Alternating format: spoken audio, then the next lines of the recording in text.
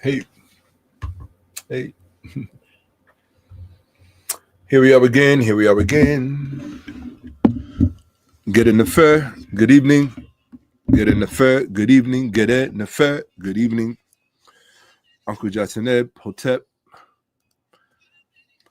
Can't wait to see who the first one is. Who comments? I always like to see who the first one is that comments.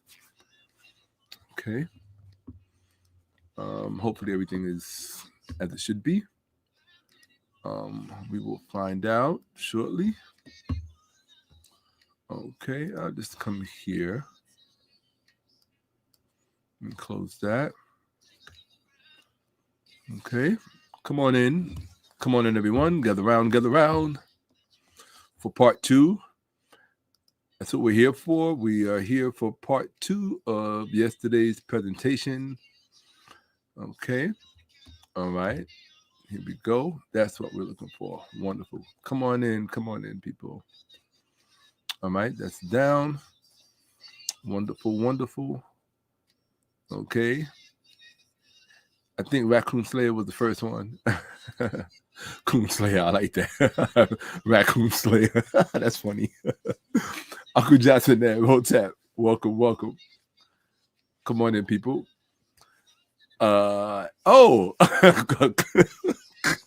Goddamn. No wonder. 𝓈𝓁𝓿𝓏. He's a real 𝓈𝓁𝓿𝓏 for real. Goddamn. May you never be president of the world, because if you do, I feel bad for all the coons in this planet. That's gonna be ugly. Oh gosh. Okay. I have a feeling you would have a no-nonsense approach. Okay. Welcome, people. Come on in. As I always say, it doesn't matter if we have 100 people or 1,000 people here this evening. What does matter is that the pt.2 VIPs are here, because I do this for them. Everyone who received a personal notice from me that I was getting ready to go live, that's who I do this for. I can count them on one hand. These are the people that make sure that I'm okay. These are the people that check on me even when they haven't heard from me for months, or if I haven't done a broadcast, or if I haven't done an interview, they still check on me. They show up in my Cash App, which always blows my mind. Somehow they always know. It's, when they do that, when they show up in my Cash App, as I said yesterday, it's like a tug on my coat to remind me, oh, I got a broadcast. I haven't broadcasted in a while. So if it wasn't for them, yeah, I might not be getting these presentations. I would be focused on my productions. But that's what I'm here for. I'm here to present what must be presented. Part 2 of yesterday's presentation. I don't know how many parts will be to this. I don't know if this will be the final part. I don't know if there's a part 3. It all depends on what we get through and what we don't get through this evening. Okay, so let's take this stuff and put that here. Wonderful. I don't like calamity around me. No, it's fat. Okay. Well, you can leave those there. That's fine for now. Oh, you don't want that on that. Fibers. Okay, it's fine. That's cool. All right. Okay. Come on in, peoples. Come on in. Last night was a blast. Made me think of a few things that I want to touch on before we get started. Let me see. I'm just making sure I'm good, that I'm set. Y'all really don't know what it is required to do what I do. It requires a lot. So I have to make sure I'm good and that everything around me is good, so I can focus on you. Right? I don't do distractions. Right? I'm a big enough distraction on my own. I don't need help being distracted. So, and that's the other reason why I don't. That's the other reason why I have a zero tolerance policy for the BS in my comment section, in my live chat. Because if you're in there being disrespectful to either myself or to another member of my community, it becomes a distraction. I'm not saying we can't have disagreements. We can have disagreements, and we can even be slick with the mouth. That's okay. But when it gets disrespectful and, it becomes a distraction. And it's not like we don't have enough distractions in the world that you have to come here and be distracted. It's better you not be here, So, or better you be here, but don't interact. That's all, Because once you start doing that, what you actually become is an agent provocateur, right? And if you're working for the other side, then, that's where you should be. Go get your money. All right. All right, let's take a look. For those of you watching, if I seem to be somewhat more attentive to the people who are in my live chat, it's because those are the people who show up when I'm presenting. And quite honestly, it's their energy and their feedback in the chat that actually gives me the motivation and the energy required for me to get through this. Okay? So if I'm not as completely 100% focused as many people are in their podcast when they're presenting, that's not what this kind of podcast is, right? I don't even call it a podcast. It's just me showing up, right? So, but Facts Over Feeling is the podcast, sure. It's, so, and then the other part of it is, and this is why I have to be honest about why I present the way I present, is because most of my is that good or bad? Is that a 10 p.m. start? Oh man, is that good or bad? I don't know. Is that a good thing or a bad thing? Put it in the chat. Let me know. Like, I really want to know, is that a good thing or a bad thing? Like, I don't know what that is. Yesterday was early. It was like 3 p.m. I would love to have done that, but I needed rest. That presentation took a lot out of me yesterday. So I just needed to rest. Let me see. What am I looking for? Oh, all right. Take care of my housekeeping, which always matters. Let me just come out. Do I need to do that? It should show up right here. Yeah, next time just do that. Just go straight to it. Okay, and we should be around here. The theme song for tonight is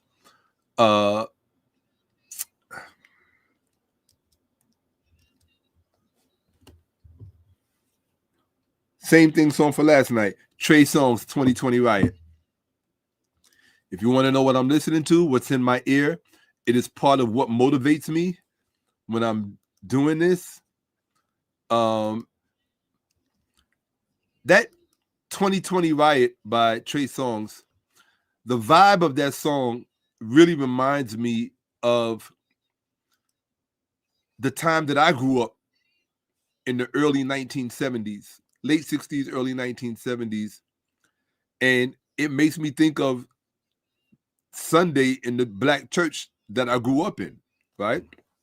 I grew up primarily in two different churches as a young person. I grew up in Bethel Baptist Church in Brooklyn in the Gowanus-Wyckoff section.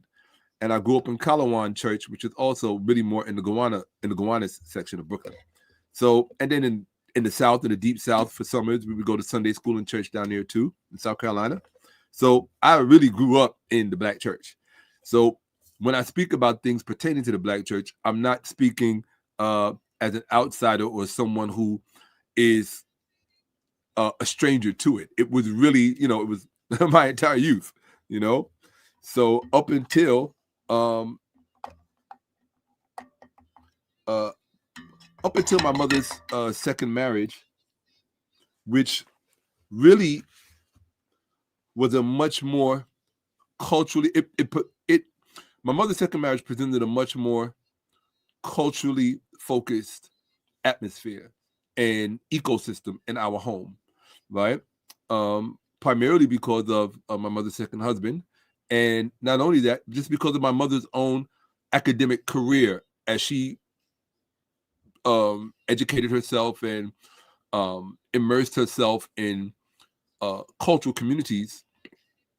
And this is in my childhood. So in my childhood, toward the end of my childhood, I had one foot perhaps in the church and the other foot in, I guess what today you call the Black Power movement, right? I just call it African-centered activities, right? African-centered, African cultural activity. So I had one foot in both growing up. And most of you know my pedigree and my childhood. I grew up around notable luminaries from the Black community, or Black society in this particular case. That would be persons such as Dr. John Henrik Clarke, whom my younger sister was his secretary, and my mother very dear friends with his wife, Sybil. Dr. Joseph Ben Yakinen, my mother's spiritual godfather, who we also grew up around. And I spent quite a significant amount of time with him in his latter years in his home. Dr. Ben, for those of you who don't know. I grew up under Frances Cress Welsing, the ISIS Papers, attending her events. So my childhood was very much, let's put it like this. My family was celebrating Kwanzaa when most Black Americans didn't know what Kwanzaa was. Had never heard of it. Okay. In fact, part of my childhood was spent around 𝓈𝓔𓄿𓅅𓏭𓀢𓀁, the man who created Kwanzaa. Okay. So I don't think we needed Kwanzaa, to be quite honest. And the reason I don't think we needed Kwanzaa is because we already had legitimate celebratory seasons during that season. We had celebratory occasions during that season from Kemet. For sure. We can go deep into it sometime, but particularly around the New Year, we would celebrate the 𝓈𝓔𓄿𓅓𓏭𓀢𓀁, right? The happy emergence, right? Or the season of Peret, the season of emergence. Okay. It was a time of emergence, crops emerging because the Nile waters were receding, and the land became abundant with sustenance. So that's the season we're in now, Peret. So happy Peret, or 𝓈𝓔𝓿𝓏𝓁, happy Peret, happy emergence. Okay. So I'm not required to say Happy New Year, right? It's the season of Peret. So a few things off the top of my head. I always like to start my presentations off the top of my head. For those of you who don't know me, by the way, my name is Shakka-Ahmose. I'm a research specialist. My particular focus in research is antiquity, particularly in the lanes of my favorite, epigraphy, papyrology, Nile Valley history, of course. Yeah, and I'm sure there's more, but those are my particular strengths, right? Or my particular focuses. Definitely Nile Valley history and epigraphy and papyrology, those three. And of course, that's going to include or encompass early church history, or the history of religion, right? Definitely the history of religions, right? And what people don't realize is that the history of religions is a particular lane in academia. It's literally called history of religions. And you'll find that the best professors when it comes to early Christianity come out of that lane. New Testament scholars, not so much. Their scope is very limited. And because their scope is so limited, there's a lot that they just don't know. There's a lot that they don't bring to the table. Whereas the history of religions departments in universities, these scholars, these academicians, they have a much richer palette. So their word, or their so let me give you an example, just so we could start off so that you guys can get a feel for what I'm talking about. I'm going to show you a book that no one has ever showed you before. Okay. And this is the type of book that you can expect from, I probably have it on my desk. No, I don't. It's in my library. This is the kind of book that a history of religion professor would write. In fact, I have my two favorite books by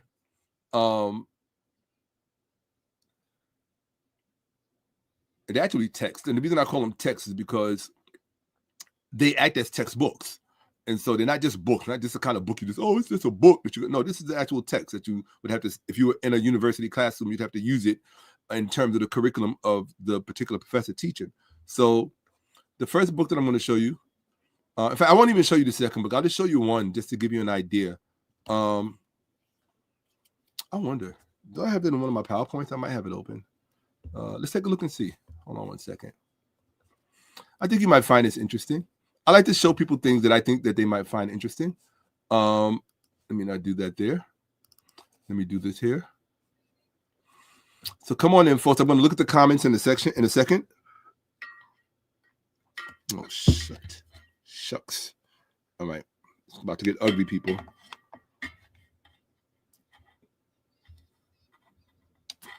My cocoa got stuck in my hot cocoa got stuck in the straw part. This is a straw, this metal thing. So now I gotta unclog it with a toothpick. I won't be able to sip my wake up juice, my wake up stuff, right? Wakey brain. Okay, yeah. Oh wow, that thing got clogged.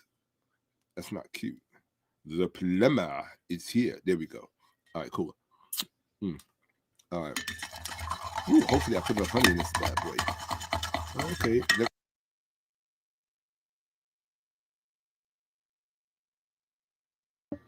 Okay. Oh, that'll do. That'll work. Gotta wake up. All right.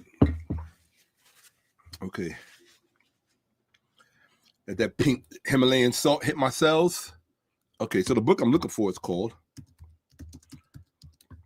Here, it'll probably that way I don't have to go to Amazon. I would rather not. Let's see. Do I have it in here?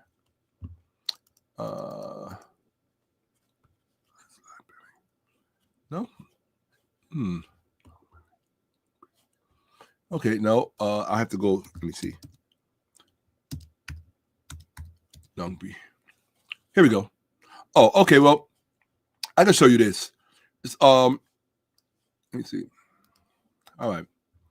So here's the book. All right, so I'm going to show you this book. Okay, I'm going to show you this cool book. It's a really cool book. This is the kind of book that you would read if you were really a serious student of the history of religion. Most people, most podcasters who talk about the church, who talk about the Bible, who talk about Jesus, who talk about religion, who talk about all of this stuff, most of them don't read serious texts about early Christianity. They don't have any real knowledge about it. They'll watch a YouTube video, and there's nothing wrong with getting your knowledge from a YouTube video. It all depends on who's doing the presentation. If you're watching a YouTube video and you want to learn about these things, and the person is not really scholarly about their approach, and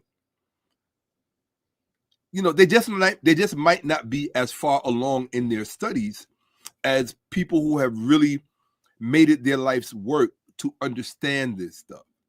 And it's a lot of work, right? Especially if no one is sitting there holding your hand, especially when you're trying to learn on your own. It's a lot of work. So I've been studying probably for about 40 years, right? So because I've been studying for 40 years, I have a unique, unusual advantage, as I describe it, that most people don't have, right? If I said, you can probably take it to the bank, right? And but I always show what I say, because in my world, the evidence has the last word. Not me, not you, not your pastor, the evidence, the documentation, okay? And even the documentation has to hold up to scrutiny in terms of the evidence and competing documentation, okay? So not all documentation agrees, but not all documentation is created equal. This is a fact. Some documentation is crappy because it's put together by the Old Boy Network, and we all know about the Old Boy Network. You should know about the Old Boy Network. Those scholars who just to get together and agree on stuff, so people could say, "Well, there's a consensus." Well, a consensus is not a synonym for accurate or for truth or for fact. A consensus is just a consensus. There could be a consensus about something, and everybody in the consensus could be dead wrong, which happens quite often. Okay, it happens more often than you would think. Okay, so at the end of the day, you personally, because everybody is not interested in this stuff to the same degree.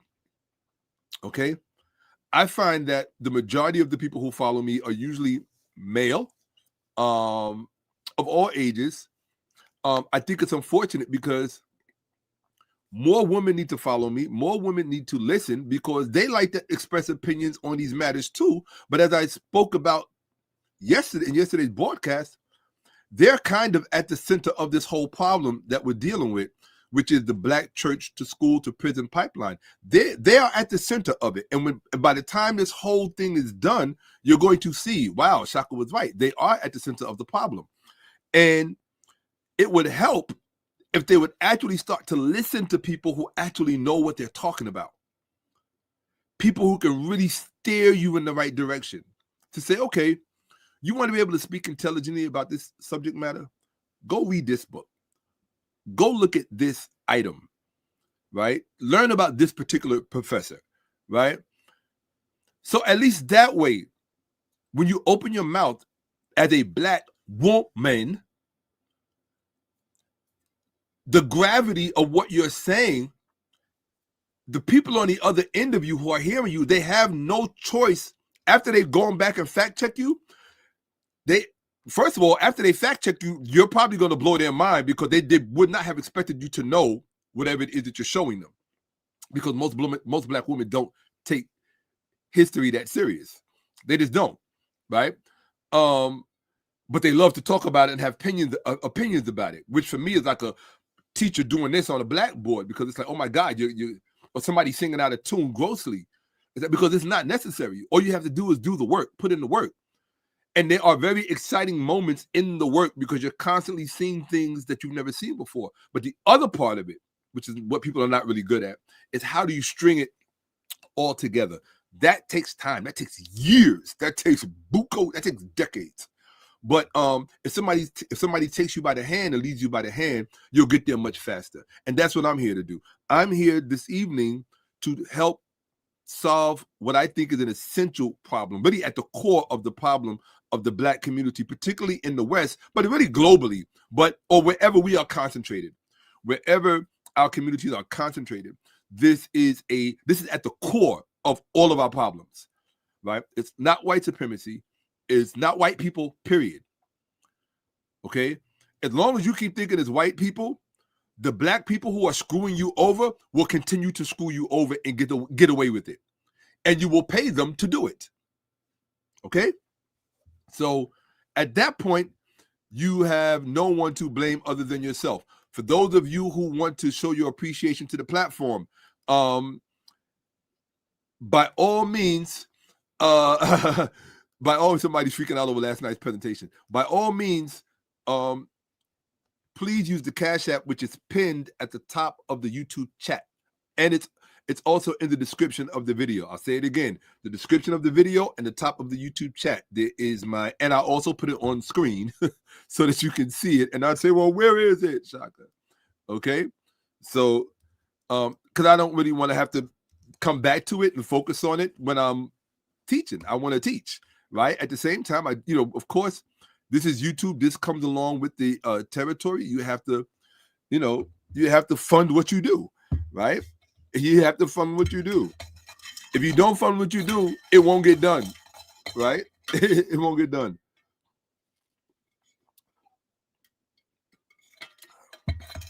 The things that I do to have my brain working right for you guys. Oh, gosh. Okay.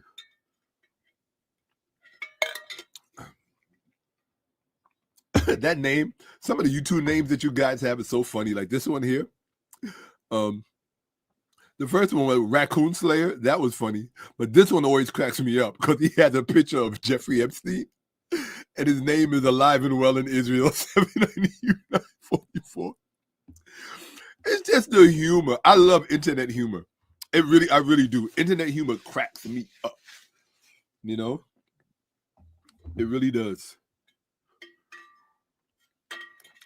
Everybody, if you have any music playing in the background, it must be Trey Songz 2020 Riot. Because then you'll get the full feel of this presentation. Trust me. You'll understand where I'm coming from. Okay. Let's take a look. Let's see what are you guys talking about. And for those of you who have never watched me before, I'm going to show you the book in a second. For those of you who have never watched me before, I interact with the people who are present because they're here with me. You get to watch this at home at your own leisure time. You can always forward it to where it gets started. I'll probably get started a little sooner than I did last night. Last night I spoke for about an hour before. And you got to understand something. That's kind of the tradition of where I came out of. Like I said, I grew up around Dr. Clark, Dr. Ben. When we went to their functions, before they would even get to the topic, they would talk for about an hour. Just let you, give you an update on what's going on with them and what the latest controversies are or whatever, what scholar they had a fight with, Dr. Ben and Asa Hilliard, which I won't talk about, right? So, yeah, Dr. Ben and Asa Hilliard would get into it. Brother Reggie could tell you all about that. So let me see. Hold on 1 second. 1 second, people. Don't worry, I haven't gone anywhere. I'm still right here. Here we go. Okay. So Dr. Ben and Professor Asa Hilliard. Whew. Oh, Dr. Ben and Dr. Charles Finch. Woo, another blowout. Woo, big time. Yeah. Some of them I was there for, some of them I heard about. But yeah. In fact, the one with Dr. Ben and Charles Finch, I heard that live. Man, some of these scholars would call each other out right on stage and it would get ugly. So yeah, y'all missed a lot, right? So let's see. Oh, we don't need that like that. That'll cause the calamity. Okay, we don't even need this period. Here we go. Cool.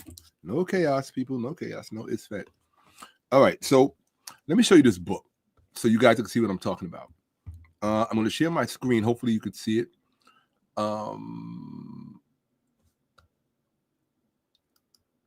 Okay, I'm going to come here. No, I can do this from here. Yeah, actually, I can do it from here. Can I do it from there? Yeah, here we go. Hey, what the hell? I'll let you see it a little closer up. So share your screen. No, wrong one. Share screen. Okay. How many more times? How many more times? How many more times? Trey Songz killed that song.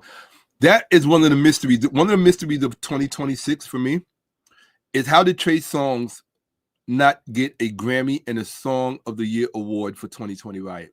That you will have to, and how black people allowed them to get away with that? Insane. Insane that you would even allow them to get away with doing that. Okay, so here's the book.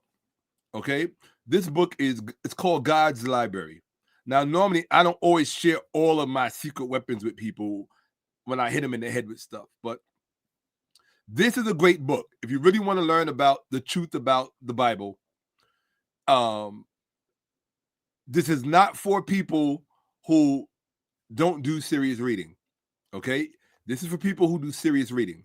It's called God's Library, The Archaeology of the Earliest Christian Manuscripts. Okay, Dr. 𝓈𝔁🅢, PhD, Yale University.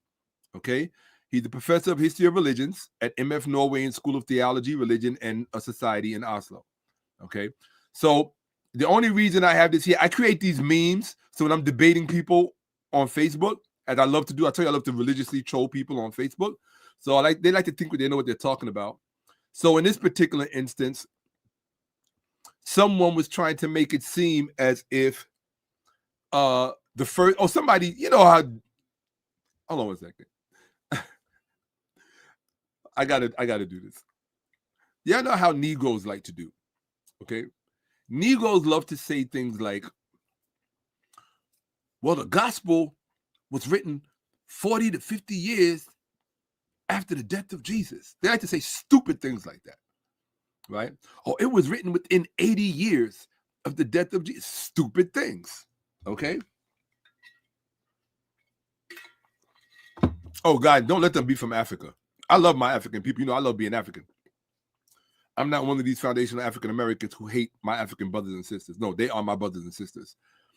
In fact, I don't put African Americans here and Africans from the continent here. No. I don't do this. I do this. And if you not with that, you and me are not gonna vibe. Okay.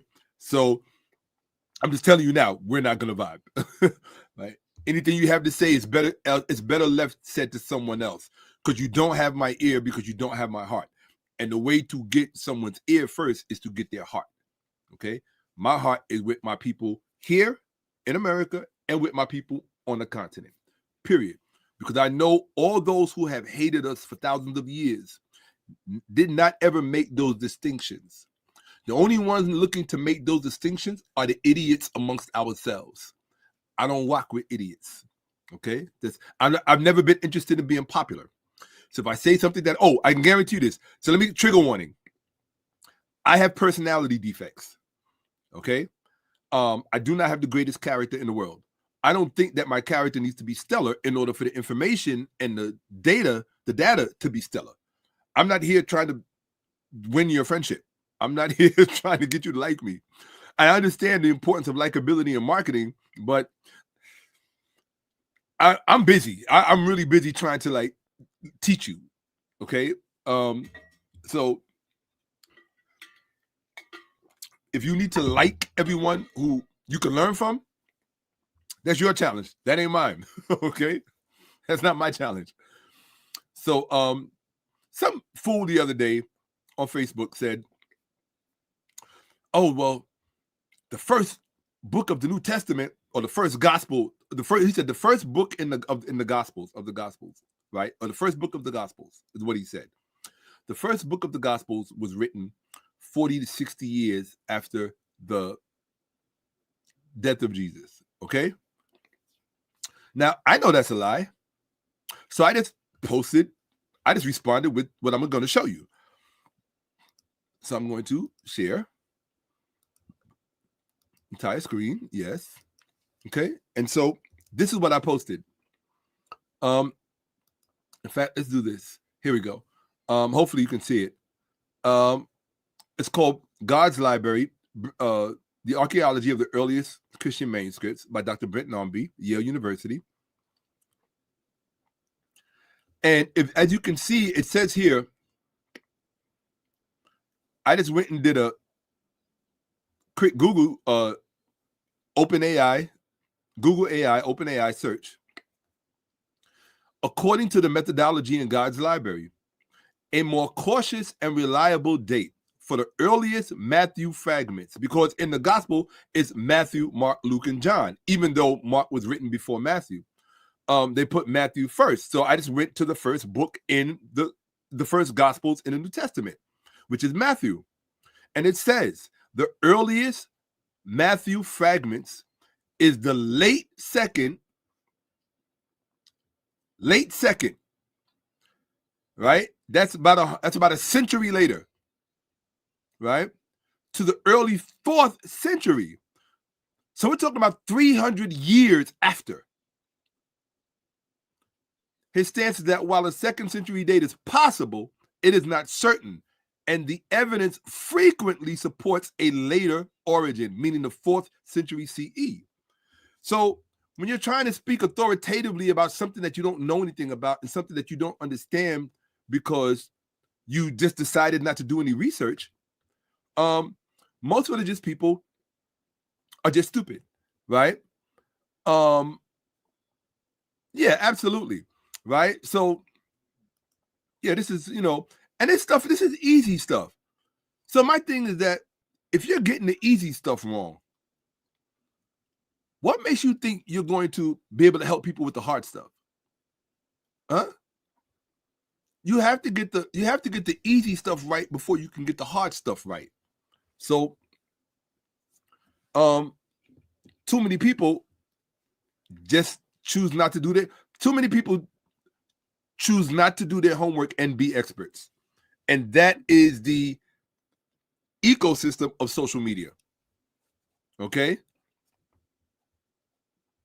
Okay. So let's see here. Here we go. Right? Wouldn't matter to me. Right? I don't even call up people's brands. Hotep, hey. Shout out to the people who got the Viking in the house. That's what's up. Right? I sent you a message. Okay. Let's see. Okay. Why is it always Dr. Ben? That man was something else, bro. That if you went on stage and you said something about Kemet or the Nile Valley, and you tried to make it seem like he was co-signing what you were saying,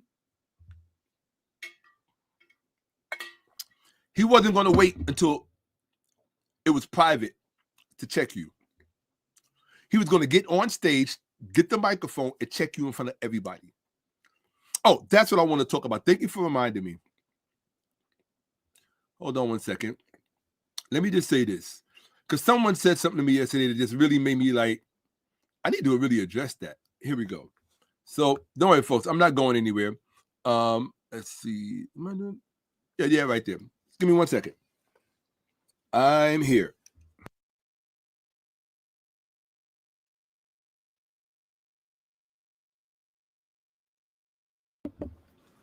Okay, I'm here. What it is that when you drink hot stuff, it can, Okay, so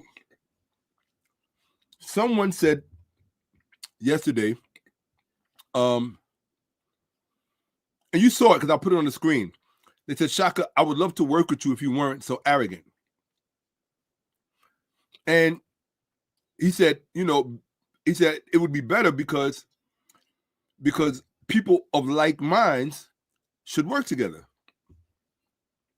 So I was offended at the fact that this person felt that they had a mind like mine. That's why you said we're like minds. When you say that we're like minds, that means you've put in the kind of work that I've put in, right? That means that you have my pedigree, right? I know that you don't, right? A LeBron James or a Mike Tyson or whoever that, or Michael Jordan, they're not going to ask somebody, oh, do you shoot at my level?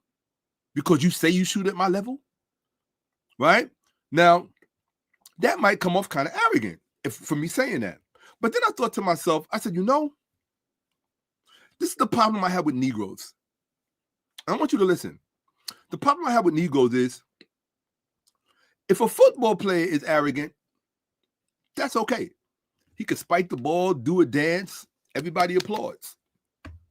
If a basketball player is arrogant, gets the jump shot, saves the bell, does a little dance, right? Sticks his tongue out, that's okay. He gets applauded for that, right? If a boxer is arrogant, boom, catches his opponent, bap, catches his opponent, and the opponent drops, knees buckle. He does a little dance. Crowd goes crazy. But if a historian sends a point home as a dart in the most volatile arena of all arenas, people don't go to war over boxing. People don't go to war over football. People don't go to war over basketball. You think people don't go to war over history? You're so fucking sorry. You're so stupid. You don't even know what the #1 arena in sport is on the planet. You see this thing I'm holding this finger up for, which is history? It governs everything, including the financial market. And that is why white people make sure they make it their #1 business to graduate historically illiterate black people who don't know the value of history. So everybody else in their arena, they can be arrogant when they score. When I score by teaching you something that you were never meant to hear, see, or know, I have to be humble. I have to lower myself or make myself presentable and palatable for you. Fuck you. And I'm not apologizing for saying that and using that language. Fuck you with a capital F-U-C-K, because I'm so tired of the double standards.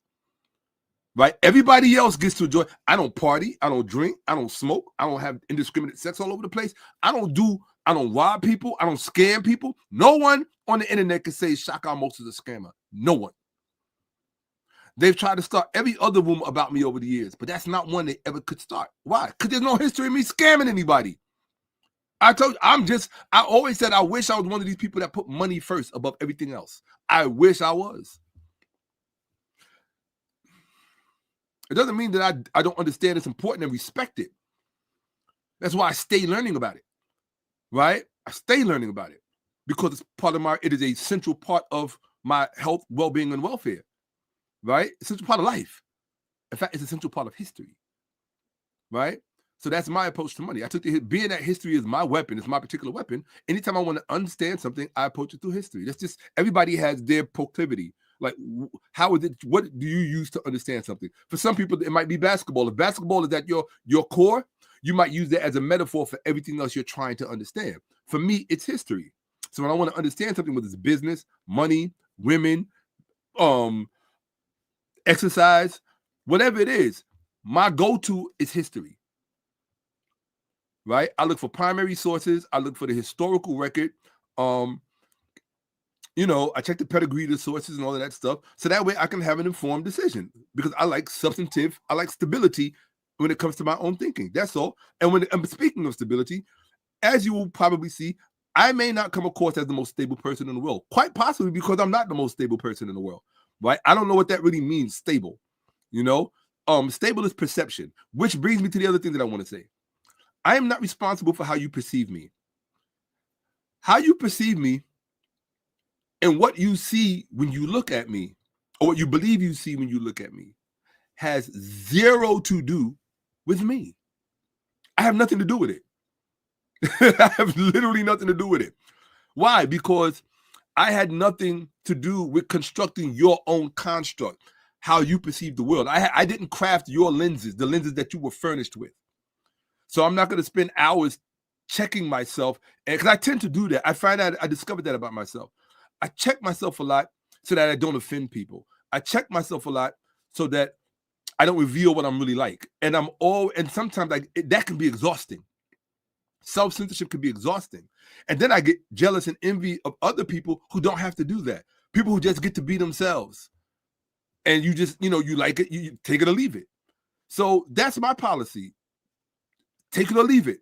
All I can be is Shakka-Ahmose. I can't be any other idea that you have in your mind of what a reputable person is supposed to be, or responsible person. I don't know anything about any of that stuff. My life grew up with two extremes: very, very structured and very, very crazy and insane. I grew up in New York City. What do you expect? 60s, 70s, 80s, 90s? What didn't I see? What damn near didn't I do? Right? So what you see is what you get. I'm not here, like I always say too, I'm not here for everybody. And like I said yesterday, I'm no longer trying to change people's minds. I'm not here to change your mind about nothing. I'm not here to change your mind about nothing, because some minds aren't capable of changing, right? So I am here for one reason, that is to show you, not tell you, but to show you that the Black church is at the core of all of Black America's problems. No platform is saying that. No one with a microphone is saying that. Don't tell me, oh, so-and-so said it. So-and-so said it. And then when we go look at the video, they didn't say that. They might have said something in the neighborhood of that. I am saying it. And what it is that the Black church, you don't have to look at the White House. You don't have to look at, what's those people who decide that, you don't have to look at the Electoral College. You don't have to look at City Hall, wherever you don't have to look at ICE agents, the Department of Justice, Supreme Court. You don't have to look at none of that stuff. You don't have to look at the KKK or neo-Nazis. for the sources of black people's problems in America. You do not. You only have to look at one source, the source you refuse to look at. One source. And that is the black church. There is no other source of your problems. It's not drugs. It's not guns. It's not even rap music. It is the black church. It's not rappers. It's not. I know you want it to be. Because as long as you can say it's something else, you can then say it's not the black church, which then makes you a liar. There is no one else with this message. I would know. Because I'd be the first one over there supporting them. But and I don't think I didn't go looking for that person. That person does not exist. You got people talking about atheism, oh, the Bible's not real. Because people love to talk about the Bible's fake, and they like to show what little bit they know about, oh, why this story doesn't make sense. Or if Adam and Eve and the children were there, how did they get all these other people? Like stupid stuff like that. Stuff that has nothing to do with any real documentation, right? What I call the nursery school stuff. What I'm here to show you and point out to you is that the black church is at the center of all of black America's problems. Period. End of story. And I invite any pastor, no, not an apologist, not a deacon. I'm tired of you clowns. I've embarrassed enough of you.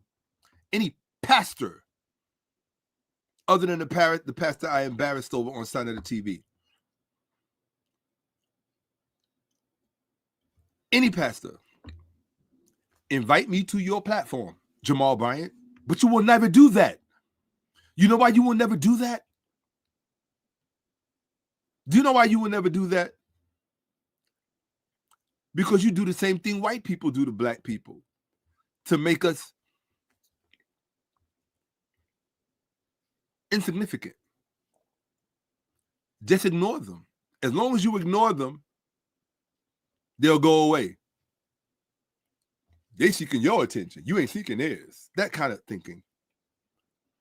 My position is, if you are sincere about what you believe, and if you are genuine about the general welfare, interest, and well-being of the black community, then why not invite someone who thinks differently from yourself on your platform to confront the situation? Not confront you, but to confront the situation and the circumstances.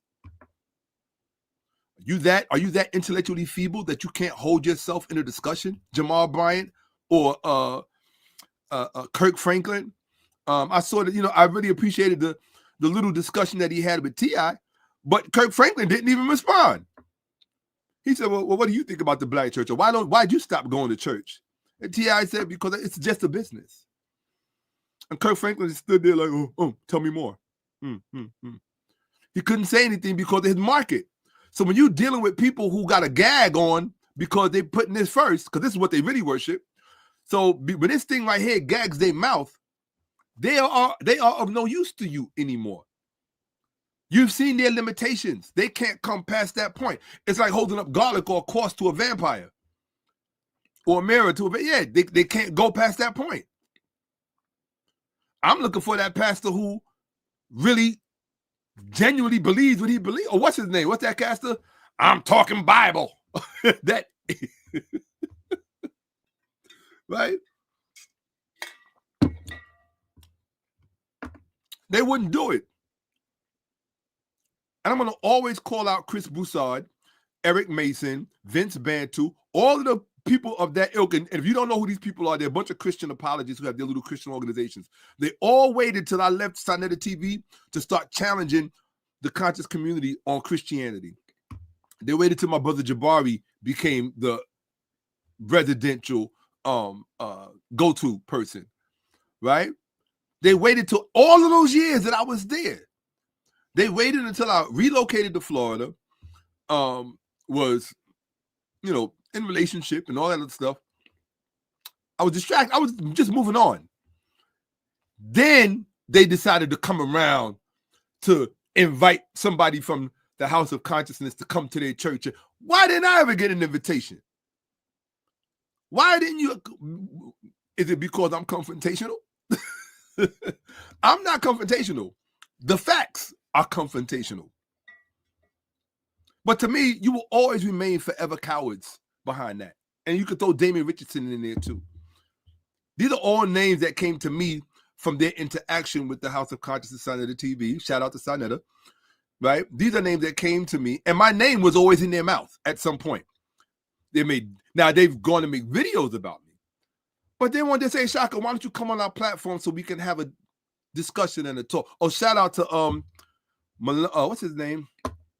I forgot his name. The young white person who I debated, who came to my home. I forgot his name. Oh gosh. Well, y'all should know who. But at least he had the courage.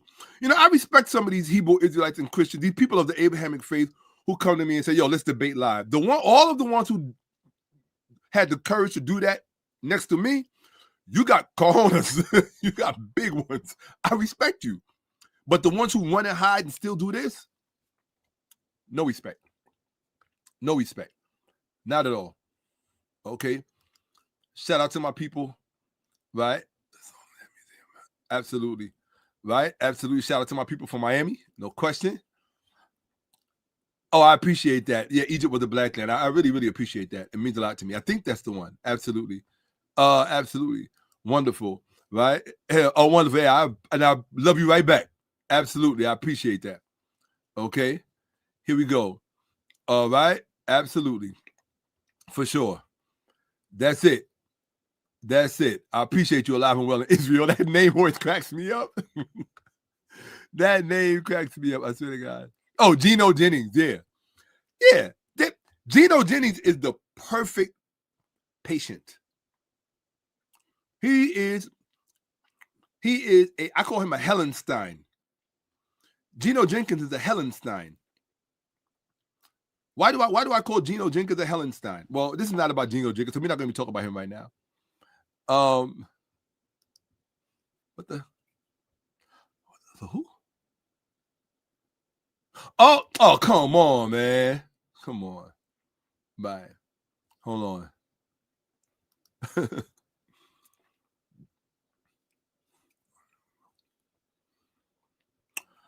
I've looked at fractals before. I can't tell you that I couldn't speak intelligently about them.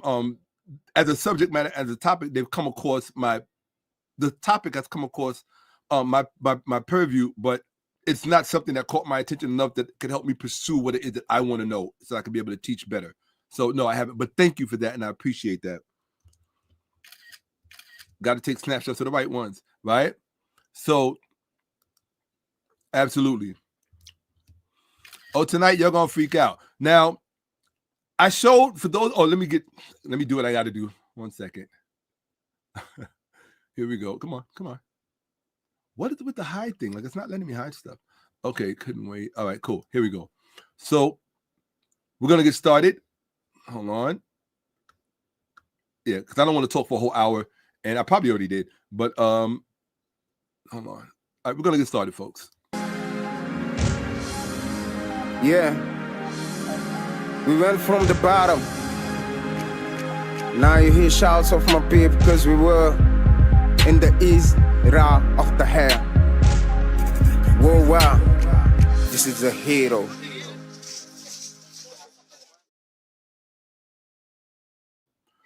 Shout out to the pt.2 and to the pt.2 VIPs. You know who you are. Your name will be in the credits. Oh, I forgot to play the credits going off yesterday. So and being I forgot to play the credits going off yesterday, let me give the pt.2 people their just dues right now.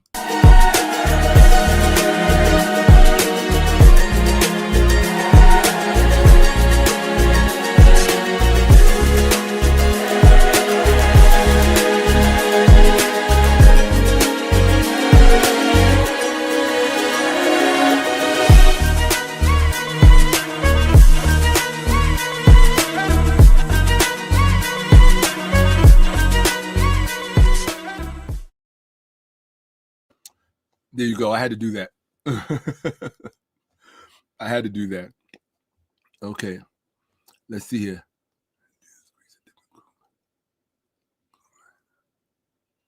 Hold on. Hold on. Okay. I used to be like this, right? I can see it. Shut up. People like, Shaka, get glass up. I can see it. Shut up. But I don't necessarily wear it because I can't see. I wear them because sitting in front of the screen, the blue light will give you a migraine, give you a headache after a while. So I love the fact that I can do what I have to do and not have to deal with the pain, right?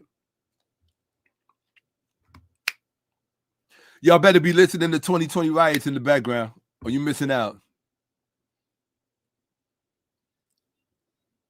Okay. Okay. Why is it always Dr. Ben? That was so funny. Hold on. I just want to make sure I don't, if someone said something that needs to be addressed, I just want to give them that respect. For those of you who are watching, I give that respect to the chat. Hold on one second. All right. Too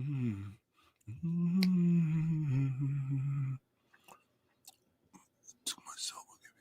Oh, no. I use the good salt, the Himalayan stuff. Okay. Appreciate you.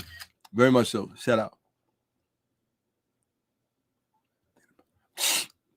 My opinion on Black Athena. Are you kidding me? If you don't own Black Athena, you're in the dark. You can't even really have any conversations about anything, in my opinion. If you haven't read Black Athena, nah. No.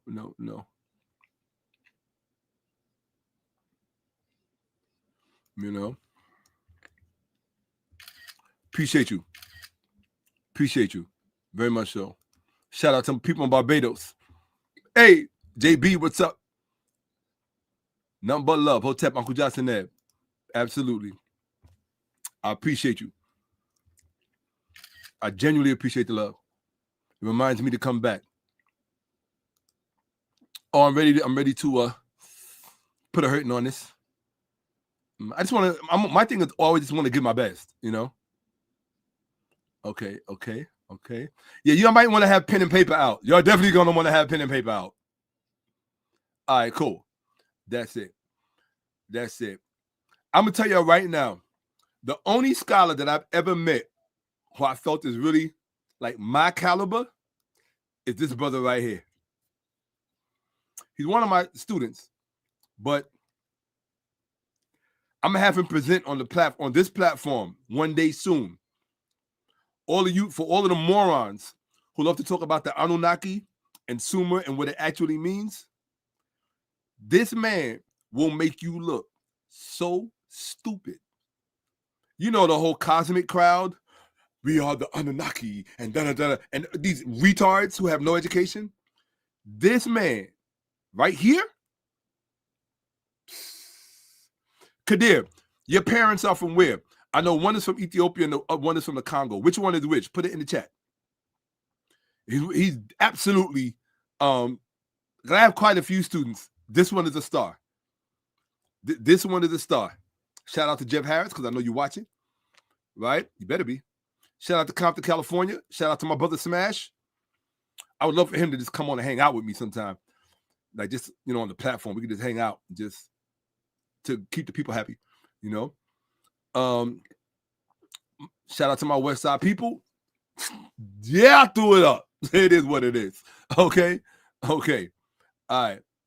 Here we go. Exactly. Anytime I hear mention the Naki, I already know they're pseudo. Facts. But not this brother. When this brother tells you what that Anunnaki stuff is all about, yo. And I'm very proud to say, and I'm going to say it, I'm very proud to say, because he let me know that my scholarship assisted him in his journey on that search. So, yeah, your boy's in the house. Your man is in residence. the headmaster left his footprint. Hold on. See this right here? What is that Anunnaki stuff about? As far as I'm concerned, the only person living, I'm talking about breathing, alive, right? Shout out to, he's here, people. We about to get started right now.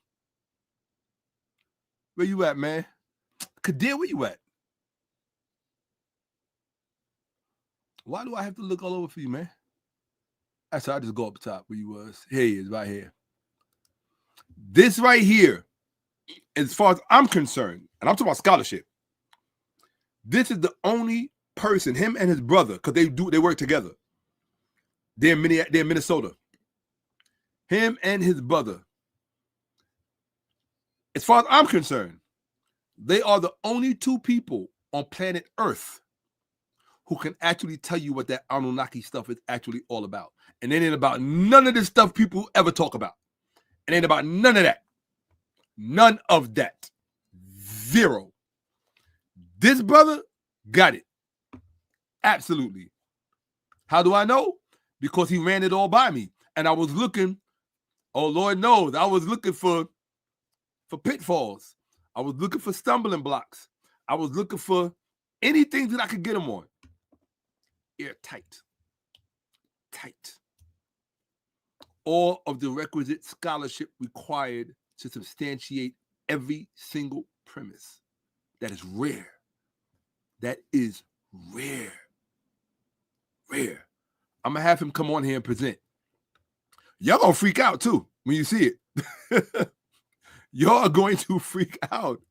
Y'all going to be like, yo. Yeah. There's real scholarship out here, but the problem is that most people want to take advantage of scholars. They don't want to show, and we do the hard work. They don't really want to show us love. They just want us to come on and da-da-da-da. No. All right, folks. Let's do what we came to do.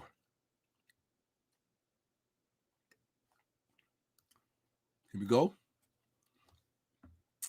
But yeah, you should get that. Another good book you should get. If you like that book, Guides Library, that I showed you, another good book to add to that is Larry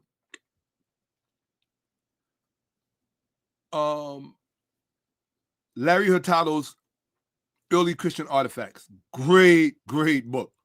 Great book to have. Those are two books, God's Library and Hurtado's Early Christian Artifacts. Those are two books that, oh my God, you must have. All right, here we go. Great. We're going to start here. Okay. Here we go. Oh, I knew there was one thing I forgot to do. I'm like, why am I feeling so warm? Give me 1 second, people. I don't want to be distracted by anything that includes heat. Okay. 1 second. Don't worry, folks. I'm not going anywhere. I promise. Okay. There we go. I'm like, why am I? Right. Okay, cool. All right. Don't need any of this here. All of that stuff can be there. Wonderful. All right. I'm here, people. I am here. Don't panic. Okay. I had to take Trey Songz out of my ear for a second. And I'm going to put him back in because it's like as soon as I turned him off, my whole vibe changed. Yeah, it got like real empty in here. So let me put my brother Trey back on. Yeah. All right, we here. Okay, people. All right, yeah, it was getting kind of warm in here. Okay. And heat, unwanted heat can distract you. You know, I like to be warm and snug in the bug of the rug and all that other stuff, but plus I'm drinking hot stuff, so you know the combination is not.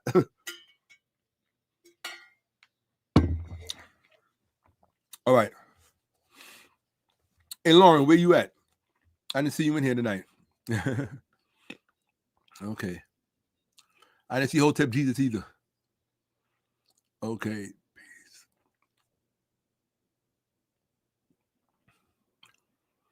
Yeah, don't ask me about other people because I'm not really trying to speak on other people. All right, so here we go. Don't ask me, is this person pseudo? Is this person? You should be up on your scholarship enough to know if someone is pseudo or not. If you're not, that's not on them. That's on you. You're supposed to hear somebody use one word in a sentence and be like, nope, pseudo, and just keep it moving. All right? Now I'm looking through here. Shout out. What up, fam? Nothing but love, right? I think there might be, I don't see any females in here. And that's why they stupid. Look, I'm sorry. And this is, I think about that too. I say, I'm up in these Facebook archives where these people in their reels, particularly black females, they like to, we're gonna talk about the Bible and where it really comes from, and they get all of this stuff wrong, right? Here I am giving you everything. Like, I'm giving you stuff white people will never show you or teach you or share with you. You can take advantage of my 40 years of research and going up under master teachers. You can have all of that. They wouldn't even show up. Maybe because I got to have a grill. I got to hold the phone, the money phone or something. I don't know.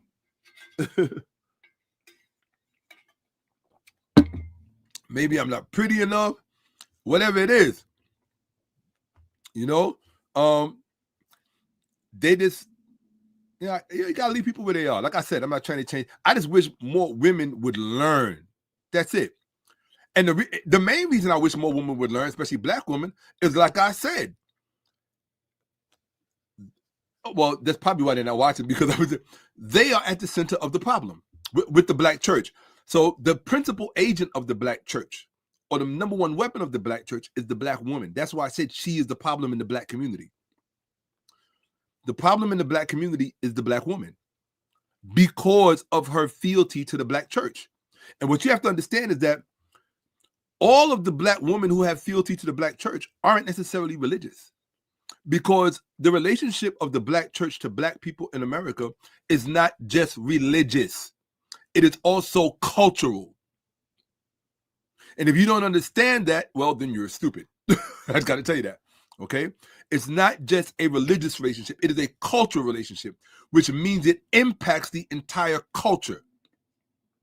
That's why it is imperative to understand and dissect and scrutinize her relationship to this monster at the center of our community.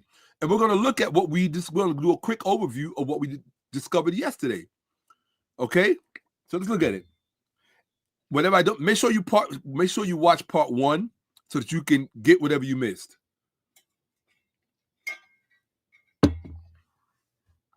All right. Oh, that feels so good. All right. Now, see, the old me, going back to like 2010, the 90s, I would have been giving this whole presentation with somebody standing behind me over my shoulders. I'm telling you. Trust me, I would have done that. Right? But, you grow up, right? I think. Okay. One would hope. Okay. So, how many? It feel good. It's a good fake emotionalism.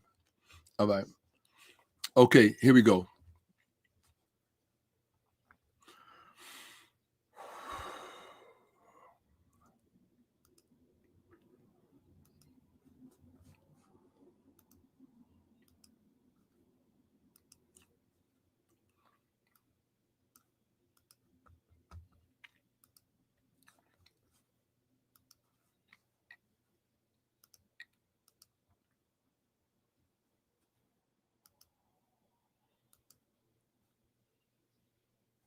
Oh, really? Okay, cool. All right. I hate this thing doesn't do what it's supposed to do. That's fine. Okay. Hold on. Okay, I see the problem part 1. Oh, I must have skipped something yesterday. So let's look at something down. Okay, I did skip something yesterday.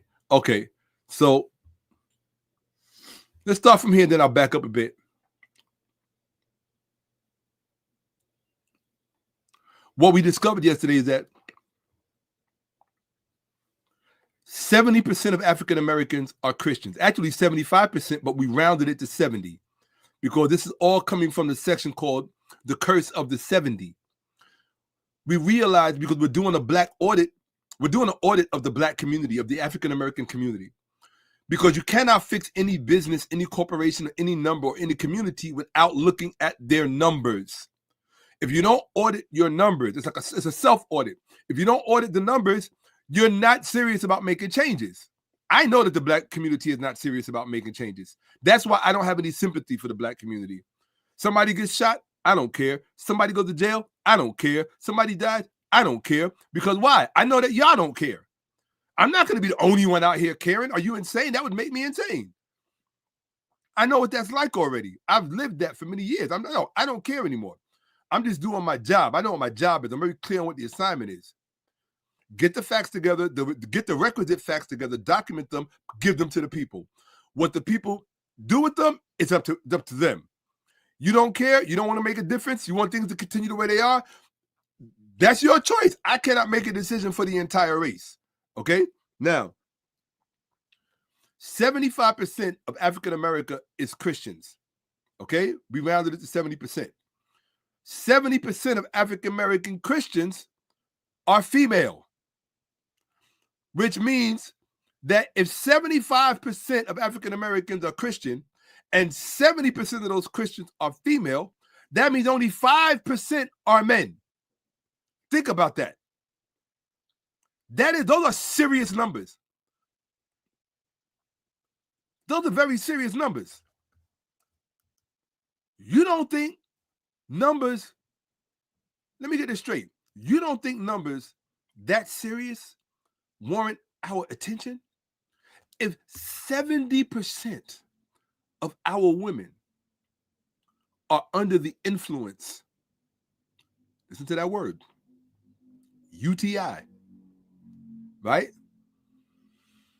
Women know about UTI. They call it a urinary tract infection. I'm not talking about that. I'm talking about under the influence, UTI. If the majority of our women are under the influence of this institution, and only 5% of our men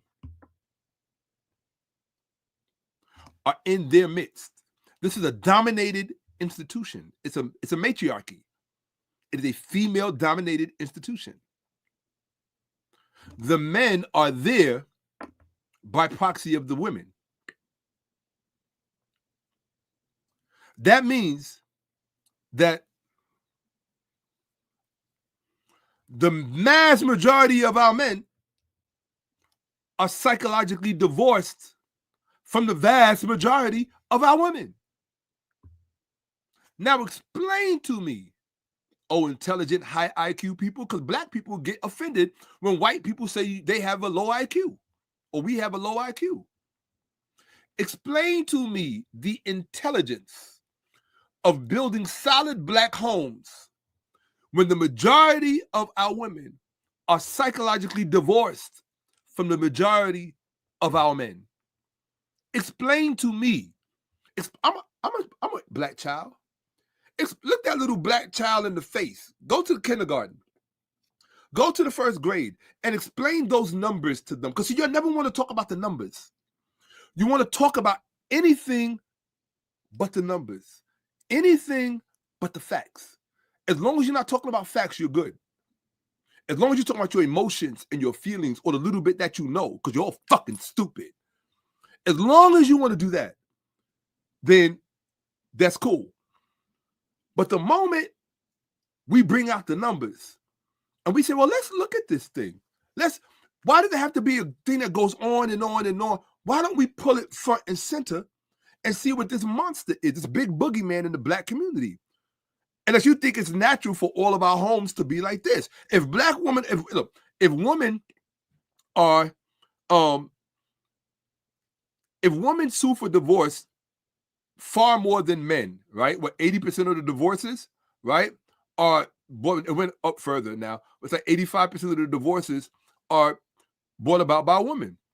And the majority of those women are Black women. Well, doesn't it make sense to you, dear stupid? I'm talking to the stupid person now. Because the stupid person is the one who should listen the most. Smart people don't need to listen to me. To the stupid person, you need to listen to me the most. Explain to me the intelligence and the high IQ of trying to create solid families when, because white men love talking about the number one reason that Black people are in the position that they're in is because there are no Black fathers in the home. They love saying this. That is their mantra. There are no Black fathers in the home. No argument. I don't argue with the truth. But why should we expect marriages, solid marriages, when 80% of the women, when 70%, yeah, so 75% of America, Black America, is Christian. 70% of that 75%, we're dealing with that 70%. 70% of those Christians are female. So we're talking about that particular 70%. When that 70%, okay, we'll have to look at that percentage and relative to whole numbers later. Because I can show you this stuff just on Black females alone. If you want to look, I'll show you right now. Watch. We're going to go into my meme collection. We're going to go into, let me see, memes. We're going to go into the sexes. Here we go. We're in the sexes. Okay. Here we go. I'm going to let y'all see my private stash. Because I don't want y'all to think I'm making this up. All right? I'm not a bully. I'm already sharing, right? No, I'm not sharing. Okay. Here we go. Hold on. Here we go. So y'all should be able to see. Oh, I got to fix my window. Nope. Wrong one. Oops. Hold on, people. I hit the wrong button. I hate when I do that. Hold on a second. How do I get rid of that? I don't freaking know. Oh, take it off. That's all. Cool. All right. So fix your window. There you go. So I fixed my window. Now that my window's fixed, I'm still sharing. Here we go. So let's look at it. We're in my private stash. I don't normally show this to people. This is the stuff I use when people talk smack online and I got to throw up something real fast. I love to respond with my own memes. Okay? So here we go. So in 2025, just to let you know what the ratio is, in 2025, I don't know if you can see my screen. There are 3 million more Black women in the Black community, or 1.6 million. Oh, I asked the question. So there are 1.6 million more Black women than Black men in the United States. So just to let you know what the numbers are. There are 1.6 million more Black women than Black men in the United States. So I just wanted you to know that. Okay? Let's start with that. Hold on one second. No, let me see. Black men the most married. Now, let's see. Now look at this. Who are more married? Black men or Black women? Everybody always gets this wrong. Everybody always gets this wrong. This is what the data says. Recent data from sources like the Pew Research Center and the U.S. Census Bureau confirm that a higher percentage of Black men are married compared to Black women. Black women do not like to hear that, and they like to come up with all kinds of excuses about, oh, well, you don't understand stats, how they work. You don't understand how the percentages work. They come up with all of this insane rationale because they don't like what the numbers say. 36% of Black men were married, while 29% of Black women were married. Okay? Let me see 1 second. And to our relative percentages, these numbers are very significant. Okay. Hold on one second. Oh, and their other favorite one that they love to tell you. I shouldn't go through my stash, but I'm just going through my stash. They love to tell you that the reason for this is that, hold on one second. They love to tell you that the reason for this, part of it is because more black women are educated than black men. This is the other lie that they tell themselves. Hold on one sec, and that they market to the world. Let me show you the facts, okay? While black women do earn more college degrees than black men, the statement that this means they are more educated depends on a specific definition of education being used, okay? Here we go. Black women earn a majority of college degrees obtained by black individuals in the United States, including both bachelor's and advanced degrees. These metrics of formal educational attainment are the most common way educational levels are measured statistically. It says most common. It does not say the only, okay? Alternative definitions of education. However, education can be defined more broadly to include practical skills, vocational training, self-directed learning, and lived experience, none of which are fully captured by formal degree statistics alone, which is why you have all these black women with college degrees and they broke. They broke. Can't pay their bills. That's why they want a high-value man, because they can't pay their bills. They want the high-value man to come along and pay the bills. But your degree is supposed to pay the bill. What happened? Do you know how many black women? This is not to bash black women, because to me, I'll say this on every episode. There's nothing more beautiful than a black woman in God's created universe. I don't care what planet you go to. You will find nothing more beautiful than a black woman. So I'm not on that, oh, I hate black women thing. Sorry, you need to look for another channel. I just don't like dishonesty, lies, and myths because it builds an unnecessary wall. It's just one more obstacle between us we got to get rid of. How much stuff do you want standing between us? You want everything standing between us? Because most of what's standing between us is the mythology between your ears. So you got to get rid of that mythology so we can get a little closer. And then recognize the value of what we are in the company of. You're not going to appreciate what you don't know about, right? If you're going to be more invested in the lie, then you deserve the outcome of the lie. That's it. Don't complain. Nobody wants to hear. Okay? So the reality of it is there are more black women with degrees. That is no indication that black women are more educated than black men, because a degree is not the only criteria for education. I'm a 10th grade dropout. I have not ever been shy about that. Did I attend college? Yes, I attended college. I didn't attend college for a degree. I attended college because I needed to take classes. So I took some classes. That's it. But I've always known that the majority of people that I know who are stupid have degrees. They're some of the dumbest people I know. So I just early on knew I didn't want to be dumb. I didn't want to be stupid. And I just always equated college with stupid. So that's it. Which is stupid in and of itself. I'm not perfect, right? But it's just a bias of mine or a prejudice of mine that I grew up with.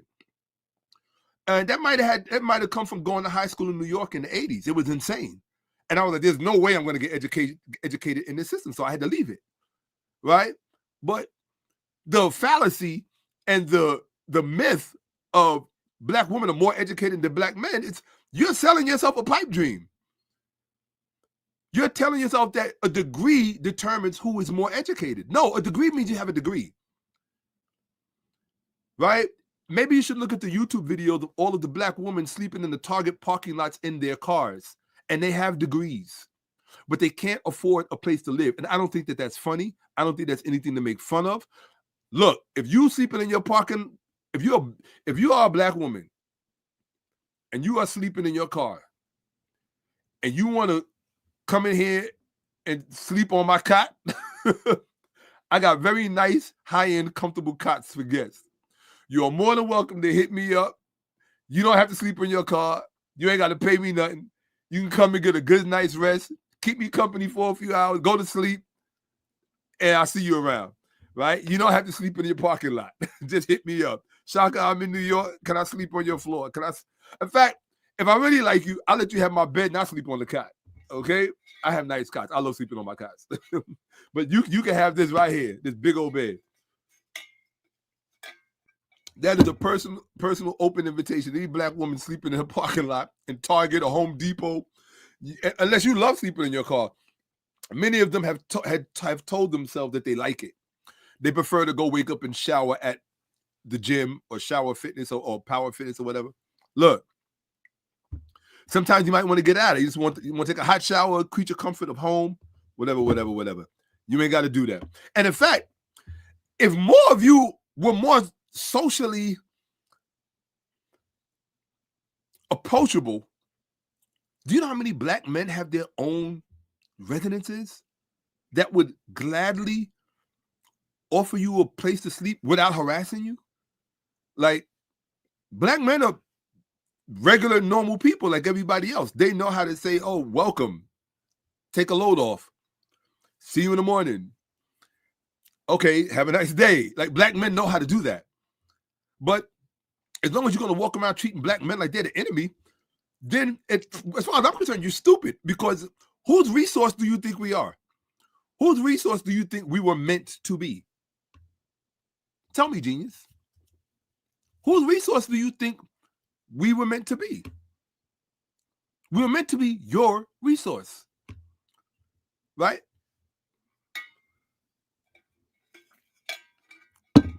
Who am I talking to? Ain't no black woman watching me. All right, so anyway, let me continue. Let me show you. Am I still sharing?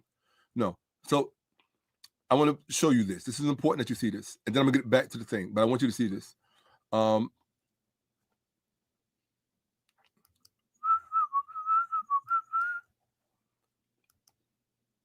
My father could whistle. Ooh, that man could whistle. Here we go. All right. So that's not what I'm looking for. Look at this.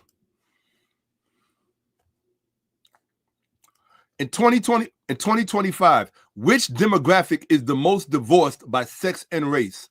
Factor in all races and both sexes.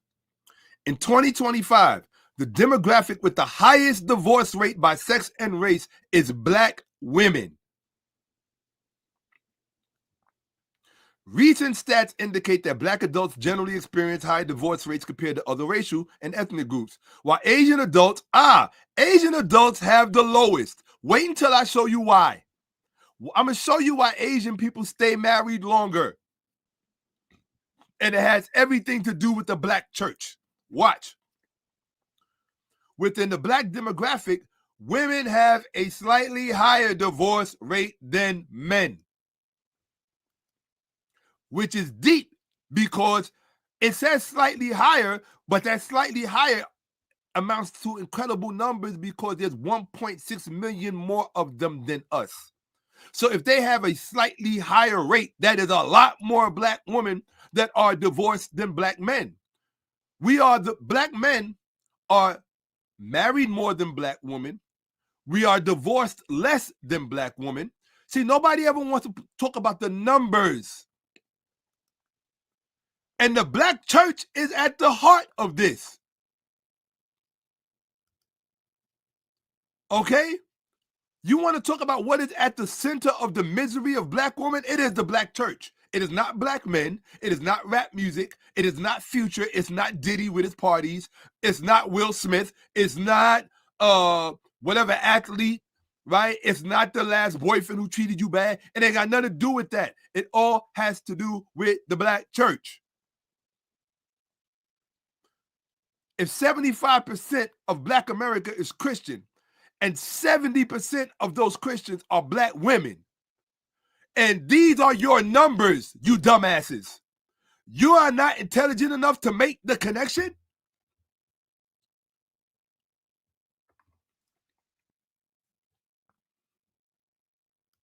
Here we go. Hold on.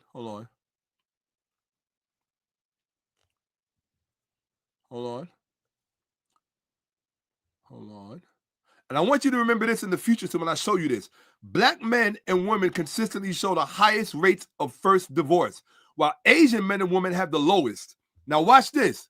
I'm going to show you how the black church is at the source of that difference between Asian men and women having the lowest divorce rate, and black men and women having the highest divorce rate.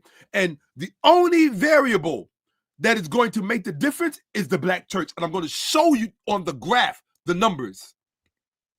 If you think this is a joke and you think it's a laughing matter, look into the face of your children. Look into the faces of your children. These little black children that have to live in a world where they are laughed at because they don't have the number one resource which gets you through the rest of life, which is a cohesive, stable family.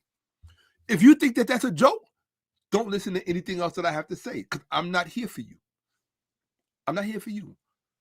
I'm here for people who want to know the truth and the facts. You think everything else is your problem. It's not immigration. It's not immigrants. It's not ICE. It's not the White House. It's not elections. It's none of that. None of that. Because you never hear Asians complaining about that. They don't even complain about immigration. And their families stay together. And they make more than anybody else in the society.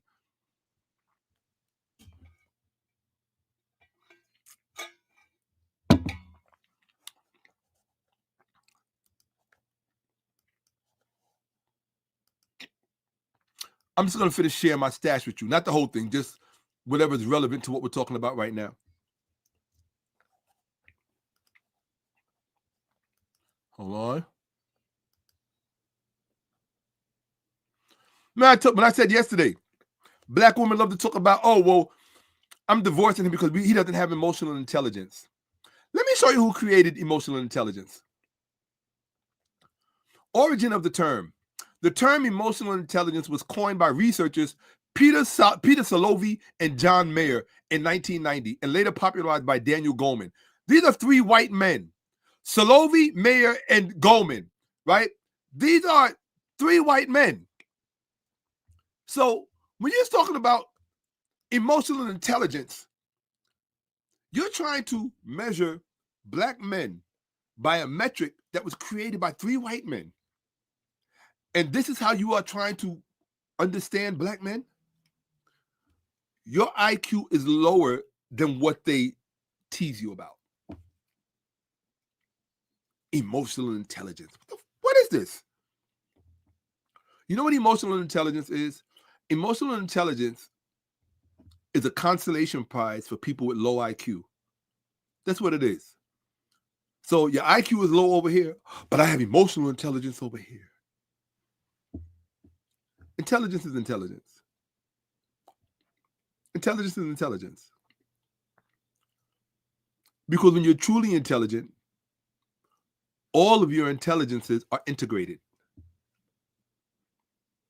Integration is very hard when you live a mythological life, when you have a mythological approach to thinking.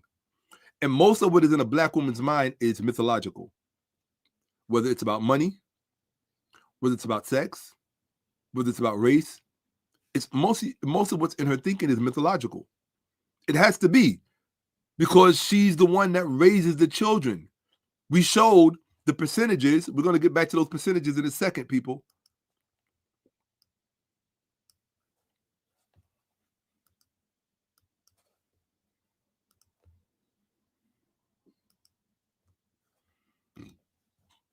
Oops. Hold on. Hold on. Hold on. Okay, hold on. Oh, right.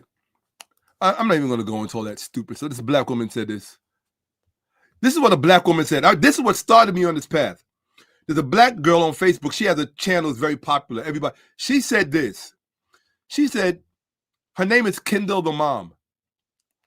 She said between black women and black men, talking about black men, she said, y'all are the least married.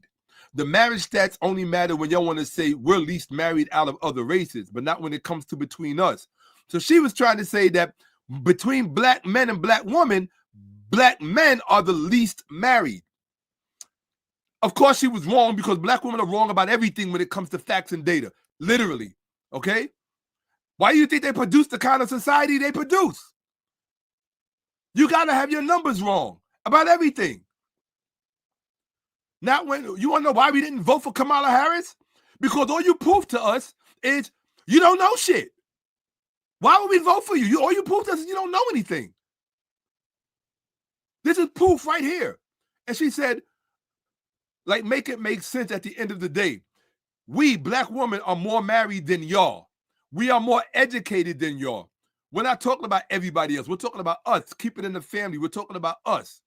If you want to talk about us, let's talk about how y'all, black men, are the most divorced no matter what race of people y'all get with. Y'all are the most desired, but nobody wants to stay with y'all. Kendall the mom. This is what she said.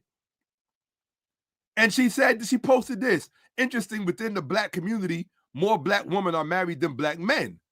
And I posted this on her page. Wrong. You get an F-. Most divorced. Let's see who the most divorced is. Hold on one second. Here you go. Between all the races and the sexes. Can you see this? Out of all races and sexes in 2025, who is the least married demographic? Black women represent the demographic with the lowest marriage rate in the United States. Lowest marriage overall rates. 2025, proportion of married black women dropped to 33%, the lowest among all examined genders and ethnicities. That includes black men. This is the kind of shit black women do. They go on social media and they just post mythology. They all have a Bible brain, even the ones that are not religious. Here you go. Out of all races, who are least married? Because she said black men are the least married. What did the data say? Black women are less likely to be married than black men. In 2023, the marriage rate for black women was 29% compared to 36% for black men. So this is the kind of shit that I'm talking about. And this is the kind of shit that I'm talking about. You run around social media with your fucking Bible brain because you're stupid and you just say things. You don't even care if it's true. Black men are the most divorced. Black men, you're the most desired, but nobody wants to stay with you. The data says the opposite. You will not ever have a high value man because you don't have a high value brain.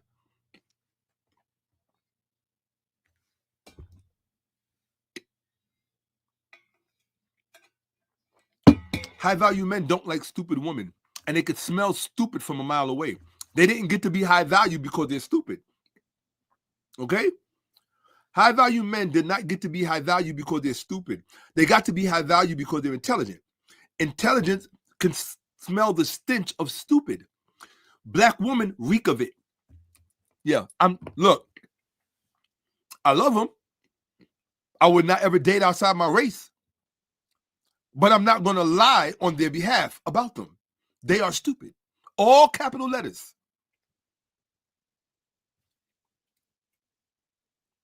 All capital letters, stupid. I'm not talking small case letters, stupid. I'm talking about all capital letters, stupid. No, I do not hate black women. I love them. But as a headmaster, as a teacher, as somebody who teaches professionally, I have a worldwide following and I teach online. People pay to learn. I have PhD students. Not because I'm stupid. I'm telling you, not only are black women stupid, but the offense that they feel when you say that and when you point that out, you have become persona non grata. You're the devil, you're evil, you're gay, you're everything under the sun. Everything is true except what is true about them.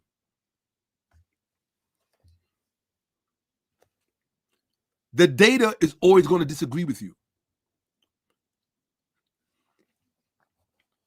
So I'm going to show you how the black church is at the center of all of this. How can we have 70% of, if 75% of African Americans are Christians and 70% of those Christians are all in the black church? Which means we are psychologically divorced before we get married and after we get married. We are already divorced. We were divorced throughout the entire marriage. We were divorced when we were engaged. We were divorced while we were dating. We were divorced.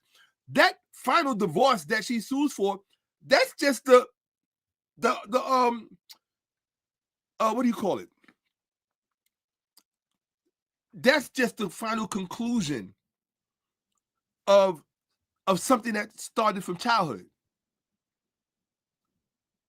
Because black women get indoctrinated at childhood. Right? The sons don't always have to go to church. The daughter's going to church. Oh yeah. Mama don't play that. The daughter's going to church. So they get indoctrinated early on. Okay? But black men, because of the way we think and the way we internalize and process, remember what I showed you last night, about which of the sexes are influenced more. And it showed you that women are influenced more than men. Particularly by certain things that do not influence men. Men are influenced by other things. I showed you the data on that last night. Go watch part 1. So what I'm telling you is that black men, you have a problem on your hands. You can ignore it. Pornography is not going to save you. Okay? It's not. And if you keep thinking pornography is the solution, look at what's going on in Japan right now, because it's already starting here. It's already starting here. I'm just letting you know. It's already starting here. Pornography is not the solution. And most men are not telling the truth about that. And women don't realize, one of the reasons why men are not at the clubs and why they're not showing up to these dating events, these high-speed dating things or whatever, men are not showing up because they've already replaced you with porn. Period. They're not saying it, but it is the truth. And there is no way for a real woman to compete with the kind of pornography that's available now. This 3D, AI, animated, all this stuff that's insane. You can't do it because of the way the brain is designed. The way men function. The way men think. They're visual. They're visual. I'm telling you this. You don't have to listen to me. I don't care. Ain't no black woman watching me. Why am I even talking about this? Let me just keep going. I'm just going, you know what? I'm not going to talk to the women because there's no woman watching me. I'm just going to talk to the men. Because that's all that's here anyway. If I had a platform saying the black woman is God and all this other stuff, they'd be all up in here like, yeah, yeah. Right? I'm not saying she's not God, but that's not my message. Okay? I don't have any argument with the black woman being God, but she is a God that has forgotten what the fuck is going on. Okay? To quote Marvin Gaye, what's going on? That's what matters more. So I ain't going away. I'm right here, people. You can enjoy that beautiful image in front of you. Here we go. Not a real thing. Here we go. So let's look at this. Okay. Yeah, I had to learn that black women have very serious issues with truth. They don't particularly care for it. And somebody had to actually really point that out to me.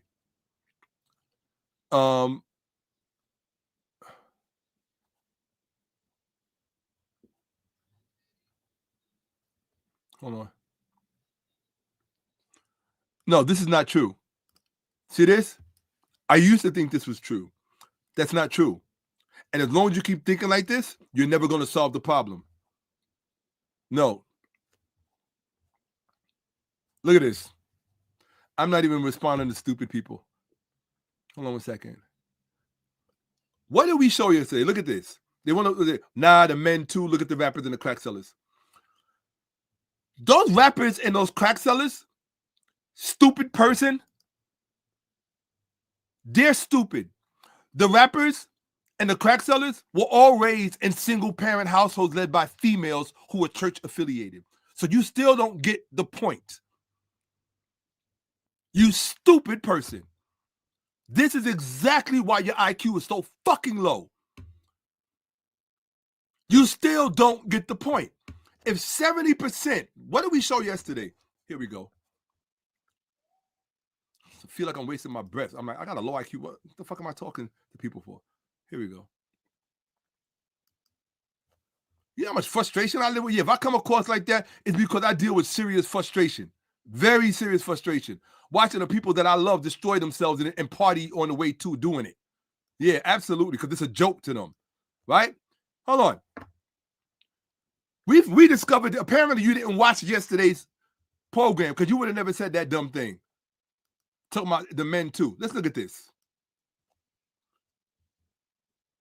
Hold on. Let's look at this. Come on. Come on. It's rendering. Here we go. Oh, I think I passed it already. Here we go. 70%. See this? I didn't even have to round it off. 70% of African American children live in single parent homes. Are you telling me that the rappers and the drug dealers came out of the 30% that grew up in two-parent households? That's what you want me to believe? And the vast majority of these 70% single-parent households are headed by mothers. Can you read? This is the data. That's not Shakka-Ahmose, it's the data. 70% or more of those single-parent households are single mother families. Nearly half of all Black children are raised by their mothers alone. For example, one source notes 44.2% of Black children live with their mother in a single parent. But another states 70% of Black children are raised by single mothers, indicating most single parent situations are maternal. You fucking idiot. I'm not biting my tongue. If you need somebody to talk politely, go watch another channel. You're a fucking idiot. That's what the fuck you are. You're a fucking idiot. Talking about, nah, it's the men. No. When the majority of our women are stuck in the Bible for their premise of reality and church and the pastor as an upstanding citizen, and they are running the majority of our fucking community, it's got nothing to do with Black rappers and fucking drug dealers, you retard, because they are the ones producing them.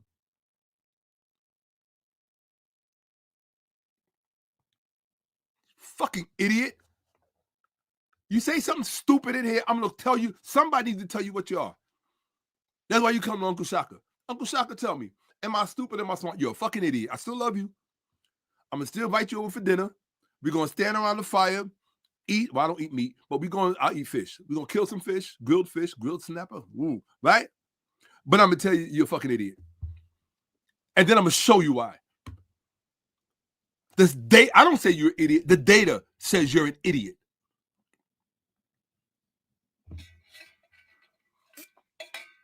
Talking about the rappers and the drug. Why do you think you have so many rappers and drug dealers?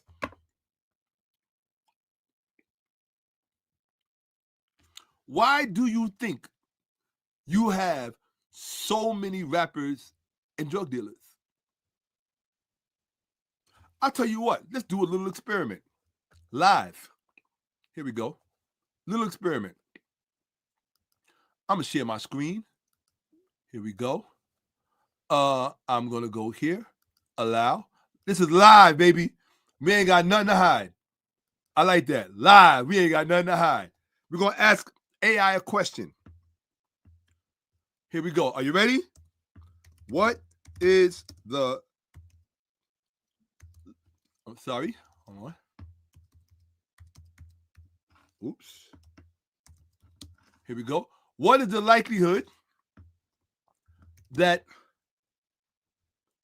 the majority of rappers and drug dealers come out of single parent households led by females? Here we go. Here we go. Copy. Boop. Let's look at what the answer is. Okay, I knew they were going to say this, right? Hold on one second. Because AI has to be very careful when it's talking about race, right? So it's just giving you here, Black households are the most likely group to be headed by single females, with nearly half of 50% of all Black children living with one single parent. This compares to around 20. How the hell are you going to compare 50% to 20%? You can't compete. 20% of white children go up like that, right? So what's true for the majority of us is true only for the minority of them. Hold on. Hold on. Let's go. Okay. Like a specific loss here, data on how as a whole, some individual automation is background or woman doesn't have to be confirmed by the data. So they don't have the necessarily data to give us the answer we want. We don't need the data. We already know. We don't need the data. Okay, so let's go. Or those stats need to be gathered, right? Because they're going to tell you this. While there's no single database documenting the household history of every rapper and drug dealer, why? Because they don't matter, right? They're just black people. Right? Statistical trends in 2026 and existing academic research provide a strong correlation between single-parent household. Oh, listen to this. Here's your answer right here. Oh, it's the drug dealers and the rappers, right? Stupid. Now, I'm going to call you what you are. Well, read this. While there is no single database documenting the household history of every rapper and drug dealer, statistical trends, because we're talking about data, the stats in 2026 and existing academic research provide a strong correlation between single-parent households and these groups within the context of systemic socioeconomic challenges in the United States. You just got your motherfucking answer, you fucking dumbass. Talking about it's the drug dealers and the rappers. I just showed you the data. And you still say, oh, well, shocking that wasn't enough. Because you always have an excuse. The reason I react the way I do is I have to live with this information every day and look at people in their face and take them seriously. People want me to take them seriously while I'm watching black lives be destroyed. See, this presentation is going to get deep. I haven't even gotten into the presentation because I'm just dealing with the preliminary shit. The shit that black people don't talk about because I don't know. Maybe 90% of the black women online is showing you their ass or some cute outfit. That is the best they can do.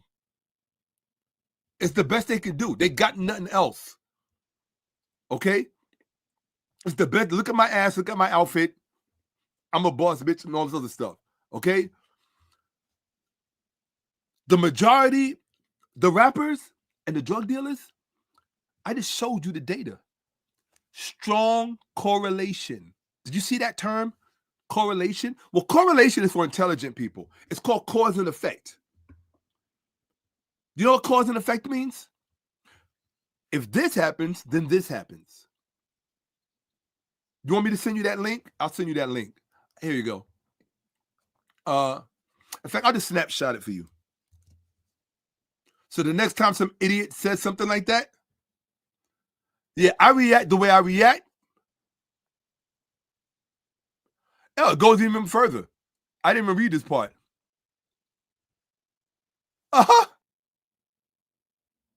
Hold on. I didn't even read this part. I got to go back. Because I put that shit on the screen. Let me put that shit on the screen. Hold on a second. Stupid motherfucker. I'm tired of stupid motherfuckers. If you say something stupid, I'm going to call you a stupid motherfucker and I'm going to tell you why. Of all people on this planet, I'm the one that's tired of stupid motherfuckers. I don't care if you got a football contract. I don't care if you got a record contract. I don't care if you got a 20-car garage, if you own all the real estate in the world and you're black. I don't care about none of that shit. I don't care if you got 81 million women that'll suck your nuts. I don't care about none of that. I'm tired of stupid motherfuckers that have the color of my skin. I'm done. Zero. I have no patience left. You can say, well, Shakka is this and Shakka is that. I don't care. I don't care. Okay? Look at this. Look, see? Watch this. Watch. I'm telling you, this is the female. Watch this. Look. That racist ass KKK data. See that? That's a black woman. And I'm going to tell you, she is her biggest problem. It's not you, brothers. It's not the white man, and it's not the white woman. It's her. And you cannot save her from her. That is going to be the hardest lesson in life that black men are going to have to accept. You cannot save someone from themselves. You cannot save someone. In fact, the most dangerous thing you could do is save someone who's not trying to be saved. Go out there and if somebody jumps off a bridge and you swim out to save them, and you don't make it back,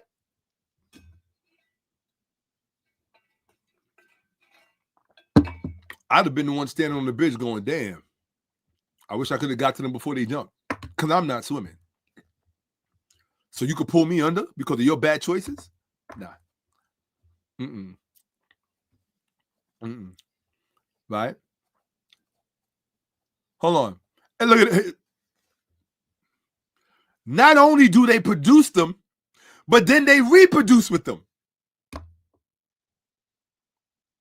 So somebody tried to, this moron, Sound of Music, you need to turn the music off. Stop listening to too much. And look, I bet you Sound of Music, who I know has got to be a female, right? I bet you Sound of Music. Hold on one second. Watch this. Did you know ChatGPT? Look, dumb bitches. Look, did you know ChatGPT is racist? Data, there's no such thing as racist data. What is racist are the guidelines around the data. The guidelines in the LLMs are often racist. That's why you have to have prompts to neutralize the racism within the AI. I use prompts to neutralize the racism so that it only gives me the pure data. But you're not intelligent enough to know anything about that. You're just a victim. You only know how to be a victim. That's why you only know, what'd she say, black men and rappers? She said rappers and drug dealers. I'm going to snap that shit. I need that for another, here she is. Who sells the drugs and raps about killing each other? Hold on one second. Right? Hold on. I'll take that one right there. Because I'm going to use this for another in my classroom. Let me just take a large picture. I got that. I'm going to use that one in the classroom. Because I want to show, sometimes you need to see how stupid people really are. Hold on. But the men, here we go. Now the men too, look at the rappers and the crack sellers. Let's go back to the data because I'm going to show you what I didn't read. Watch this. Oh, the data's racist. Fucking idiot. Here we go. Watch this. I'm going to show you what I didn't read. This is why I'm as frustrated as I am, because our community is full of people. I call them roach brains. They have the brains of a roach. They really do. Right? Let's look at this. While there is no single database documenting the household history of every rapper and drug dealer, stat trends in 2026 and existing academic research provide a strong correlation between single-parent households and these groups, rappers and drug dealers, within the context of systemic socioeconomic challenges in the United States. Prevalence among rappers. The perception that most rappers come from single-parent households led by Black females is supported by both demographic data and the cultural content of the genre. Supported.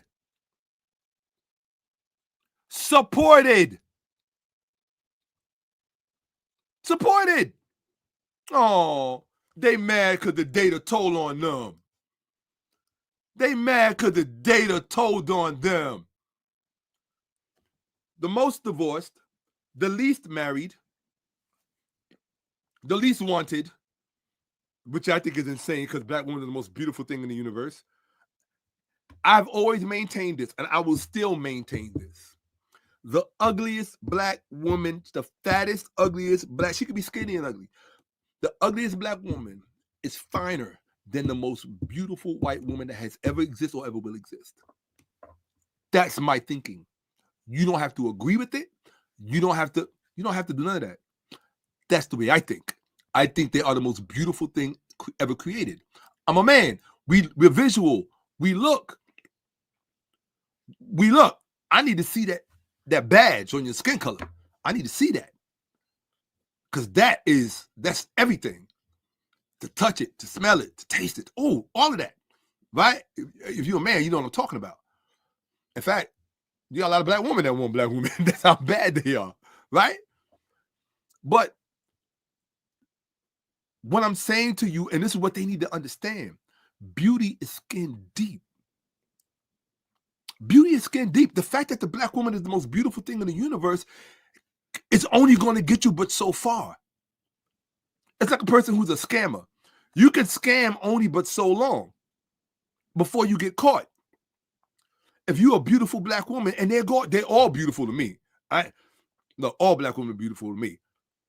But beauty is not enough. In my book, here's the real beauty. This is the real beauty. Right here. Here. And when this is connected to this, bro, you got a winner. I don't care what she look like. I've often been accused of, all you dated models and blah, blah, blah.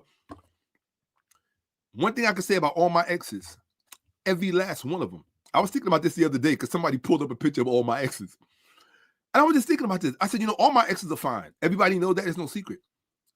But the one thing I can say about all of them, including the ones that came after me a few years ago online and spreading rumors, every last one of my exes is dope.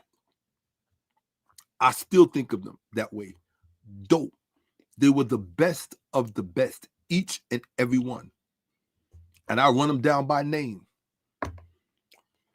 I run them down by name. Jermaine, number one, untouchable. Nicole, Kelsey, Gina, and Zinga. The list goes on and on.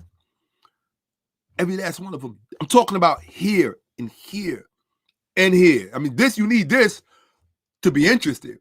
But if you just want to talk about depth, personality, everybody grows. Everybody needs growth. So I had to grow. Everybody's still growing. What I'm saying is that beauty's not enough. And the worst person you ever want to try to get with is somebody in denial. The problem with black women is that they're in denial. When somebody's coming to you and showing you statistics and showing you the data and saying, look, these are our numbers. Baby, we got to work on our numbers so our community can be right. So it's not just us, because we're part of the community. We gotta fix it. But we can't fix it if we don't do our numbers. You got to do your numbers if you run a business, if you run a corporation. You got to audit. The audit is not going to make you feel good, and it's not going to make you look good, but it will tell us where we are. And once we see where we are, we're like, okay, that ain't nothing but 2 or 3 years worth of work. We put our heads together and we fix it. We start having moratoriums, right? You start having moratoriums. I mean, how come white people could get together to have a moratorium to solve their problems, but black people can't? And when they do get together to solve their problems, it's usually the elitists that don't really fuck with the rest of us anyway. I don't get that. Why can't regular black folk just have a moratorium someplace? If we're going to use the church this Wednesday to have a moratorium on the black community. I'm not an organizer, but for those of you who are organizers, why aren't you doing that? I don't know. I'm not here for all that. Let me just see. I know look, it is what it is. I know I piss a lot of people off, but when I see people say stupid stuff, right? When I see people say stupid stuff,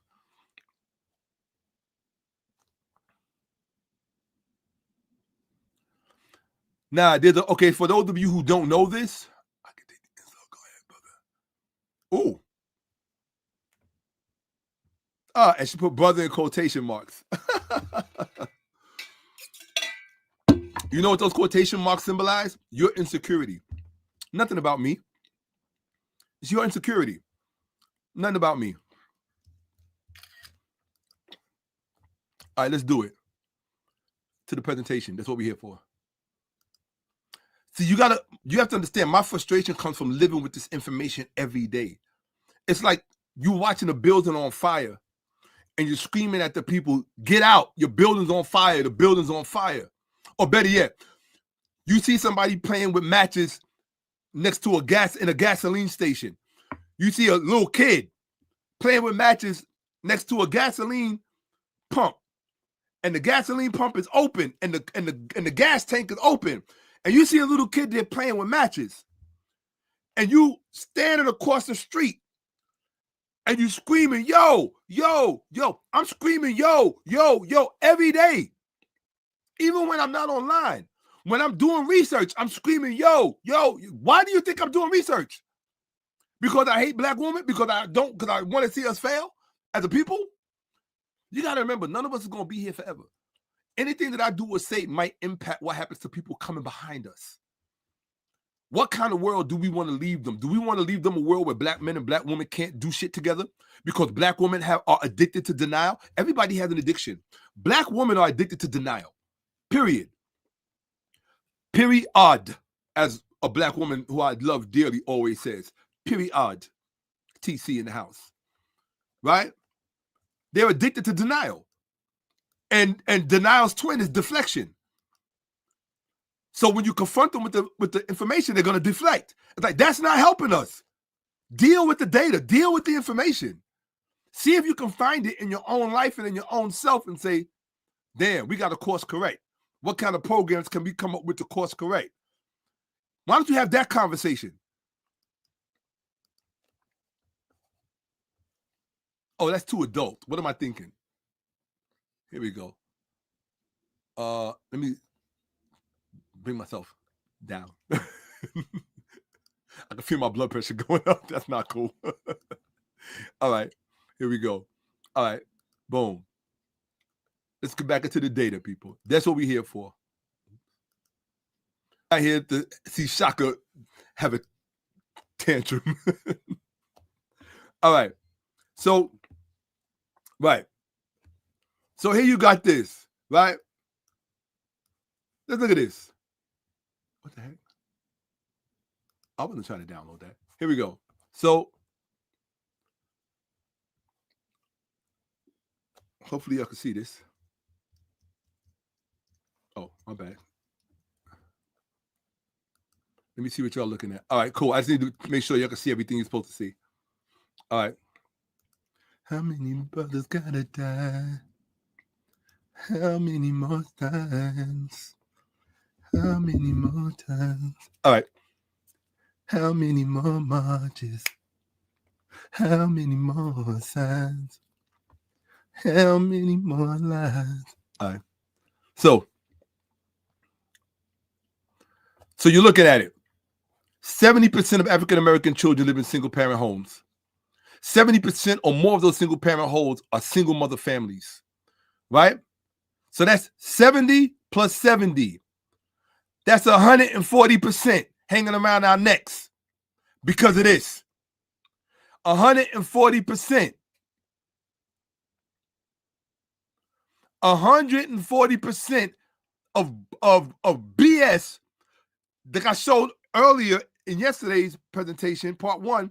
This has been persisting for over 200 years in this country at the same exact rate, 70%. And I proved it. I documented it yesterday.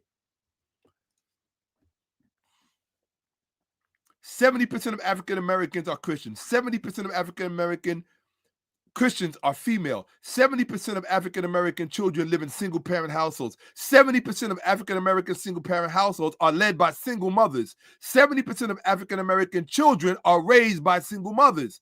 These are your numbers. And it's got nothing to do with the black men that your dumbass creates. These rappers and drug dealers didn't come from white women. If they came from white women, they would probably instead be invading Venezuela and Nigeria. Instead, they're in the black community spreading drugs and misogynistic music, self-destructive misogynistic music that nobody loves more than black women. So black women, black drug dealers. Who dates the black drug dealers? Who goes to the clubs to listen to the misogynistic black music? You people are sick. The black woman is a sick creature. And Tommy Sotomayor has been 100% correct. Kevin Samuels, 100% correct. None of them went deep enough in her.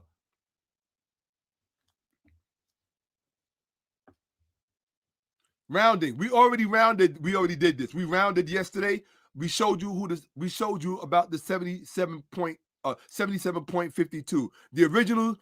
The original portion of slaves that converted to Christianity, right? 38% of 204, because it was 204 that left narratives, and they all spoke. 38% of them said they converted to Christianity. So we can only judge by the ones who are documented. We cannot judge what's not documented.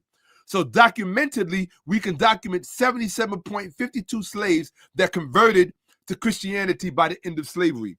It's from that 77.52, we round that off to 70. Those are the original 70 that give us 70% of the weed that now occupies the churches. That number has been consistent. I proved it yesterday through the subpart intelligence. She's the problem part 2. We showed the documented history of 𝓈�𝉔𓄿��������𓀢𓀁 of Samosata from 2nd century CE, about less than 100 years after Jesus is supposed to have died. Christians already had a reputation of being unintelligent and stupid and appealing particularly to women and children. This is documented history, and this is why white people don't teach you history. They don't teach you history because you might be able to course correct. You course correcting will cost them money. You might actually end up having solid marriages. You might end up producing solid families. Your divorce rate might start going way down if you start to become historically literate, okay? We showed you where 𝓈�𝉔 documented these things, right? Summary: 𝓈�𝉔's portrayal, 165 CE, is the earliest non-Christian satire presenting Christians as naive, credulous, and intellectually inferior. You know, like the kind of children you produce. It's about black drug dealers and black rappers. Are you out of your mind? Celsus, 175, 170, writing at the same time as 𝓈�𝉔 of Samosata. What did he say? He said, the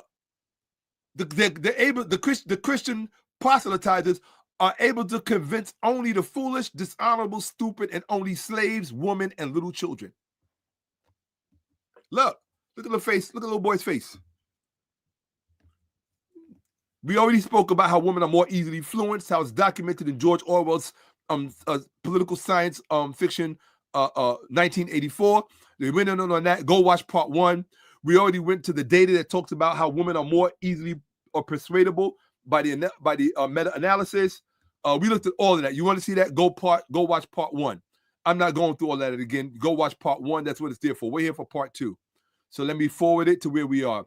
We basically ended up by determining that what's going on, the black community is basically being held hostage by black female slavery trauma. That is represented in that 70% of black American Christians being females, black females. That is all the product of black female slavery trauma. We show the documentation of why they converted and why they were at the head of the conversions during slavery and after, during the when they had the mass migrations during the Second Great Awakening. It was all black female led. They were seeking protection after all of the sexual abuse that they were subjected to by the slave masters and the whole slave system. All right. And this is what is still holding our community hostage. You don't like that I'm picking at a sore? Too bad. You gotta pick it. You got to get that bad scab off so you can pour some hydrogen peroxide on it and let it start to heal. Some mercuricum, right? Here we go. So now we're going to deal with the structural. This is part 2. Let me make sure everything is up the way it's supposed to be. Yes, it is. Okay. I'm tired of the bullshit. So I might not be for you. If I'm too volatile or too violent or too disrespectful, don't watch me. Go watch someone else. I don't have the outlook. I wish I had the self-control required to present this in a quiet, in a quiet, respectful, considerate way. But I was thinking earlier in the day, I said, Shakka, how can people expect you to be respectful when you're basically trying to get 2,000 years of disrespect under control? Why would you expect that of somebody? How is that fair to expect somebody who is trying to wrangle with 2,000 years of disrespect and trying to fix the situation so we can reverse the process on behalf of our children, on behalf of our community, on behalf of our society. Why would you expect that person who's basically trying to do it by themselves, which is stupid, but I'm not the most intelligent person in the world. Why would you expect that person to be respectful? Why should they have to be constrained by respect to make you feel better? Fuck you. That is from the bottom of my heart. Fuck you. I want you to know that's how I feel about you. If you think that I should have to be respectful doing this, go watch a rap video. What are systemic factors? Systemic factors are broad, deep-seated societal structures, policies, cultural norms, and institutional practices that influence entire systems, creating widespread effects, often perpetuating inequalities or affecting outcomes across groups rather than being isolated individual issues. Okay? It's often seen mostly in education. That's why it's underlined. Pervasive, key characteristics. How do we know we're dealing with a structural situation or a structural factor? They affect everyone within a system, not just one person. That's why I said this whole thing with the black church, it doesn't just affect individuals, it affects the whole system because the black church is a systemic factor, right? Actually, it should be a structural factor, okay? Because the black community, watch this, I'm going to show you something, okay? I'm going to share my screen. I'm already sharing it, so I'm just going to come right here, okay? What is at the root of dysfunction in the black community in the U.S.? Let's see what word comes up. Hold on. Factors. All right, so they're factors, right? Hold on one second. Let me see. Right? Here we go. Hold on. Let me see. Are they structural factors?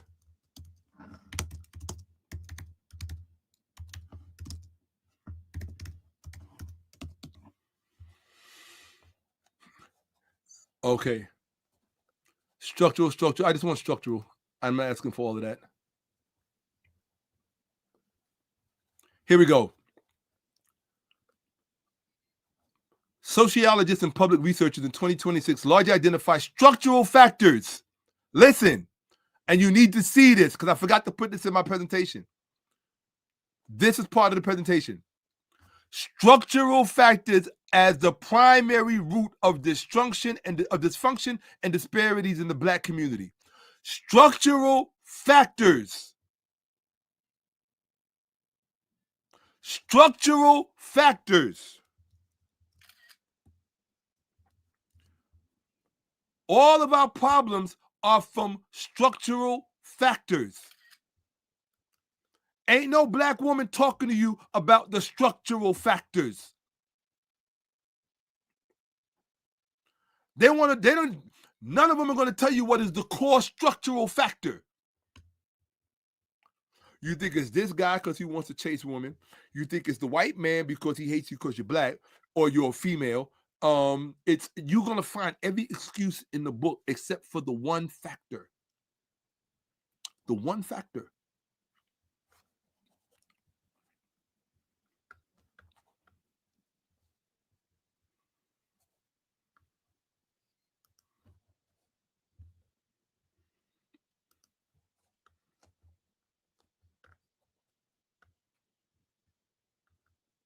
Bullshit. Look at this. Hold on. Mama said, Mama used to fix our wounds with kisses too. And look, that's the problem in the black community. In the white community, daddy doesn't even let mommy fix the wounds. Daddy tells the little boy, go over there and put some moss on that. Rub it in.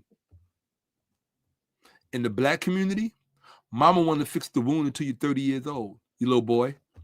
The white man has every right to call you boy because you act like one. You act like one and you behave like one. You should be addressed as you behave. I didn't make it up. Mama used to fix our wounds with kisses too. And that's the problem in the black community. Yeah. These black women, these single-led female households, they're not designed to raise men. They're not.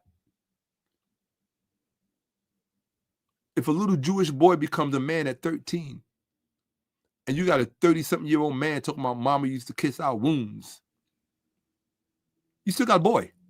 No disrespect. I'm just telling you what it is. This is what it is. That's boy talk. Mama used to kiss our wounds too. The fuck are you talking about?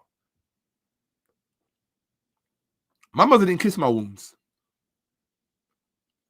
Because one thing I can say about my father, and I saw this personally, my father was a very special man. And anybody that knew him will tell you that. Both sides of my family. And it's very rare that both sides of the family agree on one member. My mother's side of the family and my father's side of the family will tell you that my father was an extremely special man. He was a very beautiful man. All the men wanted to look like him and be like him. Most importantly, they wanted to be able to fight like him because he liked to street fight. He loved to street fight. He street for money. He would street fight. And that's why I have to learn to control I had to learn to control my temper growing up because I'm just like him in that regard. The point I'm making to you is, okay, hold on 1 second. Now I'm gonna leave her in here because I need somebody to make an example out of. Okay.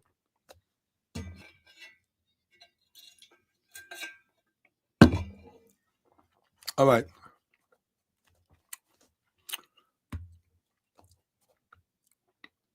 Here we go.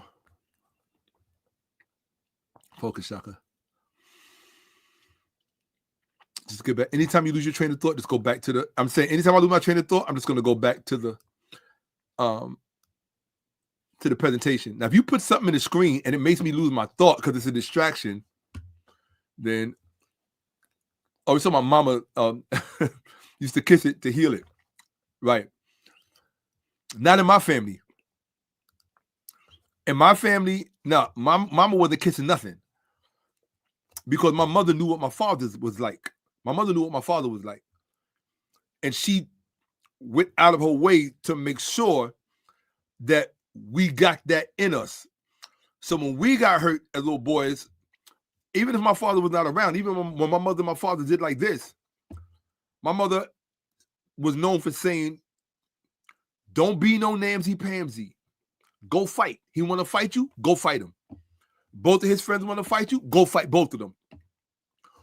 All four of them want to fight you? Go fight. Do you know how many people in New York know my brother?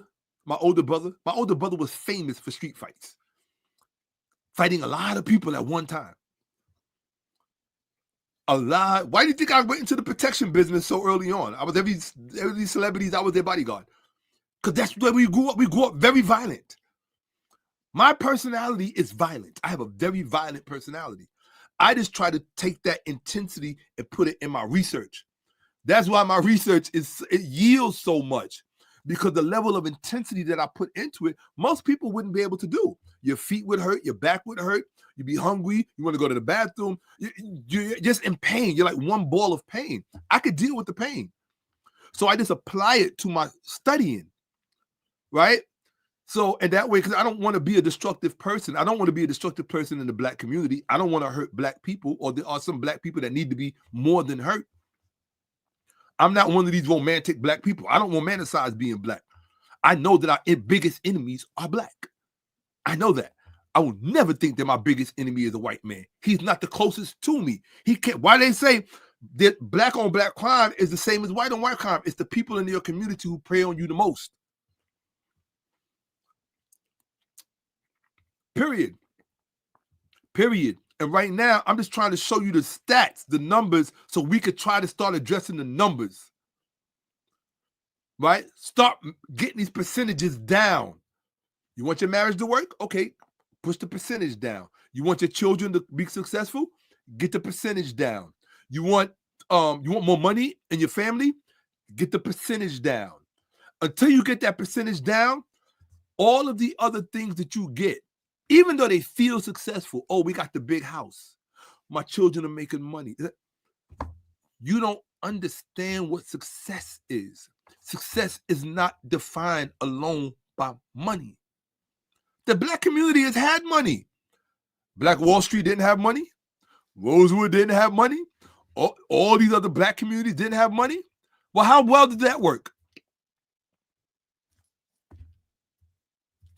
How well did that work?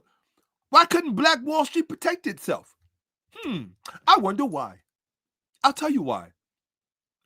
Because the men who were running it were all Jesus heads. They were Bible brains, raised by Black women who taught them to fear Jesus. So they couldn't protect it. They didn't know how to raise killers. They didn't know how to raise killers who would kill on their behalf with joy and pleasure and put them under contract to do it. White people reward their killers. I figured that out in junior high school. White people reward their killers. They give them pensions, contracts, 401k plans, nice homes. And I peeped that early on as a kid. I said, well, why don't Black people reward their killers? Because they don't raise killers. They raise Jesus-fearing. As we showed yesterday, she figured out that her relationship with the Christian community would protect her from the sexual predation of the white slave master. What she didn't realize is that it would not protect her son. The son was left vulnerable.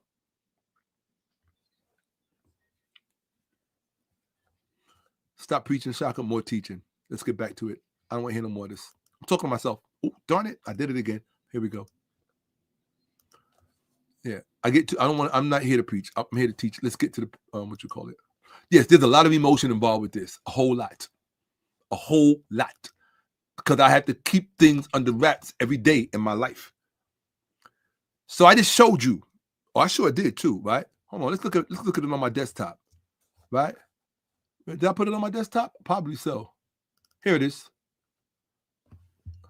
Here we go.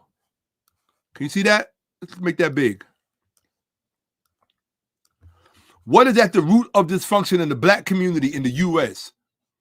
Sociologists and public health researchers in 2026 largely identify structural factors as the primary root of dysfunction and disparities in the Black community. Okay, so let's look at the structural factor.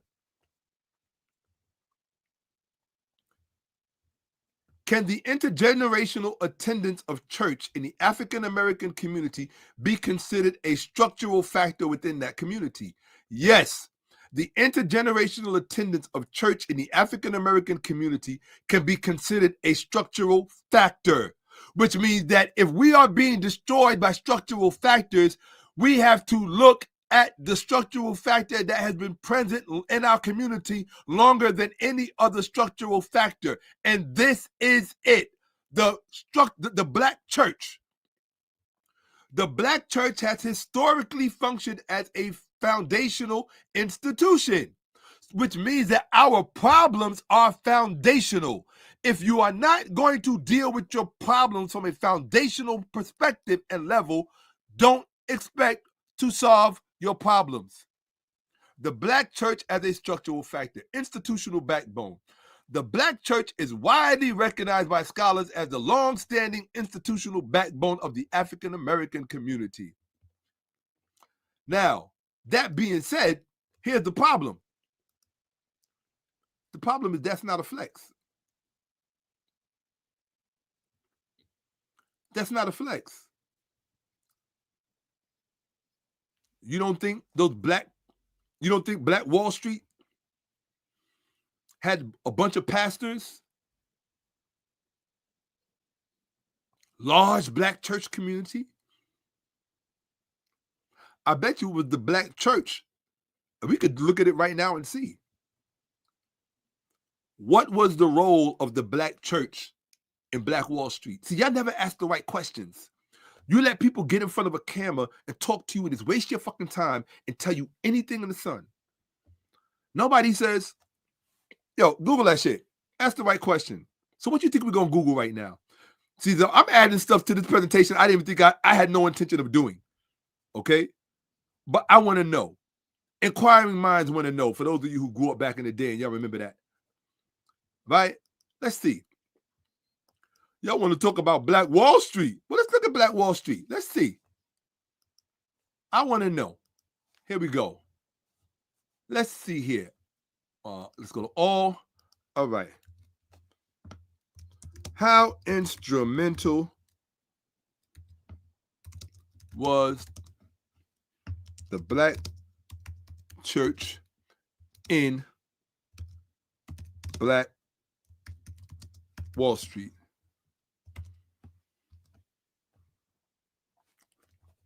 Oh, look at this. Can you read that? The black church was foundational. I told you your problems are foundational. Stupid motherfuckers. I told you your problems are foundational. The black church was foundational to Black Wall Street, serving as the community spiritual, social, and economic bedrock, providing meeting spaces, leadership. There goes your problem. Church leadership and resilience. Well, they wasn't that resilient because they couldn't stand up against white animosity. With churches like Vernon AME offering refuge and blah, blah, blah. They were the only black-controlled institutions fostering self-improvement, organizing civic life. Well, hold on a minute. How the hell are you going to have a community? Hold on one second. How you going to have a community and you ain't got nobody there to protect the motherfucking community? Explain that to me. You put your money in the bank, so it's what? Protected, right? Even though it's not really protected, but that's the reason behind it. You get basically no interest, but protection is the main reason behind it. You got a lock on your door for what? Protection. I got a lot of locks in here. Ain't nobody walking in here. And they wouldn't make it out if they did. I told you, I am my father's son. Yeah.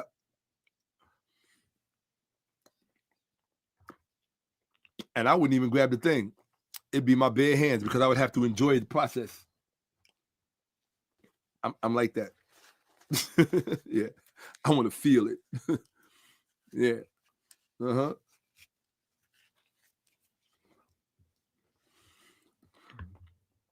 Foundational. Let's look at that again. Am I sharing? Probably. No, I'm not sharing. Do you see that? The structural factor. The black church at the center of Black Wall Street.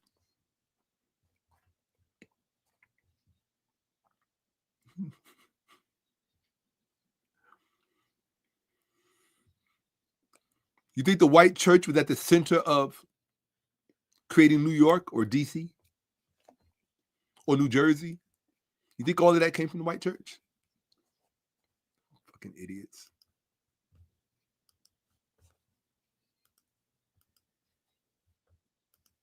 Look, I say how I feel. And if how I feel offends you, you have too many other channels to watch for me to police myself. I'm not going to be policing myself to make people feel better about the truth.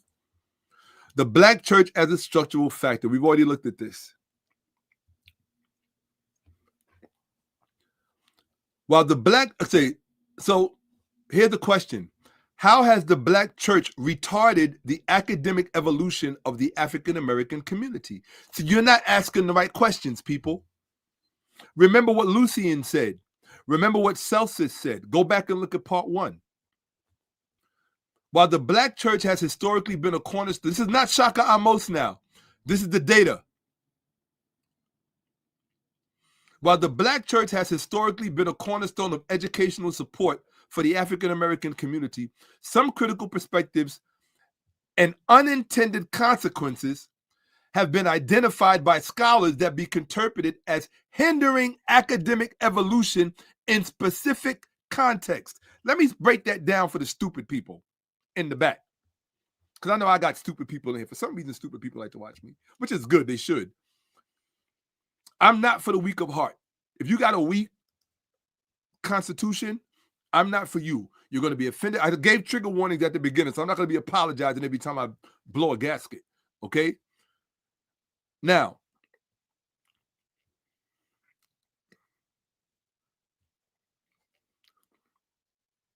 I'm about to. I just showed you the data that said that the Black church has been responsible for hindering the academic evolution of the Black community. That's not Shakka-Ahmose. Ask Jamal Bryant why this is so. Ask Kurt Franklin why this is so. Ask, I don't know any more famous pastors, Gino, whatever his name is. Gino the Gigolo. Ask him, that's what I'm going to call him from now on, Gino the Gigolo. Ask him why the data says that the Black church has been responsible for hindering, suppressing the academic school, class, you stupid motherfucker. Why is the Black church responsible for hindering their progress and evolution in that field? And why does nobody address it and talk about it? Because you think failing grades are funny. You think that, now hold on. And this is why white people have every right to complain about DEI. Every right. Every right.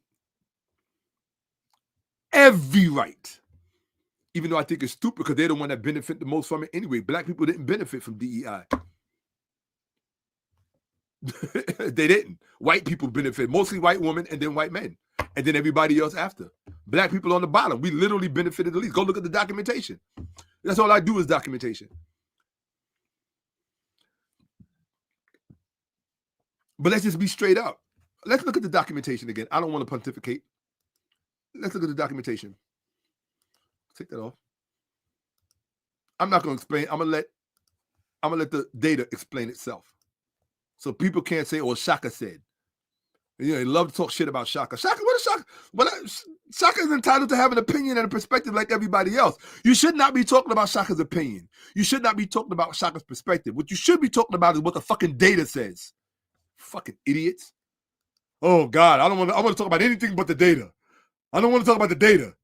Data's for white people. That's what they said. Oh, the data's racist. Stupid motherfuckers. Anyway. Fucking make me sick. Oh, one thing to look at. Here we go. It made me sick. I ain't gonna lie to you. It made me sick. Busting my ass to fucking get the right information for you. Spinning. You know how I feel? How that feels like? Busting your ass to get information, sacrificing having no life for some idiot to go, oh, that's racist information. You fucking idiot. I have every right to call you a fucking idiot because you presented yourself as one.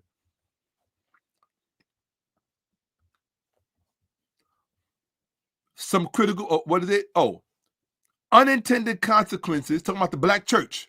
While the Black church has historically been a cornerstone of educational support for the African American community, some critical perspectives and unintended consequences have been identified by scholars that can be interpreted as hindering academic evolution in specific contexts. Scholarly critiques focus on the afterlife over secular success. A major historical critique, notably raised by some activists and scholars, is that the Black church sometimes functioned as an opium of the people, offering false comfort and hope in the afterlife, which potentially reduced the immediate urge to fight for educational opportunities and social change in the present world. Well, there goes your backbone, people. They love to market and promote the Black church like it's been this, that. The Black church has been your number one enemy the entire fucking way. Prioritizing faith over secular rigor. The church's primary mission. Now, you got to remember, the majority of your women are here. You know, the ones with the biggest divorce that nobody wants to marry, that can't keep a family, that wants to raise all the children and complain about the men they create, the rappers and the drug dealers who they love the most. These dumb motherfuckers. Call them what the fuck they are. Prioritizing faith over secular rigor. The church's primary mission is spiritual, and this focus may occasionally overshadow the pursuit of academic rigor and secular education within church-sponsored programs, potentially leading to lower educational outcomes compared to well-resourced public or private institutions. Let me break that down for the stupid people who like to have opinions that they think matter.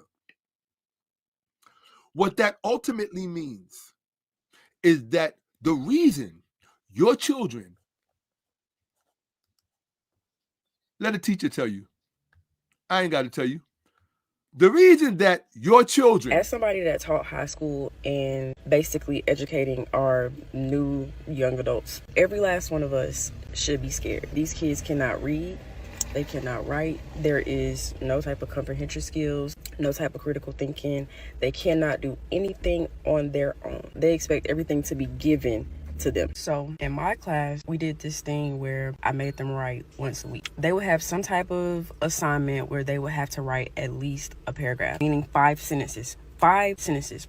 The amount of assignments that I got in with 1 sentence, 2 sentences, the amount of... These dumb motherfuckers couldn't write 5 sentences. These stupid motherfuckers that you're raising can't write 5 sentences. But you're more worried about my profanity and the fact that I'm losing my temper because of this shit. The difference between you and me is I can actually see what's going on. And I'm ringing the 1,000 alarm, the 1,000 bell alarm, 3 alarm fire. This is a 1,000 alarm fire. This is a 1,000,000 alarm fire. You won't think it's funny when you're old and the people who are taking care of you can't spell their own fucking name. You won't think it's funny then when you feel that pain and that suffering because the person who's supposed to be responsible for your welfare and well-being had the IQ of 0.1. You won't think it's funny then. Or when the person who's supposed to be operating on your mother or your child or doing their dentistry fucks up and you end up getting poisoned and killed and dying under anesthesia. When Charlie Kirk said what he said about the black pilot, he wasn't being racist. You just got your feelings hurt.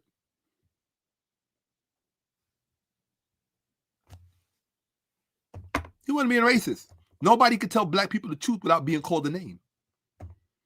I was told when I was very young, I'll never forget, I was 4 years old. I was in nursery school. I won't ever forget this. 2 teachers got into an argument. It was a Hispanic man and a white woman. And he said, the truth hurts. It was the first time I ever heard that. Truth hurts. And it stuck in my brain. Truth hurts. Truth hurts. Truth hurts. Truth hurts. So if what I'm saying is hurting you, that's how you know it's the truth. If it don't hurt, it's probably not true. The truth hurts. It hurts me. You don't think the truth? In fact, that's how you know it's the truth. Look how hurt I'm reacting. You don't think this shit hurts me? How do people act when they're hurt? Do they act all friendly and nice and, hey, I want to be charismatic for you and attractive for you and, I want to reel you in? Is that how people act when they're hurt? Or do they act fucking like this? How do they act when they're hurt? Because anger ain't nothing but a more focused, concentrated form of hurt. It's a reaction to hurt. Why do you think people kill each other when somebody cheats? Because they're hurt. Hurt is a form of pain. Pain produces violence. I'm acting volatile because these numbers hurt. Because I see what's going on. I see that 75% of Black America is Christian. 70% of that 75% are Black females. 70% of Black children, forget the males and the females now. 70% of Black children are raised in 70% single-parent households, of which are led by 70% of Black females, who are all faithful to an institution that exist to destroy us intellectually. You cannot compete in an intellectual world if you have faith in an anti-intellectual institution, you stupid motherfucker with titties. You're fucking stupid. And I love you enough to tell you that. You're fucking stupid. The church is there to destroy your brain. It has no other function. Zero. Men process differently. We see it before you do, so we shy away from it. We become estranged to it. That's why only 5% of the 75% of African-American Christians are men. The vast majority of men, their logic is in place. Their logic is working. That's biological. I showed you yesterday how men are influenced versus how women are influenced. Women are the weak link in the chain. Men know this. Why? Because we know what influences you. You don't think rappers know what influences you? You don't think those men in Dubai know what influences you? You don't think your hypergamy is like a badge? Like I got these on? Buto. This is Buto. You don't know anything about Buto. Wachet. This is Wachet. This is Buto. You don't know anything about that because you're fucking stupid. Okay? You don't think those men in Dubai know how to influence you, black woman? You don't think those NBA players and those NFL players and those rappers know how to influence you? They all know how to influence you because we know what influences you. We know that your decisive decision-making factor is external. It's what you see. I want to Kevin, how can I get a high-value man? Bitch, what you want a high-value man for? You didn't say I want a decent man. She said I want a high-value man. She didn't say shit about decent. The low-life bitch. That's what she is. Call her what she is. She's a low-life bitch. Call her what she is. You're a low-life bitch. You want a high-value man. Nothing about a decent man. Nothing about a good man. Nothing about an intelligent man. You want a high-value man. He could be the lowest piece of shit on the planet, but as long as he's high value, I want him. You're a little scumbag. To me, in my eyes. To me, you're a little scumbag. You're the reason our community is the way it is. You're the reason why we got rappers and drug dealers and all this other shit going on in our community. Period.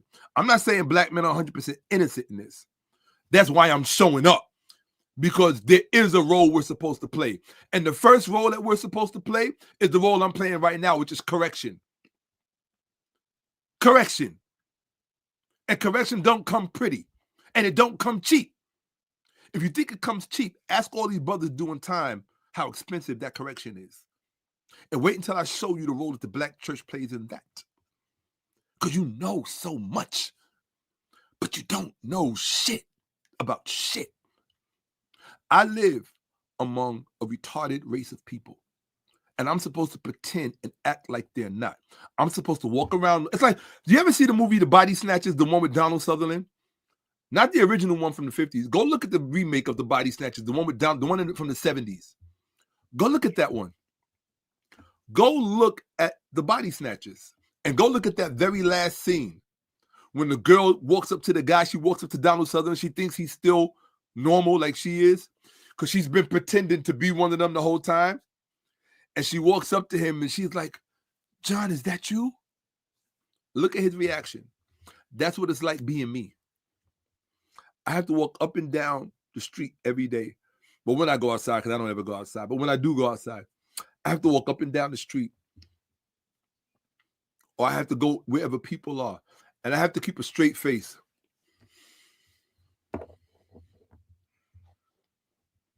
Don't say nothing. Act normal. I live in Harlem, in New York. I had visitors come from another country to come stay with me recently. When they saw how many churches were on every block, they bugged out. Lord, they couldn't believe it. In Harlem, on one block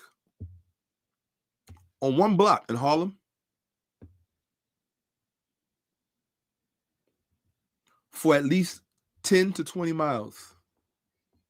Well, at least 10 miles. On every block, you can count about 5 to 10 churches. On every block.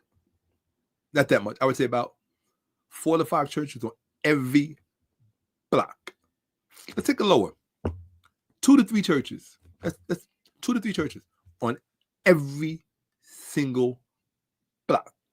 On some it is 4 or 5, and on some it's 10. But I'm talking about the vast majority of them. It's about a good 3 to 4 churches on every block. On the corners, and then in the block, at least 2 or 3. Black people's minds have been scooped out, divested out. And you don't think, and then you look at, hold on, here's the crazy part. You look at the symptoms and you complain about the symptoms. But when I'm showing you the cause, you think something is wrong with me. He's vulgar. No, you know what vulgar is? I'm not vulgar. Let me tell you what vulgar is. Vulgar is bringing life into the world and setting that life up for failure and then expecting that life to love you. That's vulgar. Expecting that life to respect you when you set that life up for failure and then you teach that life to blame everybody else but you. That's vulgar. That's vulgar. So if you don't like the fact that I use profanity, fuck you. Don't watch. Because I think that what you do is far more disgusting. It's far more worse than anything that I say. Anything that I say. What you do is far more disgusting. Because people have to live with the reality of a choice that you make that we're not supposed to talk about. I don't fear black women. I don't. See, most people learn to fear them because I don't fuck them. They're nothing to fear. They can't even fix their own situation. They can't. That's why you're the most divorced. That's why you're the least married. That's why nobody wants you. Blah, blah. You should know all of the stats. I love you. I will not ever date about my race, and I recommend to other black men, do not date outside your race. Find a black woman that you can work with. Do what you can to help other people bring up black women that are worthy of black men and bring up black men so that they're worthy of each other. We have no business looking outside for the solutions of our problems. Serena Williams, Venus Williams, Eve, Candace Owens, and all these clowns. They're fucking clowns. I'm sorry, they're clowns. I'm saying it. I don't give a fuck. They're clowns. You're telling the world that this is how you see yourself. You don't see yourself as the best. You don't see what comes from you as the best. Who do you think black men come from? White woman? Last time I checked, black men come out of black vaginas. Anything that comes out of a black vagina, a black woman is supposed to see as the best because it came from her. This is common fucking sense. This is common sense. And I gotta debate somebody about some common sense shit. That don't even make no. I know this generation's gone. I know this generation's gone. It's common fucking sense. There's no fucking way. That's why when I look at a black woman, or why I won't date outside my race, it's not because I don't think white women are attractive. I've seen some fine-ass white women. And where I live, there's a bunch of fine-ass white women, and they're very friendly. They're very cordial. I see how they look at me, and I just like, yeah, they're beautiful white women. I just don't go that way. That's it. I remember this guy stopped me in the street because he recognized me from social media. He was like, Shakka-Ahmose. And I was like, hey, what's up, brother? And I noticed he had a white girl on his arm. I said, how you doing, young lady? Polite, respectful. And they left, and then he saw me on the way back. And he said, I just want to know, I know you saw me with the white girl. Like, what do you think about that? And I said, if you ask me, I'm going to tell you. I won't ever forget this. This was on 110th Street in Broadway. He said, I said, if you ask me, I'm going to tell you. I'm not volunteering my idea, but I'm going to tell you. I said, the problem with black men is that we don't use the P and P method, or the P&P policy, right? Or the PPP, right? Politics with your phallus policy. Or the woman, politics with your pussy policy. Everything in a political society is political. Who you date, who you marry, who you have sex with, recreational or otherwise. The problem with us is we have no policies. We have no racial policies. If you live on a planet that is essentially a color-coded battlefield, somehow it makes sense to you to have no racial policies? Really? Hold on. See, it's hard when your mind works and your brain works, and then people who are stupid want you to take them seriously, and they want you to talk nicely to them and hold their hand. And it's like, well, wait a minute. You live in a world that's color-coded. If I say to you, I got some green for you, I say, yo, come over here to my place. I got some green for you. How much? It's a lot of green. I got some green for you. You know what that color represents, right? Because we live on a color-coded battlefield. Right? If I tell you,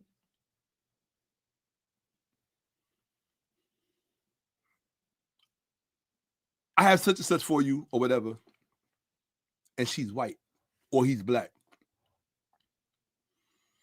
you understand that there are connotations that come with that. Give me a perfect example. Have you ever noticed, I know you've noticed this, well, everybody's not smart, but to the smart people, you ever notice when you hear a voice on a commercial or on television or the radio or whatever you listen to, and you can't see the face, you can always tell when it's a black person? Have you ever noticed that? Just by the sound. Just by the texture and sound and the tint of their voice. You can always tell when it's a black person. Always. We're all the same. You shouldn't be able to do that. All black people don't live. Black people are not a monolith. We don't all live in the same community. We all don't have the same educational class. We all don't have the financial class. But how come you can always tell when it's a black person? Why do we all have a particular sound? Because you think we're different? You stupid motherfuckers. I ain't got time for stupid people. Let me get back. I can Shakka focus, because you know stupid people can make you distracted. Just focus. Here we go. Hold on 1 second. Y'all don't know the shit that I live with in my head. That's why I am the way I am. I live with this shit every day, and I don't care who I offend, because I have to live with the offense of seeing it every day.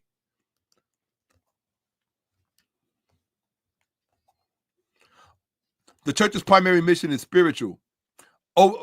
This focus may occasionally overshadow the pursuit of academic rigor and secular education within church-sponsored programs, potentially leading to lower educational outcomes compared to well-resourced public and private institutions. Potential for insularity. By creating a self-sufficient space and place of refuge from a hostile white society, the Black church may inadvertently limit the community's engagement with external educational systems and resources, which some argue is necessary for navigating the broader integrated world effectively. Underutilization and potential. Some research indicates that while Black churches are potential sources of empowerment and possess, here's the part, possess cultural capital. Remember, I told you, this is not just a religious discussion. It don't matter if we believe in Jesus or not. This is not a religious discussion for the stupid people here. This is about culture. The Black church possesses cultural capital. Because of that, they have often been underutilized in directly addressing the specific systemic educational concerns of African American students. Underutilized is an understatement. They can't be used. The Black church, and I should have even underlined that part, the Black church has been a significant institution in the African American community, influencing various aspects of life, including academic evolution. You cannot disconnect the presence of the Black church from this part. Academic evolution. Do not tell your child to get good grades, to get A's, and all this other shit when you have them steeped in the culture of the institution that's influencing their academic evolution. While its positive contributions are widely recognized, some historical analysis and critiques point to potential complexities and challenges in this relationship. We got to talk about these, the complexities and the challenges. Some perspectives suggest that the church's focus on spiritual matters while providing crucial solace to the community may have at times inadvertently overshadowed the urgency of pursuing secular education as the primary means of advancement. Critiques drawing on sociological theories have argued that by emphasizing otherworldly rewards and resilience in the face of suffering, the church might have, in some instances, lessened the immediate demand for systemic change through secular avenues like education. The church said, fuck education. Jesus will get you through. Another point of discussion centers on resource allocation. During periods of intense discrimination and limited access to secular institutions, the Black church often served as a central hub for a wider range of social services, including, here's the problem, people, basic education, Sunday school. How do you have an institution that hinders academic evolution serving as your foundation basis for education? How do you have these two things at the same time that are mutually antagonistic one towards the other? Explain to me the intelligence in that. In our community, that's why I said Sunday school. In our community, the Black church acts as the foundational base for our education.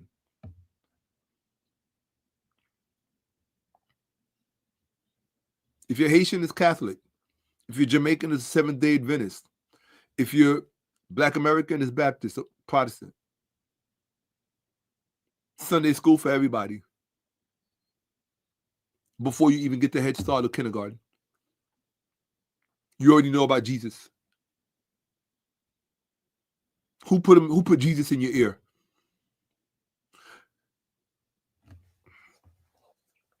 The 70%.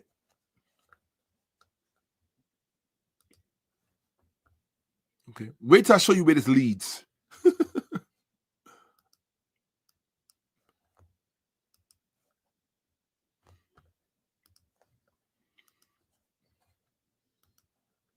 Yeah, I know people, look, you don't like me, don't like me. Look, when I find out somebody doesn't like me, all it does is just make, I feel another satisfied customer. That's how I feel about that. Another satisfied customer. Here we are. Where we at?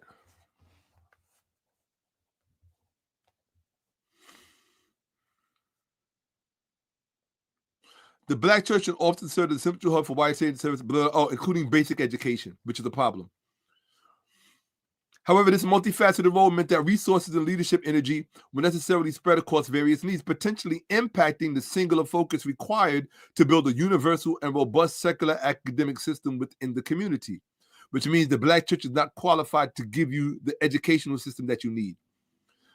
Furthermore, some analysis of internal dynamics within certain church structures have pointed to potential challenges in adapting to evolving societal and educational landscapes. Critiques have suggested that a strong emphasis on tradition or hierarchical leadership might, in some contexts, have created inertia that slowed the adoption of new pedagogical approaches or fully equipping younger generations with the specific skills needed for contemporary academic and professional success. So let me get this straight. Hold on. I really just want to understand this now. Because, see, I understand what I just read. I'm not like y'all. I have reading comprehension. That means the bulk of our women, remember, 75% of African Americans are Christian. 70% of those Christians are Black females. That means the majority of our women are Christian. And the majority of our women are Christian, single-parent, Black woman-led households, raising 70% of our children. And these women find as the center of their reality that explains the universe, life, death, the afterlife, how we got here. Their whole foundational structure for all of that comes out of an institution that is responsible for retarding and arresting the educational and academic development of the community to which we belong. I just want to make sure we're all on the same page. Because this discussion needs to be going on in every living room in every black household in America. Not ICE, not the election, not Oprah, not none of that shit. Not Jay-Z or Beyonce, none of that. Not who won the Super Bowl, who got an Oscar, who didn't. None of that. Zero. This is the only conversation you should be having. And you know why it persists? Because you ain't got the chops to have it.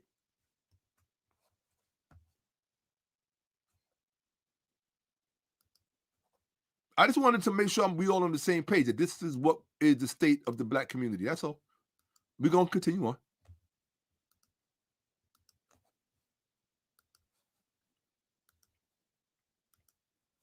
When I said in that interview in August that the black woman is the #1 problem in the black community and people freaked out, we're going to see. I should have said she's the #2. But you have to understand that the black woman and the black church are one and the same. That's the part that you have to understand. They are one and the same. Ask Beyonce how much money she donated to the black church.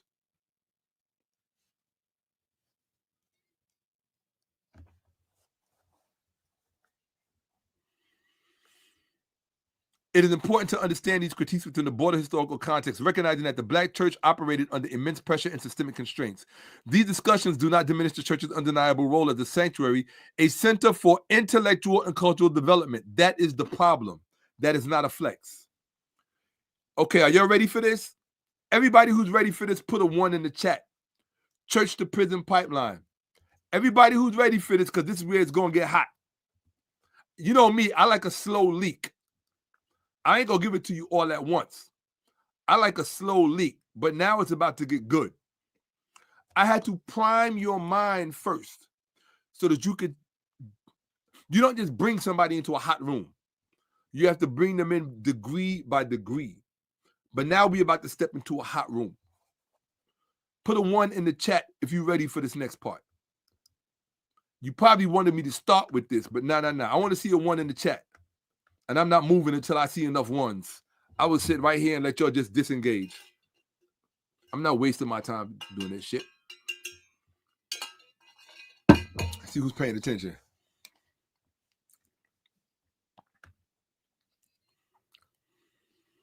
Oh, now I see somebody caught it. Somebody peeped that. Hold on, let me find that. Hold on one second. I love intelligent people. Hold on. Say it. There it is. Yep. Hold on.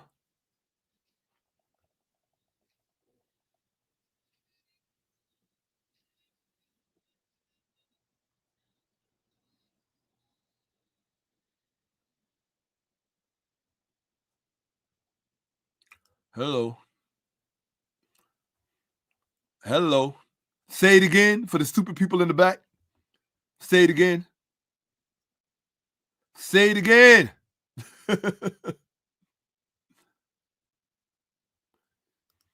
Facts. Oh, that's the first thing you're supposed to be taught. 2 things I was taught as a child. White man's heaven is a black man's hell, and the salvation of the black race will never come from between the legs of a white woman or out of the phallus of a white man. Ever. A color-coded battlefield. That came from Shakka-Ahmose. Because I had to figure that out. Well, I was taught that, but I still had to figure it out for myself. Somebody peeped something, and I want to put it on here because they peeped it.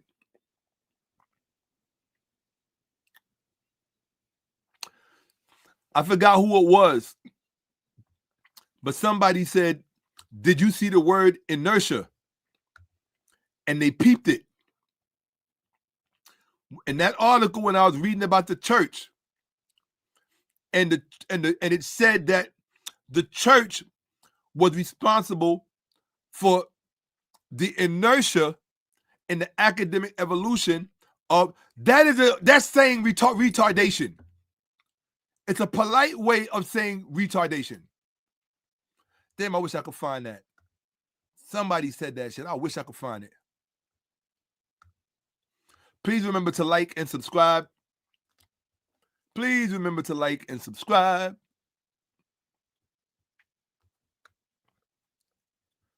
I'm going to find that comment if it's the last thing I... Here it is. Boom. They've caught it. Inertia. The data says that the Black church is responsible for the academic inertia within the Black community. Shakka-Ahmose didn't say that. I know it's true. The data said it. No, they didn't catch that because you're the only one that put it in the comments. They've had to talk about Hebrew Israelites and all this stupid shit. You're the one that caught it. What I've learned throughout the years in my life is that it's certain words that separate people. The mere fact, Dave, that you picked up on that tells me how different you are from everybody else watching because you're the only one that picked up on that and put it in the comment. I had to go look for it because I saw it out of the corner of my eye. See this word, inertia? What does inertia mean, people? Anybody know what inertia means? Let's see, because you said Shaka's picking on the Black, it's picking on the Black church. Hold on. Let's see what it means. We're going to go to my favorite dictionary, the Oxford Dictionary. Here we go. Here we go. Let's share. Here we go. Boop, boop. All right, we're going to see. What does inertia mean? Here we go. Share screen. Entire screen. Allow. Okay, let's look and see what inertia means, people. Inertia. A tendency to do nothing or to remain unchanged. Okay? A tendency to do nothing. Right? A property of matter by which it continues in its existing state of rest or uniform motion in a straight line unless that state is changed by an external force. So what that means is that the Black church plays a central role in the inability of the Black community to change. That's not Shakka-Ahmose. That is the data. Do not be mad at Shakka-Ahmose because I understand the data and I'm showing it to you. The Black church is responsible for the inability of the Black community to make the required and necessary changes in our own midst so that we no longer have to consider white people about anything. In other words, white people stop being a problem when we make the necessary changes amongst ourselves and within our own midst. You cannot do that as long as the Black church is active doing what it does, because the function and role that it plays is in introducing inertia into our ecosystem. It acts like a crazy glue, keeping us tethered to something. It restricts us in our thinking. We can't, we stuck. We can't lay down, can't stand up, can't go to the left, you stuck. A Black president is not going to change that. Even if she's female. With her white husband.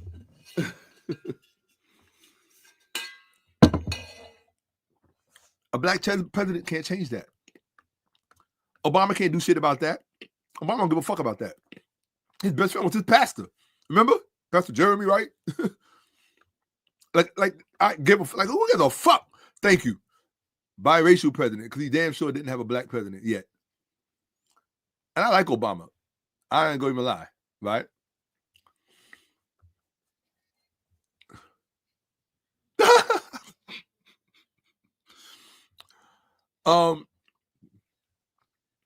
I sound like a younger Ray Hagen. I don't even think Ray Hagen is older than I am, to be quite honest.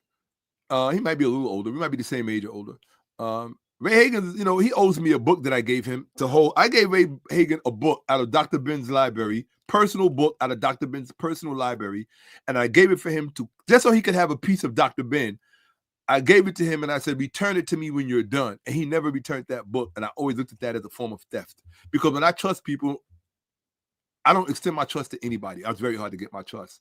And when I trust you with something, you know, and Ray Hagen didn't return the book. So that just, I'm like, damn, bro, I gave you an opportunity to have some. I just asked you to copy the book and give it back. All you have to do is contact me and say, hey, brother, let me send the book back to you. Or if you lost it, tell me you lost it. Tell me you left it somewhere. But don't just not say anything. Facts. Okay, let's go.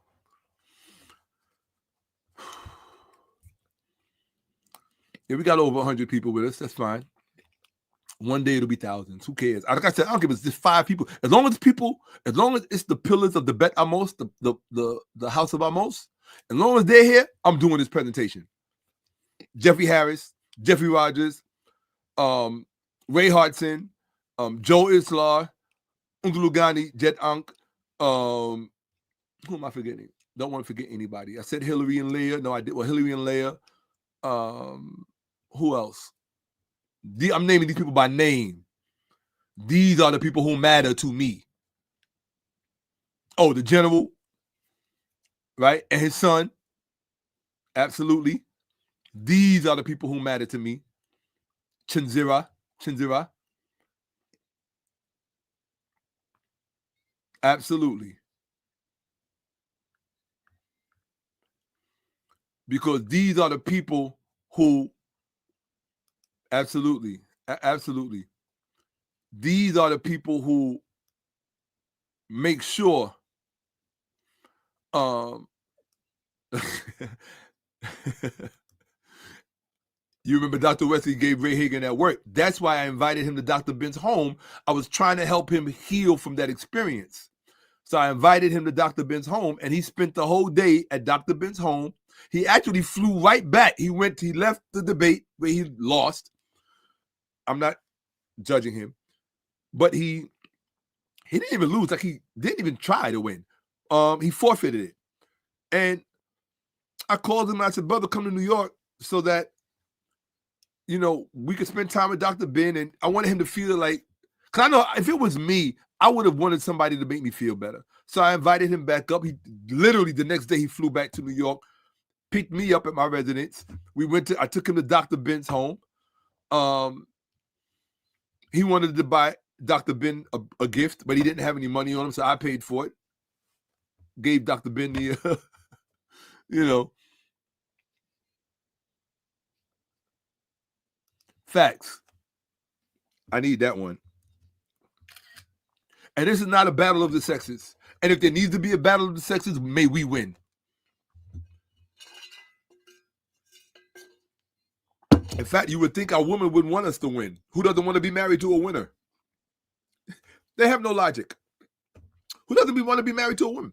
Why would you want to be married to men who lost a battle of the sexes to you? What woman would want that kind of man? They don't even understand how all of this shit works. Their thinking is flawed, broken. I don't know what to call it. But why would you want to be married to men who lose a battle of the sexes to you?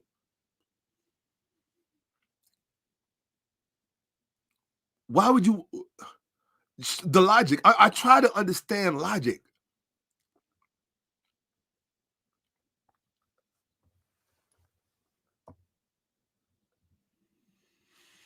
Oh, what?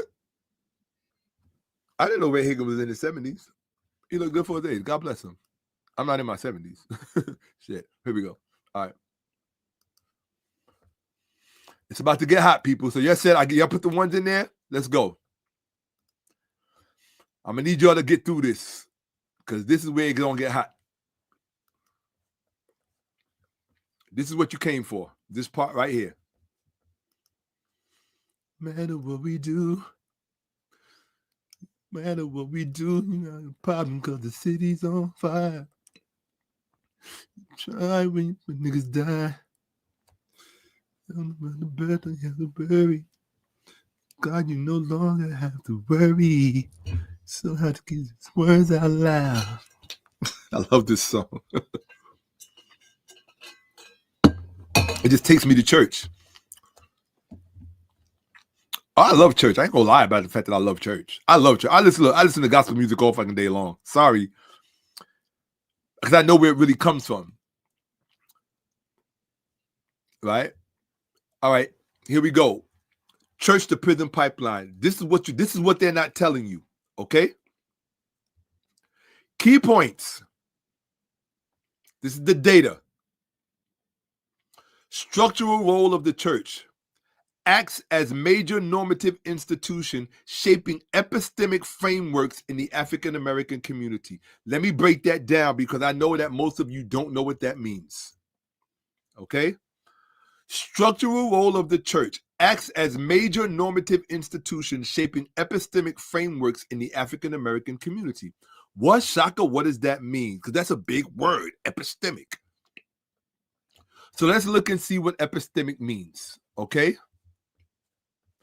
Matter of fact, I'm not going to even pull up the dictionary. I'll just go right here. I'll share my screen.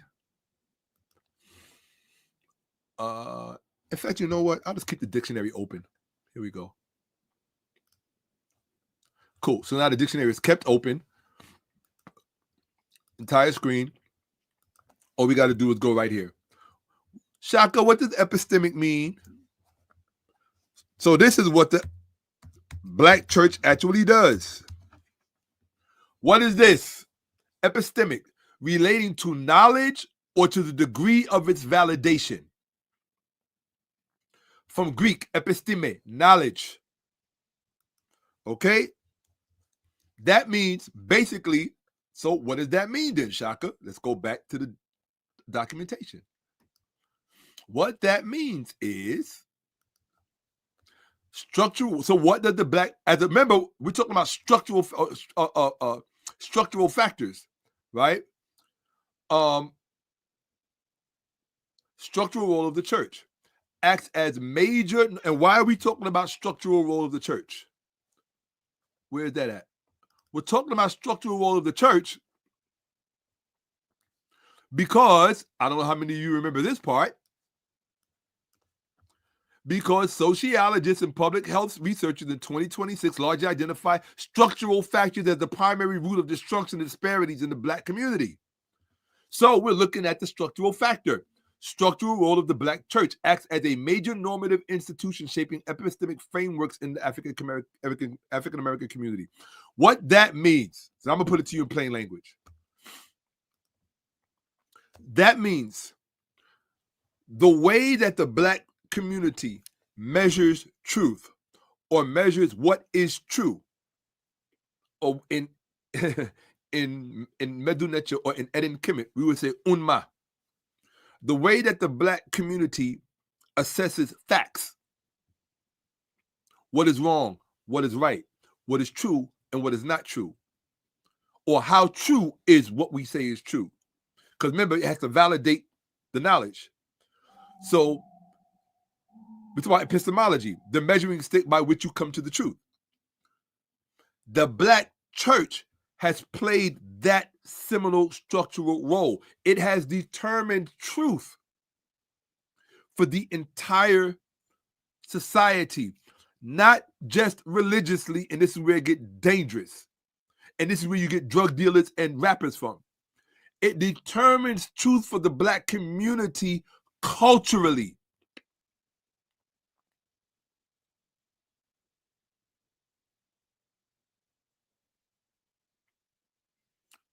Culturally.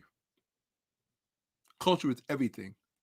It determines whether you get good grades or not, whether you study or not, if you're going to be rich or poor, dead early, sick early, alone, married, successful, paid.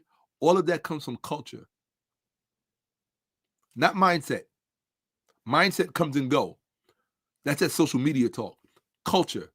If you have an MBA in finance and you study the corporate world, they always tell you culture trumps policy. They always tell you that.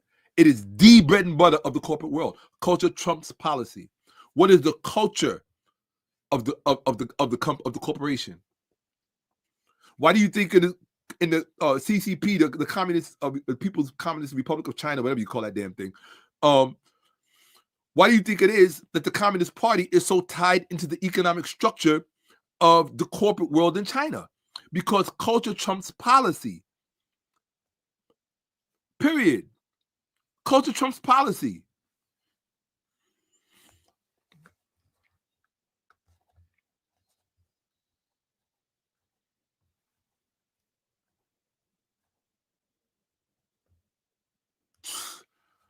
Look, facts. And this is sad. Remember, we are dealing with people who can't comprehend beyond the 3rd grade. This is Black America. And you think that that's a joke? You think that's funny? You think by teaching people a few real estate facts, that's going to change our system, our situation, our circumstances? Then you just as stupid as them. Look at that. And they say, well, that's an insult. How can that be an insult when you have a teacher telling you that the kids can't write 5 sentences? And she's not talking about little kids. She's talking about big kids. Junior high school, cannot write 5 sentences. And they're also being told to pass them whether they can write them or not.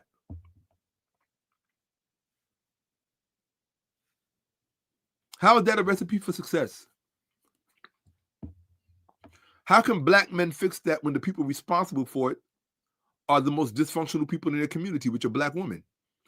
So you can't hide behind a pretty face, nice hair, and a fat paycheck, and a nice house and nice outfits. Not in front of me.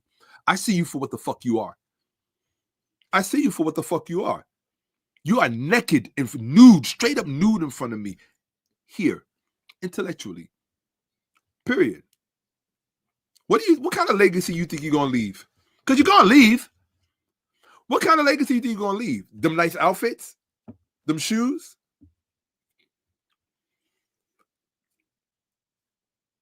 What kind of legacy are you leaving for the Black community? Or you only just want to leave a legacy for your children? I give Martin Luther King credit. He sacrificed his children in order to leave. He sacrificed the legacy that he could have left for his children because he wanted to leave a legacy for us. Even though he admitted he made a mistake integrating us into this burning building. That burning building was the Black church. You thought he was talking about America. He's talking about the Black church.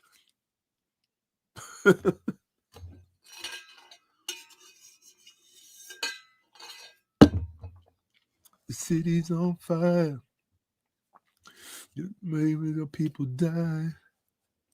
These slaves let my people fly. Let my people rise. How many mothers gotta cry? How many brothers gotta die? How many more lives? How many more lives? How many more marches?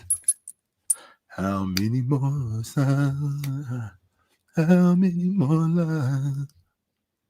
How many more times? Mm-hmm.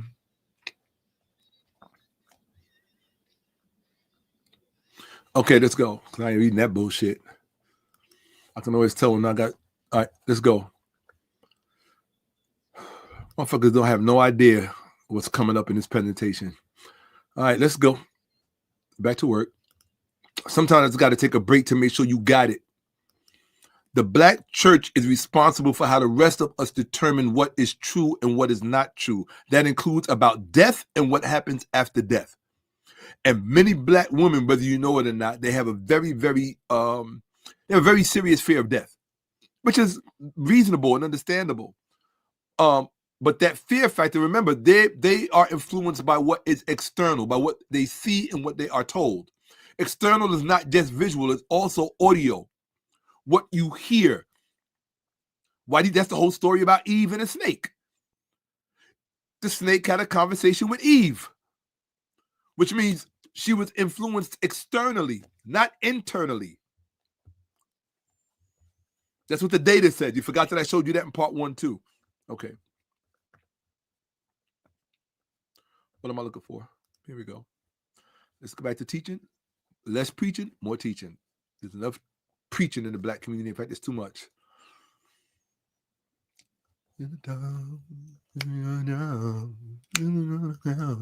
your house, no matter what we do, no matter what we do, you got a problem because the city's on fire. Woo! Try when people die. Trey Songz wrote the dopest song. Right now, it's my two favorite artists, Trey Songz and Tony Braxton. And the reason Tony Braxton is because when you see the presentation I got coming up on Christianity, she's the one who inspired it, and it's going to mess your heads up. I'm telling you now. Let's do it. Structural role of the church acts as a major normative institution shaping epistemic frameworks in the African American community. Historical continuity.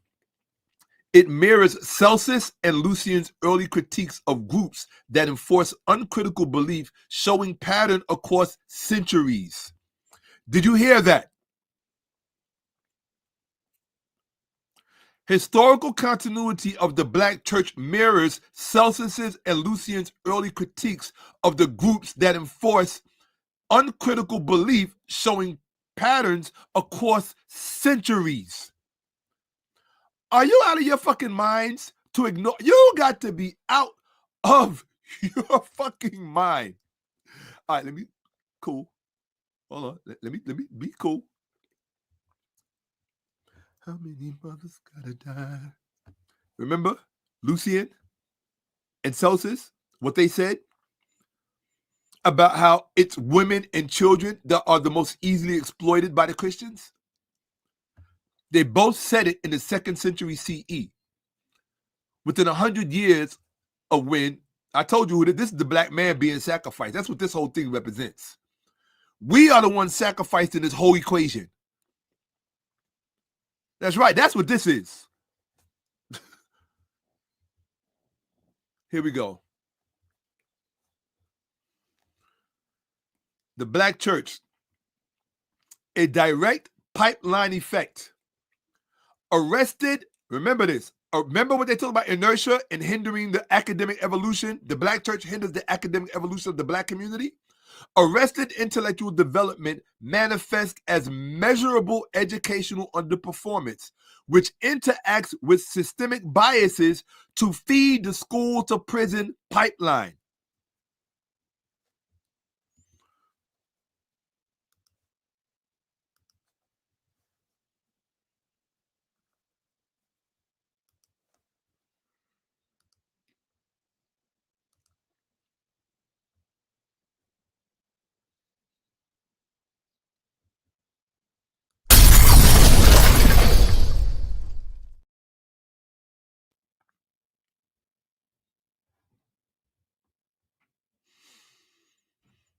I know I got to read that again for the stupid people. The intellectual interference from the black church fucks with the brains of your children, particularly your young boys, so that they take that pollution into the school system with them. And because it is anti-logical and anti-intellectual, it is expressed in the underperformance of the children. That underperformance leads to cognitive issues. In other words, problem solving. Poor choices when made when applying to solving problems result in prison. Now, for those of you who have never been to prison, you black people, most prison towns in America support white communities. Uncle Joe works at the prison. Auntie Mary works at the prison. Cousin Bart works at the prison. These are motherfuckers that couldn't get a job in McDonald's in New York City, but they're correctional officers in all of these prisons. They're the bailiffs. They're the bail money people that you go get the bail from. They're the state troopers.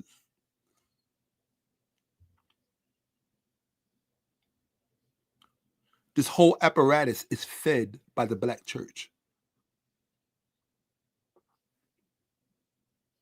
The cognitive issues that begin from the relationship with the black church result in over-incarceration. See, Michelle Alexander didn't tell you this when she wrote The Black Jim Crow. All they want to do is push everything on the white man. Why? She's a black woman. Why is she going to say I'm the problem?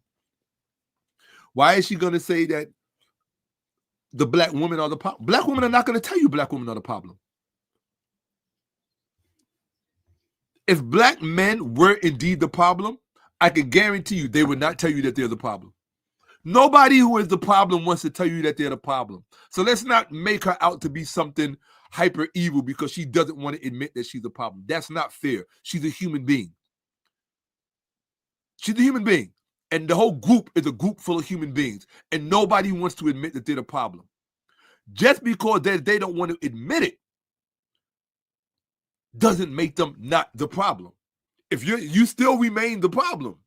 And as long as you remain the problem, we're going to deal with that together. I'm going to love you through it. I'm going to adore you through it. I'm going to worship you through it because you're still the best of the best. I don't give a fuck. Black woman is the best thing going. Sorry. You only got one life to live and you're only coming through this bitch once. My recommendation, get yourself a black woman, especially if you're a black man. Get yourself a black woman. I don't care. I don't care how bad she is. I don't care about all of the shit we say about her. None of that shit. If you want to be happy, get yourself a black woman. That's what I'm going to tell you. What I'm talking about here ain't got nothing to do with this shit over here. And if you can't separate the two, then I am not for you. I don't talk to people who are intellectually truncated. My language is not for them. They're not going to understand what I'm saying. What I'm saying is that these women that we love, that we worship, that we think are the dopest thing ever in the universe, they got a fucking problem. And the problem is that they are the fucking problem. The problem persists is because they are addicted to denial. Not because they are extra evil or because they're extra bad. It's because they're human beings and nobody wants to admit, wow, we are the fucking problem. And I don't want to beat up on them, but I'm not going to give them a pass. And so I expect them not to like me. I don't need you to like me. I've had more black women than most men will probably dream of, ever. And I'm a beautiful black woman. But I always say I've had my share. I'm good. I don't need any black woman to like me. You know what I'm saying? I'm good. Baby, I like me enough for the both of us. You heard? Don't worry. I know how to occupy my time without you. It's better that I would rather do it with you. I always say I'd rather do it with you, but if I got to do it by myself, I do it by myself. And, you know, that's why I spend so much time that's why I got so much time to study. I only fuck with black women. And black women ain't really checking for black men these days. So, and I ain't no spring chicken, so I don't expect to be, I'm not at the top of the list by any standards. There was a time when I was the whole list, and I enjoyed it, and I lived it, and I'm highly grateful, you know, and that's it. So, let us continue, you know. Ain't nobody trying to rock with somebody going to lock out their head. You know what I mean? You know, normally when it's at this stage of going, I don't let anybody see it. I don't care anymore. I'm like, it is. I'm not trying to impress anybody. I'm not trying to be Mr. You know, look, I don't give a fuck. Right? This is beyond your understanding, young lady. Here we go. So where we at? Oh, I know where we at. Okay.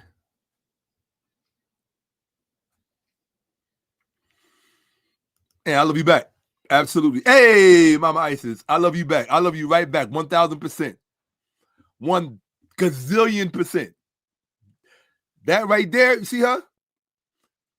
Can you imagine a planet without black women? Would it be worth living on? Just, come on, be honest. That shit gave me goosebumps. Be honest. There is nothing. When I'm online in Whole Foods and I see a black woman or the cashiers are black, there's nothing in existence more precious than a black female. Nothing. It does not exist. It does not exist. There is nothing more precious than a black female. That includes all of your exes, all of the girls that did you dirty, all of the ones that tried to set you up, whatever the fuck they did. That shit comes with the game. Come on, it's the game. It's part of the game. You're gonna charge it to the game. That's what we used to say back in the day. Just charge it to the game. That ain't got nothing to do with if things were ideal. If things were ideal and the way they were supposed to be, you have to admit it. There's nothing you can put in front of me that is more precious than a black woman. That's why I'm as passionate about this as I am. I'm like, no, I'm not going to let you get away with this shit. I'm not going to let white people get away with this shit, because ultimately it does lead back to white people, but that's a different conversation. We can't have the conversation about white folks. What is the point about us having a conversation about white folks if you're still under the spell of the black pastor? Don't have the conversation, because it's not going to get all the way through. The black pastor is there to defend that white person. Or not the white person, but to defend white historical actions. Every white person is not against you. I'm sorry. I know you hate that. I dare. They're not. They're just not. So you have to go somewhere else. You understand what I'm saying? All right. And I want you to remember that. Now, part of the problem, though, that we have with a lot of sisters today is that many of them are getting, even the darker ones. When I was growing up, darker females had a complex about their complexion, because it was all about the light-skinned girl, the mixed girl, blah, blah, the kind of girl that I normally get because they like me. But now the modeling agencies have told the tall, pitch black Sudanese that they are the ending and the beginning of everything. So now you can't even have a conversation with these chicks. You can't even try to holler at a dark-skinned sister, because she already knows. She's like, no, I am the everything. And I'm like, no, you were always beautiful. You're still beautiful. You were always the pick, and you will always be the pick. Why don't you just act normal? Like, just act like a normal fucking person. That's it. You were always the pick. You were always the most beautiful. You were like, oh, I get it. You needed white people to tell you that you were most beautiful for it to be real to you. That makes sense. See the problem? When we told you were the most beautiful, no, we told you. When we told you were the most beautiful, you didn't want to hear it. And what's the point of telling you that you're the most beautiful if you're busting your ass trying to look like? What very famous tennis player lightened her skin to look like she's damn near mixed? Some famous tennis player, a famous black tennis player with a white husband, got dragged on the internet for lightening her skin. Who was that? Can't remember her name. Put her name in the chat so I'm trying to remember. What was her name? It was some famous black tennis player who seriously lightened her skin and got a white husband. I'm trying to think of who that was. Who was that? Who was that? Somebody tried to pull him. And I'm doing one on Michael Jackson too. Kalonji. I'm doing one on Michael Jackson too. We let Michael Jackson get away with too much shit. And Michael Jackson has not had his feet in the fire, has not had his feet put in the fire the way it should be. What Michael Jackson did was, as far as I'm concerned, was unacceptable. All right, and it got to be dealt with. So, because the black community gave Michael Jackson a pass he didn't earn or deserve. Sorry, people. I love Michael more than anybody else. His music was a part of my whole childhood. I saw him in concert growing up as a kid. Y'all didn't know that, Michael Jackson. How many of you went to Madison Square Garden in 1975 to see Michael Jackson? I did. How many of you spent time with Michael Jackson's father, Joe Jackson? I did. How many of you had a personal encounter with Janet that you don't want to talk about? I did. So when I talk about Michael Jackson, I'm not talking about, now, I never met Michael, I didn't know him.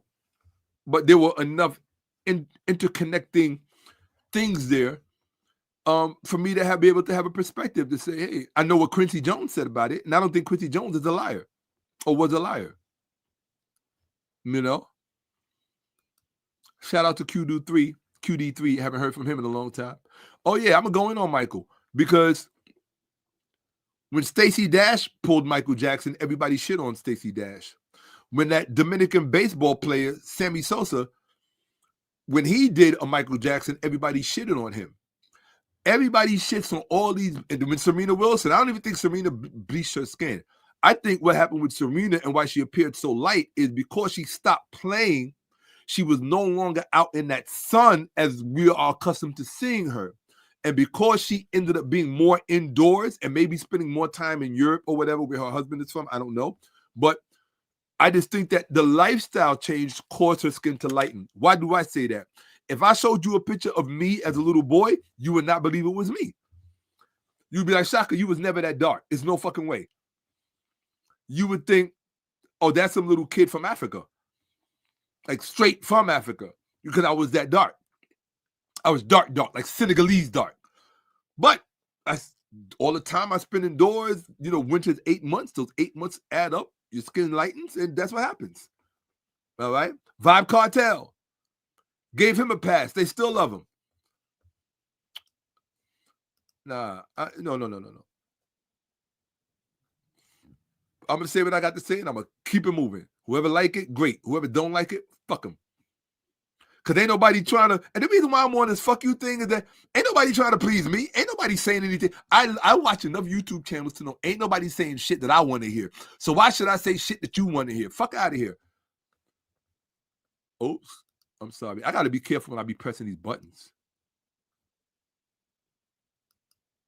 Here we go. Share screen. All right. Let's look at it, people. Let's deal with it. That's what we're here for. Let's do the work. Oh, you're going to freak out when you see this shit. Direct pipe effect. Talking about the black church. Remember, we're talking about the black church here. Structural role of the church acts as major normative institution shaping epistemic frameworks in the African American community. Historical continuity. It mirrors Celsus and Lucian's early critiques talking about how it takes advantage of the women and the children and the unintelligent, right? And enforces uncritical beliefs showing what? Patterns across centuries. That means that this shit started not during slavery in America. It started 2,000 years ago, people. Right now, we're just dealing with the current effect. Because we're talking about the black church in America. Direct pipeline effect. Arrested intellectual development manifests as measurable educational underperformance, which interacts with systemic biases to feed the school to prison pipeline. This is what makes the black church the most dangerous thing in our community. Number 3, intergenerational impact. Cycle is reinforced through both institutional authority and social economic pressures. Now, ChatGPT asked me a question. If you want, I can transform this chart into a visual sermon slide ready diagram showing causal arrows from church engagement, cognitive arrest, to educational underperformance to incarceration. This is the problem you have to deal with right here, people. Church engagement, which causes cognitive arrest, which causes educational underperformance, which then causes incarceration. You stupid motherfuckers. Here goes the chart. This is not the diagram, it's the chart. Okay. Let's look at it closer. Even closer. Structural pathway. Black church engagement, intellectual arrest, school to prison pipeline. It's all laid out for you. Node. So we got the node, the mechanism and dynamics, the evidence and the source and the outcome. Black church as community structural factor. Remember, we showed that. Remember, it said at the center of all black problems are structural factors. Then remember, we saw the documentation that said the black church is a structural factor in the black community. So here it's giving you the black church as a community structural factor. The mechanism that it plays, or the dynamic, Church often dominates social, moral, and cultural frameworks, emphasizes faith-based compliance over critical inquiry. That is dangerous. Evidence source: Historical Sociological Studies, Lincoln and Mamiya, the Black Church in the African American Experience, 1990, echoing Celsus' critique of reliance on uncritical faith, contra Celsum, from the 2nd century CE. What is the outcome? It sets normative intellectual environment that privileges obedience and faith affirmation over rigorous secular education. This is how you set black boys up to fail, you stupid motherfuckers. I'm talking to the stupid motherfuckers now. You wear skirts, you have breasts, you're gorgeous and you're beautiful, you have nice perfume, and we see you every fucking day. You're our neighbors, you're our sisters, our mothers, our nieces, or you some stupid motherfuckers. You are destroying your black boys in service of Jesus because you don't understand the cognitive processes that is going on. Why would you understand it? You're too traumatized to understand it. And so you traumatize us so that you are in obedience. And you're placing obedience and faith over rigorous inquiry. Religion over philosophy. A group who puts religion first cannot compete against a group that puts philosophy first. It can't happen. This group is upside down. This group is right side up. This big group is about obedience and faith. This group is about thinking and rigorous thought. This group cannot have a space program. This group can put satellites into space. You stupid motherfuckers. You are some... The lowest... I'm not going to go any lower than you stupid motherfuckers because you got to know how stupid you are. This is what's going on in our community and nobody's talking about it. In 2025, the fact that we have not resolved this shit, you will never, ever hear me talk about, you will not ever hear me talk about anything else until it is solved. Don't talk to me about anything else. Don't ask me about anything else. I'm going to give you this and walk away. Resolve this.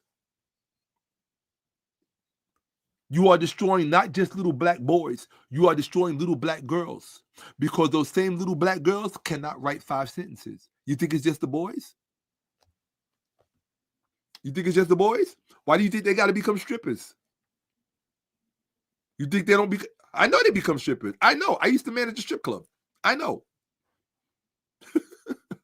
I managed one of the biggest strip clubs in New York City. I was the supervisor in it, rather. Yeah. I won't tell you I managed it. I was the supervisor in it. In the champagne room. And in the lap dance section. Woo! Those were the days, boy.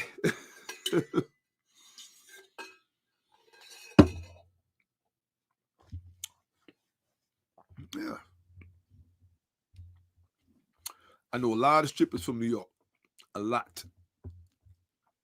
I've had relationships with strippers. A very beautiful woman. They can't read or write. They can count money. Can't read. Ain't never read a book.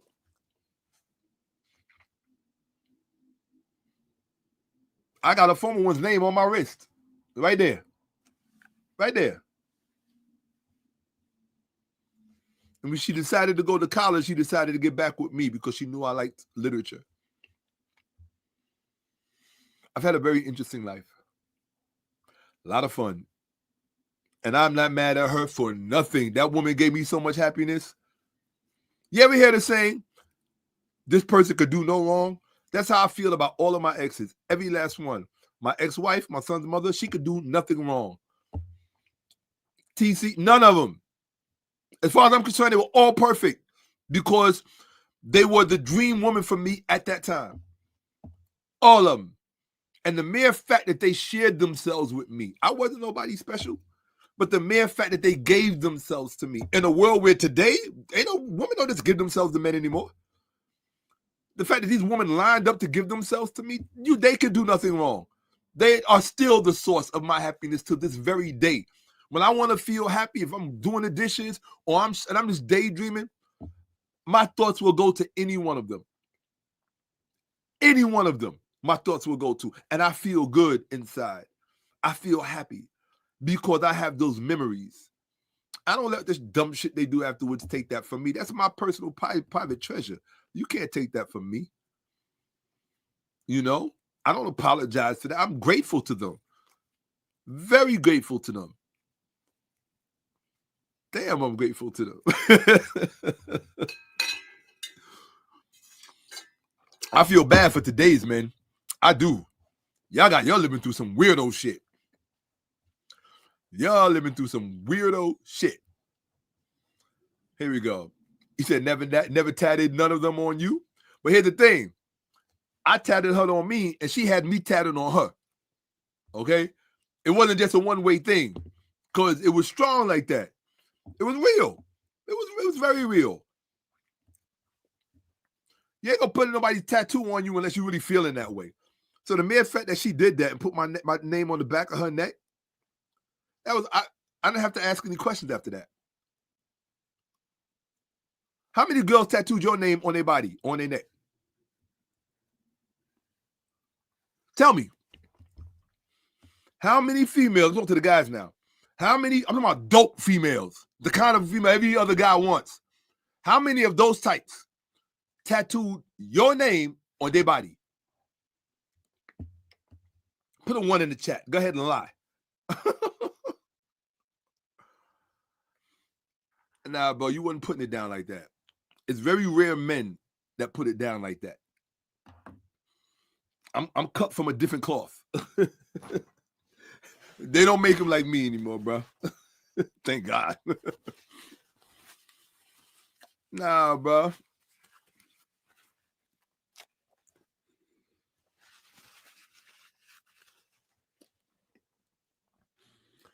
I could be a little braggadocious. Come on now, everybody else can have fun. I can't fun. I can't talk about my glory days.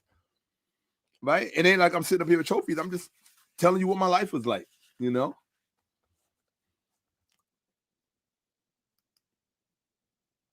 I can get off track. I wish I had a coach to keep me on track.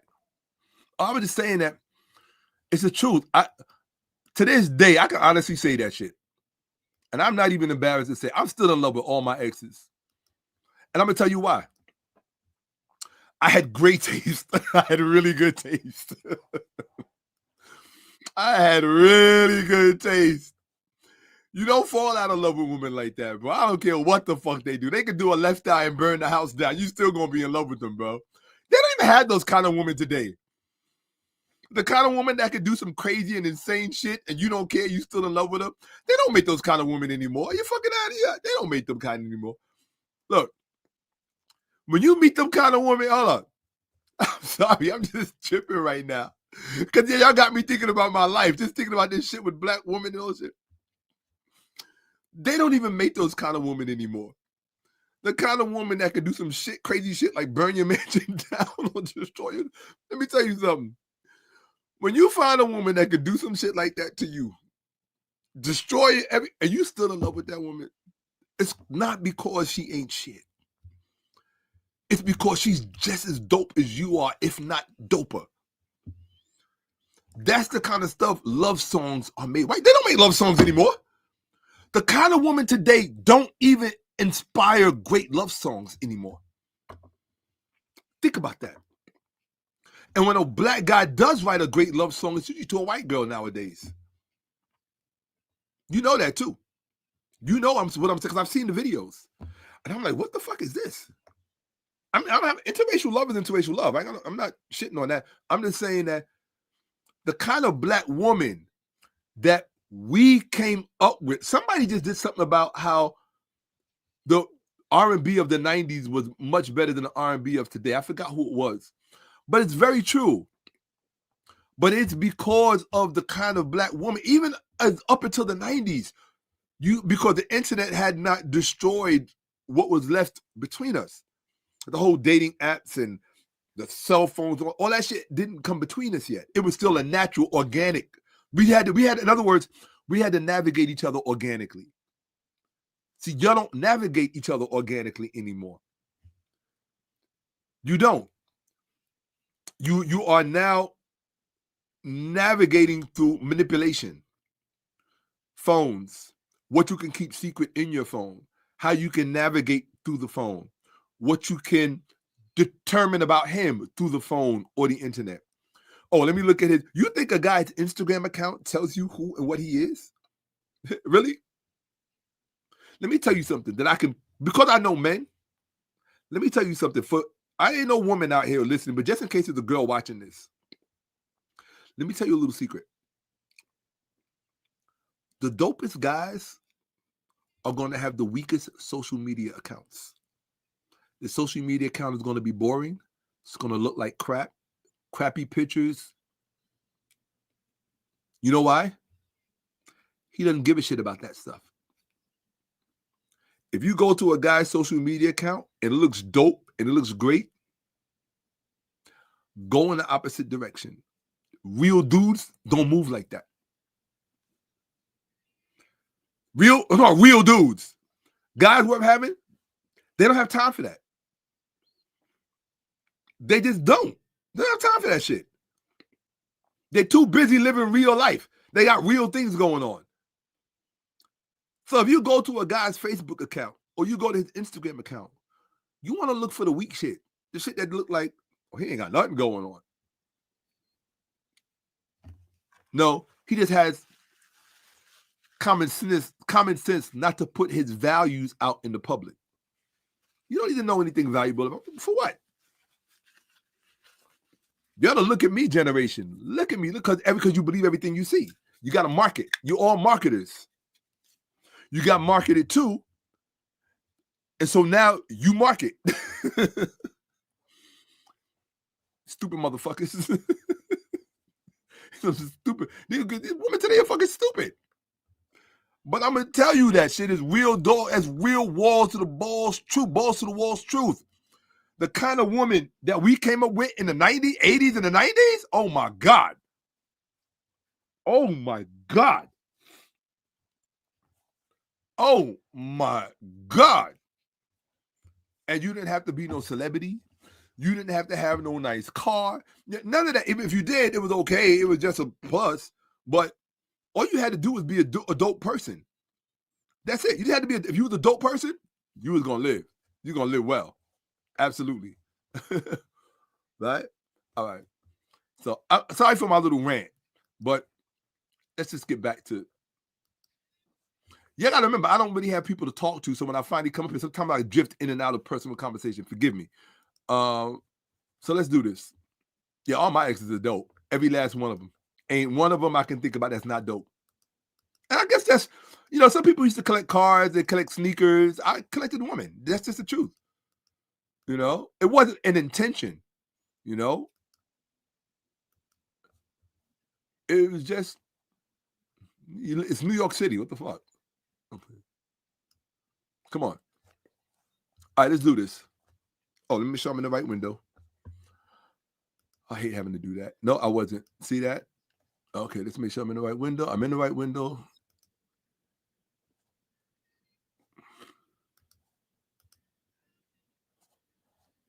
Oh, I'm still sharing. I'm like, what the fuck's going on? Okay. All right, let's go straight through. Hold on. Here we go. All right. Black churches, community structural factor. Church often dominates social, moral, and cultural frameworks, emphasizes faith-based compliance over critical inquiry. That is dangerous. Sets normative intellectual environment that privileges obedience and faith affirmation over rigorous secular education. Arrested intellectual development. Retardation. This is talking about what the black church does. Arrested intellectual development.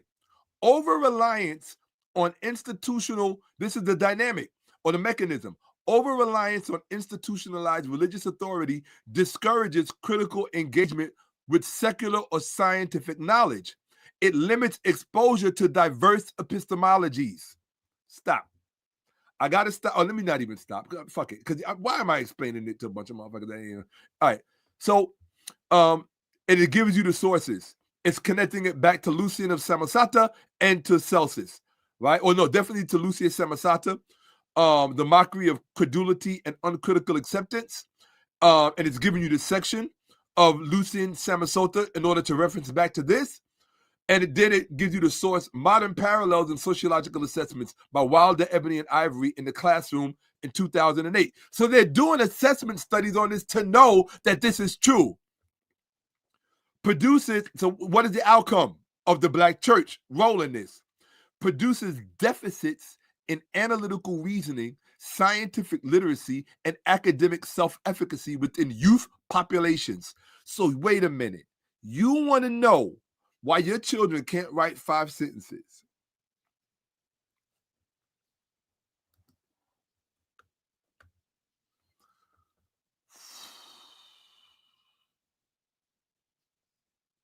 Bet you didn't know that.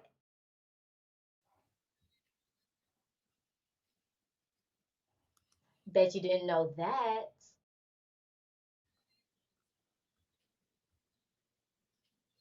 One thing about her, she knows. I told you all my exes are dope. She knows.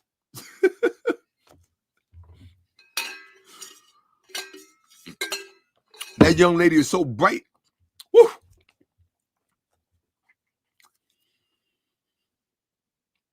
If you didn't know before, now you know. See how beautiful she is, right? PhD candidate.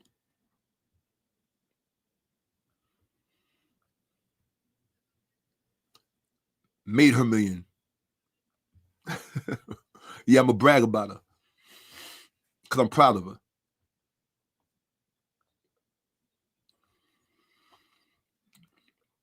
I live in a world full of suckers, male and female, who don't like to be told the truth because it hurts their feelings, because they think feelings are a currency. I can't spend your feelings at the grocery store, especially not after you have subjected me to cognitive arrest. 70% of our women are part of an instant. 70% of the 75% Christians, look at that number. 75% of Black Americans are Christian. Only 5% of that 75% are men. Do you know what kind of number that is? That 70% of Black women who are Christian?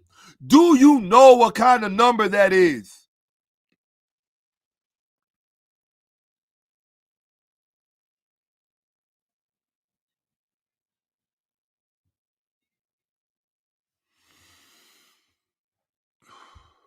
Just do the math. 1 point, there's here we go. You know, I don't like to wonder about shit.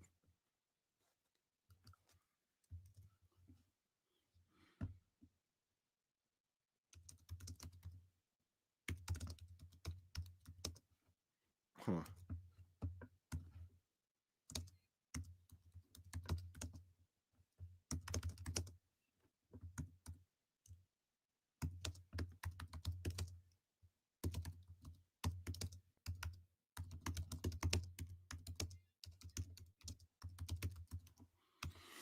Okay.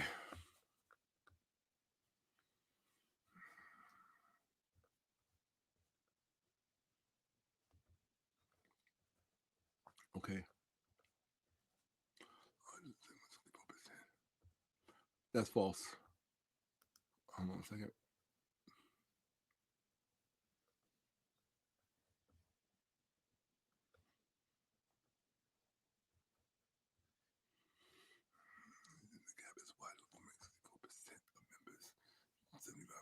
Okay, anyway.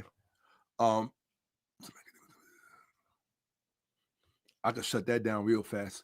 But anyway, in fact, I'm gonna shut that down. I'm sorry. I'm having a beef with Google AI real fast. I gotta put it in its place, which is what I often do. Let's see, Black church and school pit and pipeline. Give me the number of Black female Christians, 70%. Let's go. Come on. I'll wait. Okay. I got to put Google in its place. So I don't play that shit. All right. Here we go. Here we go. The Christian. Right. Yes, 64%, which I put at 70%. It's correct. Yes. Remember, we're rounding. So it was correct. Right. So, right. Absolutely. Okay. ChatGPT was correct. Hold on one second. I mean, not ChatGPT. We're on, all right, 64%. Right. Okay. 64%. Because we rounded that to 70%. Right. Hold on. All right. 70% of the 75% of African American Christian females are black females. Right. Yes. Okay, great. It tells me I'm correct. I'm going to show it to you in a second. All right. Right. Gender gap, 64%, which we rounded to 70%. Right. 78% of black women identify as Christian. Right. So that means almost virtually 80% of black women identify as Christian compared to 67% of black men. All right. Hold on.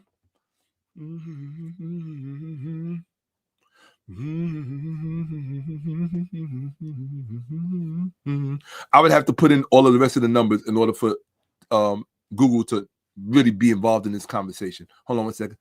African American adults. Yes, that's correct. All right.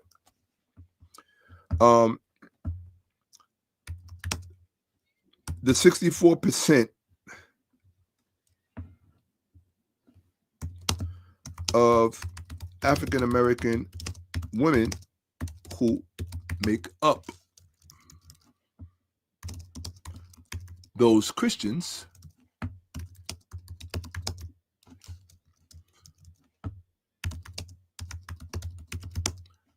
yes, amount to, this is what I want to know, amount to what total number of women?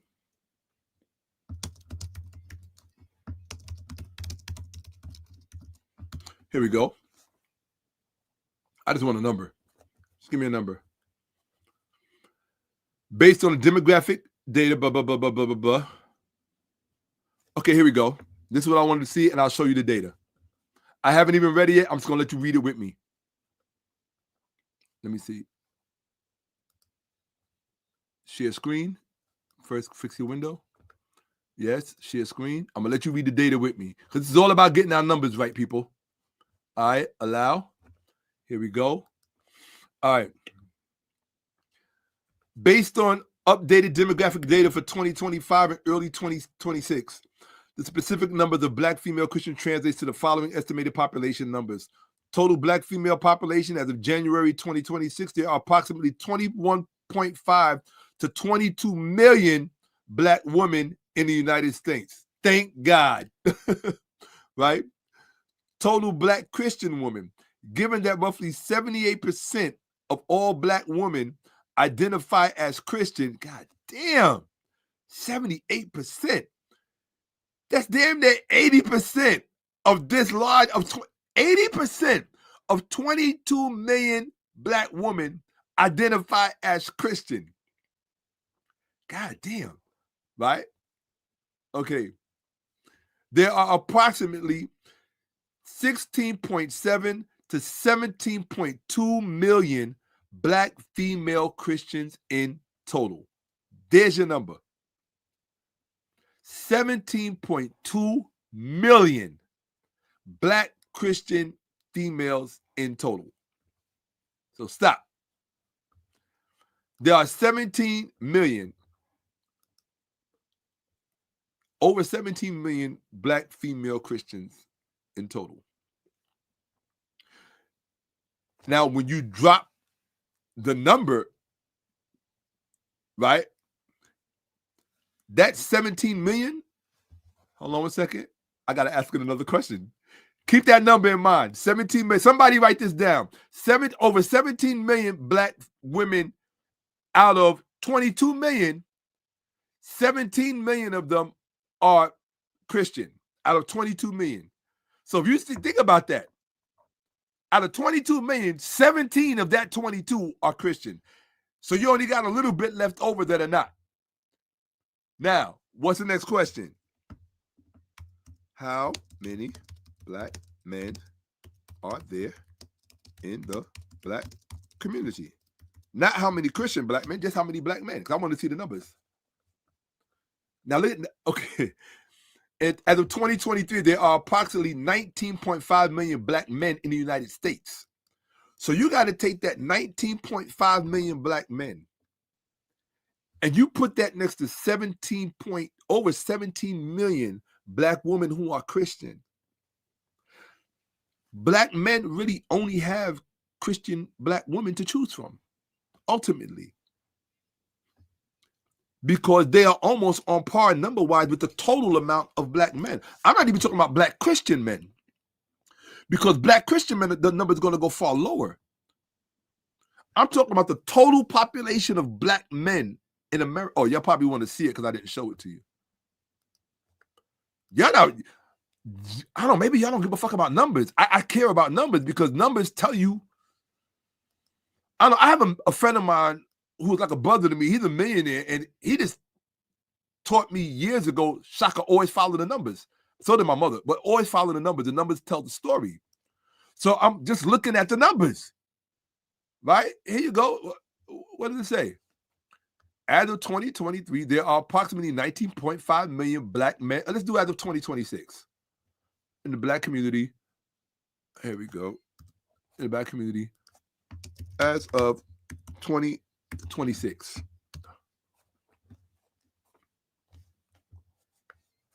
Okay, so it's up. All right. As of 2026, it went from 19 to 24 to 25 million. Okay. So, all right. So they say, I'm going to go. I think the earlier number is correct. Let's see. See? 19.5. It was correct. The earlier number was 19.5 million. Yes. All right. You're just looking at it right there. 19.5 million. So you take that 19.5 million, right? Stop sharing.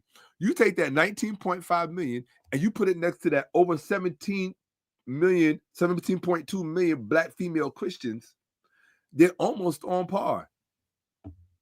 That means basically black men in America only have black female Christians to wife, which means if she have some kind of affiliation to this religion, your children are going to be subject to her epistemic worldview, which is biblical based.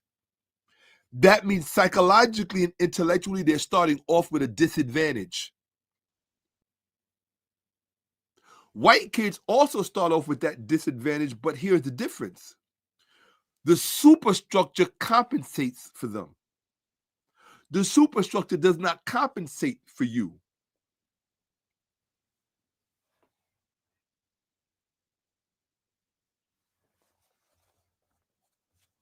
I love facts. God, I love facts. You know why I love facts? Because when you got facts, ain't nobody can't stand in your face and tell you shit.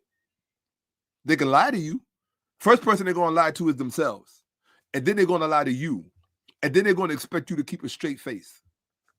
So what I do to solve that problem is I do two things. I stay out of people's faces, which is why y'all really don't see me online. And I don't allow people to get in my face. See? Problem solved. Ain't nobody got to lie to each other. I don't have to pretend that you're fucking normal. I don't have to pretend like your brain is normal and that you haven't been fucked with and tinkered with. And I also don't have to pretend that you're addicted to denial. I don't have to pretend any of that shit. None. I see you for what the fuck you are. You're damaged goods. And you're damaged goods because over 17.2 million of you belong to an institution that is responsible for the intellectual and academic retardation of our community. You know, the one that produces the rappers and the drug dealers that you reproduce with. I love facts. Facts. I love facts.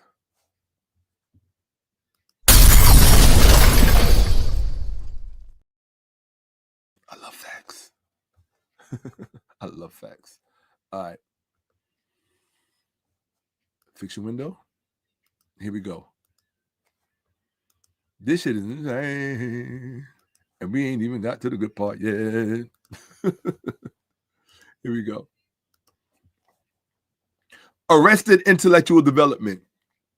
Over-reliance on institutionalized religious authority discourages critical engagement with secular or scientific knowledge, limits exposure to diverse epistemologies, produces deficits in analytical reasoning, scientific literacy, and academic self-efficacy within youth populations. This part.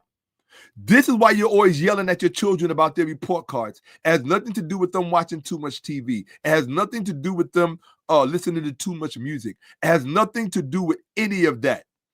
It has nothing to do with their peer group. It has to do with this.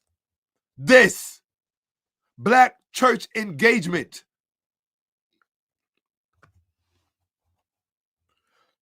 Criminalization of youth, school to prison pipeline. Underperform. Now it's going to tell you that because of this, because of the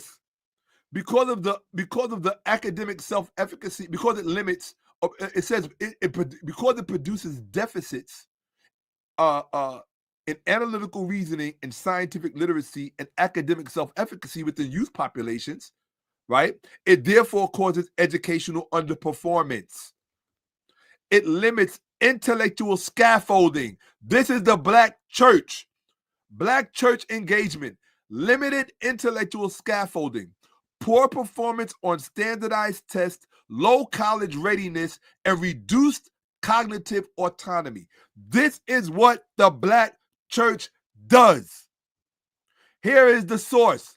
The NCES data, persistent achievement gaps. Example, NAEP scores, most teachers know what that is. Ogbu, that's the source. Minority Education and Caste, 1978. These are old studies. They've been known this. They know it because they use it. Stupid motherfuckers. Fucking serving up your children to be fed generation in and generation out. Right? What is the outcome? Tracks students disproportionately into remedial programs or disengaged schooling context. You know how the special education departments are always overrepresented by black students? That is because of black church engagement. Yep.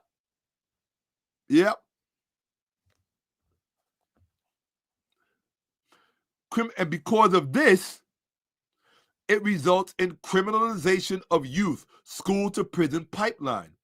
Underperformance and disciplinary mismanagement, because you're going to think this is Shakka saying it. This is the data. Underperformance and disciplinary mismanagement in schools, compounded by structural bias, disproportionate suspension, expulsions, and referrals to law enforcement. We're not the ones shooting up the classroom. Disproportionate incarceration rates. Oh, right here, U.S. Department of Education, Office for Civil Rights data collection. This is all data, people. 2018, Ferguson Bad Boys, 2001. Disproportionate incarceration rates among African-American youth, reinforcing cycles of social, economic, and cognitive marginalization. It all begins here. See this? All begins there. And ultimately, this is what you get. This is how it continues. Number 5, the feedback loop. Arrested intellectual development and pipeline incarceration reinforce community reliance, what?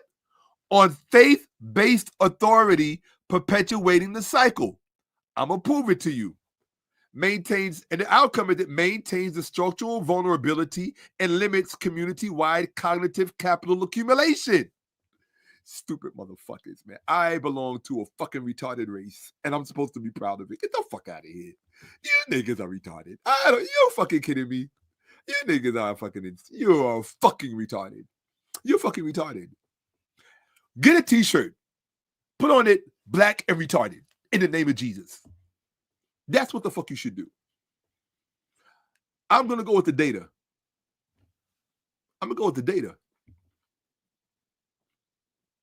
Do you know what that last part said?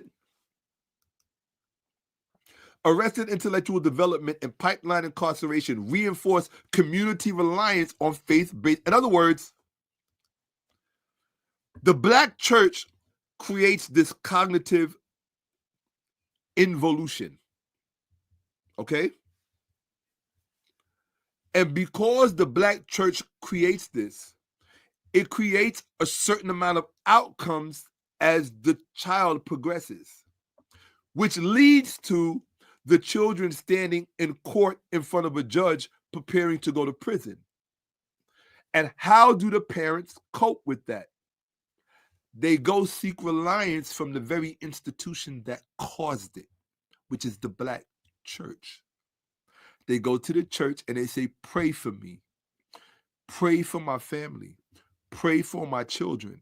They go to the pastor. They'll even bring the pastor to court with them.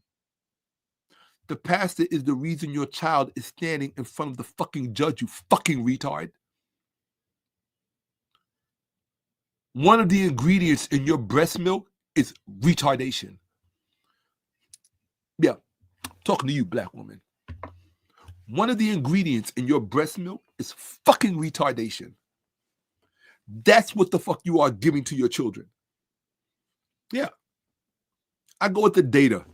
Fuck you every time. Why? The same reason you go with the money. You can count money. The money don't lie. The bank account tells the truth. Mr. High Value Man, right? So if you get to go with the numbers and you can count and you don't ignore numbers, why am I supposed to ignore numbers? To make you happy in service of you? The source of the problem? I'm not going to do that. I know what the data says. I looked, I checked, I opened. That's what I do. I get up under the hood and I look. I'm like, how does shit work? What's going on under here? Whoa. That's what I did. Pulled the muscle. That's what I did. I got up under the hood and I looked. And what I saw, I'm going to read that again. Feedback loop. And let me put the, what you call it on here. Fuck out of here. You can't come to me. No excuses. I accept no excuses from you. Because you are addicted to denial. I can't, you are mentally ill. I don't accept excuses from mentally ill people. I don't. You don't accept, if you don't accept excuses from brokies and dusties and incompetent men, why the fuck I gotta accept excuses from mentally ill motherfuckers with poison in their breast named Jesus when the majority of you are contaminated with that? Get the fuck out of here.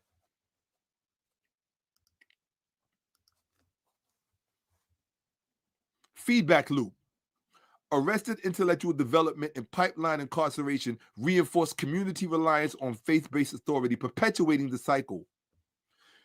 What's the source? See above. Sociological analysis of intergenerational effects. Du Bois, The Souls of Black Folk, 1903. Wilson, The Truly Disadvantaged. Like, that's your children. The Truly Disadvantaged, 1987. Maintains structural vulnerability and limits community-wide cognitive capital accumulation. See this part right here? This is why you're always the brokest. This is why your men are the brokest, the dustiest, and the most fucked upest, and why your daughters are now in love with white men, and why your daughters want to be rescued by white men. Because you created this situation because of your slave-based trauma. So the man who gave you the slave-based trauma, which was the white man, is now your solution to your problem. Stockholm Syndrome. The guy who traumatized you during slavery, which ran you to Christianity as a solution to be protected because the church would protect you, right? You incorporated that into your very being, which you then pass on to your sons who was never meant to protect. And now your sons grow up with no coverage. But no, they can't be covered by Jesus. Don't ever cover your son with Jesus because then you're guaranteed he's going to prison. 100% guaranteed. And if you want to go to prison to visit him, that's fine. But just know it was Jesus that put him there. Because it's the black church that put him there. Because the black church fucked up with his analytical reasoning and his ability to process and logic. His infundibular stalk and his adrenal hypothesis are because of you. Black woman, because of you.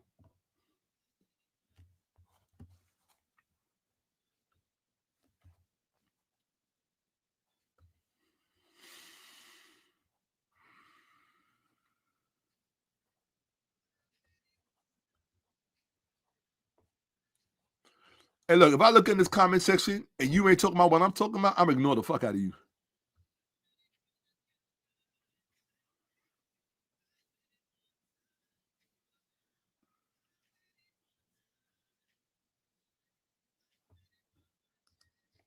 I appreciate you.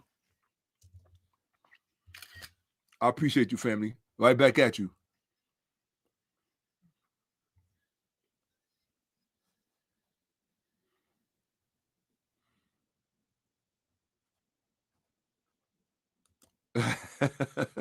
Facts. Fact. Put it to work. And you got all this data available at our fingertips. How crazy is that? We got all of this data available to us to fix our problem. How many black podcasts are showing you the data? How many? 𝓈𝓔𓄿𓅅 is not showing you the data. Joyce Reed, who I love me some Joyce Ann Reed. Don't even get me started. I love that woman. She's not showing you the data. Roland Martin is not even showing you the data. Not on the black church, because he's part of that shit. Listen to how he talks. He's typical Bible Belt raised. But he's part of the whole Greek sorority and fraternity shit, which is part of that.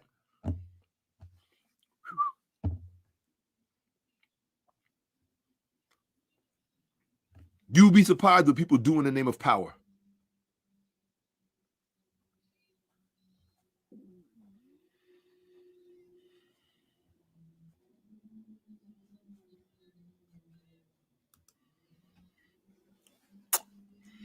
I prize every black woman that shows up to my presentation. Every black woman that shows up to my presentation. In my eyes, you are a prize because you're going to be the only one that has the data accurately. You're going to be the only one. You're going to be the only one that has the look, right? Now he's saying all Shakka is doing is showing you their data to prove his point. He's very far advanced. Well, I appreciate that. It's data, right? There you go. It's data. It's just data, right? I'm just showing you the data. It's not even showing you the data to prove my point. I'm just showing you what the data says, and then I'm just commenting on the data. That's it. Anybody could have went and got this data. The data's not going to give me something special. It's like I got some card, and I'm going to show them and go, hey, I'm Shakka-Ahmose. I need you to say this, and I need you to say that. That's not how the way data works. You ask a question, and you wait for the result. And then you aggregate the results so that you can get a larger picture. That's it. You just take the facts, you put them together, and you go, oh, shit. It's called the big picture. That's it. I'm not doing anything special. I don't have pre-canned answers. These were answers to questions that I really wanted to know. And as we go further, you're going to see why you would have these questions. I mean, maybe y'all don't care about the black community. And for those of you who don't care about the black community, you're wasting your time. Don't watch this. For those of you who care about the black community and you want to start generating conversations with people and bring up the facts. Not facts that stupid black woman put online. Because the black woman has no relationship to facts. How can you have a relationship to facts when the majority of you are in an anti-fact institution? That's a joke. That was a bar. That was really a bar. Think about it. The majority of you have a dysfunctional relationship to facts. About 18 million of you. So if 18 million of you, and there's only 19 million of us. So if 18 million of you, or 17.2 million of you, are indoctrinated into an anti-fact institution, and that is the substance or the foundation of your epistemic reality. In other words, how you validate truth. You have no relationship to facts. You have no relationship to facts. Now, the slick part is, because she's so intelligent, she will use that to her advantage. Facts don't matter. What matters is her desires and that her needs are met. When you place your needs before the facts,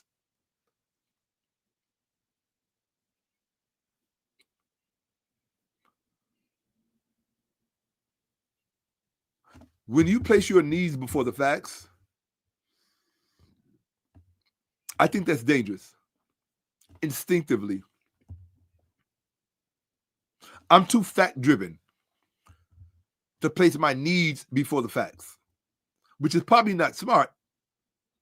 I just love facts. I think they make life more interesting. Accurate, correct facts.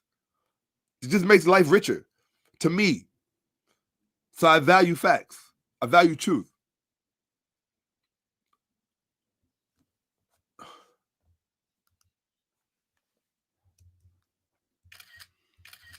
That's an accolade. Thank you. And that is, I'm just showing you their data to prove the point, because this is the data. And I wanted to give you the best data. I didn't want to just ask. See, the one thing I teach my students is, if you ask a stupid question, you're going to get a stupid answer. If you ask, all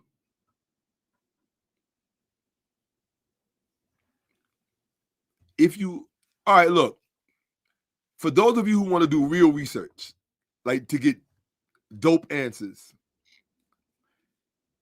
if you email me or text me, you got to pay money for this shit. You're gonna have to put, I'll be cool. You're gonna have to put $20 in my Cash App. I will send you a prompt. It's my personal prompt that I created. And ChatGPT and Google will both give you answers at the Shakka-Ahmose level. Yeah, you put the 25 or put the $20 in my Cash App and just put Shakka-Ahmose prompt, and I'll send it to you. Just make sure I got your email. I have to have somebody able to contact you. All right. All of my contacts is in the description. But this is a prompt that I came up with because when I first started doing research, when ChatGPT came out and I first started messing with OpenAI, Google, I realized that their personalities were different and that both of them had faults. So I said, well, I need to be able to use this for research. So I have to make them stable. I have to stabilize them. And I also have to bring them up so that they give me professional responses, which means well-sourced. I have to have sources. I can't deal with opinions or perspectives. And I don't want ChatGPT's opinion, and I don't want Google AI's opinion. I don't care about your opinion. Your opinions come from your guidelines. I need the sources, and the sources will give me the facts. So I need well-sourced facts.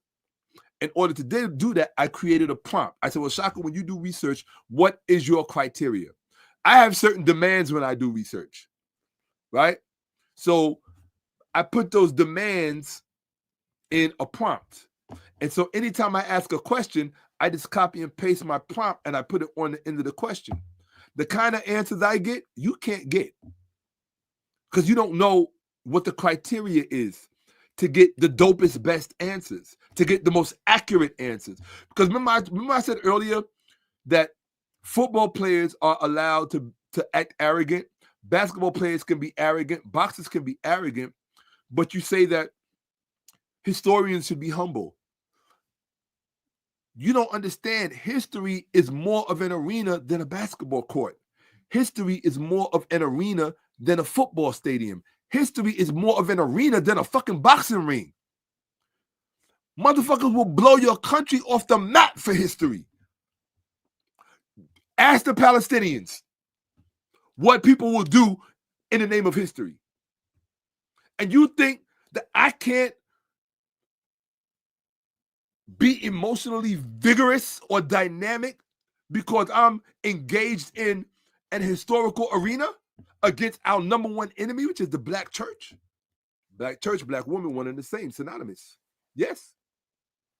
I'm not on some Tommy Sotomayor shit, which, and I love my brother. I have total respect for him. But I'm not on his particular thing. His particular gripes are social, right? His particular gripes when it comes to black women are social. My gripe when it comes to black women is not social. My gripe when it comes to black women is existential. There's a difference. That's why I'm so hard with it. This is about survival. It's about life and death. When you see a bunch of kids standing in the courtroom getting a life sentence, it's because of the black church. When you see mothers having to get bail money and put their house up for bail, it's because of the black church that won't even give them the bail money or won't even help pay the mortgage, but will have planes, cars, and suits that we can't pronounce or afford.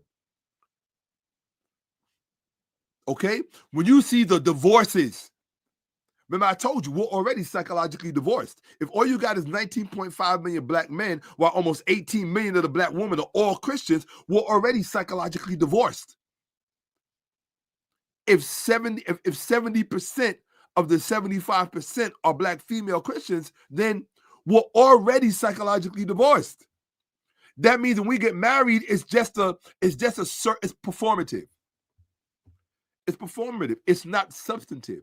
How can it be substantive when the basis for her whole reality comes from some fucking pastor?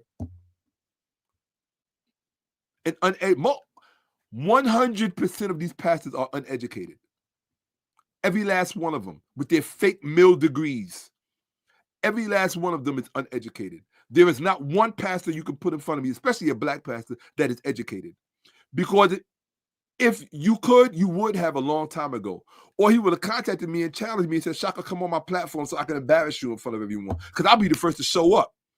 And we'll put $1,000 on who wins $5,000 on who wins the debate. And then create a betting pool so everybody can get paid off of it. Don't you want to make people some money? Invite me, debate me. See, Nick Fuentes and all these guys, they're smart. They duck debates. They don't accept debates from black people because they know we do our homework. They know what they're doing is they're marketing to their crowd. They have racist talking points in MAGA and Goipers. They have racist talking points that they market to their dissatisfied market to make them feel connected. Like, I see your pain points in marketing. You talk to pain points. They're not interested in truth, facts, or debating, but neither is your pastor, male or female. Juanita Bynum. I don't even know who these motherfuckers are anymore. There's so many, I don't know. The black community is a fucking circus because they chose to be a clown in the middle of a circus. They chose to follow clowns who like money and status. You ever look how Jamal Bryant dresses? I looked at how Jamal, now, who am I to talk about how someone dresses? But when I look at how Jamal Bryant dresses, I'm like, something's not adding up here.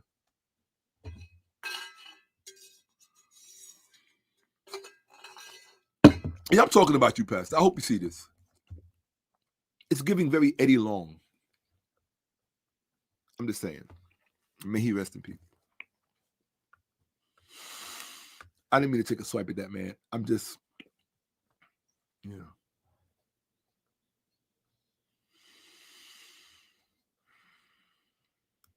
Thank you. I appreciate that. Thank you. That meant the world to me. You see that? I could sleep well. You see what he said? I could sleep well because of that one thing. Even if one listens and learns, you've done your good work. And that's all I wanted. That's it. This thing is much bigger than you know. They need to make a film about it. For any of you people out there that are looking to write a screenplay in a script, you need to make like a thriller or a horror film. How the black church is really at the source of black insanity, intellectual and financial insanity in the black community. And you need to portray the black church as the villain it is. There is no such thing as a good black church. It does not exist. No, as my godmother, Pam Riley, would say, no such animal will exist. No such animal exists.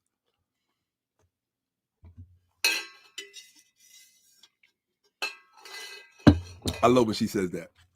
No such animal exists. And this is a woman whose daughter grew up sitting on Lena Horne's lap and Stevie Wonder's lap. This is the woman who introduced me to Black Hollywood. Had me out in California hanging out with the whole cast of Roots. Danny Glover. It was a hell of an experience.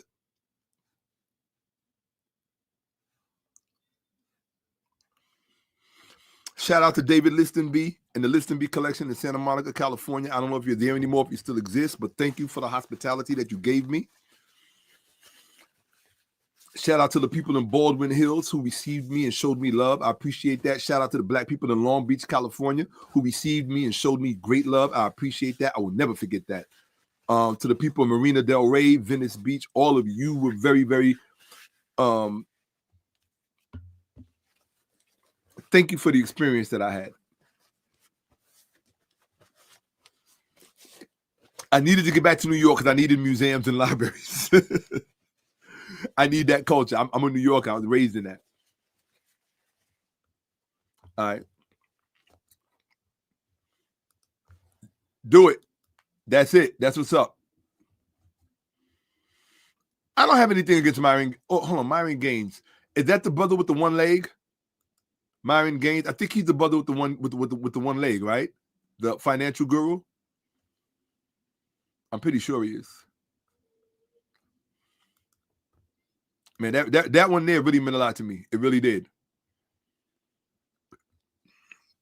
Shout out to the UK. Get on them 7-day Adventists over there. Get them black women out of that church. And it's not enough to just get them out the church. You have to show them what the actual truth is, what happened. You can't do one without the other. And believe me when I tell you,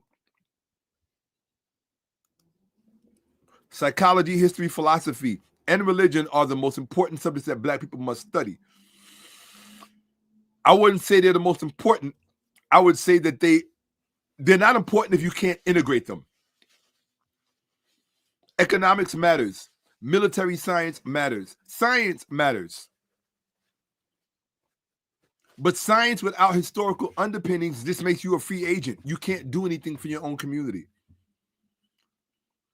Politics without the historical underpinnings just makes you a free agent. You're just really out there for yourself to get power and to get paid. You cannot move the needle for the black community.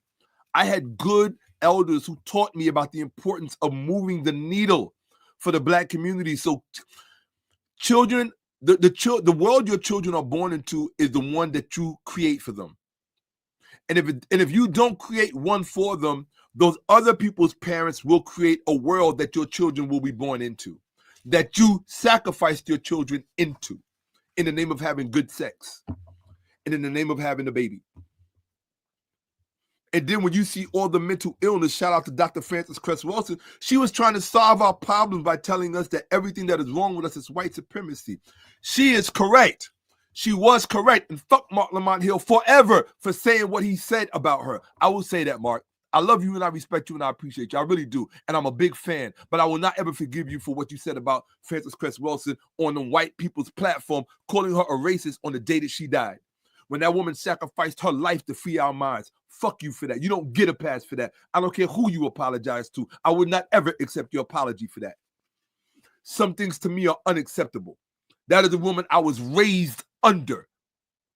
I wasn't raised under Malachi York like you were. I was raised under Dr. Frances Cress Welsing. I was raised up under Dr. John Henrik Clarke. I was raised up under Dr. Joseph Ben-Jochannan. I was raised up under these people from childhood. I'm almost in my 60s. From childhood. You came to this shit late through the wrong avenue.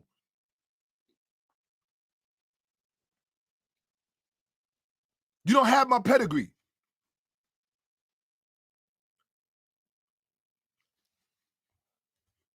The Institute of Inner City Studies, Jacob Carruthers. I was raised under that.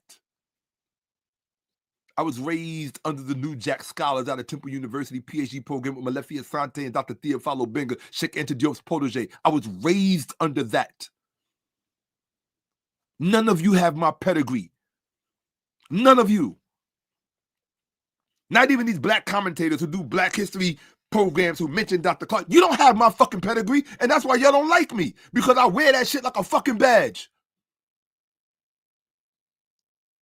And I'm glad you don't like me because you're not fucking with me and you're not on my level.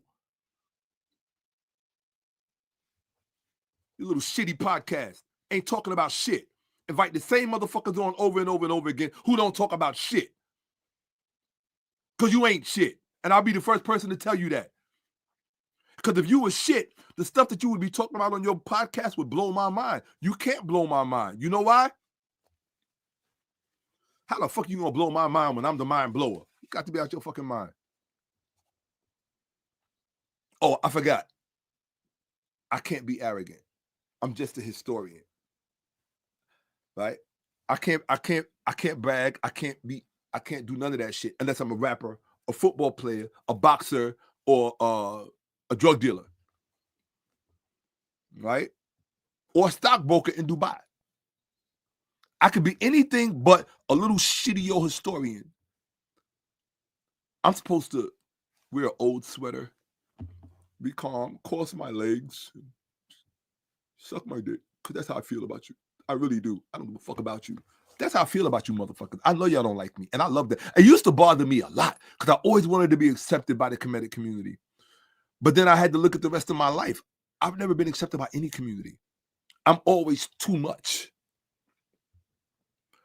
It's like, well, motherfucker, the sun ain't gonna stop shining. Put on some shades. The fuck?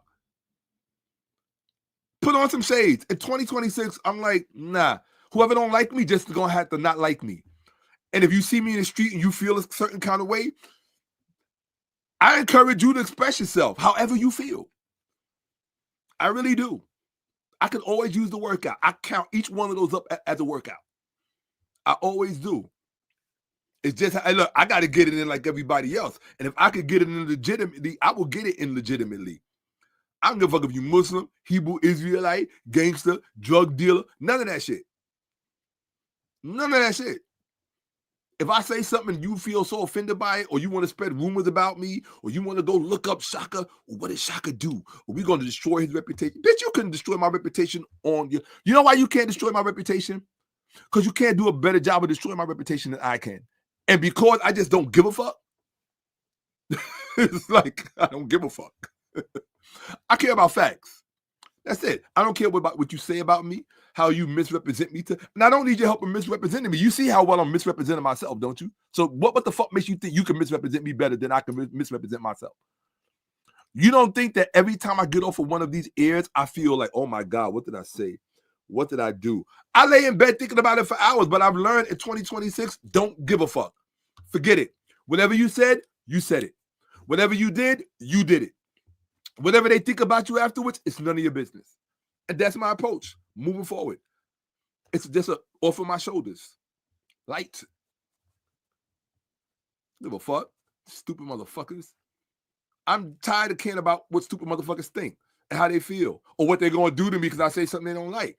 You want to look, I've been controversial all my life, even in my own family. I've been controversial all my siblings will tell you that shit. They'll be like, Shakka? Just take a deep breath. They probably, the look on their face would be funny as shit. But we were all extremely close growing up. Extremely close. I had the dopest childhood. Are you kidding me? I had the dopest childhood. Dope. And I think the dopest part about my childhood was how we moved out of the black church into an African cultural matrix. That, I think, is what made it the most meaningful thing for me because I got to go through that process early on. So I was spared from this shit. The black church maintains structural vulnerability, this feedback loop. Arrested intellectual development and pipeline incarceration reinforce community reliance on the same thing that started it, faith-based authority, which perpetuates the cycle. You're in a feedback loop, black people, and the black woman is who has you anchored in it. Kevin Samuels wasn't talking about this. It maintains structural vulnerability and limits community-wide cognitive capital accumulation. What does that mean? That means because of the black church, as a community, we remain intellectually poor. As a community, we are at an IQ intellectual deficit because of the black church. If it was not the black church, if it was a gray fence that was responsible for it, then I would say because of the gray fence, we are at a, if it was a green car, I would say because whatever the source is. In other words, I don't have it in for the black church because the black church is the black church. I'm not church hurt. That stupid saying. If I'm church hurt, then you're fucking truth hurt. Okay? I would rather be church hurt than truth hurt. The black church is truth hurt. Your facts hurt. That's why you got to come up with a fake term like church hurt. You want to try to put the onus and responsibility on a person's emotional intelligence. You are clowns. Black people in the South, I love y'all because you're my relatives. My mother's from South Carolina. My father's from Louisiana. Southern roots are in my blood. I am a FBA, a foundational Black American. Well, I'm a foundational Black African. Okay? I am a foundational Black African. I put the American in there. I don't have the, I'm a foundational Black African American. If I need to, I'm an FBAA, double A. I got it. There always got to be something extra about me because I'm more than you anyway. I'm extra, right? So FBAA, that's what I am. A foundational Black African American. But I'm putting that African in there. You Hiawatha motherfuckers. Get the fuck out of here. Oh, and I'm doing a presentation on the indigenous nature of blacks in America. Because I'm going to put all you motherfuckers on check. Lovely. How does she say that in the lovely in My Fair Lady, one of my favorite films? Lovely. I command all of you to watch My Fair Lady with what's her name? Audrey? Is it Audrey Hepburn? Yeah, Audrey Hepburn. And Rex Harrison, I think. Yeah. Watch My Fair Lady. It's a great film. It's one of my favorite films because it deals with philology, the study of languages. But it's a great film. It's a musical. My Fair Lady, one of my favorite films. That's what I need a girlfriend for. I need a film girlfriend. In fact, I'm gonna find me a film girlfriend. But all we're gonna do is just watch the dopest films together, and then dance to some music because I love to dance. I love to dance to like old songs. It's like dope shit. You know what I mean? Not just slow shit, fast shit too. We jump around this motherfucker. You know what I'm saying? Real talk. Have some fun. You know, I like having. I don't often get to have fun. The only fun I have really is this. Because once I come off of here, I'm back to studying, research, managing, and maintaining my life. You know. But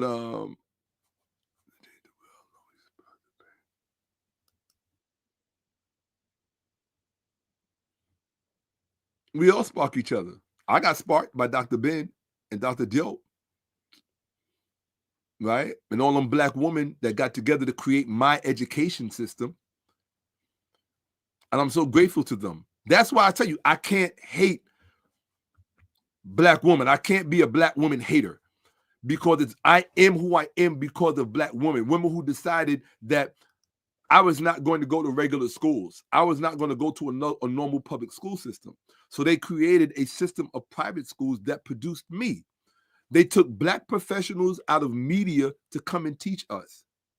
They took black professionals from the New York Times, from ABC. They took black professionals from from universities to come and teach us. I'm talking about in the 6th, 7th, and 8th grade. That's what made me who I am. And then even beyond that, private schools in my high school era, right? Horaceman in what used to be Upper Manhattan, which now they call the Bronx. So I don't know whichever it is, but it's the Bronx.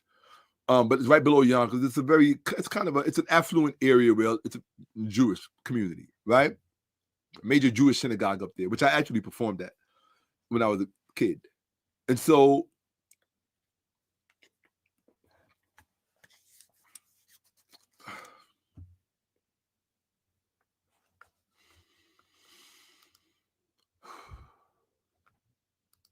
I need to stop drinking this stuff before I come on here because it should be having me amped.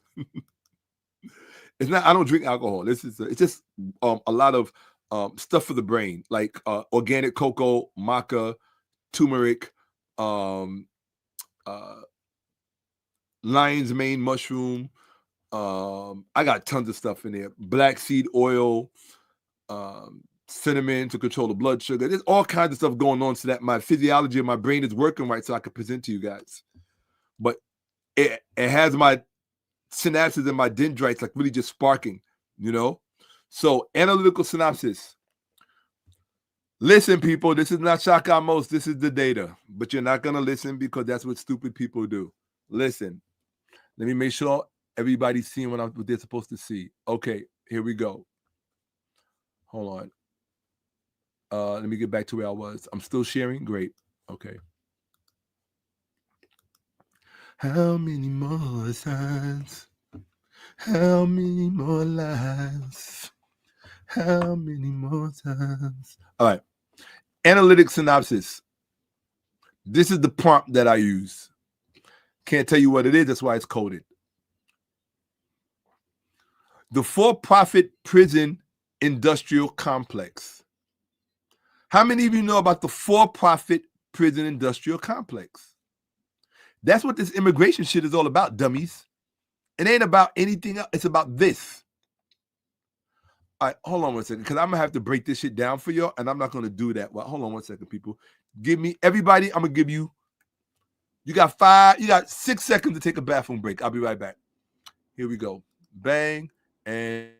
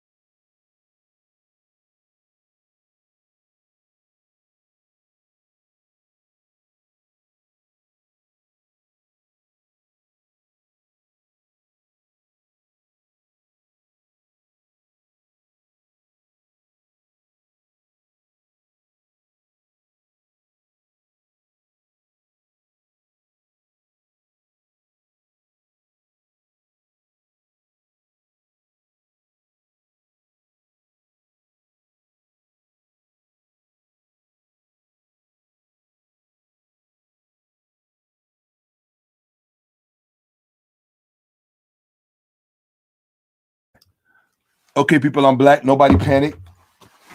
Don't panic. I'm here. Okay. Get all of this out of the way. I'm here. I had to walk all the way to the other end of my residence just to grab something to drink because my voice was really getting hoarse. Here we go.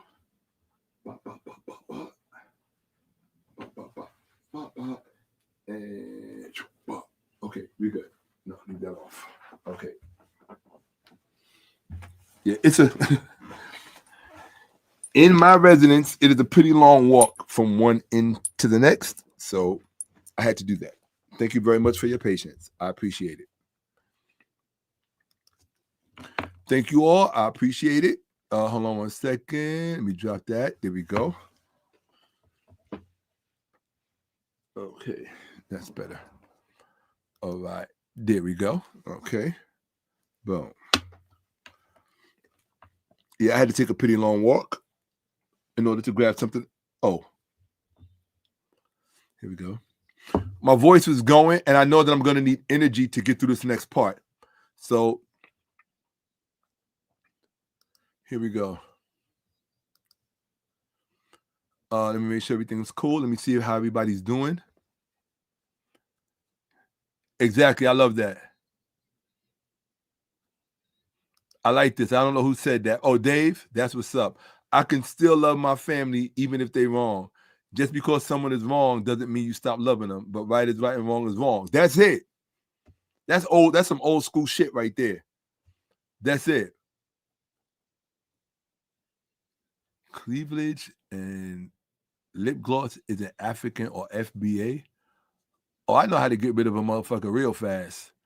See, motherfuckers like this, I like them to say that shit to me in the street, but they never had the fucking, they ain't built like that. I want to give them that fade. Whew. But I just let it ride. Hold up. So I just burnt that dude. Here we go.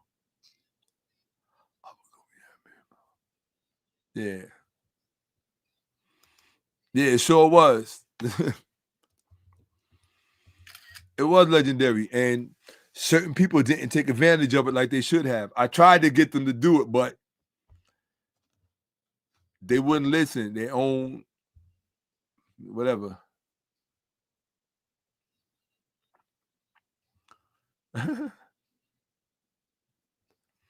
Now, I'm not another thing I have to realize too is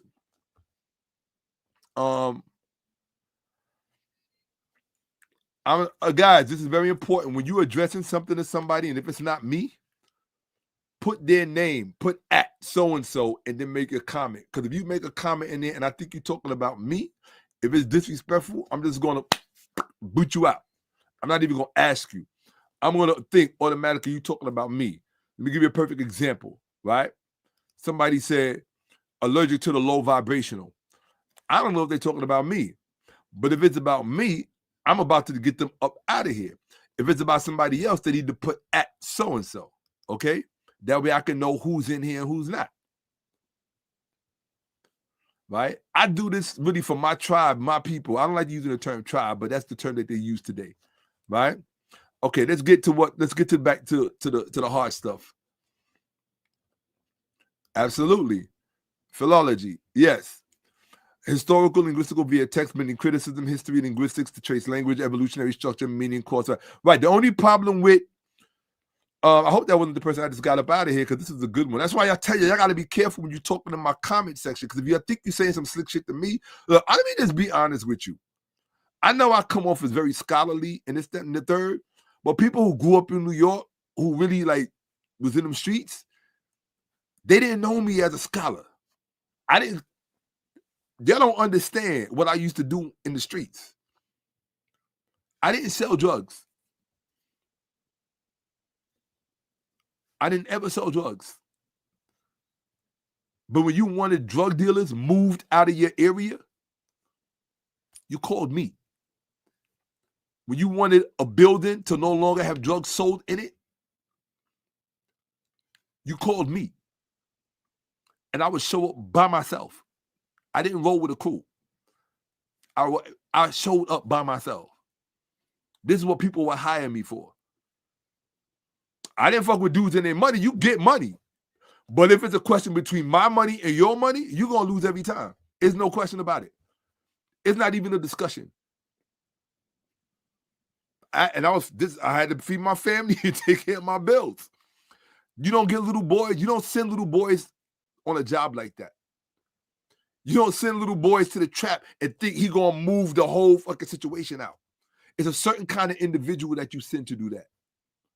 So when dudes talk shit to me in my comment section, to me it's a joke. You know me as a historian. You don't know what I'm really like. I like the taste of blood. I literally like the taste of blood. I do. You understand? So I'll let you get 1 or 2 hits in. I'll let you get something in just so I can get that taste. And then after that, the rest is all me. You had your fun, I get to have my fun. So when people talk shit to me in my comments, I just go, they don't know me. People who know me, no, you don't talk to him like that. If you really knew him, you wouldn't talk to him like that. Because 9 times out of 10, he got a short. I used to have a very short. It's a little longer now because I also had to learn something the hard way, that when you have a lot to lose as far as material things, right? When you have substantive things to lose, you can't be, I gotta tell everybody, if violence is not your business, violence is bad for business. I'm no longer in the violence business. But when I was in that business, I was highly effective. Highly. Why? Because too much of this, when it comes to that, I don't do this. That's why I tell you, if you talking shit and you want to see me in the street and I'll give you the fade, I'm not coming to talk. We're not talking. Don't say nothing to me. They're on site. That's it. They just hook off. And they're going to be standing around, sizing each other up. And we just walk up and pop it off. Whoever walks away, walks away. Whoever's laid the fuck out is laid the fuck out. And you got to deal with them injuries for the rest of your life. I tell people all the time, don't play with street fighting. Street fighting will move you up out of this world if you get hit wrong. If you get hit wrong and you fall away, you could be up out of here. You could be in a coma that you don't come out of. Street fighting is nothing to fuck with. It's nothing to play with. It's called the sweet science. Ask dudes in your hood about the sweet science. A lot of you motherfuckers ain't raised up on the sweet science. You not. That's why you want to get guns. Like guns is always optional and availability. But when you got talent, it's like you got to know who you are. The only way you can know who you are is when you put it to the test. You can't know who you are and you don't put it to the test. A lot of dudes is legend in their own mind. I'm a legend as I walk through the streets. People call me a legend. Not just from history, from other shit that you don't know nothing about. Shakka, you a legend. You a legend in these all the fucking time. I got that shit in writing. Again and again and again and again. Because I put it to the test. The same way I put my knowledge to the test, I put these to the test. I put this to the test. All of it. What can I withstand? What can I put on the next motherfucker? And the reason why is this. It's not because I'm... Nah, the reason why is, what if you're in a situation and you walking down the street by yourself and there's nobody there to help you? What you going to do? It's 2 or 3 dudes, 4 or 5 dudes. What you going to do? You going to ask for mercy for them? You going to ask them to have compassion? You think that they see you as a human being? I'm just asking you this. That's the difference between you and me. We have different expectations from people. I've been alive for almost 60 years. I've seen what human beings will do to other human beings. You think I'm going to let you do me that? You know what I'm going to do to you before the thought even crosses your mind? You couldn't imagine it. I promise you, if you live through it, you will not ever forget it because you're going to have to see it every time you look in the mirror. And I don't need a weapon for it. I'm on some real shit, partner. That's why I tell people, be careful when you talk shit to me in these comments. Real talk. Be careful with that shit. It's cool to sit back behind the screen. You home. You a big shot in your area where you come from. Yada, yada. All right. Okay. Nigga, anybody can get my IP address and come find me. And if you can get my IP address, you know I can get yours. So you've seen enough videos with dudes pulling up. Come on, man. But as I said, I've learned the hard way. If you want to keep your property, and if you want to keep your freedom, okay, just let people talk shit. Don't internalize it. Don't take it personal. Just be like, he ain't talking to me because he don't know me. That's it. If he knew me, he would already know. Don't even say no shit like that. You got to understand something. I don't know about this generation, but in the generation that I came up in, dudes was really waking up in body bags and trunks. Like, for real, for real, for real. Right? And you also got to understand, I'm not ashamed of this. Look, everything that I'm teaching you here, I'm a product of. I grew up in these churches. I left school, right, in the 10th grade. Because when I started I started getting pushed into that prison pipeline system. As I got older, and I thought you know how it is when guys discover sex, they get girls, they think they're men, and they want to go do shit or whatever. You start making your own decisions, right? Let me tell you something. At 14 years old, probably at 13, I was hanging out in the disco fever. What the fuck do y'all know about the disco fever? Look it up. Go right now to Google AI and just type in disco fever. What is that? Disco fever, Bronx, New York. Type that in. I was hanging out in there at 13, 14 years old, 15, 16 years old. I was running on a 9, hanging out on a 9. Brownsville, Livonia, all that shit.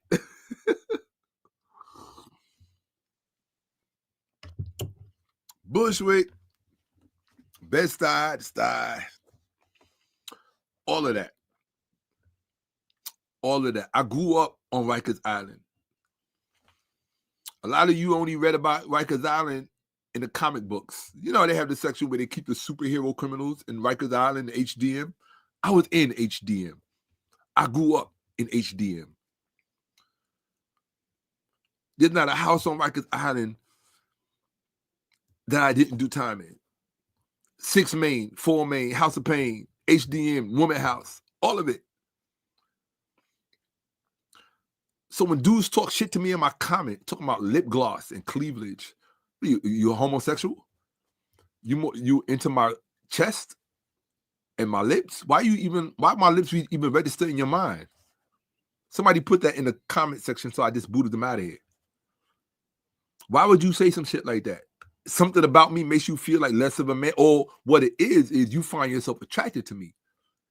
And that's making you uncomfortable, so you want to put your femininity on me. I know men that do that shit. I just tell them, miss me with that shit, bro. Really, miss me with that shit, bro. You better fucking believe it.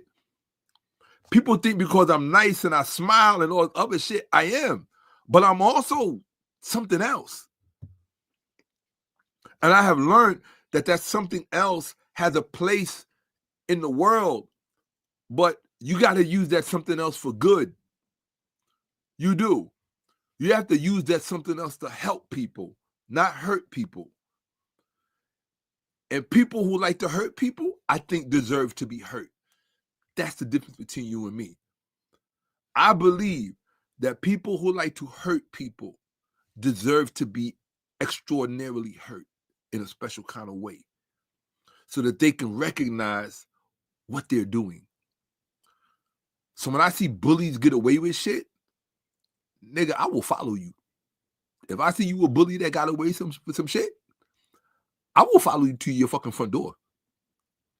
I will know when you leave your door and when you come back to your door. Because on one of those occasions, I'm going to make sure that we happen to bump into each other. And you're going to wonder why I'm not in a friendly mode. It's because I don't like bullies. Something you might not know about me, when I was very young, and I'm going to get back to this thing in a second. When I was very young, I was severely bullied because I didn't like to fight, because I watched my father fight and my brother fight because they love to fight. And I didn't like the crowds big crowds, like whole neighborhoods would come to watch. And it always made me nervous because I thought my brother was going to die, or I thought my father was going to die, and I was scared as a kid.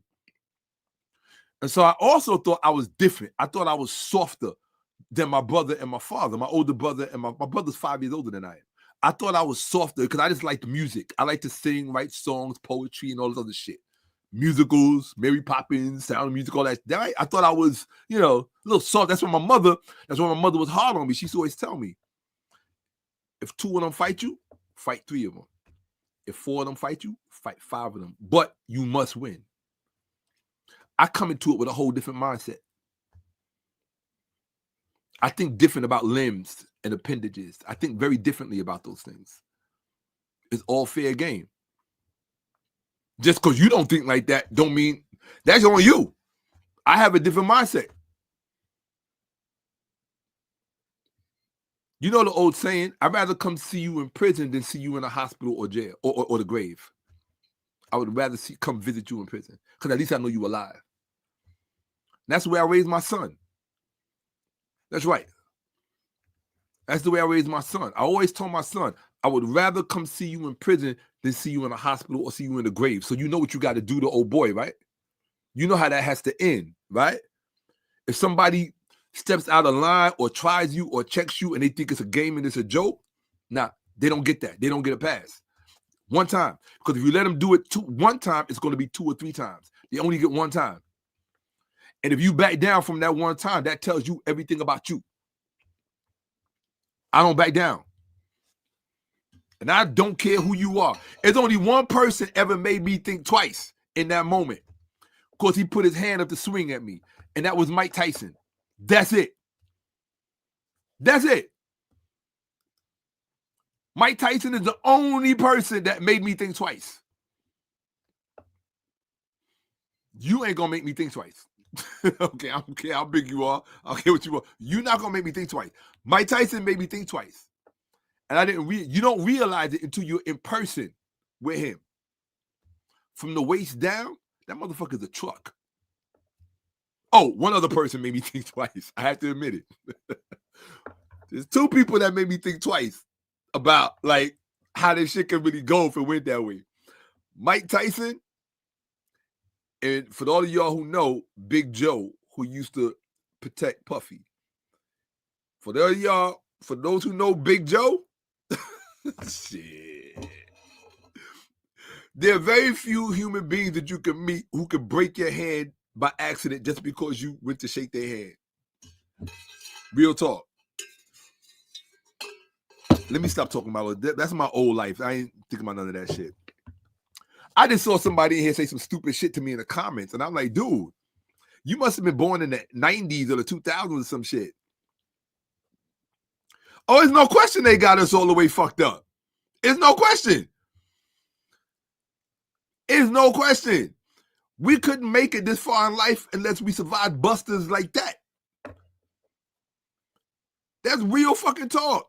Yo, that's real talk. You don't make it this far because you booty. Are you stupid? Nah, look, if you was booty and you make it this far and you got a mouth as big as mine, you don't think that it would be out there that you booty? Motherfuckers will be making videos. Nah, I knocked that nigga out. Oh, I fucked him up. Oh, he got fucked in the ass or some crazy shit. You don't see no shit like that online about me. You don't see no, and you ain't gonna see no shit like that online about me. You might see some other shit online about me that be like, ooh, Shakka's not a nice person. I'm a human being. I got to pass like everybody else. Like I said, I didn't show up here to be perfect, right? I can tell you this much. And you're going to see some things in this presentation that's going to fuck your head up. Because in order for you to understand this black church thing, I'm going to have to show you places that the black church will have you end up in because of what it does to your decision-making process. Yeah, if it's your foundational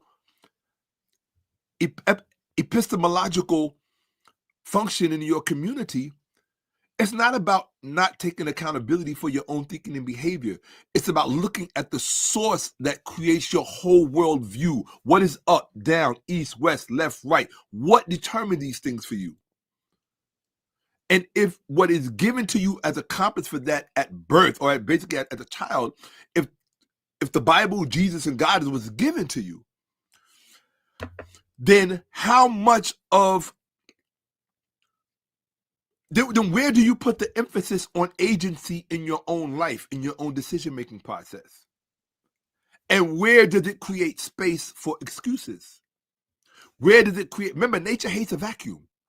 So if those interstices of your decision-making faculties are not structured properly from day one, you're going to use poor substitutes.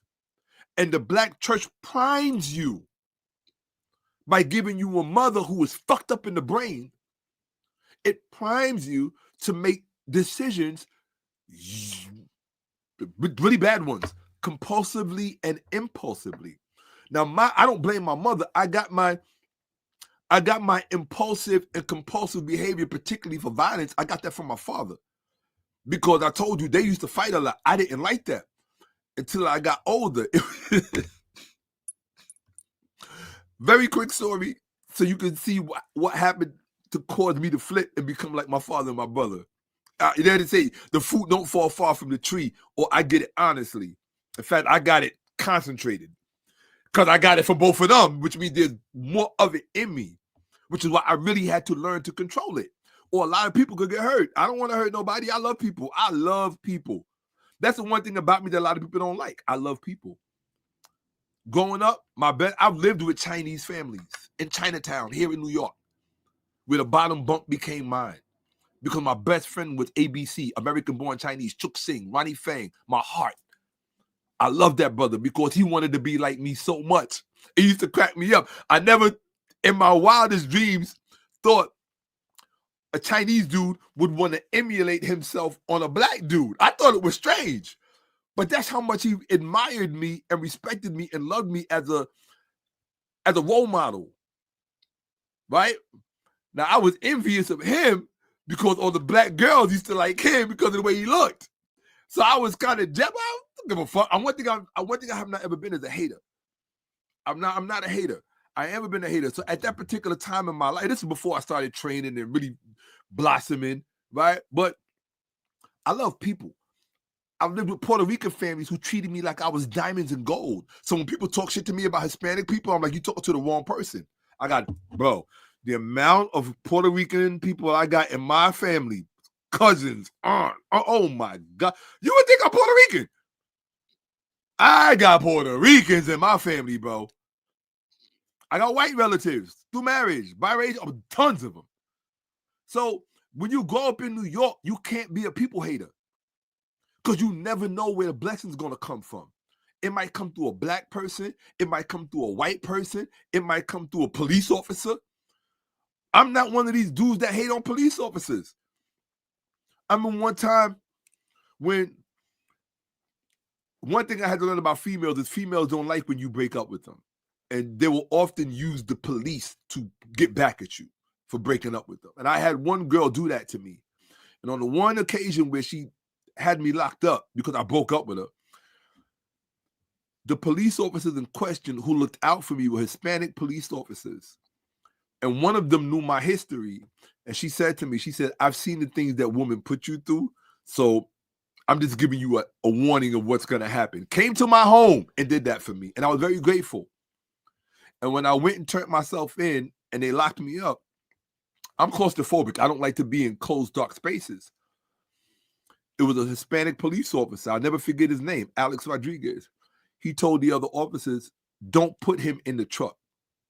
Put him in the car so he can still see the outside, because they had to transport the prisoners. And I won't ever forget that compassion. That was compassion. Because people with psychological disorders like claustrophobia, do you know why I have claustrophobia? Because I grew up in the projects in Brooklyn in the late 60s and the 1970s. You don't want to know what that was like. Just think Candyman. Really. I got Jewish friends that know this story because I shared it with them. Like, well, really just one very close Jewish friend of mine, former record industry person. Shout out to you, Mark. I miss you. I love you. And Ethan and Haley. I grew up in a very volatile environment where a lot of people died at young ages. It's very violent. I grew up in very, very violent ecosystems. And because of that, I couldn't be closed into a space. That's why I love Wing Chun so much. if we talk about like fighting system, because it allows you to fight in close spaces effectively. Not just to disarm someone, to shock them, because they don't think they're gonna be touched like that in such close space so quickly. And so, yeah, because of that, facts. Yeah. Yeah, I grew up in real gladiator situations. And so when you think of me in terms of being in a historical arena, you say, well, Shakka, how do you see yourself? That's the perfect word, a gladiator. That's why I approach history the way that I do. I take no prisoners and I show no mercy. It's a reflection of other aspects of myself. Now, if I don't show any mercy or take no prisoners in history, what do you think I'm going to do in a physical altercation? You think I'm going to show mercy and take a prisoner? Or am I going to use that opportunity for everybody else who came before you who didn't get it?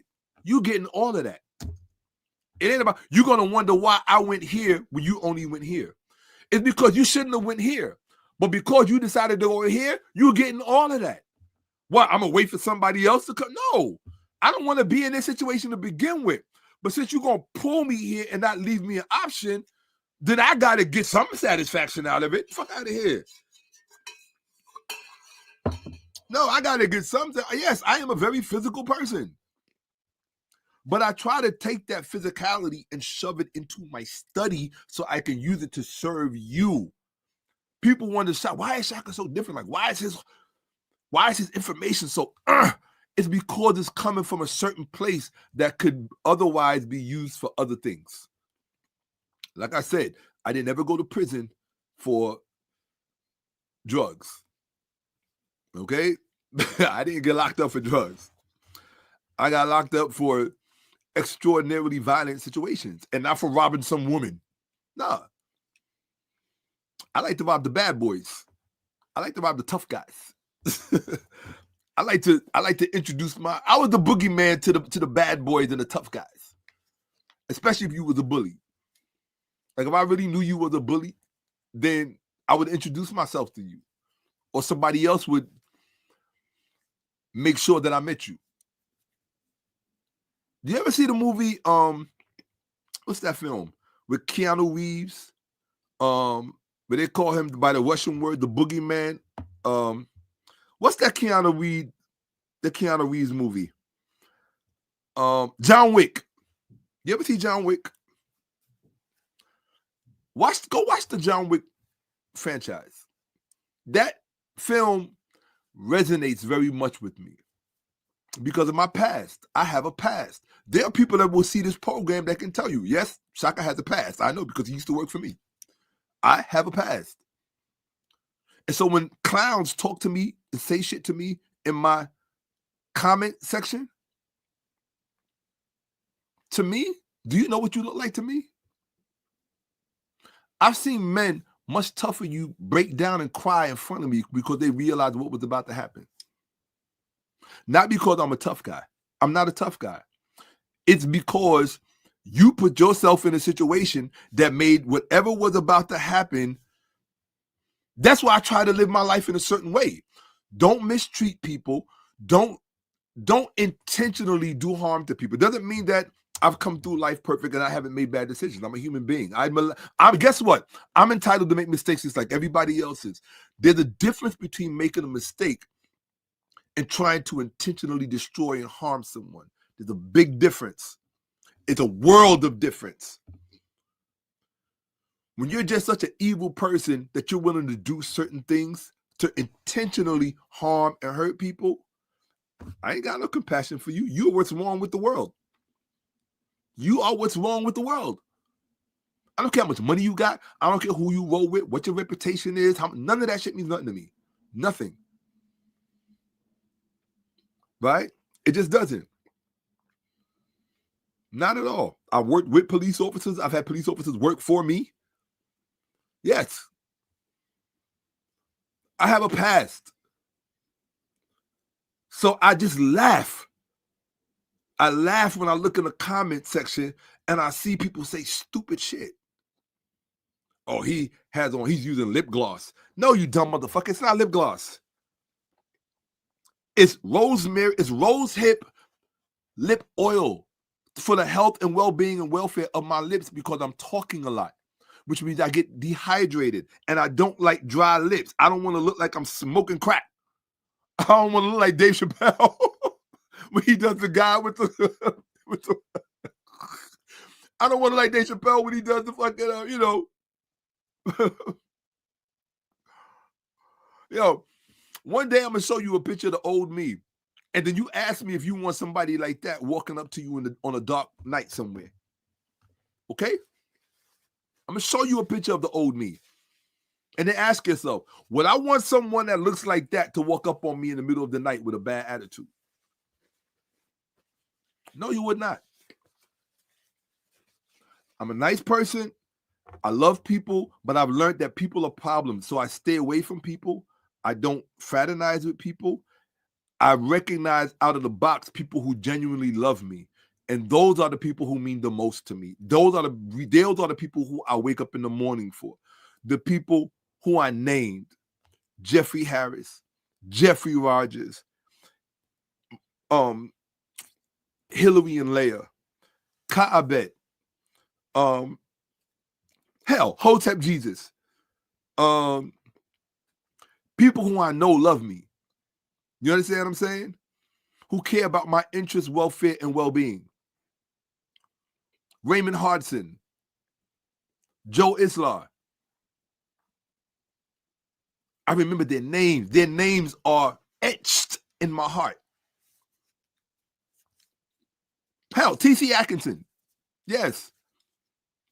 My ex, you know, the one who I was engaged to and married, engaged to for so long when I was in Florida. I love the shit out of that girl. You kidding me? I will always love that girl. Always. I told you I love my exes. You got to understand, I'm not the kind of person that just gets with just anybody. If I get with somebody, it's because there's something dope about them. They might not even know what it is that's dope about them. It doesn't mean that they don't have an other side that causes us to eventually clash and maybe even hate each other. But it doesn't mean that the dope part wasn't there. And that's the part that I choose to remember. That's the part that I choose to focus on. Because that's why I don't like guys. I don't like when I meet guys who talk shit about their exes or their baby's mamas or whatever. I don't like that because I'm like, well, if she's all of this, then what does that say about you? Because you got with her. What does that say about your decision-making process? What does that say about your judgment? It means that she fucked up and got with somebody who had poor judgment. I don't do that. I don't talk shit about none of my exes. Not one of them. If they put me in a position, man, I got to defend myself. I got to do what I got to do. Y'all witnessed that. I didn't hide that shit from nobody. Do y'all saw how y'all went through that shit with me? When they tried to put them rumors out there and yada yada, y'all went through that whole shit with me. Those of you who really rock with me. And y'all saw how that ended. With truth, facts, and evidence all being put up for everybody to see. So I let you judge for yourselves. Do you think I hate anybody that was involved with that? Only people who had nothing to do with it. Those are the ones I despise. The people who were involved with it, I don't hate them. Because I know that love and hate are opposite ends of the same spectrum. And when you really despise someone and really hate someone, it's usually a reflection of the fact that at some point you loved them and you feel betrayed. So that hatred is really just the other end of love. It's the other side of love. But you can't forget that there was love there.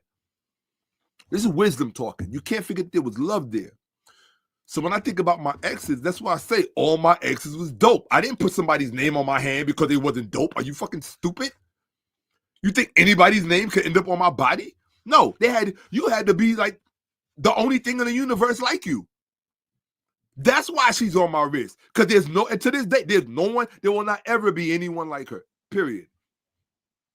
Period. End of discussion. My son's mother, there will not ever be anyone like her. T.C. Atkinson, there definitely ain't nobody like her. Nada. Gina Rosa. Nada. Miss Beauty contestant, wins all the beauty prizes. There will never be anyone like her. Wisdom. I ain't forget you, Wisdom. Your beautiful, gorgeous self. LaShonda, Miss Lion King, Broadway. I ain't forget none of all my exes. I keep pictures of all of them right there. And I have no problem letting people see them because they was all dope. Yeah, I'm one of, you got to remember, look, everybody told you their life based on maybe certain things that happened in it. My life unfolded with various beautiful women, one after the other, who just came into my life and was part of my life. And I'm just grateful for it. That's all. I mean, goddamn, can a man live off the fumes of his memories? I'm saying shit. You know what I mean? Goddamn. Yeah, I know you remember that because everybody went through that shit with me. And y'all saw the pictures because I threw them up. I ain't gonna talk about you and not put your fucking picture up on the screen. If you're gonna talk shit about me, then we're gonna have to put it all out there. Either either it is or it ain't, right? Straight the fuck up. Right? That's just straight the fuck up.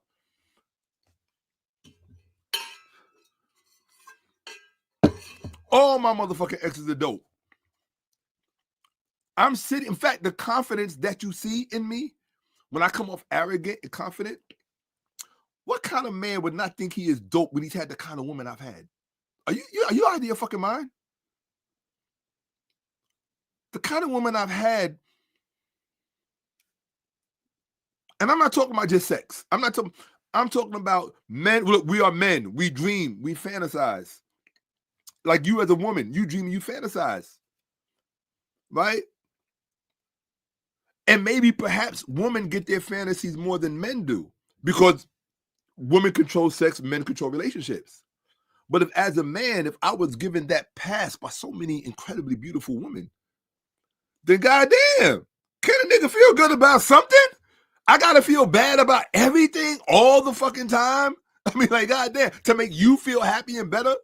No, nigga, celebrate the fact that I'm happy about something. Celebrate the fact that I got good memories. Celebrate the fact that the world and the universe showed me love because maybe there was something right about me somewhere. I did not always make the best decisions. And when people are feeling you like that, sometimes you go and make shit, wires get crossed. So, the fuck? You motherfucking right. Don't make me start pulling up pictures on this bitch. You understand what I'm saying? I look at these motherfuckers today. I'm not saying they ain't no fine motherfuckers, but you know the old saying. I didn't make this up, but the old saying is there's a new person turning legal every day. So the competition increases, right? But the thing is, I'm not looking. I'm in my life, you know what I'm looking for? I'm looking for the success of the things that I believe in. And I'm looking to make a difference. I pray, look, I always tell you, I'm not an atheist. I don't play that atheist shit. God is in my life. Has always been in my life. I do not play that atheism shit. I think you're an idiot if you're an atheist. This is my opinion. Why do I think, okay, that's going to be another presentation. Why does Shakka think you're an idiot if you're an atheist? I think you're an idiot if you're an atheist because what you're basically saying is the only explanation for God, as far as you were concerned, is the story and the narrative in the Bible. So because your mind could not accede to something else that is more congruent with reality, you therefore just had to dismiss God out of hand. I don't think that that is an intelligent methodology or strategy. It just means that you couldn't think on your own accordance. That's it. So because these people tell a stupid fucking story, that means that there's no God? Give me your sound fucking stupid. That just sounds stupid to me. Maybe you just need a better explanation for God. Look in quantum physics. Look in mathematics. I don't care. Look at geometry. Look in sacred geometry. Look at fractals. See? Thought I didn't know. Huh? Yeah. Look at the golden number. Look at ratio. Look at pi. Look at whatever the fuck you want to look at. Look at intelligent design. I don't care. But I'm not an atheist. I think atheists are stupid people. And I think that they have low IQs. That's just my opinion. Sorry. The Bible is full of shit. Christianity is full of shit. It has nothing to do with God. And that's why I'm doing this, because I know what it's all about and I know where it came from. And I know what it actually is. I haven't given you that presentation yet. I will tell you this much. There's somebody out there who wanted to pay me a whole lot of fucking money, begged on all fucking knees for me to put that kind of knowledge on their channel. I haven't shared that with y'all yet. And I told them no. I said, I'm saving that for my channel. Why? Because the people who follow me are loyal. I could disappear for 5-6 months and come back and they'll be right here. Like I never went anywhere. They show up in my Cash App unexpected. Shakka, here's 100. Here's a yard. Here's whatever. Just out of nowhere. Why would I give that kind of knowledge to somebody else's platform? Now, I will tell you this much and I'm going to get back to the presentation. Here's the reason why I don't teach everybody everything that I know. There's certain people that you've heard of, that you know, who wanted me to teach them. And then they became my enemies because I told them no. The reason I told them no is the kind of knowledge that I have. If I teach it to the wrong person, they could use it for evil. They can create a cult. Trust me. They can create a cult where many people get taken advantage of and families get hurt. because you will think they are godlike. And so I keep all of that to myself. My mother wants me to keep all of this to myself. She doesn't like the fact that I do any of this shit. Because, I mean, she's smart. She's like, it's going to make you a target, blah, blah, blah. But I'm like, mother, you did not raise me to be a sissy or a namsy-pamsy. So you can't raise me the way you raised me and then tell me to be a coward and shut up and don't say nothing. You can't. That's contradictory. But a mother loves her son, so she wants me to be okay. I love that woman. Oh, my God, I love that woman. Whew. I love my mother. Like, my moot. I love my moot. To use 𝓈𝔵𓇺𝓏𝓿 language, I love my mootwe, my great mother. I love her. Because when I think about my own mind and my own brain and why I am the way I am, it's because of her and her choices and because of the men she exposed me to. That is key. And she wouldn't let me be a little sissy. Because I didn't want to be like my older brother and my father because they were fucking insane, Jack. There was blood everywhere all the fucking time, bro. Y'all don't understand it. Ambulances, emergency rooms, all the stitches. Everybody got stitches. Everybody stabbed the fuck up. Everybody shot the fuck up. I mean, it was crazy. And I didn't want, as a kid, you freaking out. You think the world is ending. The one thing that changed me, though, that made me like them. All right, I'm going to give it to you. I'm going to get back because you're going to crack up on this. My older brother is obsessed with basketball. You would think he's obsessed with football because he's a big guy. But he loves basketball. Like a crackhead loves crack. That's the way the two things my brother loves, the three things that my older brother loves more than anything in the world. I'm going to say it. Basketball, trucks, and big women. Those three things. I'm telling you. That's his love. Simba. That's his love. When we were younger, my brother was not around. He was in Brooklyn, probably at my grandparents'. He was in Brooklyn, in Bed-Stuy, in the Stuy. Y'all don't know shit about the Stuy. In the Stuy. And I did something I wasn't supposed to do. I took his basketball. And my mother caught me on the way out of the house with his basketball. And she said to me, Shakka, are you crazy? This is what she said to me. She said, are you crazy? You got your brother's basketball? And I said, mother. I said, I'm just going in front of the building to shoot some hoops because we had a basketball court like kind of in front of the building. This is in West Farms in the Bronx in the 80s, early 80s, late 70s, early 80s. So my mother said, okay, but don't let nothing happen to that basketball. Don't let nothing happen to that basketball. Are y'all listening? So I said, okay. I take the basketball outside. I'm hooping. Two other dudes want to come in. We doing a 3-on-1, right? We shooting. And back then, it was always the blackest kid who was the meanest, toughest kid. This pitch black dude, I forgot his name. When the game is over, I'm like, yo, throw me the ball. Why does he have to say no? And I said, yo, give me the ball. He says no. I'm getting ready to go to the bathroom on myself because I'm thinking, oh shit, my brother's ball is about to get stolen and my mother is going to like freak out. And I said, yo, give me the basketball. He started to walk away. He walked into the building. I'm not going to tell you what I did to him in the building, inside of the elevator. It's none of your business. Just know that I realized I was worse than my father and my brother because I had examples of what you're supposed to do to somebody who violates you. And this is why I tell people, be careful with me because I don't, number one, you can't say I never gave you fair warning. And number two, I'm telling you, I don't deal with violation well. On a one-on-one thing, I will go out of my way not to violate you. If I'm just having an impersonal discussion like I've been having here all night, I'll say what the fuck I want because I'm not talking to you personally.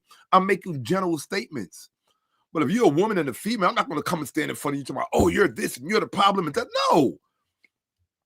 I'm going to talk to you like you're a goddess. I'm going to give you deference, but I'm going to try to be honest if you let me be. But if I see that you're starting to get into your bag of tricks, I'm going to put it on you psychologically and intellectually.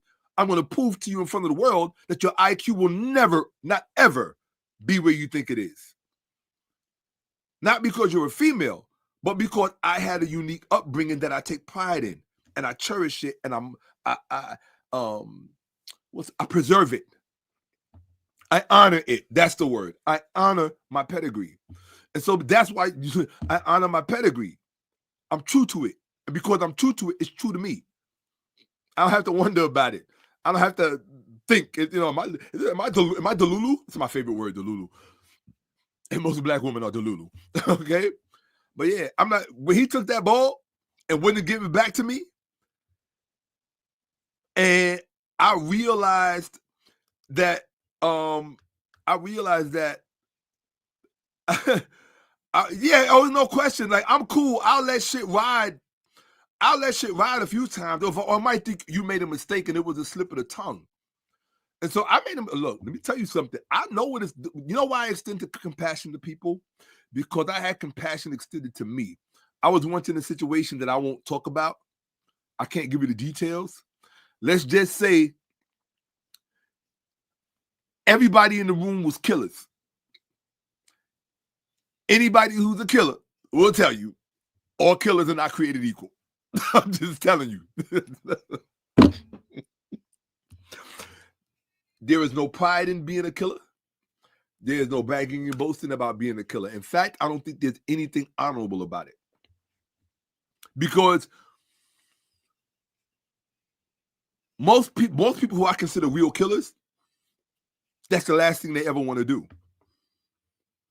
Because they spend the rest of their life healing from that act. Because you gotta find a way to legitimize your humanity. And just because you're a killer don't mean you're stupid. It don't mean you don't understand karma. It don't mean you don't understand what goes around comes around. All that shit is in the back of your mind. So that means you don't ever have peace of mind. So there's nothing cool about being a killer. I'm just telling you a story that there was a bunch of killers in the room. And one of them I had a very strong relationship with. Like, we was like cool because in his situation, he didn't have a lot of people he could talk to the way he could talk to me. He knew I would relate to what he was talking about. So we had a relationship. And I took advantage of our relationship in this one moment. I felt that because we had this relationship, that, how can I put this? He was speaking to me a certain way. And I had to maintain my status as a man, I had to address him the same way. Remember, all things are not equal. And in that one moment, I was reminded, bro, protocol still matters. Protocol is not ever absent. This is why I know most motherfuckers are stupid and they're not real men. Terms like protocol and etiquette is not even in their lexicon. Those are the things that will keep you alive. Protocol, etiquette, respect, those things. Good morning, ma'am. Good. Do you know if you say good morning, ma'am, and good morning, sir, or good evening, ma'am, good evening, sir, or if you smile at strangers, do you know what kind of currency you're building? Because somebody might witness something happen and they can vouch for your character. They know that you're a warm, encouraging, nice person because of how you are. You built up a pattern. You built up goodwill. Right?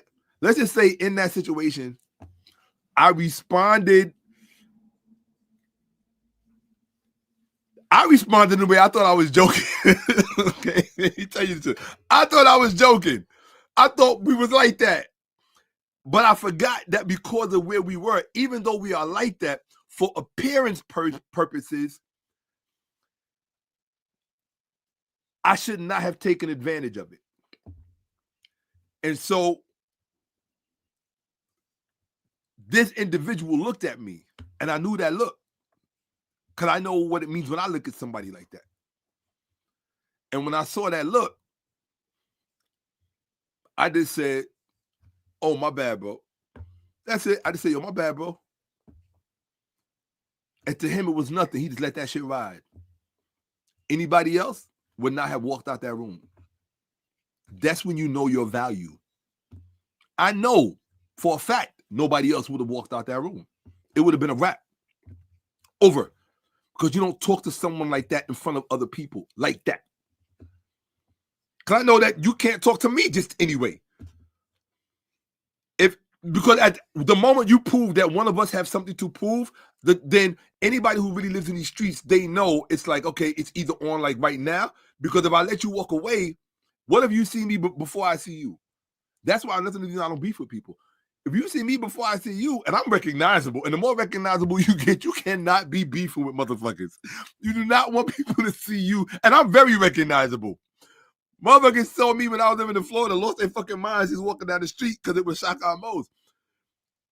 And that was another thing that I realized, oh shit, I can't just I don't have that anonymity anymore. I used to be able to move a certain way in the streets. I can't move like that anymore because everybody knows me. So I'm just telling y'all, I didn't mean to let this dude be a distraction when he said that slick shit to me about lip gloss and my cleavage. What the fuck is it, cleavage? This ain't no cleavage, bro. It's a man's chest. What the fuck's wrong with you? You that? I don't know. People are strange, man. Anyway, yeah. So what I'm saying, people, is don't confuse people's YouTube personality with who the fuck they are, who they have been, what they will do, and what they won't do. You know why? I'm gonna tell you why. Because it's unfair to them. It's unfair. Why do I say it's unfair? Because number one, you sitting on the other side of that screen, you know I got to live with the frustration of the fact that I can't put hands on you. And you know what that does to men. That's why so many men pull up, because you don't want to live with that frustration. You laying down sleeping thinking about, you just want to eat that ass up. And I'm not talking about sex. You know what I'm talking about. You won't feel good until you get that satisfaction. Oh, you was da-da-da-da. Okay, boom. Right? So why would you put another man in that position? I don't talk to men like that. I'm not going to put you in a position that makes you want to put your hands on me, but you can't, because then that frustration is going to build up. Right? What if you take that frustration out on a kid in your environment? Because I said some shit to you that I know I shouldn't have said as a man. So why would you put me in that position? Why would you say something to me and you know I can't get my hands on you because you are anonymous? So you want me to get pent up frustration so that I take it out on my woman or my kids or my neighbors or my tenants or whoever? Why would you do that? I don't see, to me, I'm psychologically sensitive. And so people say, I'm not, there's a difference between being psychologically sensitive and psychologically unstable. I'm psychologically sensitive. I'm sensitive to facts. I pay attention to detail. Because, well, in the kind of world that I come from, you have to pay attention to details. In fact, you have to be cognizant of details most people don't even know exist. Okay? Fuck around and take a sip of the wrong thing, you won't be here tomorrow.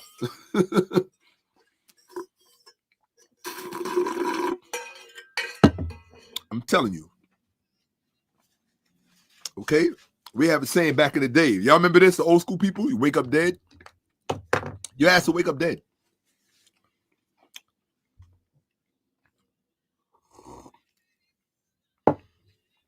I have a past. Sometimes, oh, thank you. That's very thoughtful. I appreciate that. It's very thoughtful. It's really just me being me. You know, it's just being myself. And sometimes, I just heard him say in the song, I got to get some things off my chest. I hold a lot in. Part of the reason that I hold it all in is I don't really there's nobody in my life for me to talk to.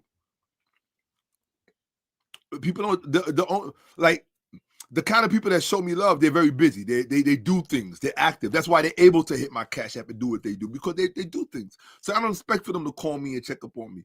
But I don't really talk to people. You understand what I'm saying? Not that there aren't, don't get me wrong, I have places I can go if I really just want to talk to somebody. There are people that love to see me when I show up.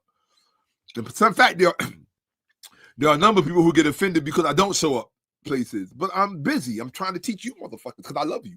And I want the best for you. I want the best for you because, believe it or not, as crazy as I make my past sound, there was a lot of beauty in my past. There was a lot of love in my past.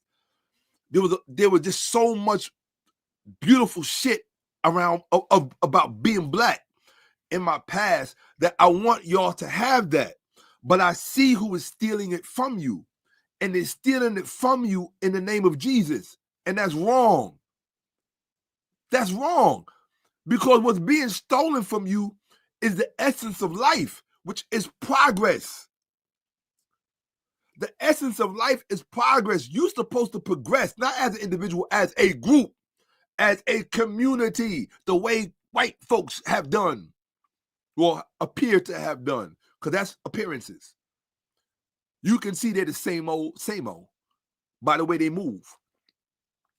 But we can't use white people as a yardstick for what we're supposed to do. That's what makes us the bestest and the mostest.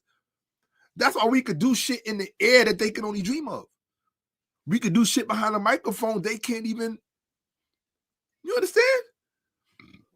With no training. You think Sam Cooke went and had vocal instructions? Are you out of your fucking mind? You think Aretha learned how to sing like that because she was, no. All natural. All natural.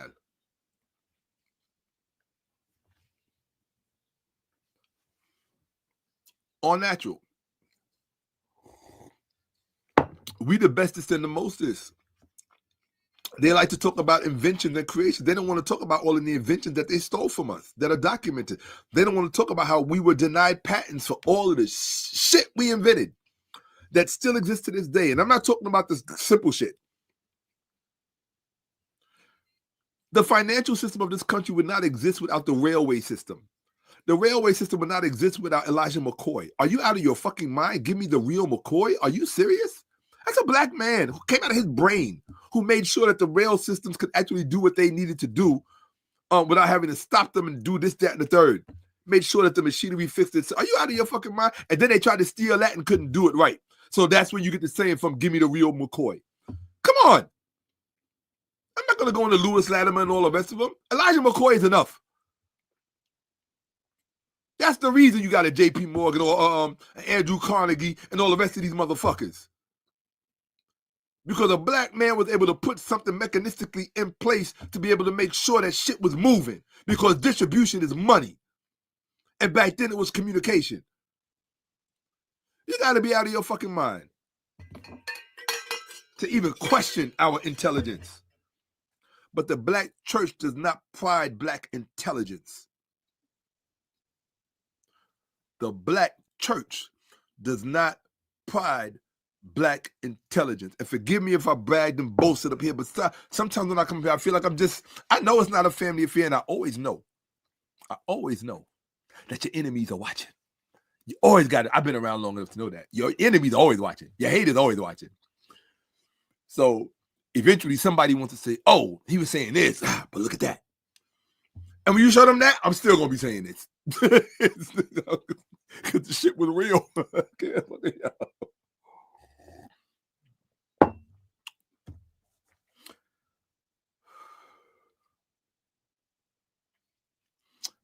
My life has been something else.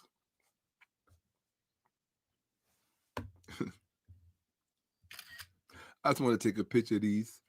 It's not often that I get to hear something nice about myself, you know? So, yeah, if I take a picture of that, it's nice to feel good for a few minutes, you know? Just look at my description if you want to book a session and we can go hard, you know?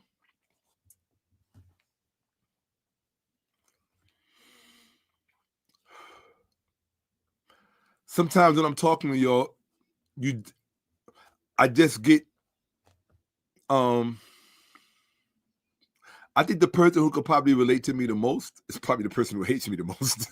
This one.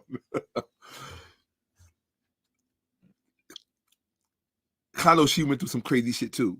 And sometimes when people go through crazy things, they can only relate to the people who also went through crazy things. I told you I used to work for Italians, if you know what I mean. And she knows that. That's how we met. So that's why when I listen to people say shit, the kind of life that I live, most of you motherfuckers had to see in the movies. You watch mafia films. You read Cosa Nostra books. Those are the people in my life. That's not a brag. That's the truth. I'm not ashamed of it. I'm not proud of it. I just know that it adds to my unique experiences in comparison to other people. Did they just hang out with black people all the time? I said, no. But that's how she and I met. Because we were both working for Italians. Okay? She was working in one capacity. I was working in another capacity.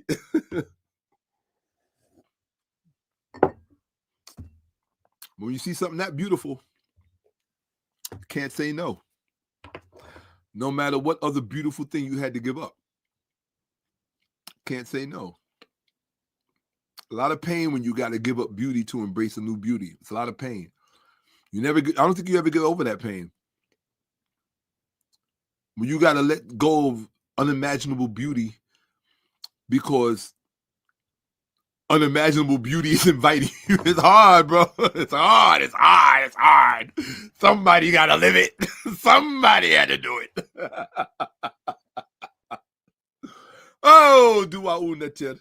I don't give a fuck about being liked. I don't care if you don't like me. Get the fuck out of here. I've been loved, hated, admired, talked about, dragged through all that shit. Don't give a fuck. Bitch, survive what I survived. Then talk to me. Come out clean. Spiritually. Come out clean. I'm not saying I'm perfect. I got my dirt. I got my shit that I wrestle with God every day. I'm just like, what can I do to get your approval? Because I know that I failed in ways that nobody wants to fail. Everybody wants a clean record. Everybody wants to get out of life with a clean record. I don't think anyone gets out of life with a clean record. But here's the thing. What the black church is doing is evil because it's preventing all of us as a collective from cleaning our record. Our record is established by our behavior.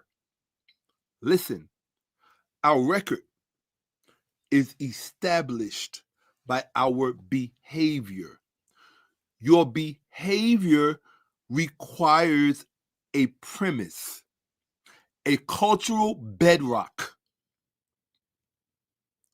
Listen, our collective behavior. In other words, one thing about the white community and why they will always defeat you, about certain things, they are all on the same page about. They're all on the same page with. Black people are on the same page. The majority of black people, we are on the same page only about one thing. Jesus. The numbers show that. The numbers show that. If you were paying attention. That's the only thing we all on the same page about. Everything else, disparate. Our behavioral code, we're not on the same page about that. That's why your son's friend will come in your house and steal your shit. And then you're blaming your kids because you think your kids did it. Not realizing that everybody in the black community doesn't come out of the same home. They don't have the same behavioral bedrock. When you live in a proper culture, in a proper civilization, there's a certain fundamental that you don't go below as a collective. And that's why people come to America and look at us like we're shit. It has nothing to do with all of this foundational black American and he's an American, all this stupid shit. It has to do with they are looking from the outside in, and they can see. These niggas did all of this marching. They did all of this sacrifice, civil rights movement, got lynched, all that shit. And they not on the same page with basic shit? You would look at them like, oh, these niggas was not serious. They did all of this for us. That's why they treat us like that. It's not because they think they're better. They're looking at us. Black people, we are not invisible. I know you want to think we're invisible. We're not. Everything that is wrong with us, everyone can see. People who are taking stats, people who work in the institutions, people who work in homeless shelters, people who work in group homes. You don't even hear black people talk about group homes, and our children fill them up the most. Niggas don't talk about group homes. Niggas want to know. What do niggas want to know? Niggas want to know where's Tamar Braxton singing next. That's what niggas want to know. Niggas don't want to know about a little girl in a group home who ain't got a mother or a father. They want to introduce her to Jesus and tell him Jesus is going to save her. And then she gets raped by the pastor. Or the son is going to get raped by the pastor, most likely, if you know what I mean.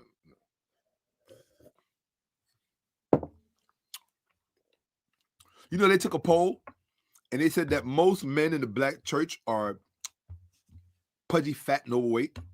Why do you think that is? I'm just curious. Very well. Very well. They study us better than we do.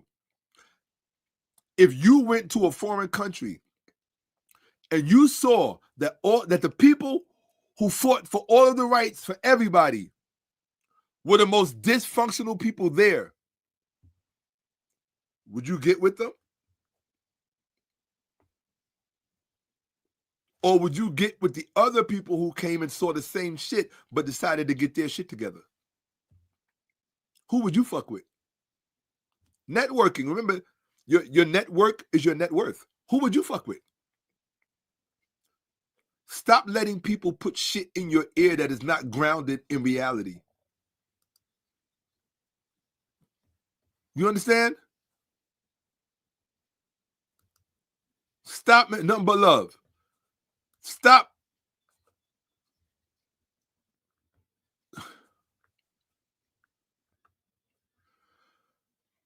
Stop letting people put shit in your ear telling you that. And first of all, if you're going to listen to what a low IQ African person says, it's not going to be any more inviting than what a low IQ African American says. You're going to get an African American who gets pissed off because a low IQ African says, oh, well, African Americans are blah, blah, blah, blah, blah, blah. Did that come from a high IQ African? Did that come from an educated African? Did that come from a world-traveled African? Let me tell you about something about life, and don't ever forget this, and remember this when it comes to social media. You will always find what you look for. What you focus on is what you will find. If you are focused on African people that don't like you because you are African American, that is what you are going to see and find. There's enough of it out there. If you are focused on African people who love and admire and respect African Americans and acknowledge what we've done in the world and who feel that we are Africa's salvation, you will find them in the millions. They're there. Who are you looking for? That's the question. Nobody's going to talk to you about that. Who are you looking for? Which one are you looking for? Because that's what you're going to find. You don't find $1 million by accident. You find $1 million because you went looking for it. So which one are you going to find? You're going to complain about the type that you went looking for? You're the fool. I don't know any Africans like that. All of the Africans that I know, and I know a lot of Africans, I got a lot of them in my family. All of the Africans that I know love the fuck out of Black Americans, African Americans, all of them. In fact, they probably see themselves more as African American than African. other than the food. They still love their African food. And I see why, because I love their African food, right? But as far as like our cognitive style, our cognitive disposition, and I think to me, that's probably why I relate more to Africans than I do to African Americans. African Americans have kind of abandoned themselves. They've abandoned themselves in service of a lower intellectual guard, so to speak, that has presented themselves as intellectual authorities. All of these dudes are intellectual midgets. And that's why they never mention my name. And most of them are smart enough to keep my name out of their mouth and steer clear of me.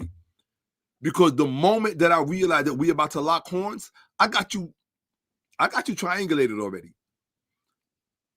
I got your whole cognitive fucking construct ready. I'm just waiting for you to just push it to the point where we got to have a confrontation on camera. And then I'm going to put it on you and I'm going to prove to everybody you're a fucking idiot. You've been saying all of this shit, marketing and promoting your ideas, want people to follow you, da-da-da-da-da-da-da-da. You ain't ever seen Shakka-Ahmose try to create a cult of people that follow him. No, whoever follows me, follows me. Whoever likes me, likes me. Whoever supports me, supports me.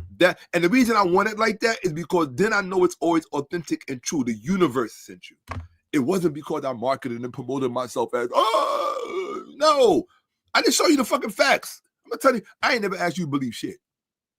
I ain't asked you to believe shit about the black church. I'm just showing you data. That's it. Data. Nothing else. Y'all don't know. Man, all the funerals I done seen and been to it. You don't think that, who do you think I blame for all them fucking funerals I had to go? Hold on a second. Who the fuck do you think I blame for all these funerals that I had to go to? Every time let me tell you something. Every time you see a black young person with a gun in their hand, running through the streets, killing another young black person, I want you to listen to me. Don't you ever forget what I'm telling you. Blame the black church.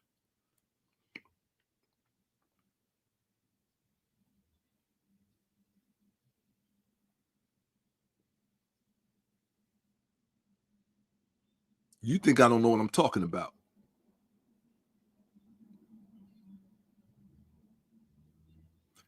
Every time you hear about a monstrosity that a black man has committed in the black community, blame the black church. You do not understand how evil this institution is. You do not. I do. You think you can love black people the way I love black people? Go to these funerals and see lives taken that should not have been taken, see lives destroyed that should not have been destroyed. But I knew it was because of what the black church prevented from coming into our presence that could have stopped all of that. And you don't think that I have a chip on my shoulder about the black church? I'm going to have a chip on my shoulder about anything or anyone that harms my community or anything that acts as an impediment to our community blossoming and evolving the way it should. You fucking right. I am your enemy. All capital letters. I am a threat. You should be worried about me. You absolutely should be worried about me. You should be calling people. You should be gathering together, strategizing.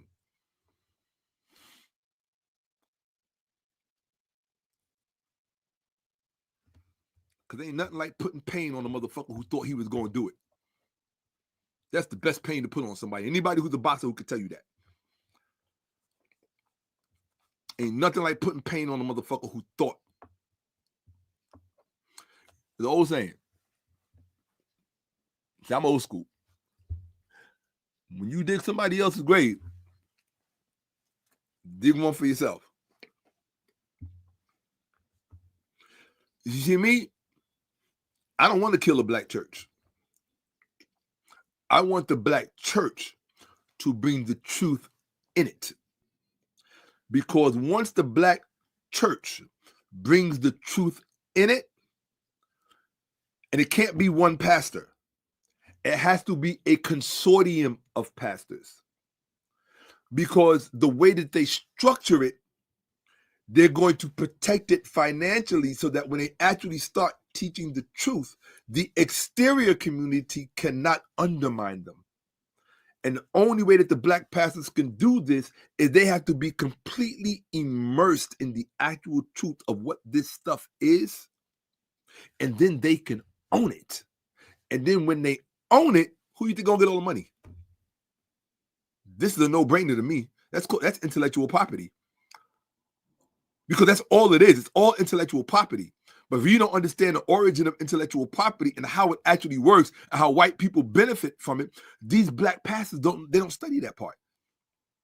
They're still getting rich and exploited off of intellectual property that they think we're never going to uncover and know about. And that's the game. It's all intellectual property.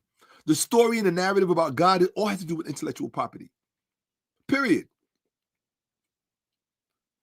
But these black pastors are so fucking stupid and uneducated, they can't tell you the origin of intellectual property, where that started, how that got started. They can't tell you how it leads into ancillary industries. They know nothing. When I tell you these motherfuckers are stupid, when I look at people, because I test everybody. I listen to what you say. I watch you. I listen to you. I size a motherfucker up the way a fat person sizes up cake. I size a motherfucker up. I want to know your weak points. Everything about you's gonna come from here. It's gonna come from the shit you brag about, like me. If you're really good, you're gonna be able to look at me and say, like, authentic motherfuckers know authentic motherfuckers. Like, they know, because we got an old saying too from the hood. Don't let your mouth write checks that your ass can't cash. All right? Hotep to the Hotepers. Normally, I shit on people when they disrespect that term, Hotepers. But if that's all that you know, I'm going to grant you that. But show respect to that word, Hotep. All right? If I see you disrespect that word, Hotep, you out of here. You are out of here. Okay? I don't like ignorance, and I don't tolerate disrespect of our culture and our history. I do not tolerate it. It is probably one of the few things I will get intellectually violent about. It is. I will get intellectually violent when people start fucking with our history, our classical history. Oh, yeah, absolutely. Why? Because I know that all of the suffering in our community came from that being destroyed.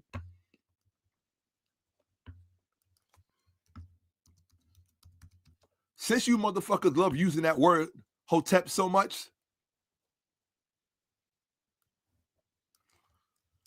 stupid motherfuckers, man. Using words that they don't know shit about.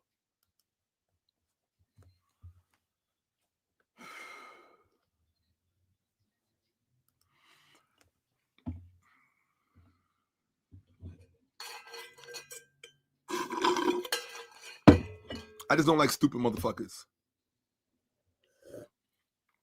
Any real good dude will tell you it's stupid motherfuckers that fuck up things for everybody else. Anytime you had to put it on a motherfucker who was stupid, that's why stupid motherfuckers get beat the way they get beat. It's because the guy who's beating them is all that pent up shit when he had to witness all that pain that people suffered. Yeah. When you see you know how many black men you watch crashed out on social media, and you don't realize that the reason that they crashed out was because their intellectual structure was not stable enough to process their problems. They could not problem solve. They could not problem solve because of a cultural factor, a structural cultural factor that has determined and shaped the personality of our entire community, did not provide them and prevented them from an intellectual culture that would have allowed them to rise above that and solve the problem without killing the wife, without killing the mother-in-law, without killing the sister, without killing the kids, without shooting the son. Do I hate the black church? On a level you couldn't begin to imagine. I know Satan when I see him. Nigga, I'm a gladiator. I know how to fight. And the first fucking blow that you throw, the first most effective blow that you throw is identifying the enemy accurately. There is no greater blow you can throw. What you gonna go knock out the wrong nigga for? Don't go to prison. If you going to prison and you gonna knock out the right motherfucker to get your earnings, you better know who you picking. Pick the right one. Especially for that kind of sacrifice. If you gonna put the motherfucker out, chop up that fucking jaw, make sure it's the right one that counts so you get all your points. But you know what dumb niggas do? The same shit they do in the street. Shoot the wrong motherfucker, straight bullet, kid gets hit, all this other dumb shit. Because that intellectual process, arrested development. I had to watch all of this shit. I had to watch all of this shit knowing the whole time who was responsible for it. That shit could build up a level of hatred in you that you couldn't begin to understand. And when that hatred is substantiated and buttressed through data, in other words, it's justified hatred. It's justified. When I think of every young black person that has had to suffer in this world, and I know, I don't have to debate this. I know that the black church was at the center of it. Why would people who sought to destroy you on a level you couldn't even fathom, why would they give you something that would preserve you? Why would they give you something healthy? Why? Well, they don't even give healthy shit to their own people. They fuck up their own people. Why would they give you the thing that they think is lower than the lowest piece of shit? That's what they call a shit skin, roach skin, because of our color of our skin, the hue. Why would they give you something of such great value? Tell me, genius. Oh, it came from Africa. Shut the fuck up, you historically illiterate bitch. You don't know shit about the origin of Christianity in Africa. When I tell you you know nothing about the origin of Christianity in Africa, you know fucking nothing. You stupid bitch. You know nothing. Nothing. Your brain can't process where this shit comes from. And it has the level of destruction it has waged in our community and is still waging in our community. Still, right now, as we speak. When you get a group of people that walk away from a religion and from a church because they say that they don't believe, let me ask you a question. Just because you walk away from an incorrect belief, does that automatically mean that you walked into a correct belief? Yes or no? Put it in the chat. I'm gonna see who's paying attention. Just because you walk away from an incorrect belief, does that automatically mean that you walked into a correct belief? It's yes or no. I want to know. I want to see who's smart in this motherfucker. Let me look and see. I don't wait for it.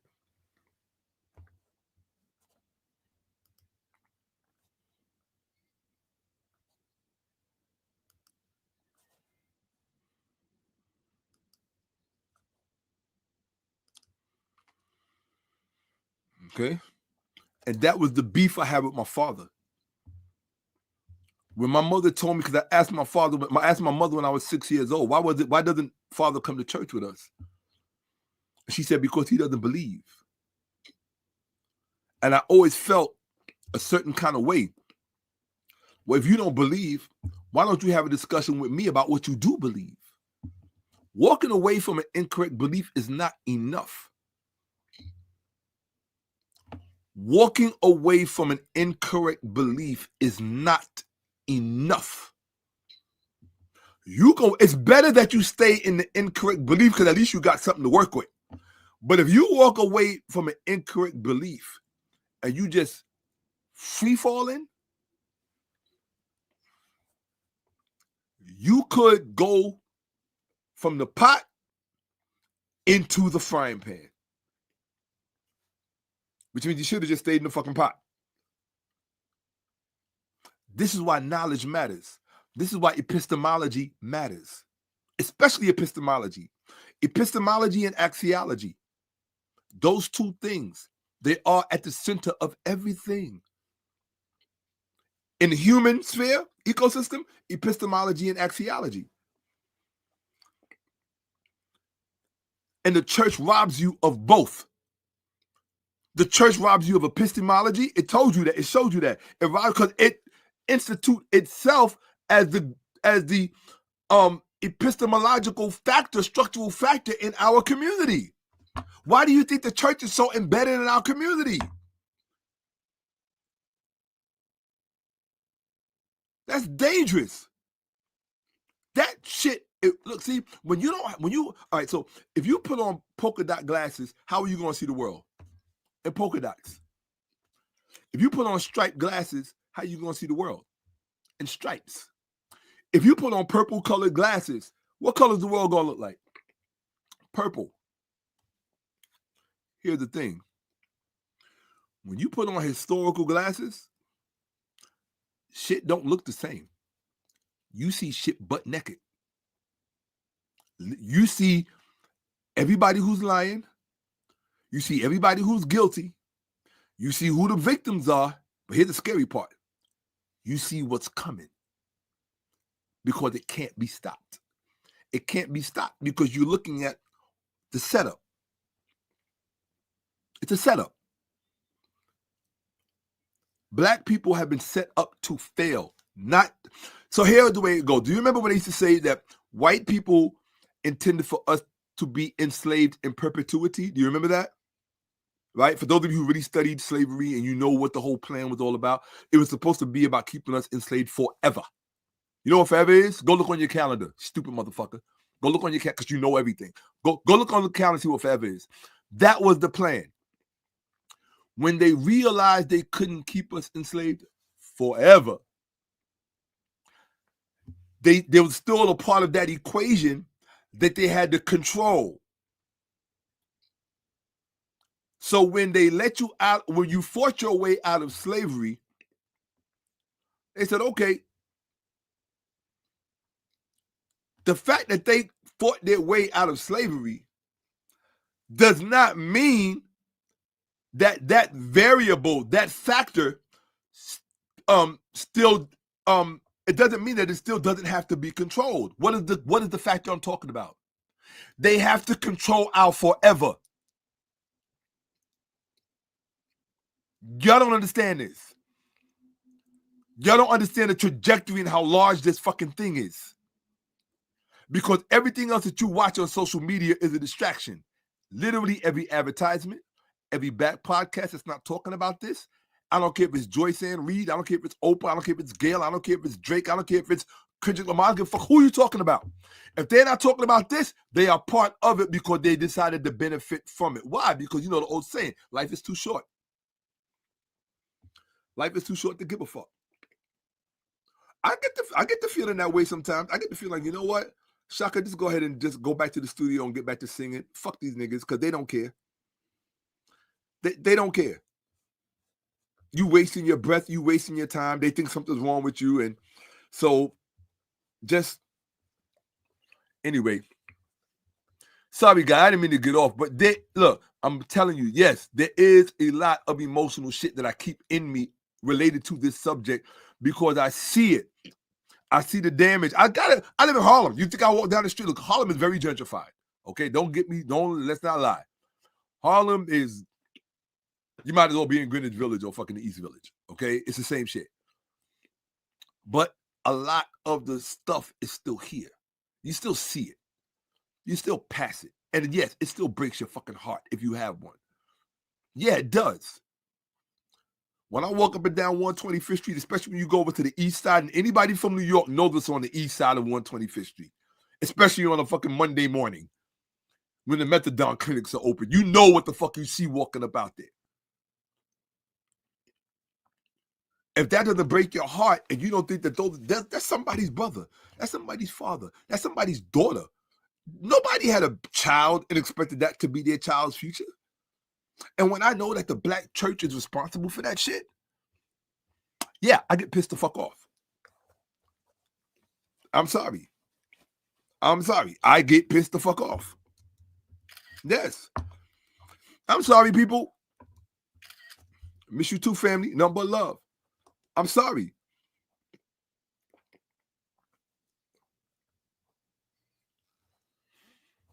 Facts. If you walk away from the black church, don't just relinquish it quietly and cocoon yourself. That's what they do. They just go, I don't believe in it, just walk away. Fuck the damage that's still being done. Fuck the preventative arresting development that, let me ask you a question. Did you walking away from the black church increase the overall reading level of our community? No. Did you walking away from the black church increase the financial stability of our collective community? No. Did it increase marriage consolidation in our community, successful marriage consolidation so that we could compete with other communities? No.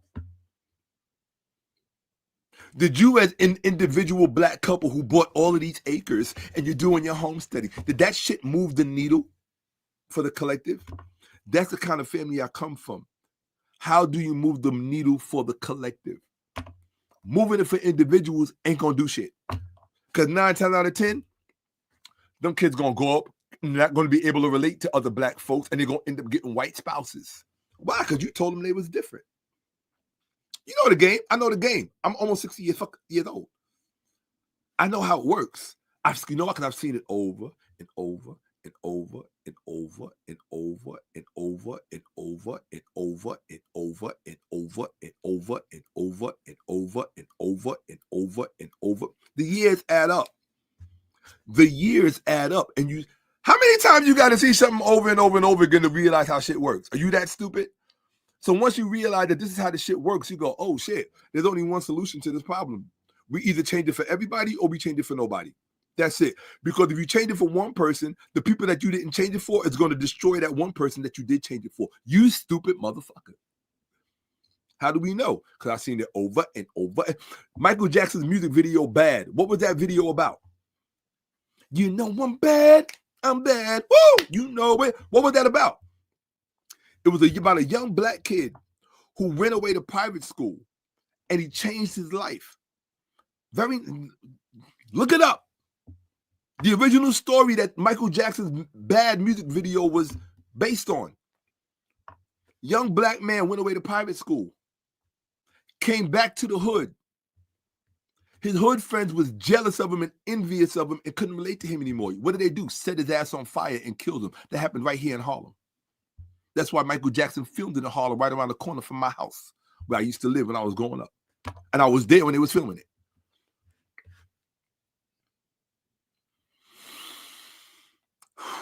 Life don't stop lifing for you, stupid. Changing it for one individual is not enough. It is not ever going to work. Changing it for a pocket few individuals, it's not ever going to work. Ketanji Brown, Judge Ketanji Brown, went and did what the fuck she did. She couldn't. Look who her spouse is. Did she marry a black man and make a black family?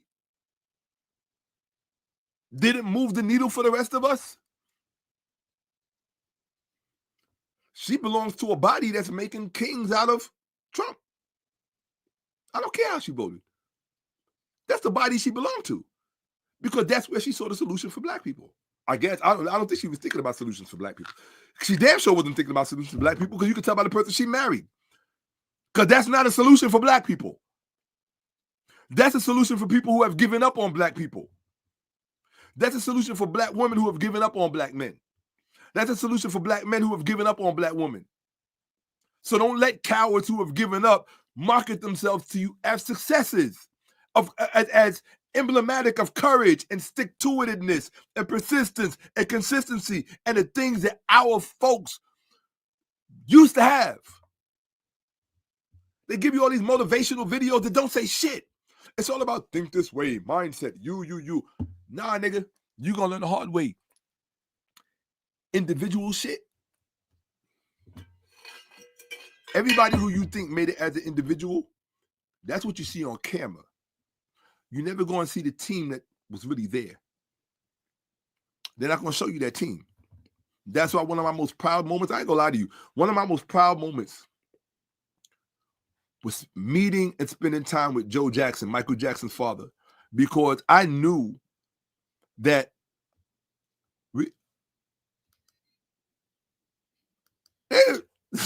I sound famous. Bro, put it to you like this. There's different levels of fame and there's different pockets of fame. Put it to you like this. In the music industry, professional musicians don't listen to the same people you listen to. There are people who you've never heard of who they think are the stars. Same thing in the world of fighting.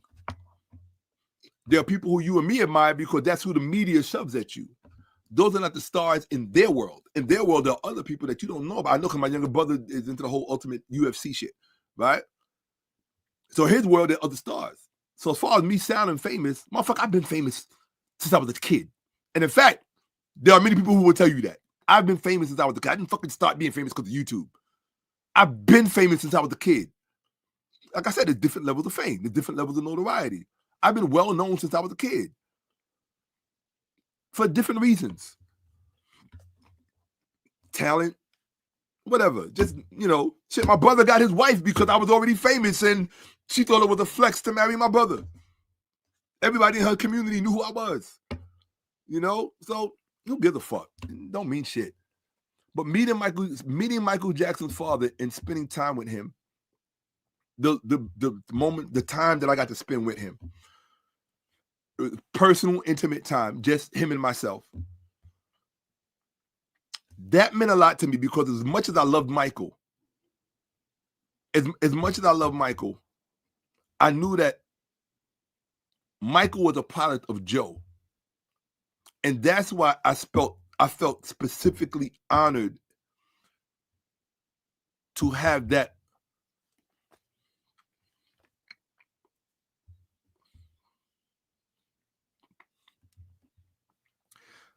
That's why I felt specifically moved to be able to spend that, to have that personal moment with him, because it was mine. You understand? I think about the effect that Michael had on the world, and to know that this chance meeting happened between Joe Jackson and myself. And I said to myself, well, wow, I get to spend this time with this man who gave this product to the world, right? Why would the universe gift me with something like that? Who the fuck am I? I teach history, right? But I am also a recording artist,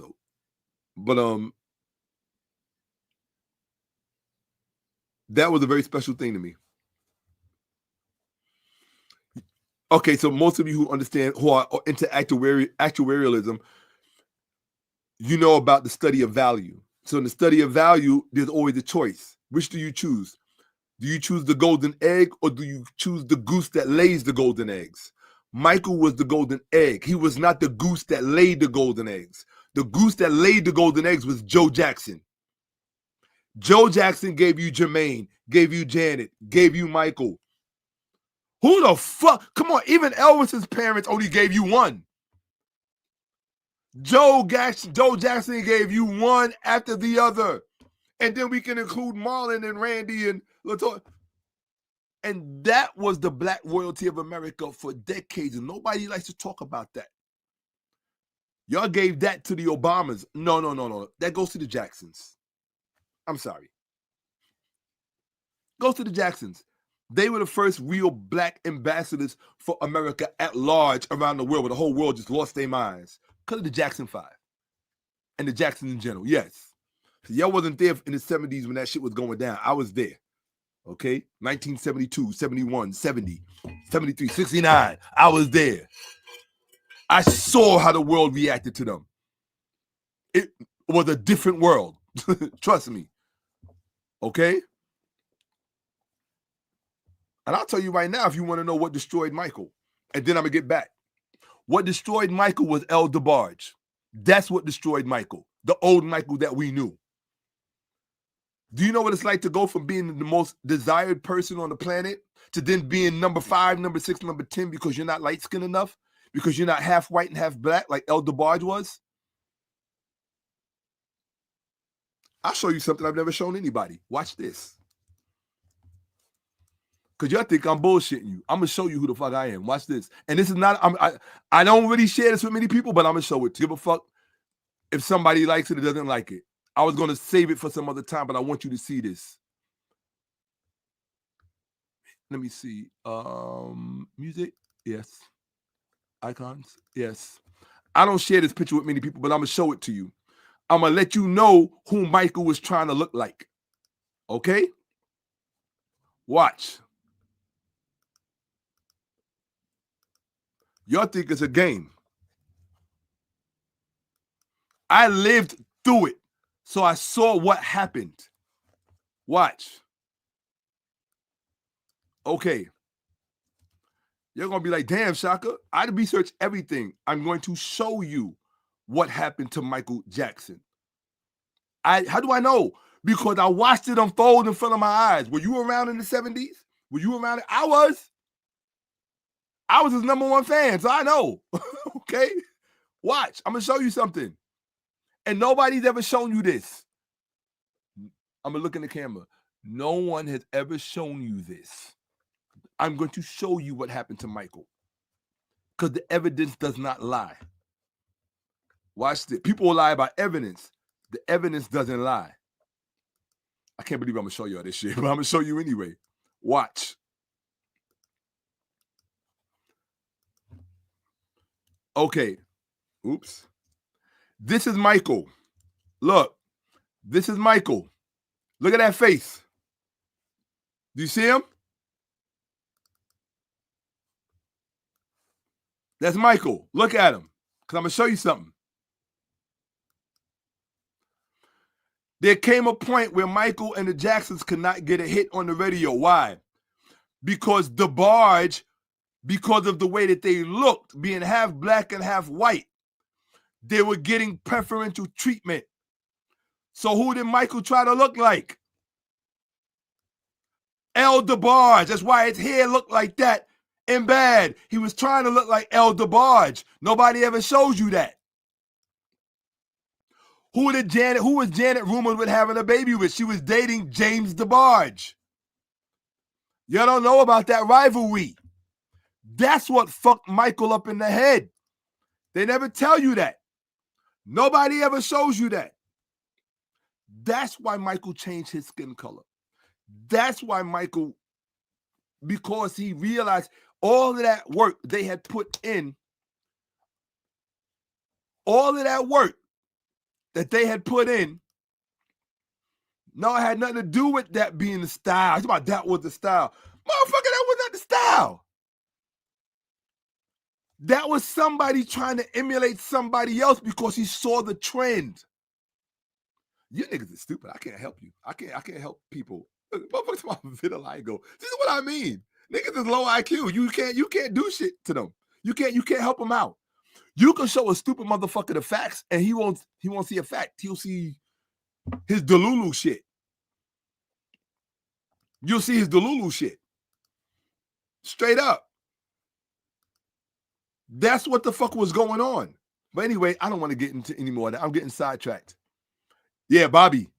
Yeah, Bobby. Bobby, yeah, from Switch. Yep. Bobby was a bad motherfucker. DeBarge, see, y'all sleep on DeBarge. DeBarge, do you know what it was like to watch the Jacksons be replaced by DeBarge on the radio? We all lived through that shit. We saw what happened. All of a sudden, the Jacksons could not get a song on the radio. DeBarge was having hit after hit after hit after hit. All This Love, Ooh, I Like It, Love Me in a Special Way. The list fucking goes on and on and on. It was hit. They was owning the airwaves. Michael was like, I'm ugly and black, because that was in the 80s. And y'all don't know what it was like to be black in the 80s if you wasn't around. Because most of y'all stupid and just don't know shit about fucking nothing. Period. That shit was real. I shouldn't have shown y'all that. That was stupid. But I got a whole presentation behind that. Yes, this is true. Yep, this is true right here. Michael was trying to beat the industry standard. And they forget that DeBarge was a real force in the early black 80s disco. Facts. Michael was competitive. Right? He was very competitive. So when you see somebody who looks like that, Michael didn't look like that. Michael had a nose like this. Big old black nose. Yeah, I love my nose. Okay? Big old, I used to get teased about my nose when I was a kid. Until I realized that it signaled something else to the woman. Okay, so it was different. Oh, another story. But yeah. You know what I mean? So anyway. Your mama could smack. I don't know what that shit is. Okay, anyway. Let me get back to it. I'm just it's Shaka, you need somebody next to you to keep you on track. Sorry. Fuck it. I'm me. I can't be nobody else. I can't be nobody but me. Good, bad, and ugly. And I always say that about myself. And that's why I'm not too hard on myself. I'll probably get on here and be mad about myself for getting off track and blah, blah, blah, blah, blah. I want to keep you focused on this, but it's a lot of shit, bro. It's a lot of shit that I watched happen. All right, let's do this. The for-profit prison system. Let me make sure my window is where it needs to be. Yes, it is. All right, people, let's do this. My bad. I apologize. I won't do it again. The for-profit prison industrial complex. Now, I told y'all the church was fucking you, right? Watch this. The for-profit prison industrial complex depends on a continuous influx of inmates to sustain profitability. That's what this whole immigration thing is about. Y'all think it's about something else. No, they got to keep those prisons filled because they have a fiduciary responsibility to keep their stockholders happy. It's the law. This economic imperative aligns directly with systemic educational and cultural mechanisms that disproportionately target Black males. Profit incentive infrastructure. Private prisons corporations, Core Civic GEO Group operated on guaranteed occupancy contracts, lockup quotas, which states financially penalize for unfilled beds. That means if no prisoners are in the beds, the state got to pay for it. This economic model transformed incarceration into a predictable revenue stream, necessitating a consistent supply of prisoners. Source: In the Public Interest. Report 2013. 65% of private prison contracts included occupancy guarantees between 80 and 100%. Stop. Y'all don't know what kind of ecosystem y'all living in. You got big business going down, promising through contracts that our occupancy must be 100% or you pay us. That's a gun to your head. Where you think they're going to get that supply from?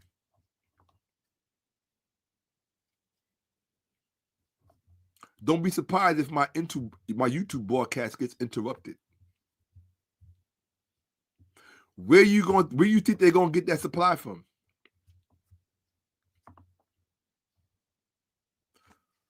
%100% capacity must be maintained or the state must pay for it. Why do you think Trump is invading states? Why do you think it's a state-by-state issue?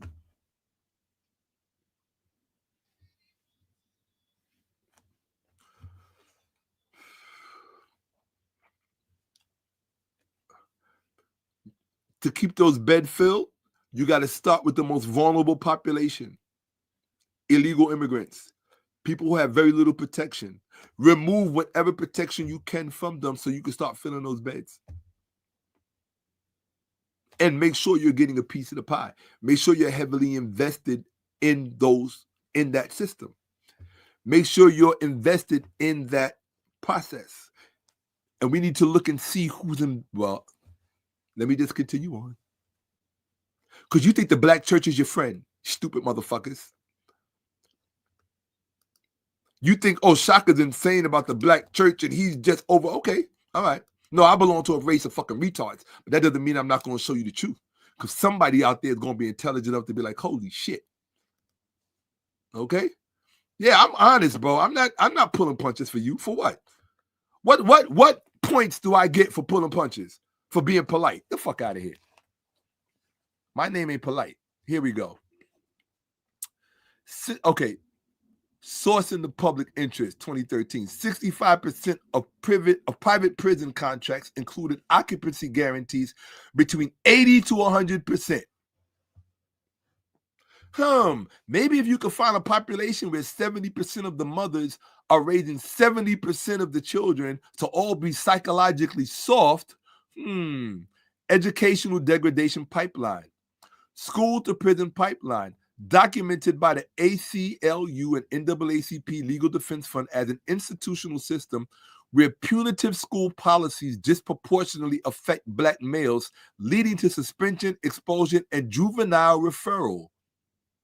Shout out to Charleston White. I love that brother. I love Charleston. I don't give a fuck what anybody say. Critical thinking suppression. Folks, pay attention. This is only for the smart ones now. I'm not talking to the stupid ones because you ain't going to understand this part. Critical thinking suppression. Black church influence, especially through Black maternal religiosity. That means the mothers and their religious worldview. Perpetuates anti-intellectual norms, prioritizing obedience, faith-based reasoning, and emotionalism over empirical or analytical frameworks. That is not Shakka-Ahmose. Let me read that for you again, because you think this is Shakka-Ahmose. No, ChatGPT is looking at the data and giving you the conclusion. Critical thinking suppression, Black church influence, especially through Black maternal religiosity, perpetuates anti-intellectual norms. I'm going slow for the fucking retards. Prioritizing obedience, faith-based reasoning, and emotionalism over, that's a fraction, people, numerator and denominator, over empirical or analytical frameworks. That's an axiological expression. The religious intellectual asymmetry. They're telling you what feeds into the for-profit prison industrial complex. In other words, how rich white folks with boats and homes in Balboa Island out in California, where I spent time in Newport Beach, wealthy places where motherfuckers got the boats in the front yard in the water, right? How they getting that money? What are they invested in? This shit right here, you stupid motherfuckers. This Black woman is making these motherfuckers rich with her Jesus shit in ways she doesn't even understand. Why? She's too fucking stupid. You can't tell her shit. She gets too offended when you tell her the truth. She wants you to tell her sweet lies. Fuck her. This is life and death. The religious intellectual asymmetry, female dominant church adherence versus male skepticism results in early cognitive conditioning that is hostile to academic rigor. Let me read that again. The religious intellectual asymmetry, female dominant church adherence versus male skepticism results in early cognitive conditioning hostile to academic rigor. You want to know why your sons are so fucking stupid and why they don't know how to resolve situations with the police? Because they're emotional. They think that the time to solve a justified problem with a racist police officer is right in the middle of the interaction, because their reasoning faculties told them to be emotional about it and react like a black bitch. Call her what she is. You want to destroy our sons? You want to put us in the prisons? You want to have our lives destroyed intergenerationally because of your fucking Jesus? Fuck you. I hope you hate me. I hope you hate me the way Jews hate Hitler, because that's how I feel about you sometimes, because you refuse to listen. I got to get drastic because the situation is drastic.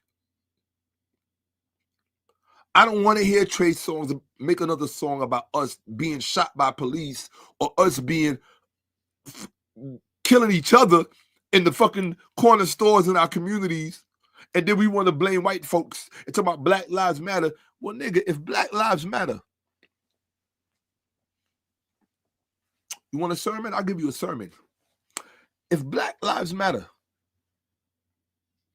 how could you let this shit happen on your watch? Contracts for beds that have to be filled at 100% capacity, where they rely on inferior decision-making skill sets, so that people use poor judgment and problem solving and end up in law enforcement custody, so that shareholders can buy a new boat or invest in crypto based off of her religious trauma. 75% of Black America Christian, 70% of them Christians, female. You think it's a joke? You think it's a joke? You really think it's a joke? I might start making them. I might start making them and selling them because everybody always asking me shit. But yeah, I might do that, absolutely. So, do y'all think this is a joke? Okay, let's see. I don't even know if you even understand what the fuck you're reading.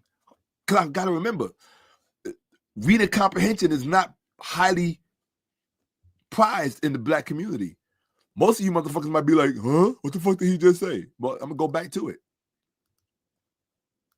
I'm going to read it again for you so you can understand what's going on. Ain't nobody, Joyce Reed is not telling you this. See, these Black podcasters only know how to talk about what white people tell them to talk about. If white people think it's important, that's what they're going to talk about. They want to give you their spin on everything that white people told them to pay attention to. Who's handling your business in the meantime? You wonder why people, and you think people should come here and respect you. Get the fuck out of here. You got to be out of your fucking mind. You don't even respect you. Why should they respect you? The fuck out of here. What does it say? The religious, no, read it to yourself out loud. I'll wait. Read this one right here. See what my person, I'll wait. I ain't gonna say shit.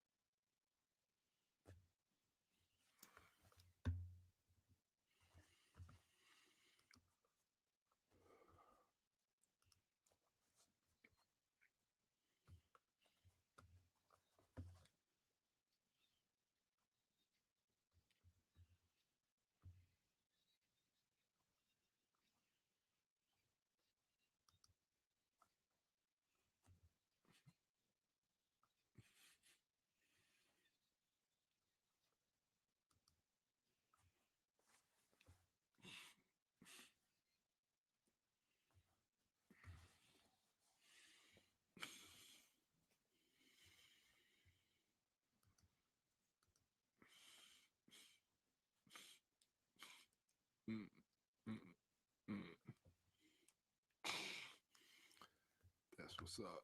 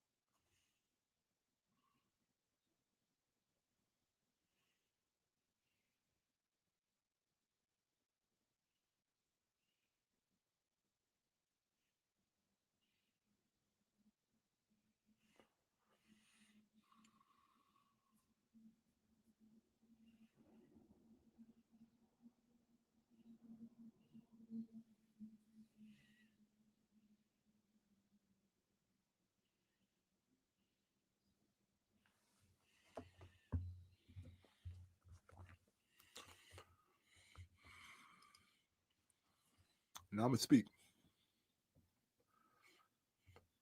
Remember when I gave that interview in August and I said the number one problem in the black community is the black woman? It's because I had seen the evidence and the documentation already. I wasn't hating on the black woman.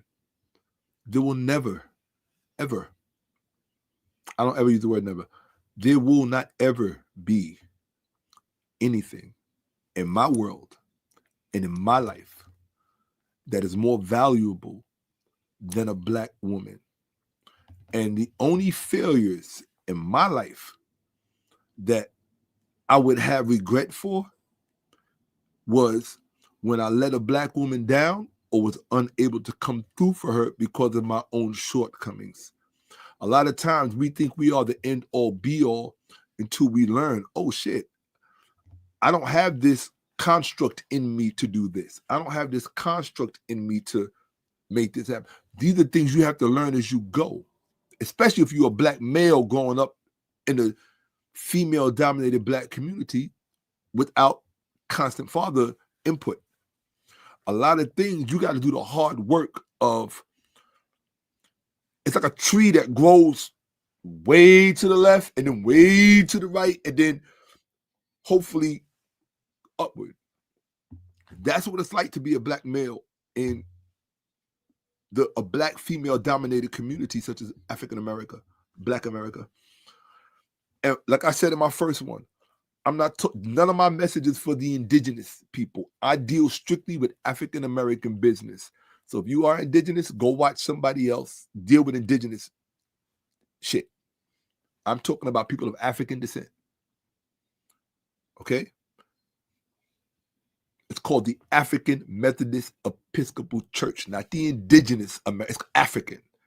Because these people were not fucking stupid. You want to think that they were stupid and had no IQ, that they didn't know who they were and where they came from. Fuck you. Okay? You like to think because you got a computer that you're so much more intelligent. When I showed the documentation yesterday, that computers made you more stupid. Because all you can do is bring stupidity to a fucking LLM, to a large language model. What do you think is going to happen when you bring stupidity to a large language model? These things reflect. So you have to be careful with large language models. If you don't prompt them correctly, they will only reflect your thinking. And they'll tell you what you want to hear. The secret to doing good research with a large language model, such as ChatGPT or Google AI, OpenAI, is you want to prompt it. You want to constrict it so that it cannot appease you. It cannot market to you because it's designed to market to you. Because people like to see their reflection. You have to prompt it in such a way where it has no choice but to rely on the data only. That's why my prompt is so valuable to me. I want to create an app for it. But it's like once people figure out what it is, then it kind of loses its value. So I need to find a way to code it. I never thought about that. I need to find a way to code my prompt so that you can have the code. You don't need to know what the code says. This is intellectual property. We had to learn. Look, we didn't do what we should have did back in Kemet so that people would just steal our shit. So I'm not making the same mistake twice. I'm thinking of this in real time. I have to be able to codify my prompt, give you the code. So all you got to do is just copy and paste and put it behind your questions. You will be shocked at the answers you get.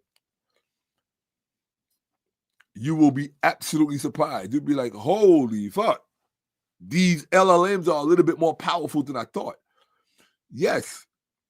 If you use it like a child and you have the mind of a child, or better yet, if you're like a religious fanatic and you talk to ChatGPT in such a way, it's going to talk back to you like it's a religious guru, right? They're not sentient. But just because they're not sentient doesn't mean you cannot train them to meet you where your capacity is. Your capacity is not mine. You don't have my pedigree, my historical research background. You don't have that. I have that. So I know what I need ChatGPT to do. I know what I need Google AI to do. So I have to be able to program them so they can do that. I need you to ignore your marketing proclivities. I need you to ignore trying to impress me. I need you to only rely on the data and then aggregate and give me a conclusion. That's all I need. Period. Don't tell me I'm right because you want me to purchase more, a higher tier of your, no. But you have to prompt it like that. I know how to prompt it like that because as a trained researcher, I had to prompt myself that way so that I wasn't biasing my thinking. See, if you bias your thinking, then the value of your information is devalued. It goes down. You want your information to be able to stand up. Let somebody scrutinize that shit, fact check all that shit. If they find something that's slightly skewed here or slightly, so what? You were still, and you were right there. That's all that matters. Either I'm lying or I'm not. Either I'm telling the truth or I'm not. Either I'm showing you what's factual or I'm not. So now the reason I stopped is because I need you to really focus on the next part we're about to read. And I'm not teaching anybody who's too fucking lazy to read for themselves. I'm tired of talking because I get in the way when I talk. I get emotional. I start thinking I'm hanging out with family, and I start talking like I'm with my nephews. I love, I don't want to do that. I want y'all to fucking read and get it. And me seeing what they said, that they read it, this shit right here, that means the world to me. I don't give a fuck about nothing else. If you don't show up in my Cash App, do that. That's it. Oh, you fucking right. I spoke enough. If you don't want the information, fuck you. Go away. The next time you have an interaction with a cop, or the next time you got to go visit your brother or your son or somebody in a fucking funeral home or hospital because they didn't know how to problem solve, I don't give a fuck about your tears. Because you didn't give a fuck enough to read. After I went and did the fucking hard work that you wasn't willing to do. Fuck you, you don't deserve it. Be a victim.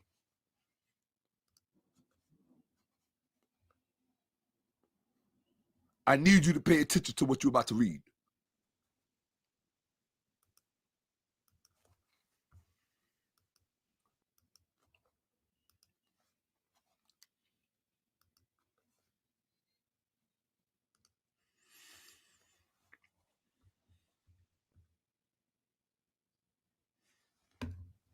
Make sure my window is where I belong.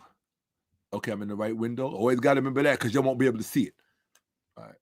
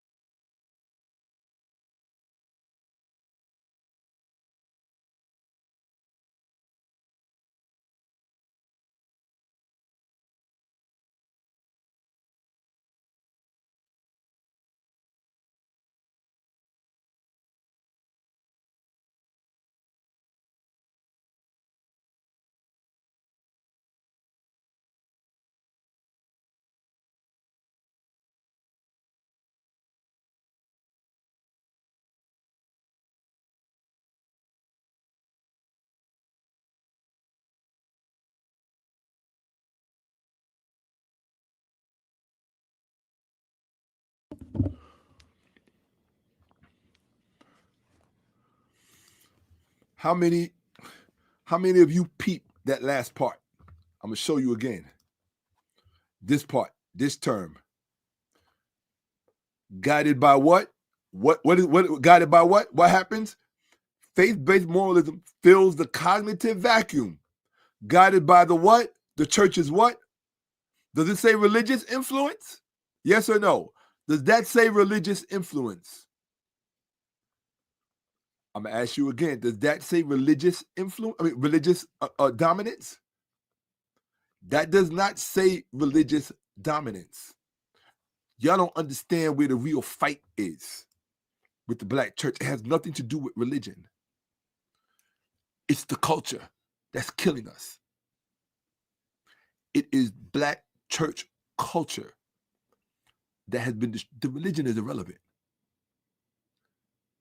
It could be any religion that they do that. They do it with Islam. They do it with other religions. It's not like we're picking on Christianity, making it the bad boy of all bad boys. It's like they're all full of shit. That's not the point. The point is, what kind of culture are we coming home to when we come into our neighborhoods? What kind of culture are we traveling in when we're on the subways or on the buses or in the pizza shop? When we watch a guy knock a grown woman out, he has no respect for her. Why? He got his mentality from her. Why would a woman have a problem with knocking out another woman? You thought that was a man. No, that was a male. You didn't produce a man. You produced a male whose cognitive functioning you sabotaged from childhood. So why should you expect that he can solve his problem like a cognizant person?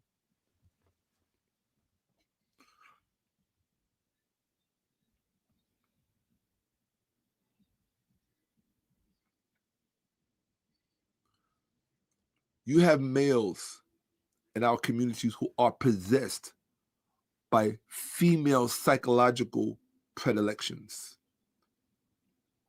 because of the maternal transference of female religiosity-based cognitive worldview. It's very limited in scope.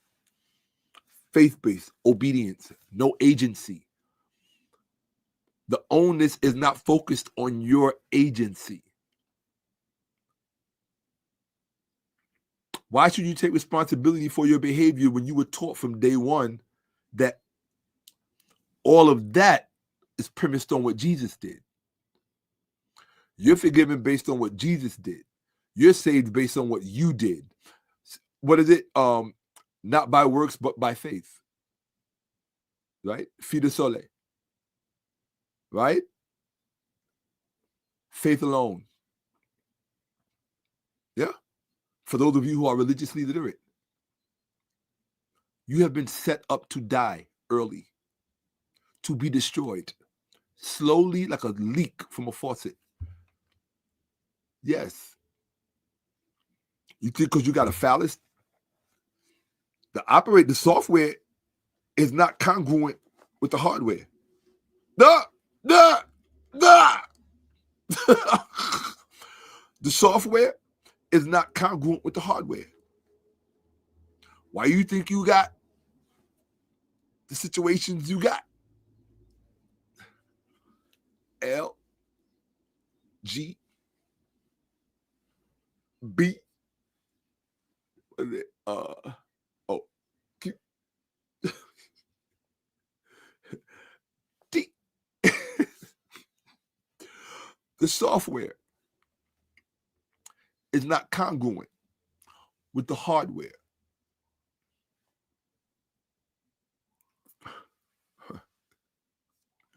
If you have a father as a young female who's being raised by a man who essentially has female software, unbeknownst to himself, because it was put in him by his religious mother, what kind of black females do you think are being produced, even in homes with two parents, in the black community? You think those are normal females? You think those are normal women? There's a reason why you always say, oh, I like white women because this is the difference between white women and black women. She doesn't realize the role that she has in creating both the male and the female offspring, and what the impact is by virtue of what his mother, how his mother raised him through that same trajectory. It's a very sick situation. Black people are sick. They suffer from psychological sexual dysphoria. The entire community. I'm gonna say it again. Especially the ones who think they're the most normal. Those are the ones you got to watch out for. The ones with the practice. Oh, I have my practice here. I have my clients and my desk and my portfolio. Watch out for the ones who are the most normal. They are the most susceptible to when you turn on that 48 hours and you see somebody he had done so well for himself in life. He had his own practice. That shit bubbles over. They got to go somewhere. It's going to converge, culminate. You don't understand what's going on in the Black community. You suffer from psychological sexual dysphoria based on the role of the Black church. And it's the whole function of the Black church is to keep this in place. This is literally the entire function of the Black church. It has no other function. Why do you think it's been allowed? What other organizations did white people allow to persist in the Black community that was founded by Black people? I'll wait.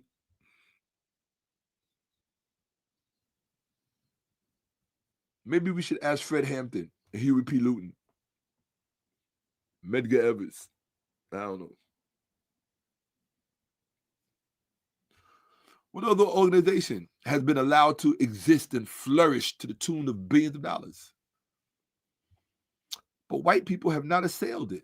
Now, you know white people take everything of value from Black people all the time. Your stupid ass couldn't connect the dots. You deserve to get fucked in your ass. You really do, because you're, the whole psychological sexual dysphoriation thing. You deserve it. Don't show me Magic Johnson and all his money,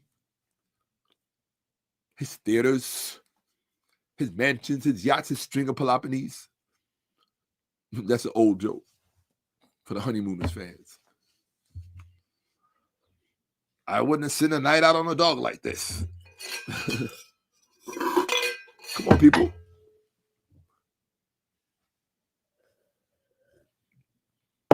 You don't know what's coming down the pipeline.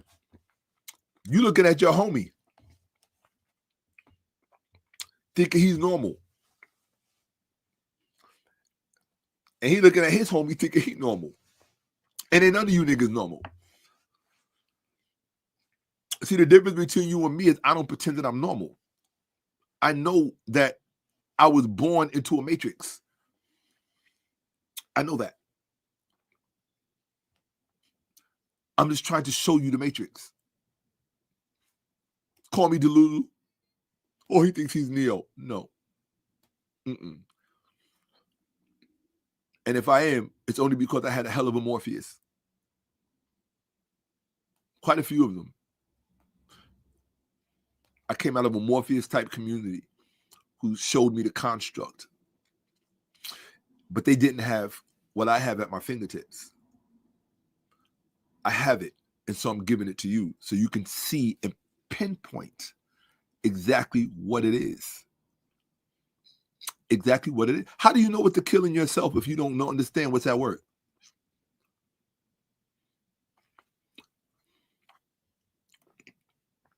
You have to have a complete divorce from your mother in your mind. 100%. You don't even understand the beginning of that. Until you can divorce her 1,000,000% in your mind, she can never respect you as a man, because you'll always be tethered to her in that psychological thing. I wish you understood ancient African systems, the whole how they would separate the sexes through certain ages and rituals and so on and so on, so that you could become psychologically a man. See, if you're not psychologically a man, all of the money don't mean shit, because you got money and cars and bank accounts. That don't make you a fucking man. It makes you rich. The guy over here who's taking up the ass, he's just richer than you. So then apparently, money you're just a male. I mean, I'm not shitting on people who take it up the ass. That's what you want to do. If that's what do you. I'm just illustrating something because we do have our own value system. Those of us who understand what all of this shit is about. Don't show me your money. Don't show me your mansion. Don't show me. I don't give a fuck about none of that shit. I'm old school. The man make the money. The money don't make the man. I know many bitches with money. I know. Trust me. I know many bitches with money. I'm talking about bitches with not a vagina and a breast. There's a bunch of bitches out there with money. They got the chinchillas, the chain, the ring, all that shit. And they bitches. Because they needed the money to fucking be a man. You needed money to be a man? You needed money to be a man? Okay. All right. You don't understand what's going on. There's a psychological sexual dysphoriation that permeates the black community, and black women are looking, and black women hate the victims that they made. That's why they hate you so much. They victimized you through their fealty to the black church, abandoning your intellectual development. Yeah. And then they turn around and point the finger at the product that they created. And even tried it in the chat tonight, talking about drug dealers and rappers. And then I had to go show you the data that said they come out of single-parent household led by females. The direct correlation. The truth don't need your fucking help. But if they're addicted to denial, eventually, sometimes I think it just needs this generation of black women, I could be wrong, they just need to die off. That's what I think. I don't want to wish that on anybody. But I think that in order for black men to ascend to the place that they should earn, I don't want to say to their rightful place. The only thing that's rightful is what you earn, what you take. You don't think Trump is going to get them oil fields? Because he took it. And if it meant a few fishing boats had to be the first volleys, then that's what it meant. How you think we all speak in English? We got taken. Whether you were here already or not, you still speak English, motherfucker. Okay?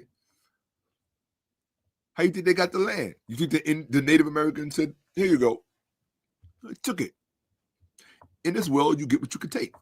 I know. I used to work for certain people. I saw that up close and personal. What you could take is what you get. You eat what you kill. And hey,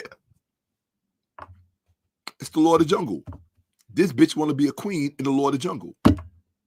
What kind of men?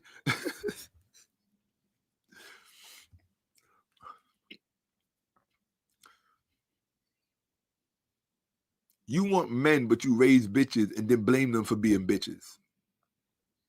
Emotional bitches that think like a woman. Therefore behave like a woman, which is manipulative, indirect, sneaky, and lying. Because you can't look in the mirror and understand how you've been damaged and how you pass that damage on. You love bragging about, oh, the black woman is God. Everybody comes through her. Well, if we all come through you, what? A tree is judged by the fruit that it bears. So when you talk shit about black men and about how they are shit, what the fuck does that make you, you stupid bitch? What does that make you?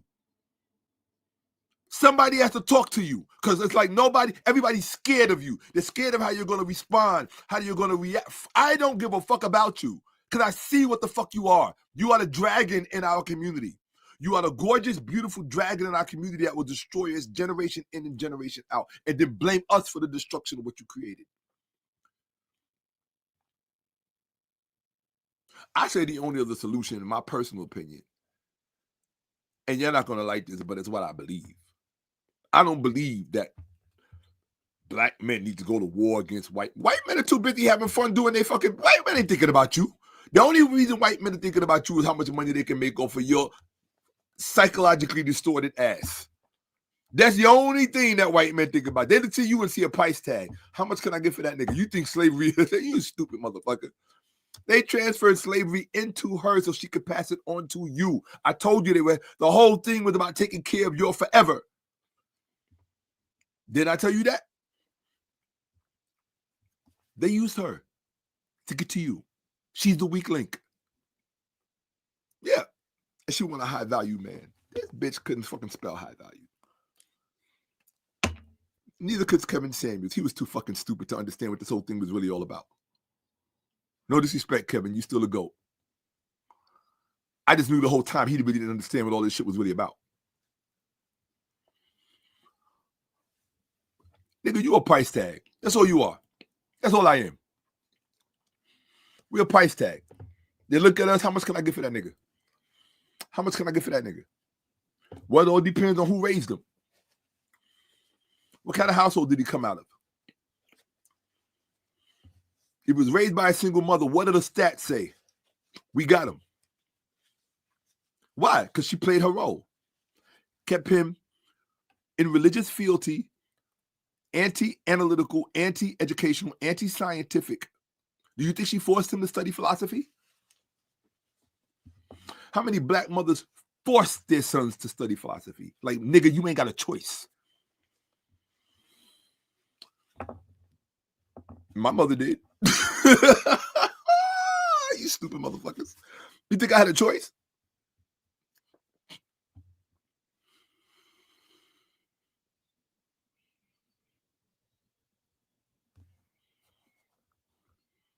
Y'all think it's a joke. You don't even know what you're in. You don't even know what you're in. Yeah, the black woman is a fire-breathing dragon that he created on that slave plantation. You thought he was going to let something as valuable as that he molded and shaped through all of the abuse in the world for over 2.5 centuries. You thought he was going to let something as small as a civil war and a few laws take that asset away from him? You dumb motherfucker. You don't understand power and how power thinks. Power understands the difference between a deficit and an asset. He knew what his greatest asset was in controlling you, her. Period. So he made sure he left that chip in her. Yeah, bitch, I'm going to terrorize you until you run over here. It's like a rat in a maze. I'm going to terrorize you over here until you run over here. When you run over here, you're going to imbibe what I need you to imbibe. Now you're going to pass that shit on to that little sucker. That's what he used to call us. You're going to pass it on to that little sucker. So when he goes up, I already know his do's and don'ts. I know his problem-solving capabilities. I know what thresholds he will and won't cross.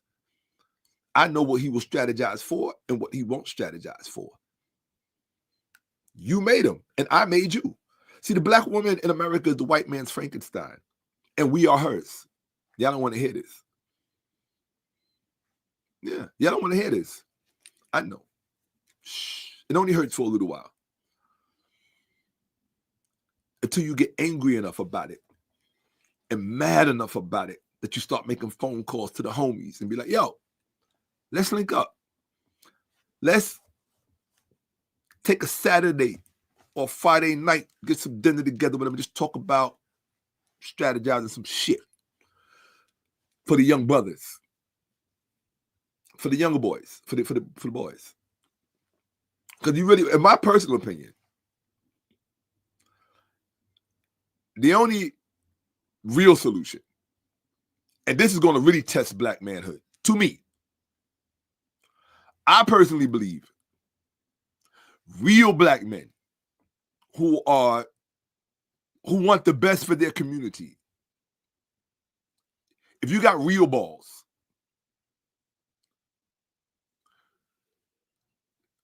the white man is not your obstacle. He created his Frankenstein.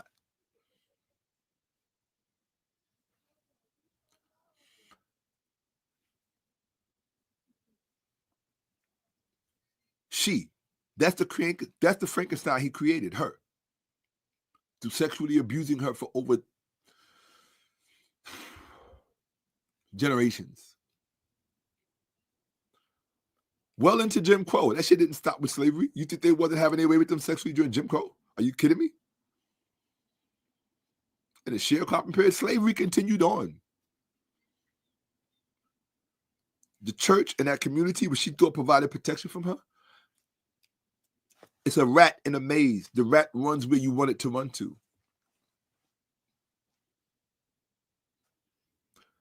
The Frankenstein that you got to fight, there may have to be a number of fights. I'm just telling you how to fucking fix shit. If you want to fix shit, you have to fight her Frankenstein. Who's the Frankenstein that she created? Go look at that nigga in the church talking all that shit in the pulpit. That's where you need to aim your shit at. That's her Frankenstein. He is the grandson of that cracker that you think is who was the ultimate Dr. Frankenstein, but he's the grandson. She created him. The white man created her. She created that fool in the pulpit. And will replicate that throughout our entire community. Interfering with our psychological process, our intellectual, analytical capabilities. When I see black men go to war against black men in the church, then I know we're making progress. I had to say it. War. It's not white men. It's not white men. I'm sorry. White men are minding their fucking business, trying to take care of their families, doing their fucking jobs. Why would white men be concerned about you? You love to think that your ego is so fucking big. You think white men are obsessed with you. Oh, they wake up talking about us and they always monitoring us. And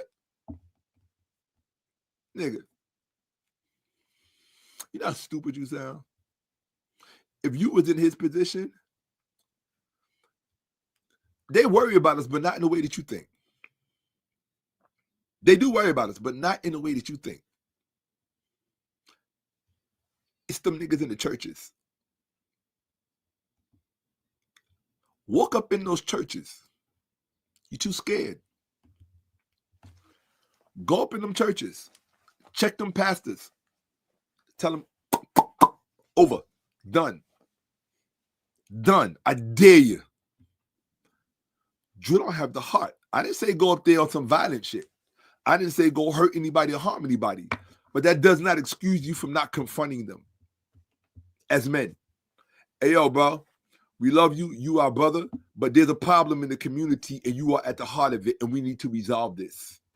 You don't have a choice in the matter. And there are consequences for not doing it. And if you're not man enough to sign that contract in blood, I'm talking to the men who are going to do that confrontation. If you ain't man enough to sign that shit in blood and stand on that shit, don't run around screaming how much of a man you are. I don't care about your car, your pickup truck, your tow truck business. I don't give a fuck about none of that shit. Because you did not have the heart of a fucking hero and the nuts of a real God to fucking go up in that goddamn church and bring this shit to an end. You ain't got the heart to fucking save your woman. You know, you're just this. Look at my portfolio. Look at how much I have invested over here. Nigga, go get them niggas. That's what I'm impressed. When I see black men do that shit, because them black men in the church, what black men do they answer to? You got this many black men in the church, got that much power. I showed you what the percentage was. How many black pastors do you think there are compared to all the rest of the black men? And y'all let them niggas just walk around like it's all good. I always said I should be a pastor. I always said that shit. I should definitely be a pastor. Yeah, fuck it. You raising a manless community That's how you know it's a manless community. A few motherfuckers can go in and take everybody for a ride. Where are the men protecting the community? From the principal agents. The Frankensteins created by that black woman. He's in the pulpit. You call him Jamal Bryant. You call him Gino, whatever his name is. Whatever. You call him TD Fake. Well, they're all created by this black woman. Because remember, it's 70% of them is in the church. It's a female-dominated situation. Through the birth, remember, it said the catalyst. That's what I was trying to show you where it said, what is the catalyst? If you know anything about a lever and leverage and a catalyst, about Archimedes, if you know anything, or y'all don't study shit. If y'all don't know anything about that, give me the right spot and I can move the world. Nigga, I just gave it to you. I'm not advocating any violence. Although I never deter people from ordering what they want on the menu. You get what the fuck you order. That's life. That goes for all of us. You what did Richard Pryor say? You order shit, you eat shit. That's it. I'm not saying go to these men with violence. I'm saying go to these men. No, go to these males as men. Can you manage that much? Or you need Shakka to come do everything for you? Well, Shakka, you step forward first and then we'll follow. Nigga. Look.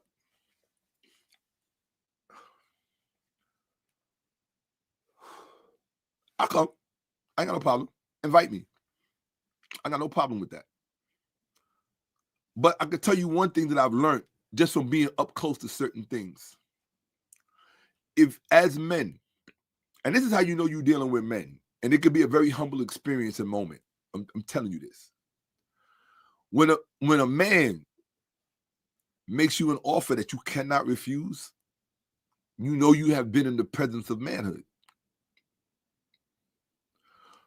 Now, if you think that being raised by single black women makes you familiar with the aroma of real manhood, okay. I know not to fuck with you because I know that you're a stupid person. No, that does not affiliate you and acquaint you with the real aroma of manhood. What was in her protocol that was put in you that can make you recognize that? So what I'm saying is that when men approach males and make them an offer that they cannot refuse, sit down and strategize. It might be a better offer than what they're getting now. Hey, brothers, you know, we want to make you richer than you already are, but here, these are the confines you're going to have to do it in. I don't care. Just think. If you don't even start the conversation and strategizing to change this, don't ever complain to me about a white man. Don't ever complain to me about an election. Don't tell me about no fucking immigrants, because that's usually coming out of the mouth of some stupid, concerned black woman who thinks she knows something. Doesn't know shit. Wearing an ankh and all that, bitch, dumb as the day is long. I told you who made them. I told you who made them, who the Frankenstein is that made them. And I'm showing you who the Frankenstein is that they made.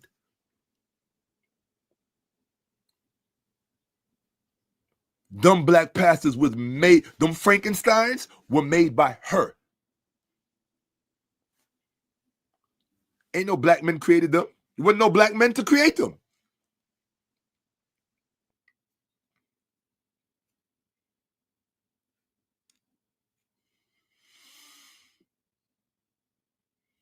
Everybody got mad at Kanye when he said slavery was a choice.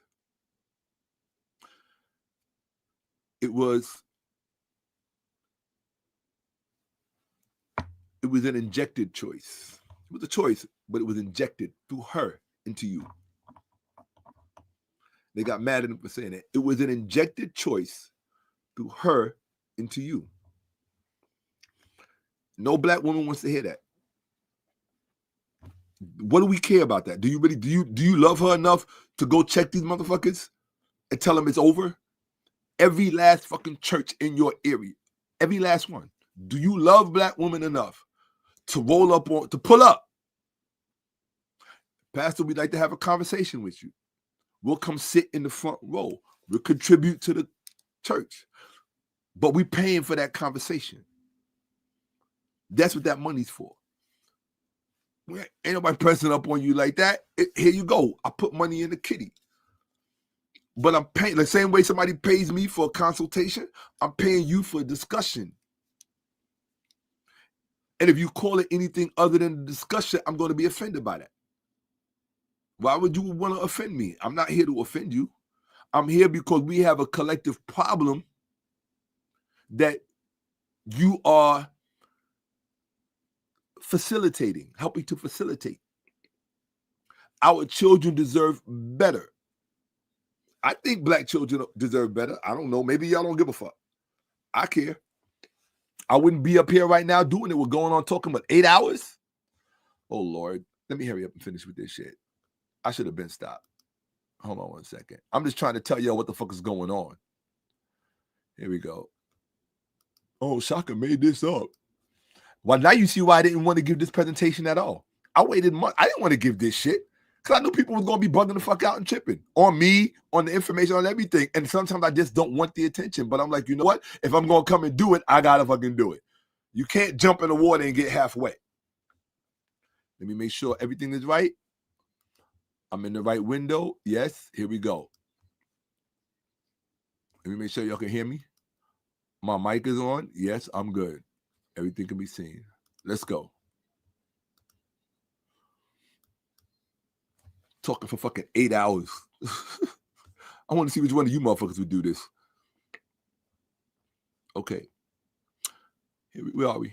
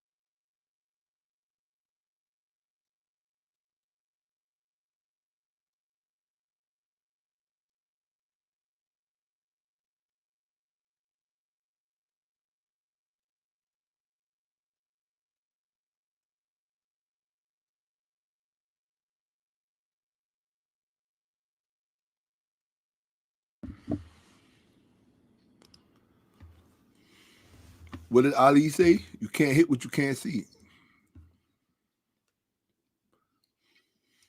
Ideological firewall. You know what a firewall is? Something you can't get past. Something you have to get past.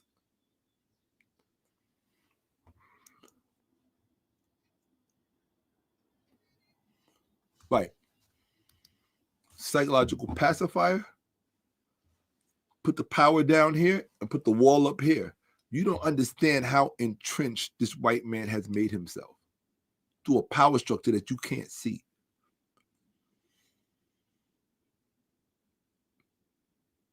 He made sure you went to sleep and woke up with your oppression. He made sure you fell in love with your oppressor. He made sure that your oppressor raised you to be just what he wanted her to raise you to be.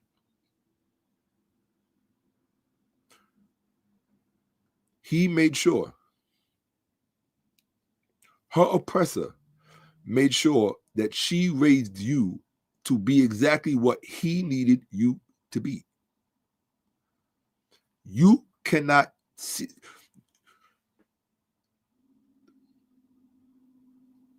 The system that she indoctrinates you to from birth does not equip you with the tools to see the construct in which you have been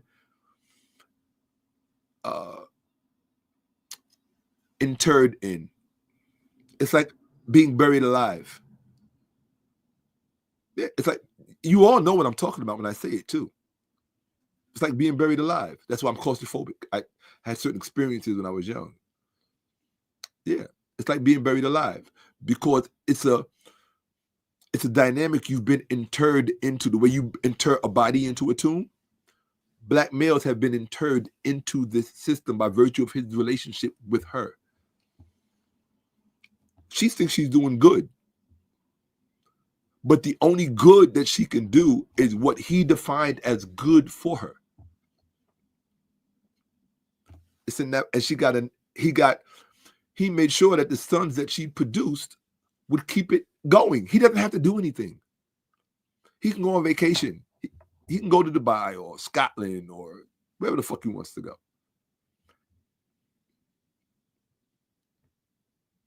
Serena Williams ain't stupid enough to. You think she don't know a free man when she see a free man? You think Venus wasn't gonna follow suit?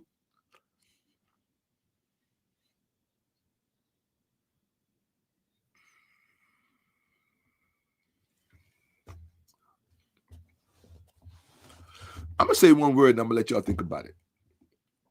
Princess Diana. And I'm gonna leave it there. I'm gonna let you run that whole with everything that I just showed you. Think about her sons. Think about power. Think about lineage. Think about free men, white men, what's permitted. Now I want you to just run that whole thing through your mind. Most of you not qualified to get it.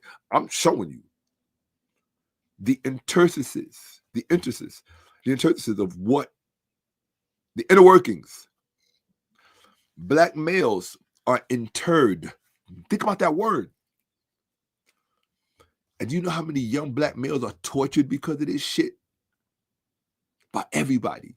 Tortured by other black males, tortured by white women, tortured by white males. Everybody. Everybody. That's why when that woman, she tried to live her life as a man, she decided to commit suicide because she couldn't believe what men actually dealt with. Well, if that's what men actually deal with, imagine what black men deal with. If that's what men deal with, imagine what black males deal with. Can't even use the word men. Black women are not programmed to raise men. That's not what they're programmed for. That chip that he left in her was not left in her so that she could raise competition with him. He's not stupid. You're stupid. He's not stupid. Shit. He knows how to keep your numbers at a certain level. He knows how to make sure immigration is going exactly where he needs it to go. And he knows how to work through her to get to you, to tell her when she's right. When she's, she needs that, he's right there to back her up.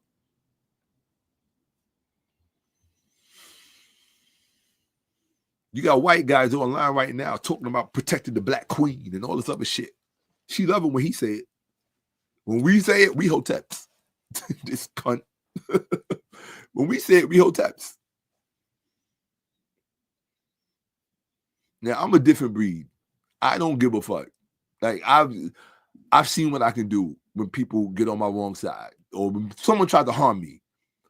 Right? I don't fear people. I don't live in a state of constant fear thinking, oh, I'm at risk. I don't do that. If you want to invite the consequences that come with that, then that's on you. I'm not, and I'm gonna oblige happily and go right back to my life, right back to business. That's it. I'm like, oh, okay. That's what you want to do. And you thought you was going to be anonymous doing it? The fuck out of here. Ain't no anonymity existing anymore. Ain't nobody anonymous. Nobody. Anonymity is a thing of the past. I know because I grew up in it. I know what it felt like. I know how it worked. And I know that doesn't exist anymore. That's the main reason I don't worry about threats. Anybody can be gotten to. It's just a few phone calls, a few, oh yeah, they right here and this is what they did. Especially when you got homies that do that shit for a living. Yo, this bitch left a comment or sent me an email. Find out who this motherfucker is. I need to know where they live, who they marry, all that shit. That shit, and you all know it, especially you females, the way y'all investigate motherfuckers online, y'all know how easy it is to get at motherfuckers. So I don't worry about people, right? That part of my life, I figured out how to work that shit a long time ago. I just want to see black men go to balls to confront these motherfuckers. I really do. Go into the churches. And they're going to hire security and off-duty cops. That's cool. What the fuck that got to do with anything? Nothing. Absolutely nothing. People ain't going to put themselves in certain positions over some bullshit. They're not going to do that. They're not smart people, don't. Can you imagine somebody losing their life or some crazy shit when all they had to do was fucking, I'm saying on any side, right? Just because my question to black men is, what are you willing to stand up for? What are you willing to, I hate to say it, die for? Because the one thing about them crackers, they'll die for them oil fields in Venezuela. That's the truth. But I like the way they think. They see, the white man thinks like this. I will die for those oil fields in Venezuela. However, it would be better if you died instead, so I can get those oil, so I can get them oil fields in Venezuela. That's the difference. See, when a black man starts up, I'm willing to die for, you've already fucking signed up for defeat. You didn't even say it would be better if he died for a good cause that we can all celebrate him for afterwards. That's it. That's, I hate to say it. I ain't gonna say the names, but you know the name, September 10th, 2025. Yeah, I don't know. I know how they think. I've been around long enough.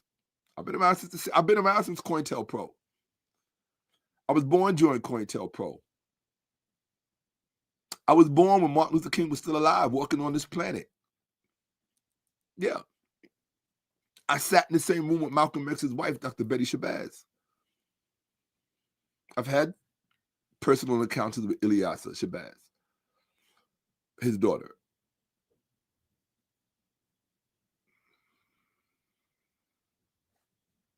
I've lived a lot and I've seen a lot.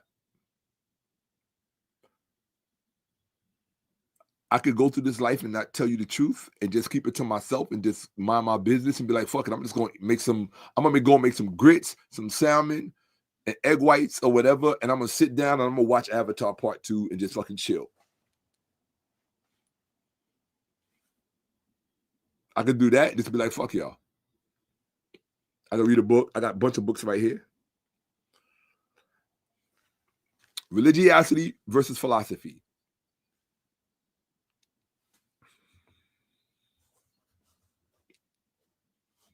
You can't compete. I don't want to see you lose. I want to see you win. I want to see us win.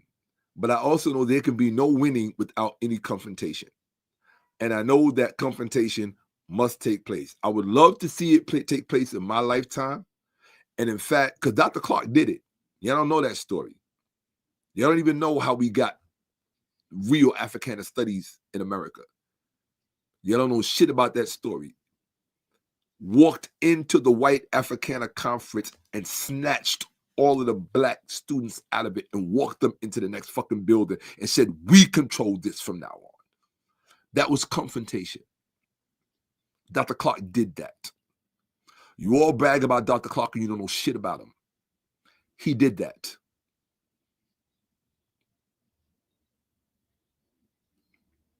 I was in the man's presence. Dr. John Henry Clark did that. That's confrontation. That's why Wesley Snipes made a documentary about his life. When you stand up as a man, other men recognize you. Not males. Not males. Men. Other men recognize you because you walked to a place that most men won't walk to, because a lot of those journeys or those walks you have to take alone. You're not going to always be alone on that journey, but there are going to be some really lonely parts in that journey. Or you might have 2 or 3 soldiers who really rock with you. But Dr. Clark did that. Walked into the White Africana Conference, held it up, and said, this shit is over. We are having an African Studies conference across the street, in the hall across the street. All black scholars in this room come out from under the tutelage of these white men and come with us. That's what Dr. Clark did. That's confrontation. And you were not to be treated well if you did not come. Frank Snowden, Henry Louis Gates Jr., Cornel West. Y'all don't know who the traitors are in your community. The people, the same type of people who would have sold you onto slave ships. For those of us who know that we did come on slave ships. Y'all don't know. They're still in your midst. Their sperm doesn't disappear. I like what dude said in the movie The Immortals. When he said the guy came to him after he snitched out his own people. He wanted to serve the king. And the king said, why would I let you serve me? You snitched out your own people. He said, oh, but I wanted to help you. He said, okay, you can help me, but you don't deserve to reproduce. Your kind shouldn't be on the earth. And what did he have the big guy do with the hammer? Boom, right in his nuts. Your kind. Oh, that was beautiful. That was beautiful. Yeah.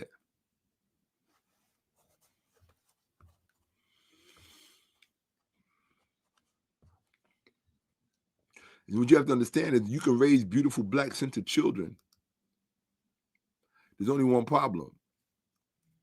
Who do you think their number one enemy is going to be going through life? You think it's going to be the white person? Is that who you think? Nope. Boule. Black people. What did the guy say? The African leader, I forgot his name. He said, with my left hand, I fight the colonizers. With my right hand, I fight the Africans who fight me.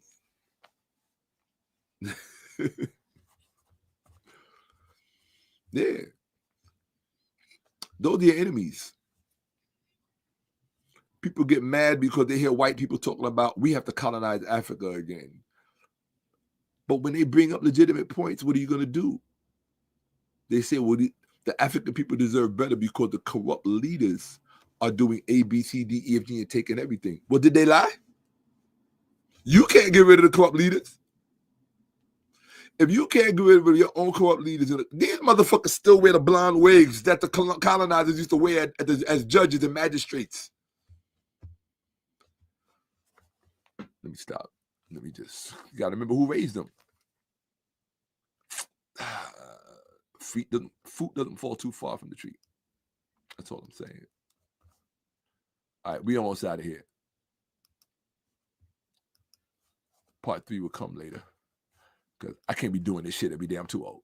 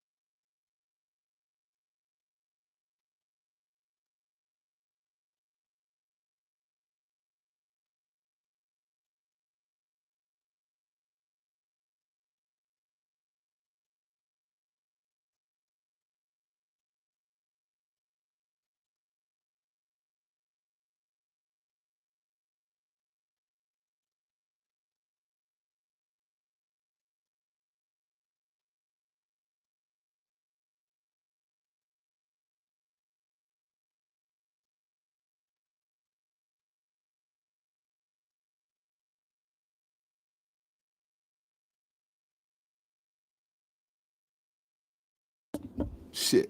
All right. I don't know what I just said, but I'm going to repeat it again. What I said was, I said what I've been saying. Okay? The white man is not stupid. He placed her between us and him so he could remain protected. So she produces what can only conform to his standards. Assimilation. You know, Carlton from Fresh Prince of Bel-Air, right? Who married a white woman, right? The plan, Tiger Woods, who married a white, the plan worked accordingly. O.J. Simpson, it works accordingly. Eddie Murphy, it works accordingly. Yeah, Eddie, you too. I am a king. See, okay. Quincy Jones, I don't give a fuck. Name them all.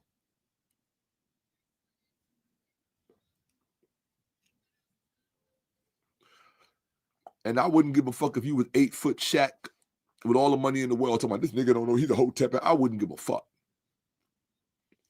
I'm not impressed by money. I don't give a fuck about money. I know in my lifetime too many real bitches. And any real motherfucker knows this. Most dudes know this.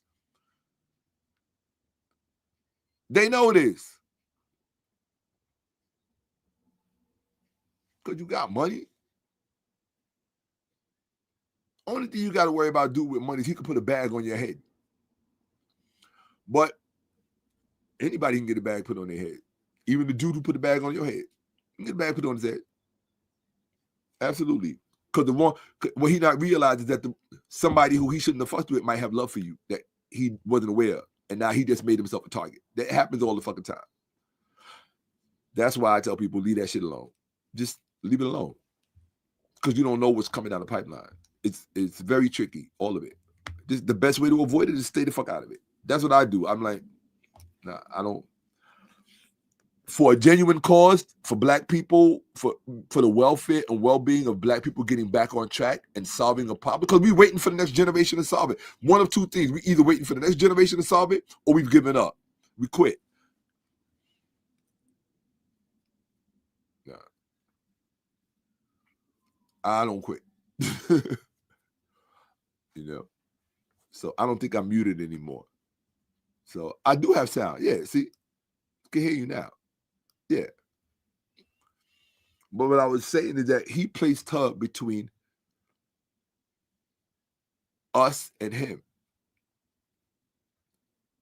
But he knew, because he understands the way the psyche works, he knew at some point we would reject her because of her thinking, and we would rebel. But what did we rebel into? We didn't rebel with the necessary cognitive skills. So what did we rebel to? Whatever she outfitted us with, which is our emotional, compulsive and impulsive approach to life. Were we raised by philosopher fathers?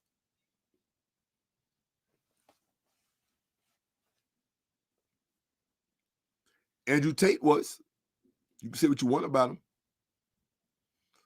But that's why he is the way he is. That's why he is so, that toxic male thing, he was able to divorce himself from that feminine spirit. See, black men want to sit around and talk about how, what is it? We're both male and female, and we have to, and this balance and emotional intelligence.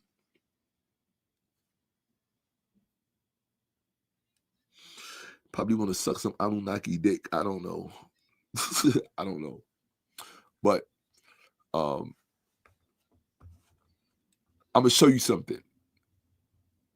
I want you to pay attention. Joyce Reed is not showing you this. Umar Johnson ain't showing you the shit I'm showing you. I ain't going to name any other names. Shout out to Umar. I want him to win. I would love for him. I really do. I want him to win. He paid so many dues already, you know? And stop expecting him to be perfect. Like, ain't none of us perfect. right? And I think I've been a little too hard on him unnecessarily because he's not perfect. Because I know I'm not perfect. I just get frustrated sometimes for multiple reasons. That's all. It's not easy to put yourself out there and make the claims that he makes just so his voice can be heard. That's not easy. You talk shit about him, you do it. I would like for him to be more fiscally responsible. I would like to see him make the right decisions so it could stop being a pie in the sky thing or an almost doesn't count thing. All right, maybe one day he'll get there. And when he does, well, who knows? Maybe him and Isaac Hayes Jr., Isaac Hayes III, Isaac Hayes' son with fan base, maybe they'll get there in the same year. Maybe fan base will go public, and it was already public, I think, right? Well, they'll blow up, and the Frederick Douglass School for Boys, Frederick Douglass Marcus Garvey School for Boys will also blow up maybe the same year. Don't count black people out. We need all the help we can get. But all the help we can get don't mean nothing if we're not changing the right shit. Destroy what needs to be destroyed. You are not just a builder. You must also be a destroyer. Nigga, earn your cape. Earn your badge. Earn your respect. When motherfuckers come around you on the block, they should come around you on the block, not cause you to connect. They should come around you on the block because you that dude that make a difference and was willing to stand on it. If somebody got to lose an ear, a hand, on a wrist, or whatever the fuck it is, okay, well, shit happens. Unless you go and let suckers, bro, talk from the pulpit. Who you think she created?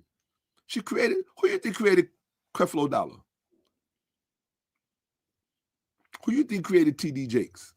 Who you think created? Come on.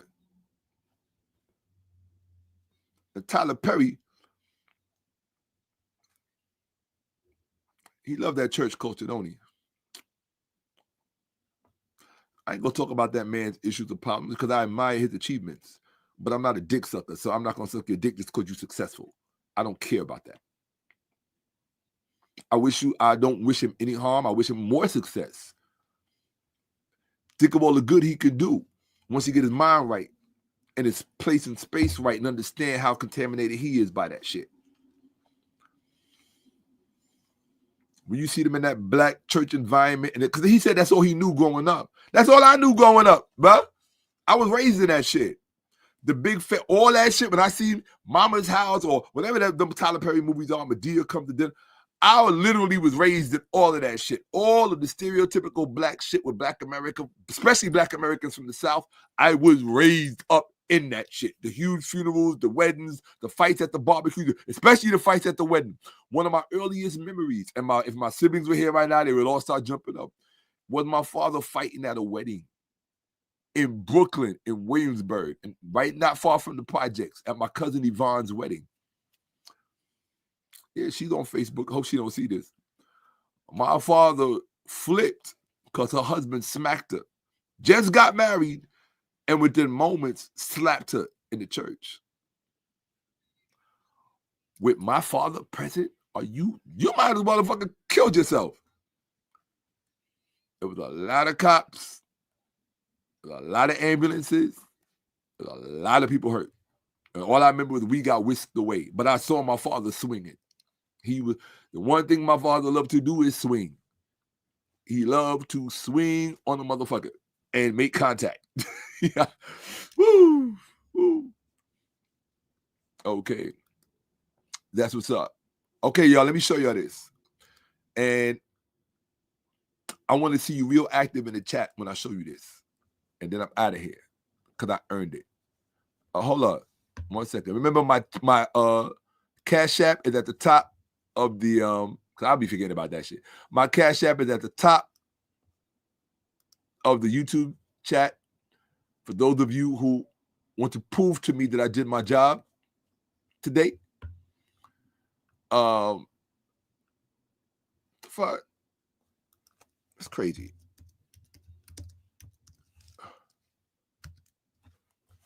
That's wow. I'm tripping, Shaka. Here you go. Because somebody be like, yeah, you didn't put your Cash Apps up. There you go. If I earned it, that's how you communicate it to me. I don't want to hear this. If I earned it, put your money where your mouth is. If these people that we talking about could put money in a collection plate and make these pastors who do nothing, they are rewarded for their betrayal of the community. What should I be? Should I be dismissed? Should I be neglected? Should I be passed over? Because I said, fuck it, I'm going to do what nobody else wants to do, which is just show you what the fuck is really going on. Somebody got to do it. Well, if you do, you do. If you don't, you don't. I never pretended I was doing this for people that was actually worth it because I know what you've been turned into. So I'm not like brokenhearted or disappointed when I look at my Cash App and there ain't shit in there after I done fucking sat up here for 8 hours and almost 9 hours. I mean, to me, it's a fucking job, but here we go. All right, here you go, people. Don't say I didn't put it up there. I did. But I need you. This is what I'm about to show you is more important. Here you go.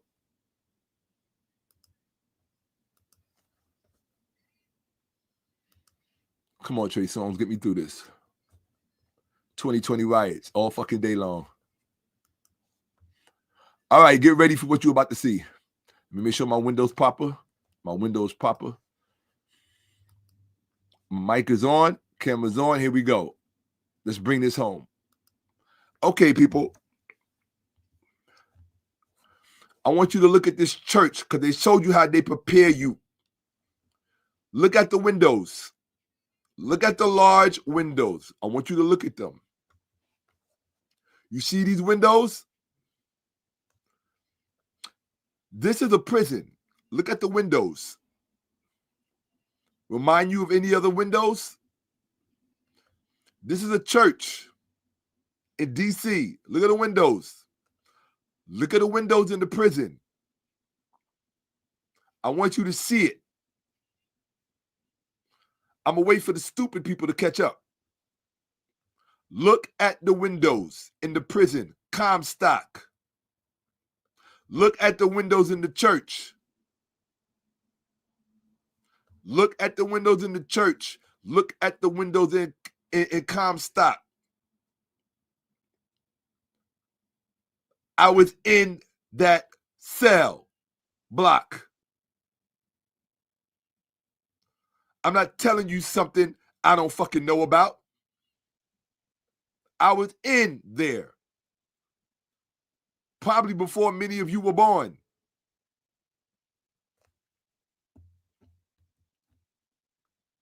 Now, look at the battlements on the top of the church. Look, I'm going to say it again. Look at the battlements on the top of the church. Look at the battlements on the top of the prison system. It's the same battlements. Y'all don't even understand what's going on. Look at the battlements on top of the church. Do this for the slow people. Look at the battlements on top of the prison system. I was in this building.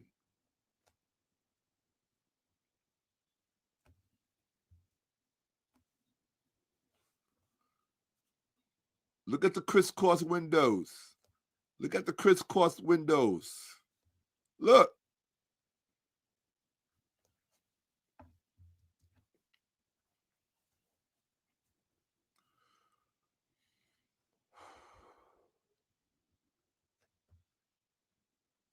Look at these windows. Oh, look at the red brick. This is Comstock Prison in Comstock, New York. Look at the red brick. Look at the brick of the church. I'll wait. Look at the red brick of the prison and the oval windows. Look at the red brick of the church and the oval windows. You think you understand the setup yet? You think these motherfuckers are innocent? You think these pastors don't know what they're getting paid to do? Look at the red brick on the church. Look at the red brick on the prison. Look at the oval windows on the church. Look at the on the prison, and look at the oval windows on the church. I was in here.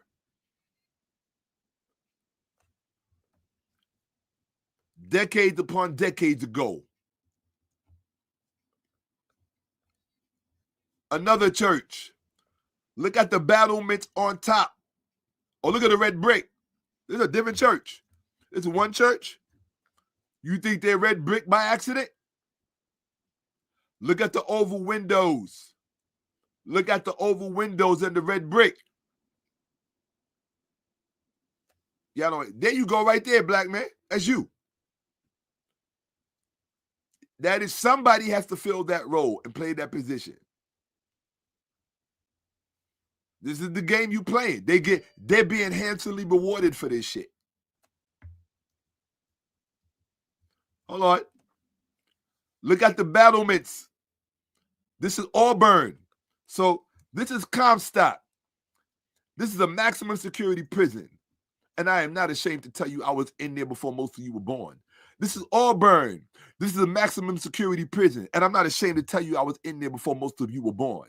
These are two different maximum security prisons. And I was in both of them before most of you were born.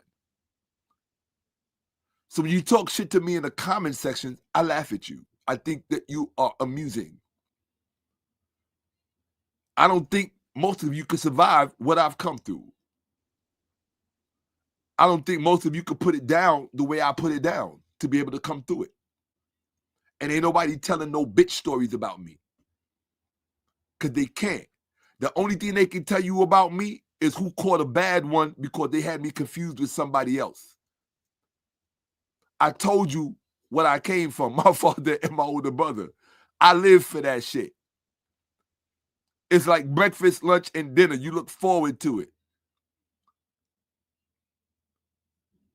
That's not something I'm proud of. It's something I've worked over the years to get rid of or to use it for good, for my interest. Look at the battlements in Auburn Correctional Facility. It's a maximum security prison. Auburn, look at the battlements. Look at the battlements on top of this church. You don't stay stupid. They're the same buildings. The church and the prison are the same buildings.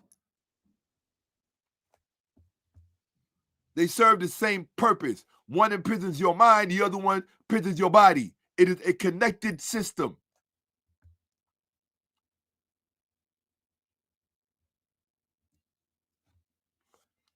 Here's another church. Look at the windows. The oblong windows. Auburn Correctional Facility. Look at the windows. Same color brick, same color windows. AME, see AME? AME church, see that? It looks exactly like where the fuck they're sending you, you stupid motherfuckers. Why ain't Umar Johnson showing you this? Why didn't whoever the fuck else is? I want to say 𝓈𝔁 so bad, but I don't want to, create any conflict between us, right? The less friction between us, the better. But I need to point out to you that what you need to see, those people who are claiming to serve you are not showing you. They want to take the fight to everybody else. You want to take the fight to immigrant Africans. You want to take the fight to Somalians. You want to take the fight to everybody but these niggas who are selling you up the fucking river for money.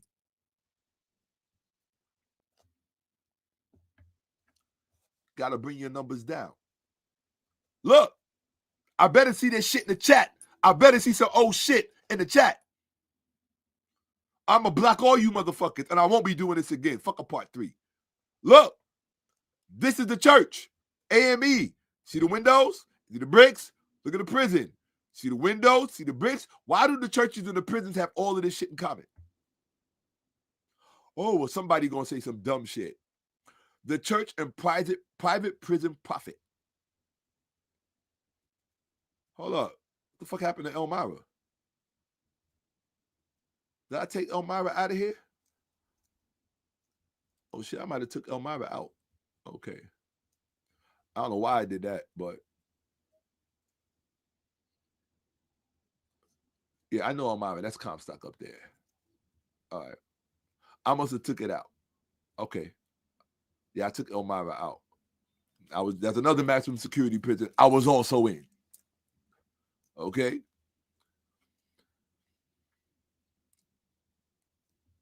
Most of you motherfuckers probably been the mediums or fucking minimums. Right? The black church to school to prison pipeline. I'm not telling you something I don't know. I'm telling you what the fuck I've lived. You gotta be out your fucking mind. The church and private prison profit. ChatGPT. Black Americans have been a racial group. The black church school to prison pipeline. Black Americans have been the racial group with the greatest percentage representation in U.S. prisons overall and are a major overrepresented segment within private prison populations since the modern private prison era. While comprehensive year-by-year private prison-specific demographic data is limited in published form, the research consistently demonstrates that Black individuals are the largest and most overrepresented racial group within private prison populations relative to their share of both the U.S. population and the total incarcerated population. So yeah, you are the main bread and butter of the private prison system. That means you are on the stock market. They start you in church.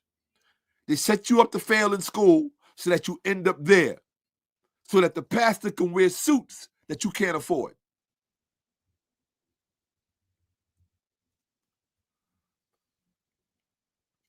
The pastor turns you into the rapper. The pastor turns you into the drug dealer. Why? First of all, he can't have nobody else getting more attention than him. You know, come on, you don't understand the kind of narcissist you're dealing with. You better remember who created him. When for-profit private prisons became investable by churches. Uh-oh. Uh-oh. Uh-oh. Oh, shit. Oh, yeah. Okay. Oh, my babe. Yeah, that's what I want to see. Right there. That's what I want to see. Yeah, right there. Yep. You think they look alike for no reason? You don't even know what's going on. You are literally in a matrix. Literally. Speeding ticket. Broken taillight. All of that shit. You are in a matrix.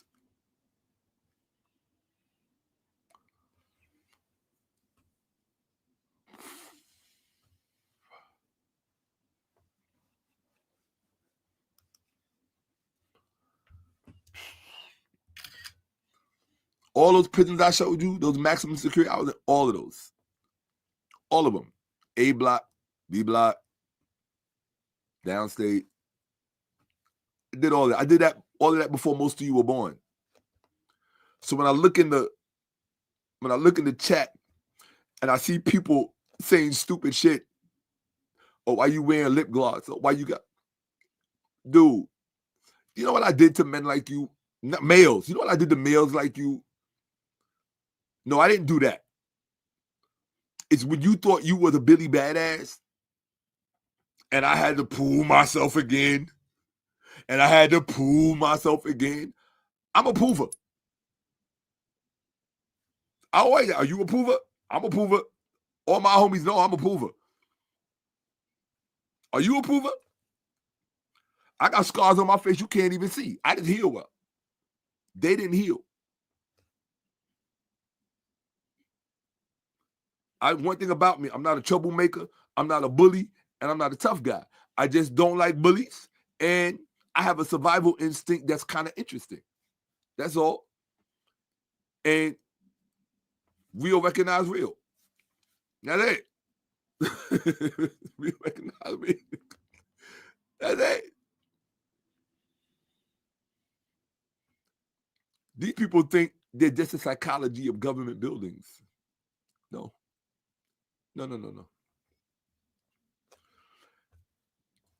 It's a language. It's architectural language. It's architectural language. Architectural linguistics. But you're experts on that. So I don't have to tell you shit.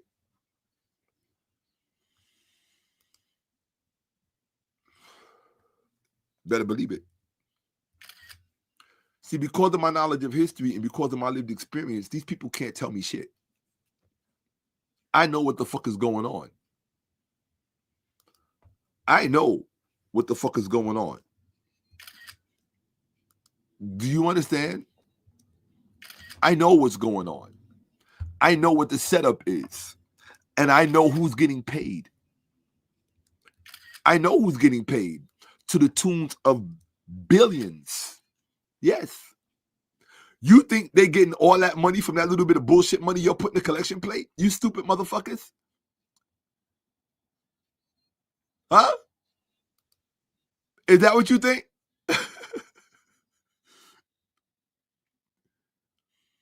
Is that what you think?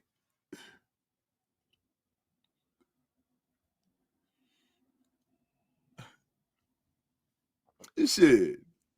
Is that what you think? You motherfuckers think that they getting all that money from the little bit of bullshit money. Y'all ain't got no money. So how can they be getting paid off of that little bullshit you putting in the collection plate? Are you really that stupid? Are you really that stupid? Do I owe? Appreciate you. I want to know if you really that stupid.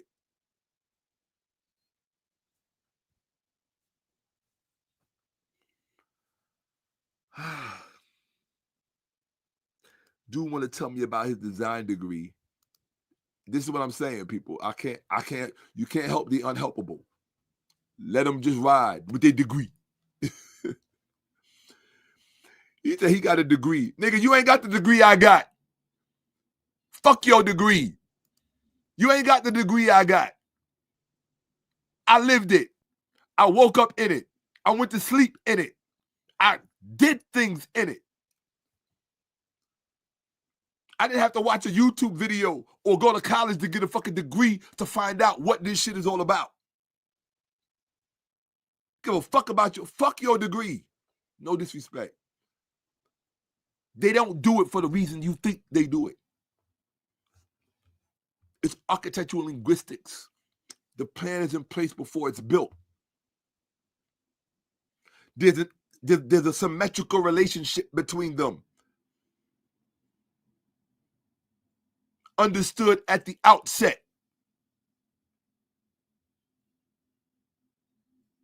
So they do this for a reason. So the churches and the prison got the same exact windows and battlement systems for the same fucking reason, but it's got nothing to do with your black ass. Go ahead, listen to the guy with the degree. I told you who produced them. Some black woman somewhere said, honey, go to school and get a degree.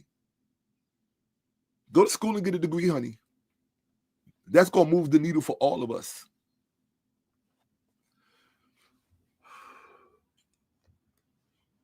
He got that degree. But he can't tell me shit about the inside of those buildings. He didn't sleep in those cells. I did. He didn't fight in those cells. I did.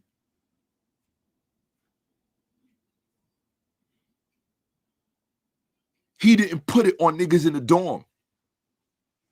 You know what it's like to sleep in a dorm?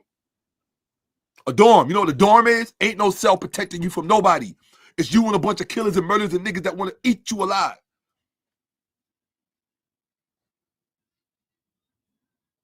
He didn't sleep in that and wake up in that and put it on niggas in that. Don't tell me about your fucking degree. I don't give a fuck about your degree. Your degree didn't teach you shit other than what the curriculum told them to teach you. You don't know shit about this. Nothing.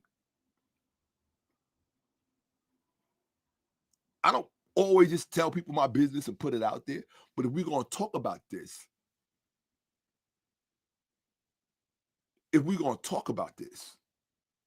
then let's talk about it.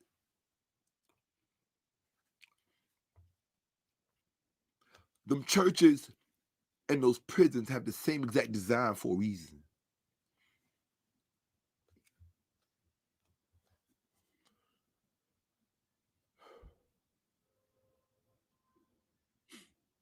Motherfuckers don't know. Motherfuckers don't know. They just rather keep it going. They just rather keep it going. So I let them keep it going. I'm trying to tell you how to stop it. I'm trying to tell you where to focus your energy. You want to contact me for a reason? Contact me because you're trying to solve this shit. I'll get with you. Like, I'll get with you. I'm sure that no matter where you live, I got somebody there that I can yo, I got some homies trying to do A, B, C, D. Ride with them. Be with them. It don't matter where you live in the United States. It don't matter where you live. Trust me, I got somebody there. Yes. You better believe that shit. Okay? And they're not always black. Okay? They come in every flavor. They come in every flavor, partner. Because real recognize real. Period. Some white boys out there that's real. Some Spanish dudes out there that's real. Some Asian motherfuckers that's real. Even with turbans. Sikh motherfuckers. That you would never think. And they ain't on no terrorist shit either. It's just some motherfuckers that's just real. That's all. Period. This is the reason why I don't be in people's faces, because you never know who's who. And that's the way it's supposed to be. Open your mouth, tell on yourself. I'm not telling on myself. Everything that I told you about me is public knowledge, because I've not ever shied away from it. There were things that I had to overcome. There are things that made me. So I don't have to ask questions. I don't have to ask you what this is like. I don't have to ask you what that's like. And it's not a badge of pride. I'm not proud about being in any of those places. I'm proud that when the moment came, you know the old saying, as my ex says, now is your time to shine. When it came to my time to shine, I was the brightest thing in the fucking room. Period. And I'm going to always be the brightest thing in the room. Always. And I know that makes some of you motherfuckers mad. Like my other ex used to say, he gets it honestly. Nigga, I got it honestly. I ain't got nothing to prove. I'm just sharing some shit with you. That's I could have kept all of this shit to myself and just gave the presentation. I'm just not, it's my past. Like I said, I went through that shit before most of you was born. My hands are healed up. I ain't got no scars, none of that shit. Do you see the stitches on my face? Tell me where. Do you see the stitches on my face? No, motherfucker, I ain't had to have no surgery to hide shit. Do you? I hope you don't. I hope you won't ever have to, But no, Holmes, I did that shit, and I don't have to ask anybody what it's like. I don't have to watch a movie. I don't have to see a television show. I don't have to listen to a rap record. I don't have to watch a reality show. My life has been a fucking reality show. I don't have to do none of that shit. I come from you can't tell me shit. None of that shit. And that might make you mad. Because you might feel like, well, Shakka, no, it's nothing to be proud of. I don't wish that on any of you. I'm trying to give you the game to prevent the rest of us from having to go through that, because there's another side of life that we can all have. All. Like we can make the threat disappear. But how can you make a threat disappear if you don't see it as a threat? That's a legitimate question. How can you make a threat disappear if you don't see it as a threat? Come on, man. You can't make a threat disappear if you don't see it as a threat. Fuck out of here. You let the boogeyman live right. You let the boogeyman live right in your fucking community, live right in your fucking situation, and destroy you day in and day out and be cool with it. Nah, that's not. It's whack. When for-profit private prisons became investable by churches, number one. Modern for-profit private prisons corporations began operating in the 1980s. Corrections Corporations of America, now CoreCivic, was founded in 1983, shortly thereafter securing the first major government contract. Why Candace Owens ain't showing you this? Or maybe her white husband ain't too interested in it. And she love her some Jesus. Probably a white one, right? Marking the start of the modern private prison industry. CEO Group began as Wackenhut Corrections Corporation in 1984 and later became publicly traded. Public investability, stock market access. CEO Group, then Wackenhut Corrections Corporation, went public on the New York Stock Exchange in 94. This is the earliest clear point at which any investor, including institutions such as churches, could legally acquire shares. 1994. When they had that meeting about the private prisons and the hip-hop industry, was it around 94? Core Civic, formerly CCA, was founded as a corporation in 1983 and later became publicly traded. Exact IPO date typically mid to late 1980s, early 90s, alongside industry expansion. Publicly available corporate records confirm institutional ownership filing with the SEC by 2025. Conclusion: public investability for all, including faith-based institutions, dates to the 1990s. CEO public in 1994. Core Civic's public trading established around the same period.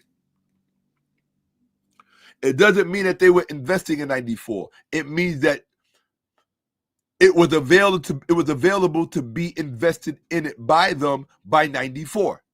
But you will never know if they were investing in 94 because they made sure that all that information is covered up. It cannot be made known. When churches begin investing in private prison stocks, documented faith-based engagement, not necessarily ownership of stock, but shareholder involvement.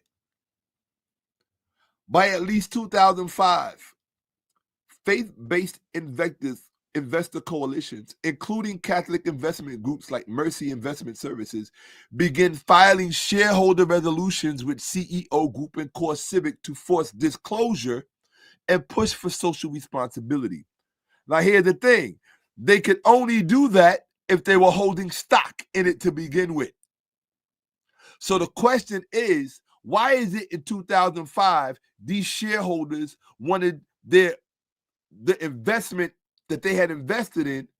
Why did they want those corporations to begin to behave properly in their business practices and not, to engage in social responsibility? Do you think it was because they got a crisis of conscience? These groups must hold stock to file such resolutions. So if they begin to file shareholder resolutions with CEO Group and Core Civic, dummy, it means they were already invested in the for-profit private prison industry. The churches been selling you out and making money off of you since day fucking one. You want to know where that money's coming from? It's not coming from your little fucking collection plates.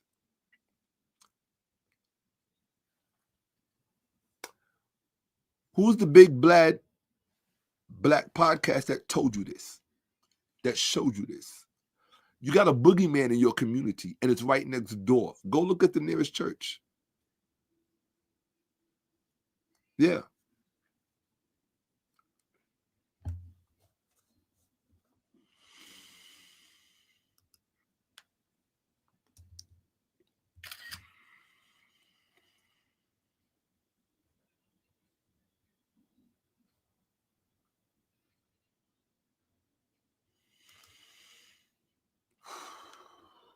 Now it's deeper than making better. It's deeper than making better moves, bro. It's about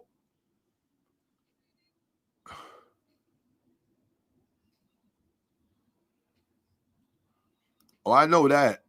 That's true. That part is true. You don't give a fuck until it's your turn. That's how it works. That's why it's called facts over feelings. Just the facts. It's just the facts.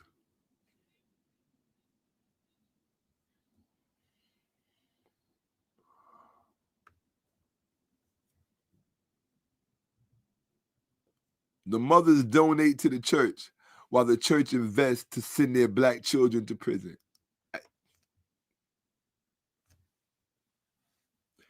And remember, when the black children go to prison, who do the mothers go to comfort to? To the church, to the faith-based institutions, to the very people that set you up to fuck up your kids so that they would end up in there and then they could get paid off of it. You don't understand game. I'm giving you the game. I told you the black woman is the biggest problem in the black community because her and the church are one and the same. If you got 70% of the 75% black Christians are females and they're in these churches, a female-dominated institution, a matriarchy. They always talk about the patriarchy. No, it's a matriarchy. The matriarchy has got you fucked up. And they always complain about the patriarchy. This is for the stupid woman, because most of them are stupid. I say 90% of women are fucking retards. Black, especially the black ones. Let me explain this to you. I'm talking about education-wise. Let me explain something to you. I gotta stop because sometimes I get a little too loose with the lip because I'm just like, I know what I see and I know what I know.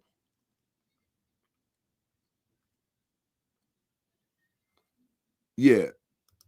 The black mothers donate to the church while the church invests to send their black children to prison.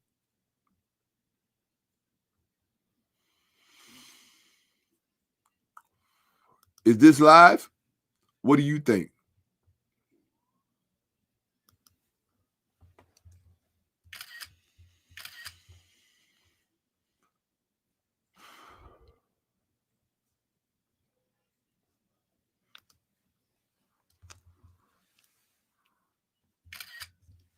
Yeah. There you go. The mothers donate to the church while the church invests to send their black children to prison. And they want to get on Facebook and run around and talk about the Bible and the pastor and this and all this other shit.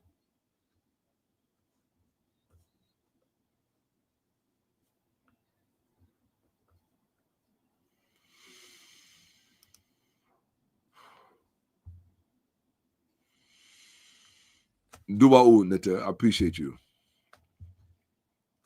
I appreciate you. Very much so. I genuinely appreciate you. 𝓈�𝓁. Let's get through this part and then I'm done. And yes, there will be a part 3. Here we go. Yeah, partner, I did all of that shit.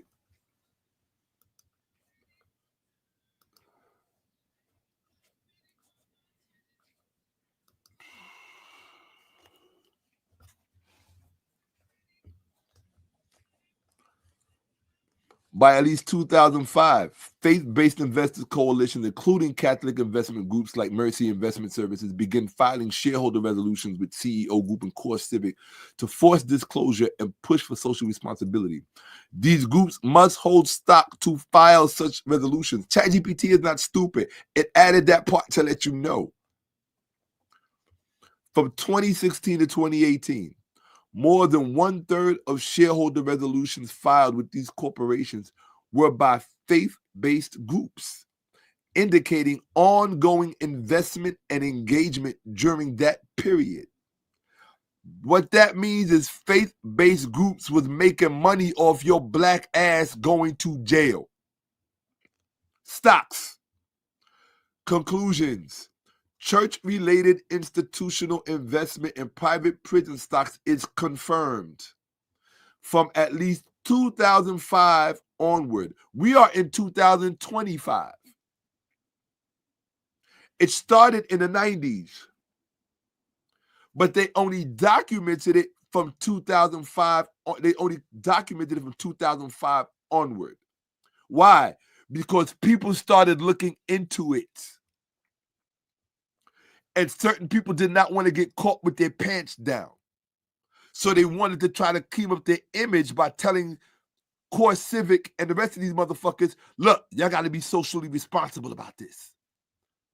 Because everybody, it's only a matter of time before they know we be getting paid off of this. By the millions. Church-related institutional investment in private prison stocks is confirmed from at least 2005 onward. We in 2026. How many years is that? Let me hear the church tell me. From 2005 to 2016, how many years is that? From 2005 to 2026, forgive me. From 2005 to 2026, how many years is that?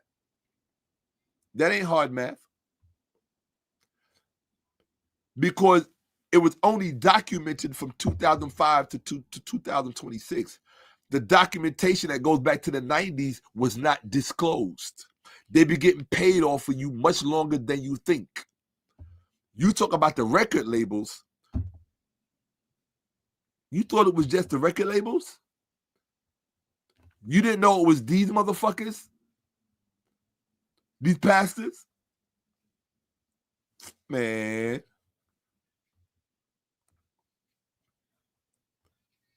Right, at least from 2005 on, primarily through faith-based investment managers engaging as shareholders.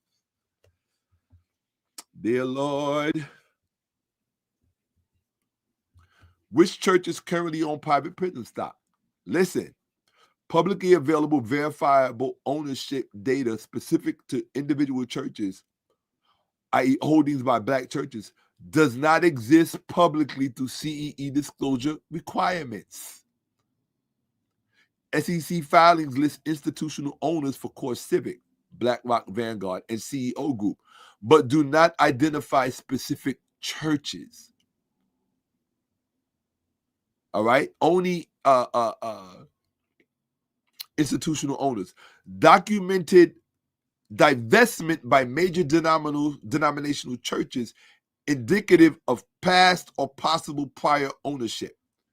United Methodist Church. For all of you people, AME is under that. Methodist Church. I know y'all don't know that. Okay? In fact, let's make sure. We don't want to, hold on one second. Let's make sure. I know you can see my thing. Here we go.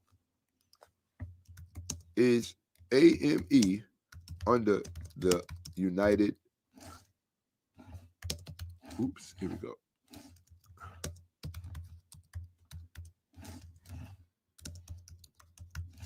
All right. Did I get that right? Here we go. Oops.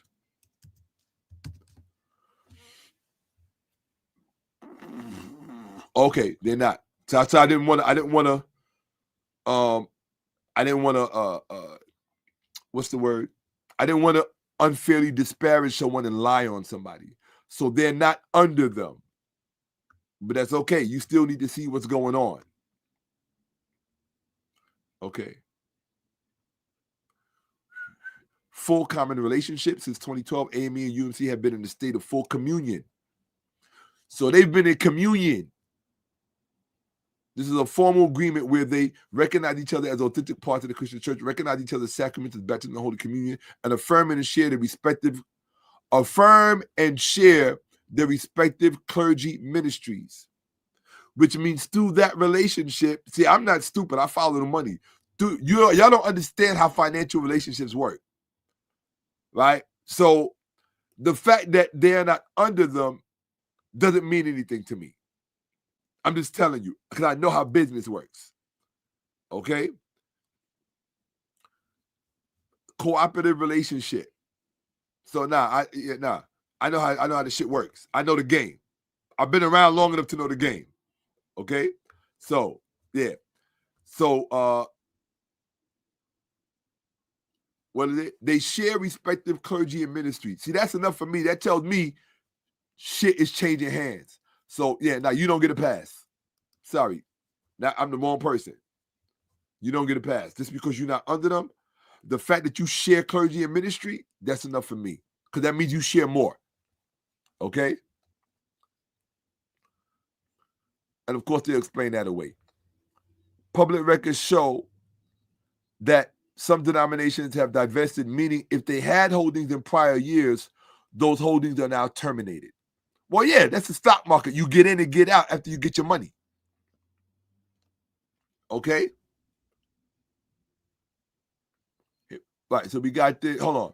Documented divestment of major denominational bodies indicative of past past or possible prior ownership. United Methodist Church publicly divested and opposed private prison ownership. It no longer owns private prison stock as of a decision by church leadership around 2012 and 2013, which is really interesting because that's at the same period that the AME and the UME, I guess is what they call the UMC. The AME and the UMC, that's when they linked up. So I guess the I don't know how to explain that relationship. I have to look deeper into that. Presbyterian Church, I have some ideas, and other denominational bodies have joined opposition movements, implying prior or considered holdings before that. In other words, let me explain it to you. A lot of these motherfuckers got in and made millions, and once attention started to be put on it, they got out. Or they have the appearance of getting out. But y'all don't know how investment works. There's all kind of ways to stay making money off of it as long as you know it exists. All right? Implying prior or considered holdings before divestment, but specific current holdings are not publicly available. Now, my thing is, they don't got nothing to hide, but they won't let you see shit. Conclusions. No specific current ownership lists are available for churches, including black churches, holding stock in core civic or CEO group. In other words, you and me are not allowed to know or see. Public records show some denominations have explicitly divested, meaning if they had holdings in prior years, those holdings are now terminated. Black church investment in private prisons. There are no reliable documented figures, percentage, dollar value, or timeline of black church institutional investment in core civic or CEO group available from credible financial disclosures or denominational transparency reports. Why? Because it's set up so nobody can know anything. Through these, the denominational transparency reports, right, or so-called credible financial disclosures. It's all set up so you can't know shit. It's called discretion. Okay? There's no publicly available evidence. That don't tell me shit. Systemic investment of black churches cannot be verified via financial disclosure. Why? Because there is none. There's no financial disclosure. That's the whole point. Question. When investable for churches? Public trading began in the 90s. When churches invested, faith-based investment engagement documented from 2005 onward via shareholder actions. Which churches currently own stock? No publicly disclosed list. That means you cannot know. It's none of your business. Of specific church ownership. Some denominations, including United Methodist Church, have divested. No verifiable public data on black church ownership or percentages. That's how you do good business.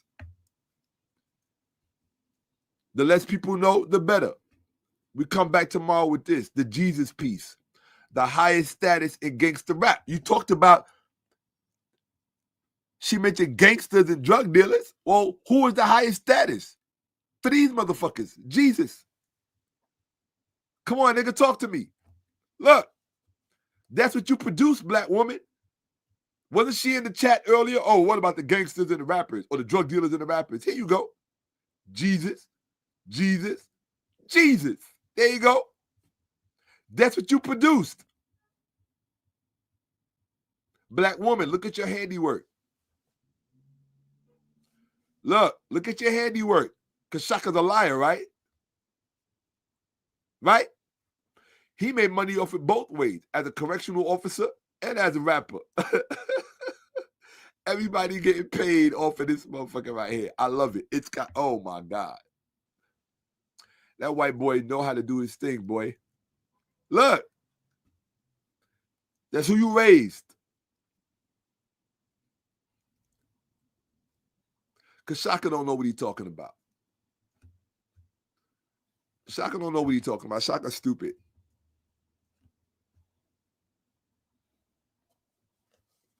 This is what's on the internet. Crown of Thorns on King Von. Jesus. King Von took her to the old church version. They even got gospel music mixes with his music. There you go. Black woman, look.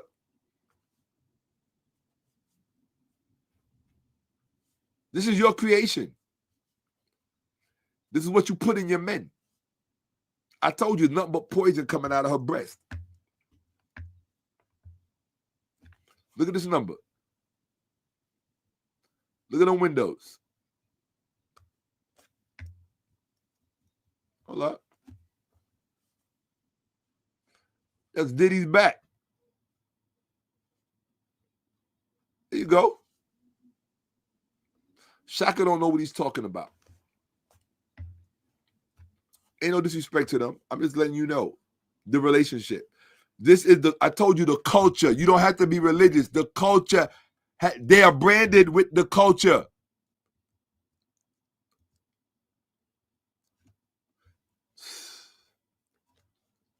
Drill music. Chief Keef, what he wearing? Jesus. You know Chicago, when they call Chirac, black men killing young black men? Look who's at the source of it. I ain't let these motherfuckers off the hook. They want you to put the blame on them. They're telling you who sent them. Come on. Sexy red rocking Chief Keef's Jesus piece chain. You can't tell me shit. I'll save that for tomorrow. You can't tell Shakka shit. I better see some shit in the chat letting people know I put it fucking down here today. I showed you the connection. The Jesus piece. That is the black woman's creation. The number one, the type of status male, Future, all of these dudes. Now, I'm not shitting on him. These brothers are doing what they got to do. I don't shit on none of them. I'm just trying to show you that this is the construct in which their minds are constructed. And the white boy made sure that the black woman that he produced would raise males like that. And then when those males grow up and are presented as no good niggas who just make babies all over the place and do this all over the place. But how come they all know Jesus? How come they all... Why does Jesus matter to them so much? I wonder who they got that from. Their fathers, who they don't know? I'm just curious.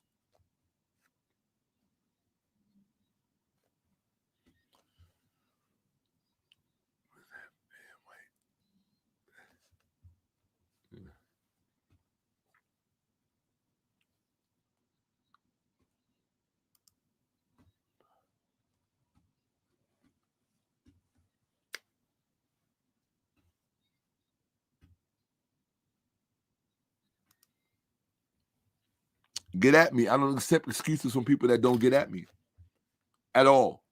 If you don't get at me, it tells me you're full of shit. And if you come correct. Talk about some shit that makes sense.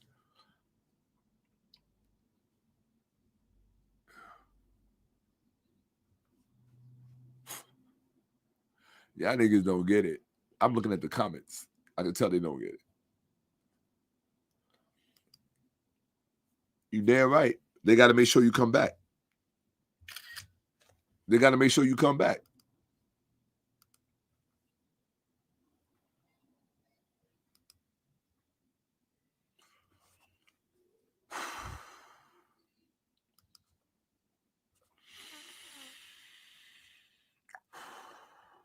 If you didn't know before, now you know. And if you didn't know before, now you know. And if you didn't know before, now you know.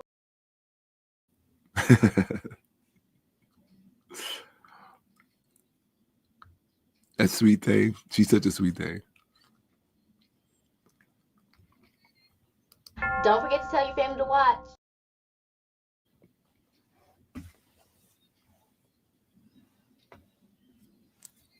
Thanks so much for watching Shakka-Ahmose.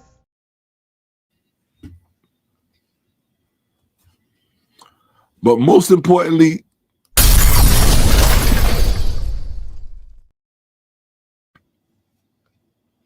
Yeah, people. There's a reason why your kids can't read. It has to do with this. You gotta fuck them up early on in order for this thing to work. It won't work if you wait too. You gotta fuck them up from like 3 and 4, and they know this. You don't think they know that?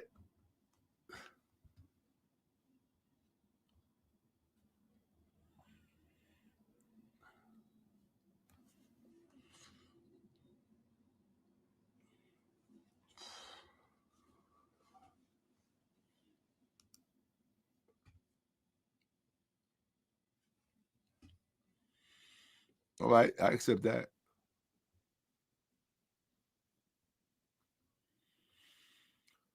Everybody's doing the best with what they have. What I'm telling you is when you get rid of the black churches or when you put them in check, we can all have much more, because then the community can rally around something that can fix the brain. This is your number one asset. This is where your solution is supposed to come from. This is your number one asset right here. It ain't this. It ain't this. It ain't this. Right? It ain't none of that. I got my big rocks, I got rid of them. Right? The watches, the ring, all that shit I used to have, I don't wear that shit no more.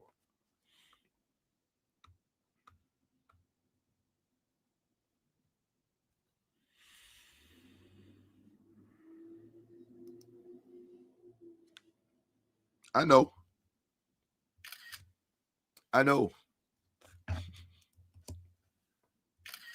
I had to take a picture like that. I know. Facts.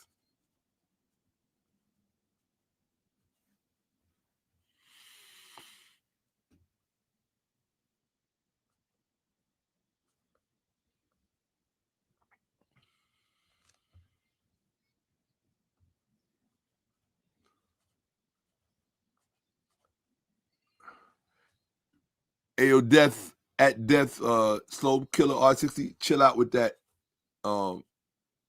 in the chat. Stay on topic, pa.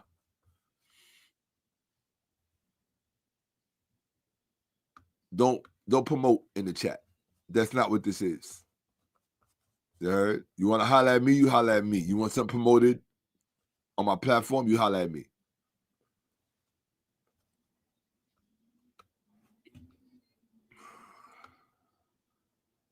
If I see one more pop up, you out. I'm not repeating myself. I try to be cool with people until they give me a reason not to be. I always say I'm the nicest person in the world until you give me a reason not to be. If you give me a reason to not to be nice, rather than being me, I'm just going to put distance between.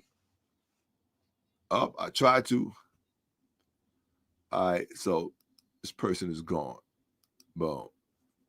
All right, boom. Shout out to Toronto in the building. I hope you watch this. All right. Appreciate you. Definitely appreciate you. I genuinely appreciate that. It amazes me when I meet people, especially you got a lot of new people in the social media ecosystem. And when I highlight them, it's so funny because a lot of them don't know who I am. So I just I watch people. I watch how they react. It's like, because you know why? They go to my social media account, and because all my social media accounts are just like some busted shit, they think, who's this motherfucker? And I'm like, if you only knew. If you only knew who you are having the privilege to have a conversation with. I don't give a fuck. Damn right it's a privilege to have a conversation with me. I put a lot of investment in this. Goddamn right.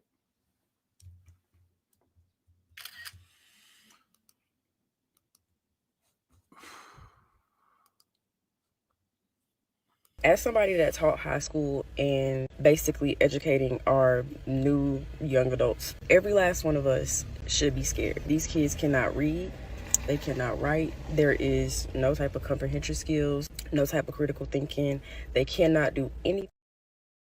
She said, she's talking about the young adults. She ain't talking about the little kids. She said these young adults. She's talking about the older students cannot read or write. Think about the Bible Belt. Think about Atlanta, South Carolina, Georgia in general, Alabama, Mississippi, Chicago, Compton, Brownsville, Webster Avenue in the Bronx, Houston, Dallas, San Antonio.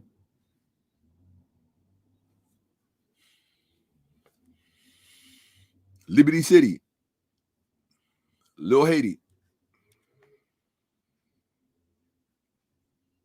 I spoke at the schools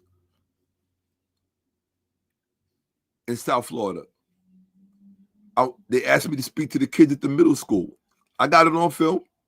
I even brought their textbooks with me to see the kind of bullshit they were being taught. I did a whole presentation about it.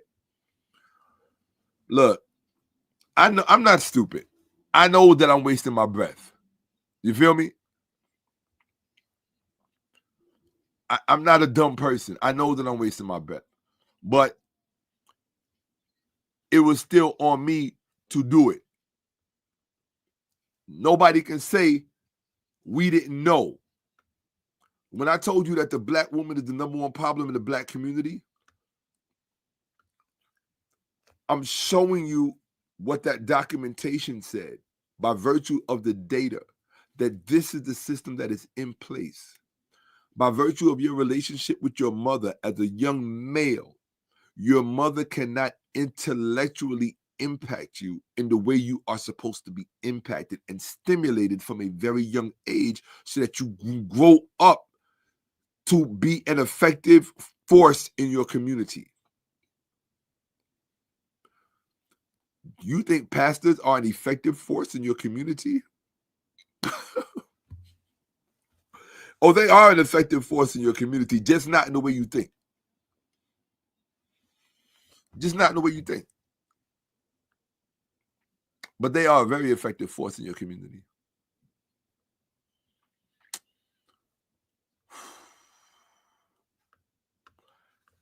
That was part 2. Part 3 is tomorrow. Hopefully, let me show this one last time. Here we go. For those of you who want to show your appreciation and respect. Okay, so I went almost 10 hours. I know.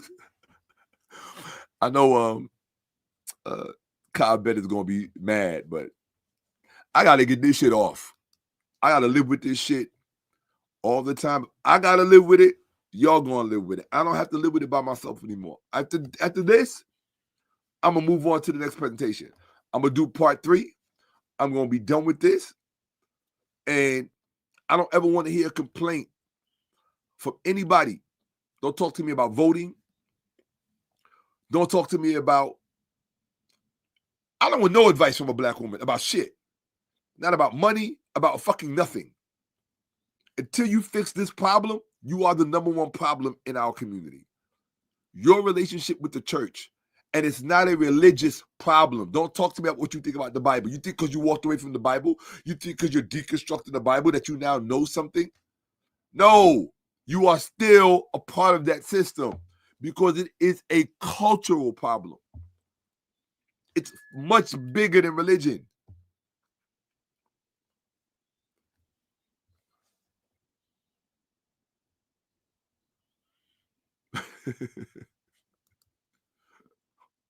That's funny.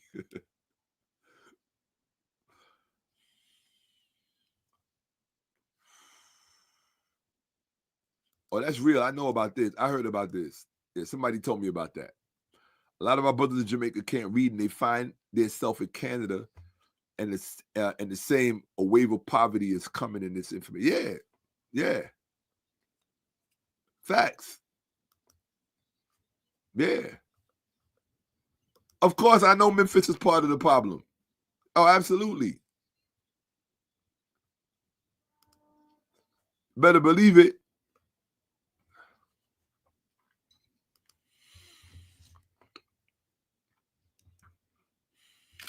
I've been trying. I've been trying.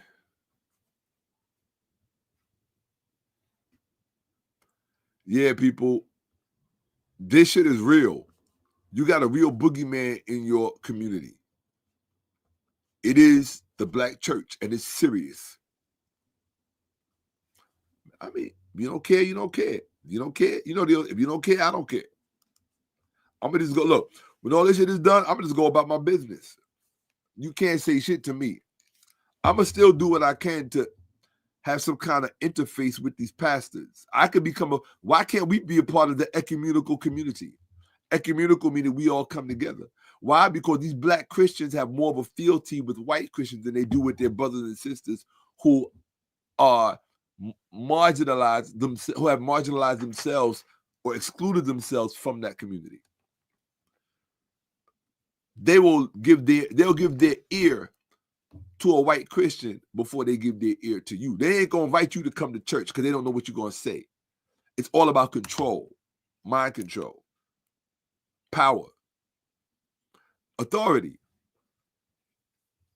They're not gonna let you, because you gotta remember something about being a black pastor. The truth will always undermine your authority.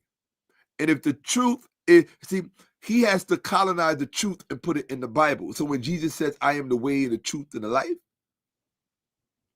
right? You say Jesus said it. Who's the author that put those words in his mouth? You don't know because you a stupid motherfucker. You don't know what manuscript that came from. What's the earliest manuscript? Who authored it? Because why?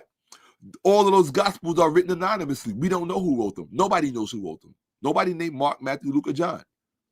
And even if those were their names, we don't know if they were their names because nobody knows who wrote them. But all of these black women, when it comes, you got to understand something. Through all of this dysfunctional behavior, look at Sexy Red, right? She's a city girl type of girl, right? Even with all of their shenanigans, this is why I tell you, even with all of their shenanigans, at their heart, at their core, after all that crazy shit they do in the clubs and on social media, they're still Christians at heart.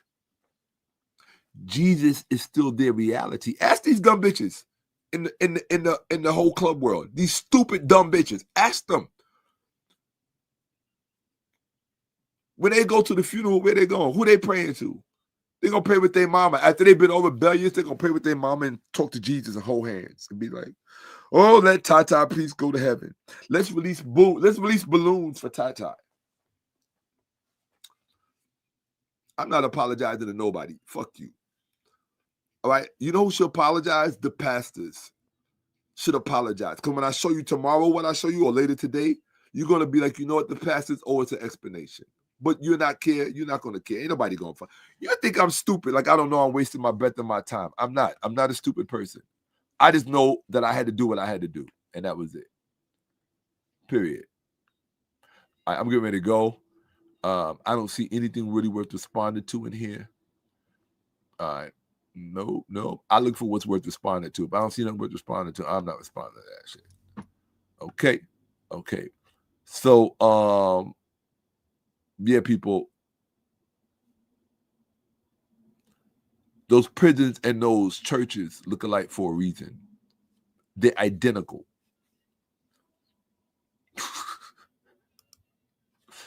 That part.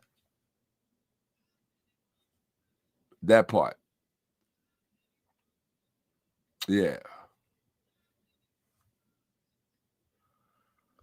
All right. Yeah, I don't see anything worth responding to. I'm out. Folks, make sure you'll show that Cash App. Inspire me in the Cash App. Very important, very important. I need all the inspiration I can get because I've been up here fucking 10 hours. You gonna let a motherfucker talk for 10 hours and I show that motherfucker some love?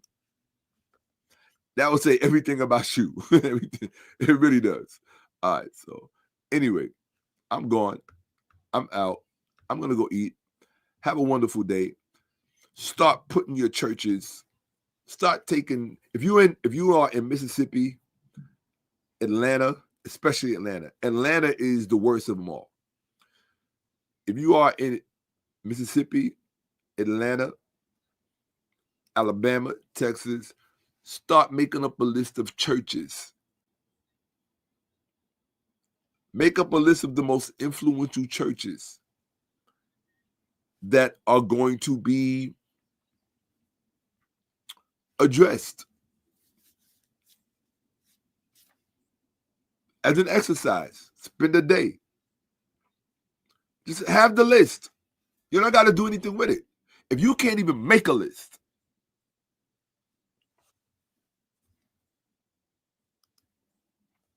if you can't even make a list,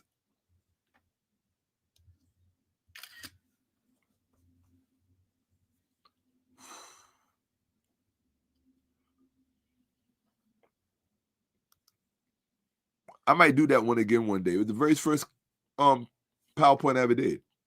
I might do that one again one day.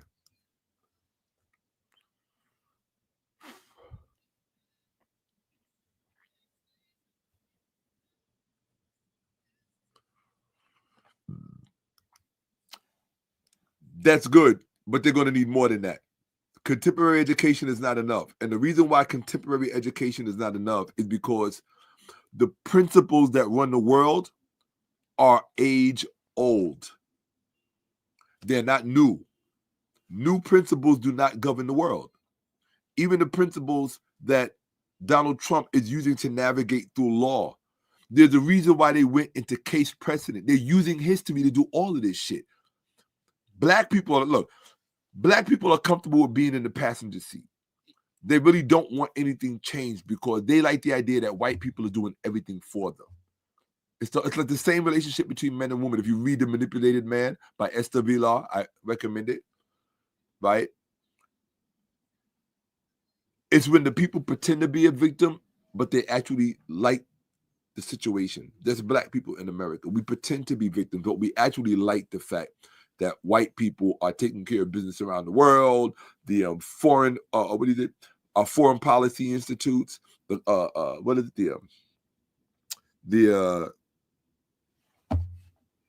CFR, Council of Foreign Relations, right? Most powerful group in the world. Or they used to be. I don't know if they still are, right? We like that. We like to complain about it. We like to sit on the side and complain. It gives us something to do. It makes us feel like we're involved. We don't give a fuck about none of that. We want to be a part of the next hottest thing on social media. So black people effectively have given up. I care about those black people who still want to be in the fight and still want to be in the game. Those are the people I care about. The rest of them niggas, I do not care about them. I don't. In fact, I despise them. I can say hate. I hate them more than I hate white folk. Yeah. Because when we were shouting black, they was calling us hoteps. And then when the white man put that shit on them, then they want to scream black and run through the streets and Black Lives Matter. Get the fuck out of here. You think somebody like me respects you? Are you serious? You got to be out your fucking mind. To me, you are lower than shit. I'm just going to tell you the truth. That's honestly, you're lower than shit to me. You're not, as Dr. Clark would say, you're not worthy of the skin you wear. That's how I feel. I can't lie to you. ain't no future in lying. I ain't getting no points for lying. I'm not a pastor. Pastors lie. I'm not a pastor. Okay? They lie to you every fucking Sunday. Bible is the word of God. Jesus is God. In fact, if you listen to these pastors today, Jamal Bryant, he don't even talk about Jesus anymore. I watch his podcast sometimes. I keep my eye on people. He talk about everything but Jesus. Same thing with Kirk Franklin. Y'all don't know how these motherfuckers operate. They use that church ecosystem to get status and all this other shit, and then they want to come and be amongst us like everything is cool. You stupid motherfuckers. I don't have respect for none of you, to tell you the truth. I know my respect circle is very small. I'm just going to be honest with you. There's certain people who I respect to the end of the earth because I've seen their character. Motherfucker flying from halfway across the world just to fucking have a conversation with me. That's character. Multiple people flying from across the fucking planet to have they could have had a conversation with me on the phone or Zoom or booked a 30 minutes. Motherfuckers flying over just to have a conversation. I respect that. That's character. Because I ain't flying nowhere to talk to anybody. I done spoke to everybody I had to speak to. From here on out, it's just me. Whoever like me, like me. Whoever don't like me, don't like me. When I start my crowdfunding in a few weeks, whoever contributes, great. You don't want to contribute, fuck you. Go somewhere and I don't want to say die because I don't wish death on people, but at least not everybody. But I don't wish death on nobody. You know what I mean? Well, that's not true. I can't say that that's true. I'm not going to say that I wish death on people, but I would not. There are some people who I don't hope for the best for because I know they mean us harm. Some of those are white people and some of those are black people. I'm an equal opportunity hater. I don't care what costume you show up in. I care about what do you think about. See, I grew up black. I grew up African and black. That ain't ever going to change because I know what the facts are. I know what the data says about where we come from. I know what the DNA says. Yeah. Oh, the racist white DNA. Shut the fuck up. You don't know shit about haplogroups. You don't even understand how they work, phylums, none of that shit. You don't even know how to properly interpret the data, right? You don't even know about the linguistic data that's still present in our tongue because you didn't even bother to research it. That shit is going to call you a liar and tell you where you actually from, stupid. Okay? So, are we mixed? Yeah. Who said because you're African, you can't be mixed? Who said because you're African, you have to be just one fucking thing? Because you adopted a colonial perspective of what an African is. We all supposed to look like Shakka-Ahmose, or we all supposed to look like Idi Amin Dada. We all supposed. Mandela didn't even look like Idi Amin. The fuck are you talking about? Stupid. Kwame Nkrumah didn't look like Patrice Lumumba. You think all Africans look alike? Like you sound like a racist white person. And that's not even talking about the Africans in the Sudan and in Nubia, or even in Egypt today, or in Libya, or in the Sahara. There's a name for those countries in the Sahara, I forget what it's called. Or even in the Sahel. They don't all look alike. We don't all look alike. You think we all gonna look alike in the diaspora when we mix with so many people? No. But goddamn, if you don't know what an anchor is, motherfucker, then your boat going to float anywhere. I know what an anchor is. I'm anchored. Archimedes, give me a point, I'll move the world. Being anchored, that's leverage. If you're ephemeral because somebody could tell you, oh, we're not African, we're indigenous, we were here already, all the other shit. You're not anchored. You are influenced. And people who are influenced because somebody told them what they wanted to hear. Okay. Me, I'm fact-based. You got to show me data. And I'm going to do a presentation on this whole indigenous thing so we could put it in proper context. Okay? That's what we're going to do. So you people can stop saying stupid shit and insulting people for no reason. And the ones you're insulting the most is us. They love to say we have a low IQ. These dumb niggas ain't ready to prove it. They in a rush to prove it. Prove to the rest of the world. Oh, and I heard somebody say something yesterday. Tucker Carlson, who hates black people. He said yesterday, and this is how you can always tell who not to fuck with.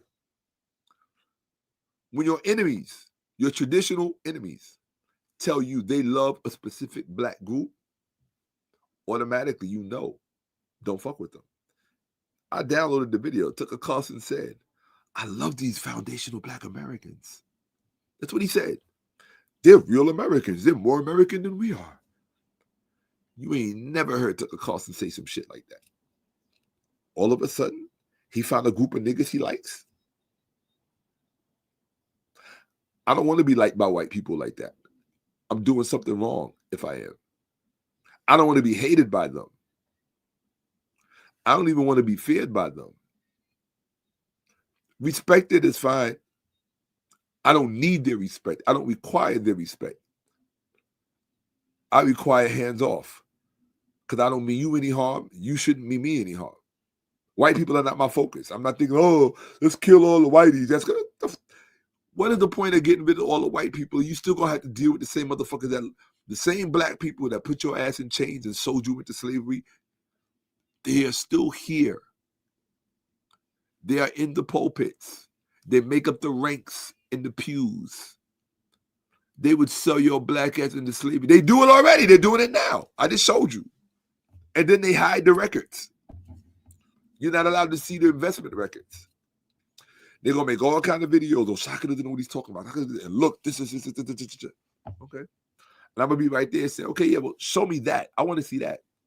Why are we not allowed to see that? What are you hiding? That's what I want to know.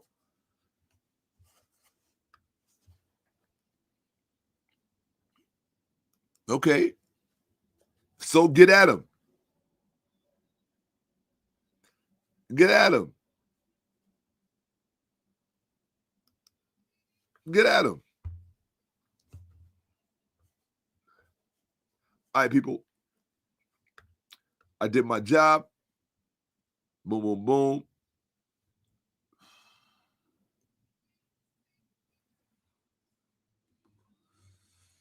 Oh, fact.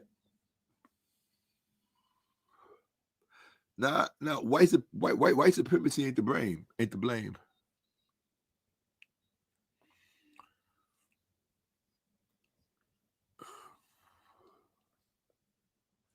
Yeah.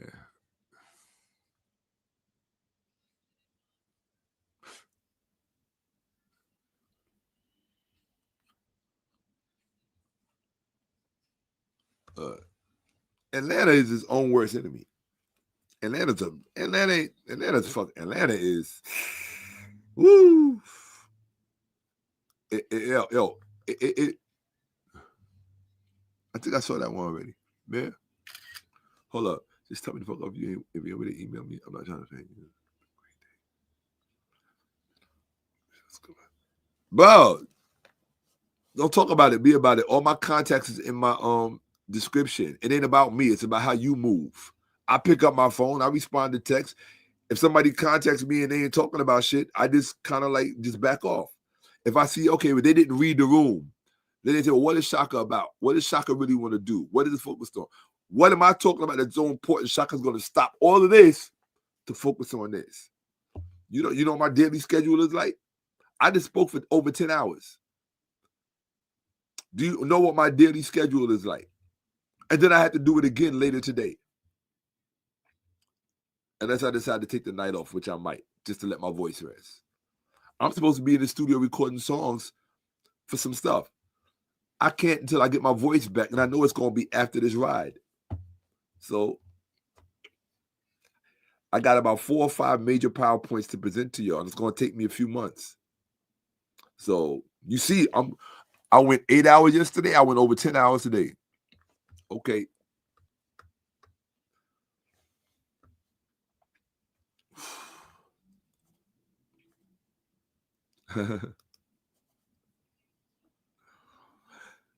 Somebody made a request. Don't trip, people. Somebody made a request, so I have to honor the request. And then I'm gone. Let me see. I haven't seen this in a long time. Is it here? I thought it was here. Or maybe it's not even here anymore. I'll look one more time. Oh, that is it right there. I didn't even know this was in here. All right, so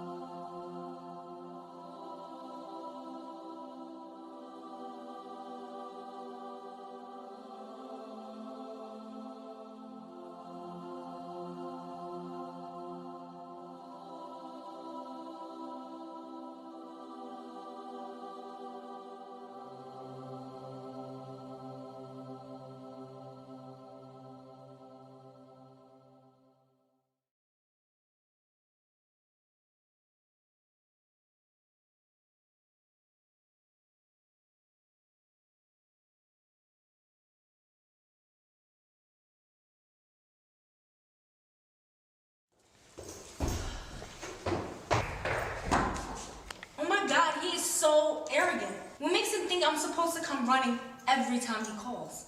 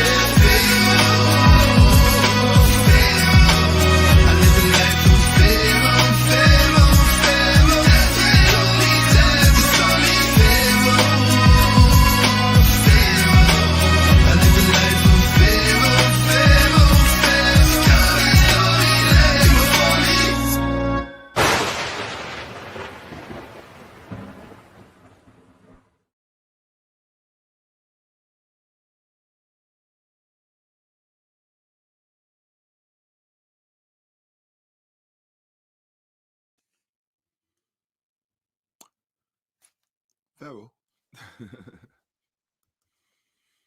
Hope you enjoyed that. I haven't seen that in a long time. So appreciate you. And yeah. Oh no? You never heard that before? Been around for a minute. Okay. So guys, I just checked my Cash App. You did not step up. I'm very disappointed. I'm just letting you know that now. I was shocked when I looked in there and saw that. I was like, wow, I went this long and that's what they showed me as far as respect and appreciation. Well, like I said, you got to know who you're serving. Anyway, it is what it is. Blessings of the day. I'm gone. I'm out. Anything else you want to know about me, look in my description. If you want to make up for that lack of contribution tonight, you can go in there and do that too, right? I appreciate that. Thank you so much. You know, absolutely. So that's why I got to get back. I'm supposed to be back in the studio recording shit, you know. Now, ain't nobody broke. People are broke when they want to be broke. You got to, well, they say freedom ain't free. All right, but that's cool. You know, yeah, I don't, you know. All right, anyway, I'm out. I'm definitely out. You more cheap motherfuckers. I'm out. Cool. I was shocked when I saw it. I was like, man, these motherfuckers didn't give shit. Anyway, all right, cool. Peace, I'm out. Doesn't matter. I came here to give. So as long as you received what I came to give, I'm good. I'm out. Deuces. Uncle Justin at Protect. Boom. Boom.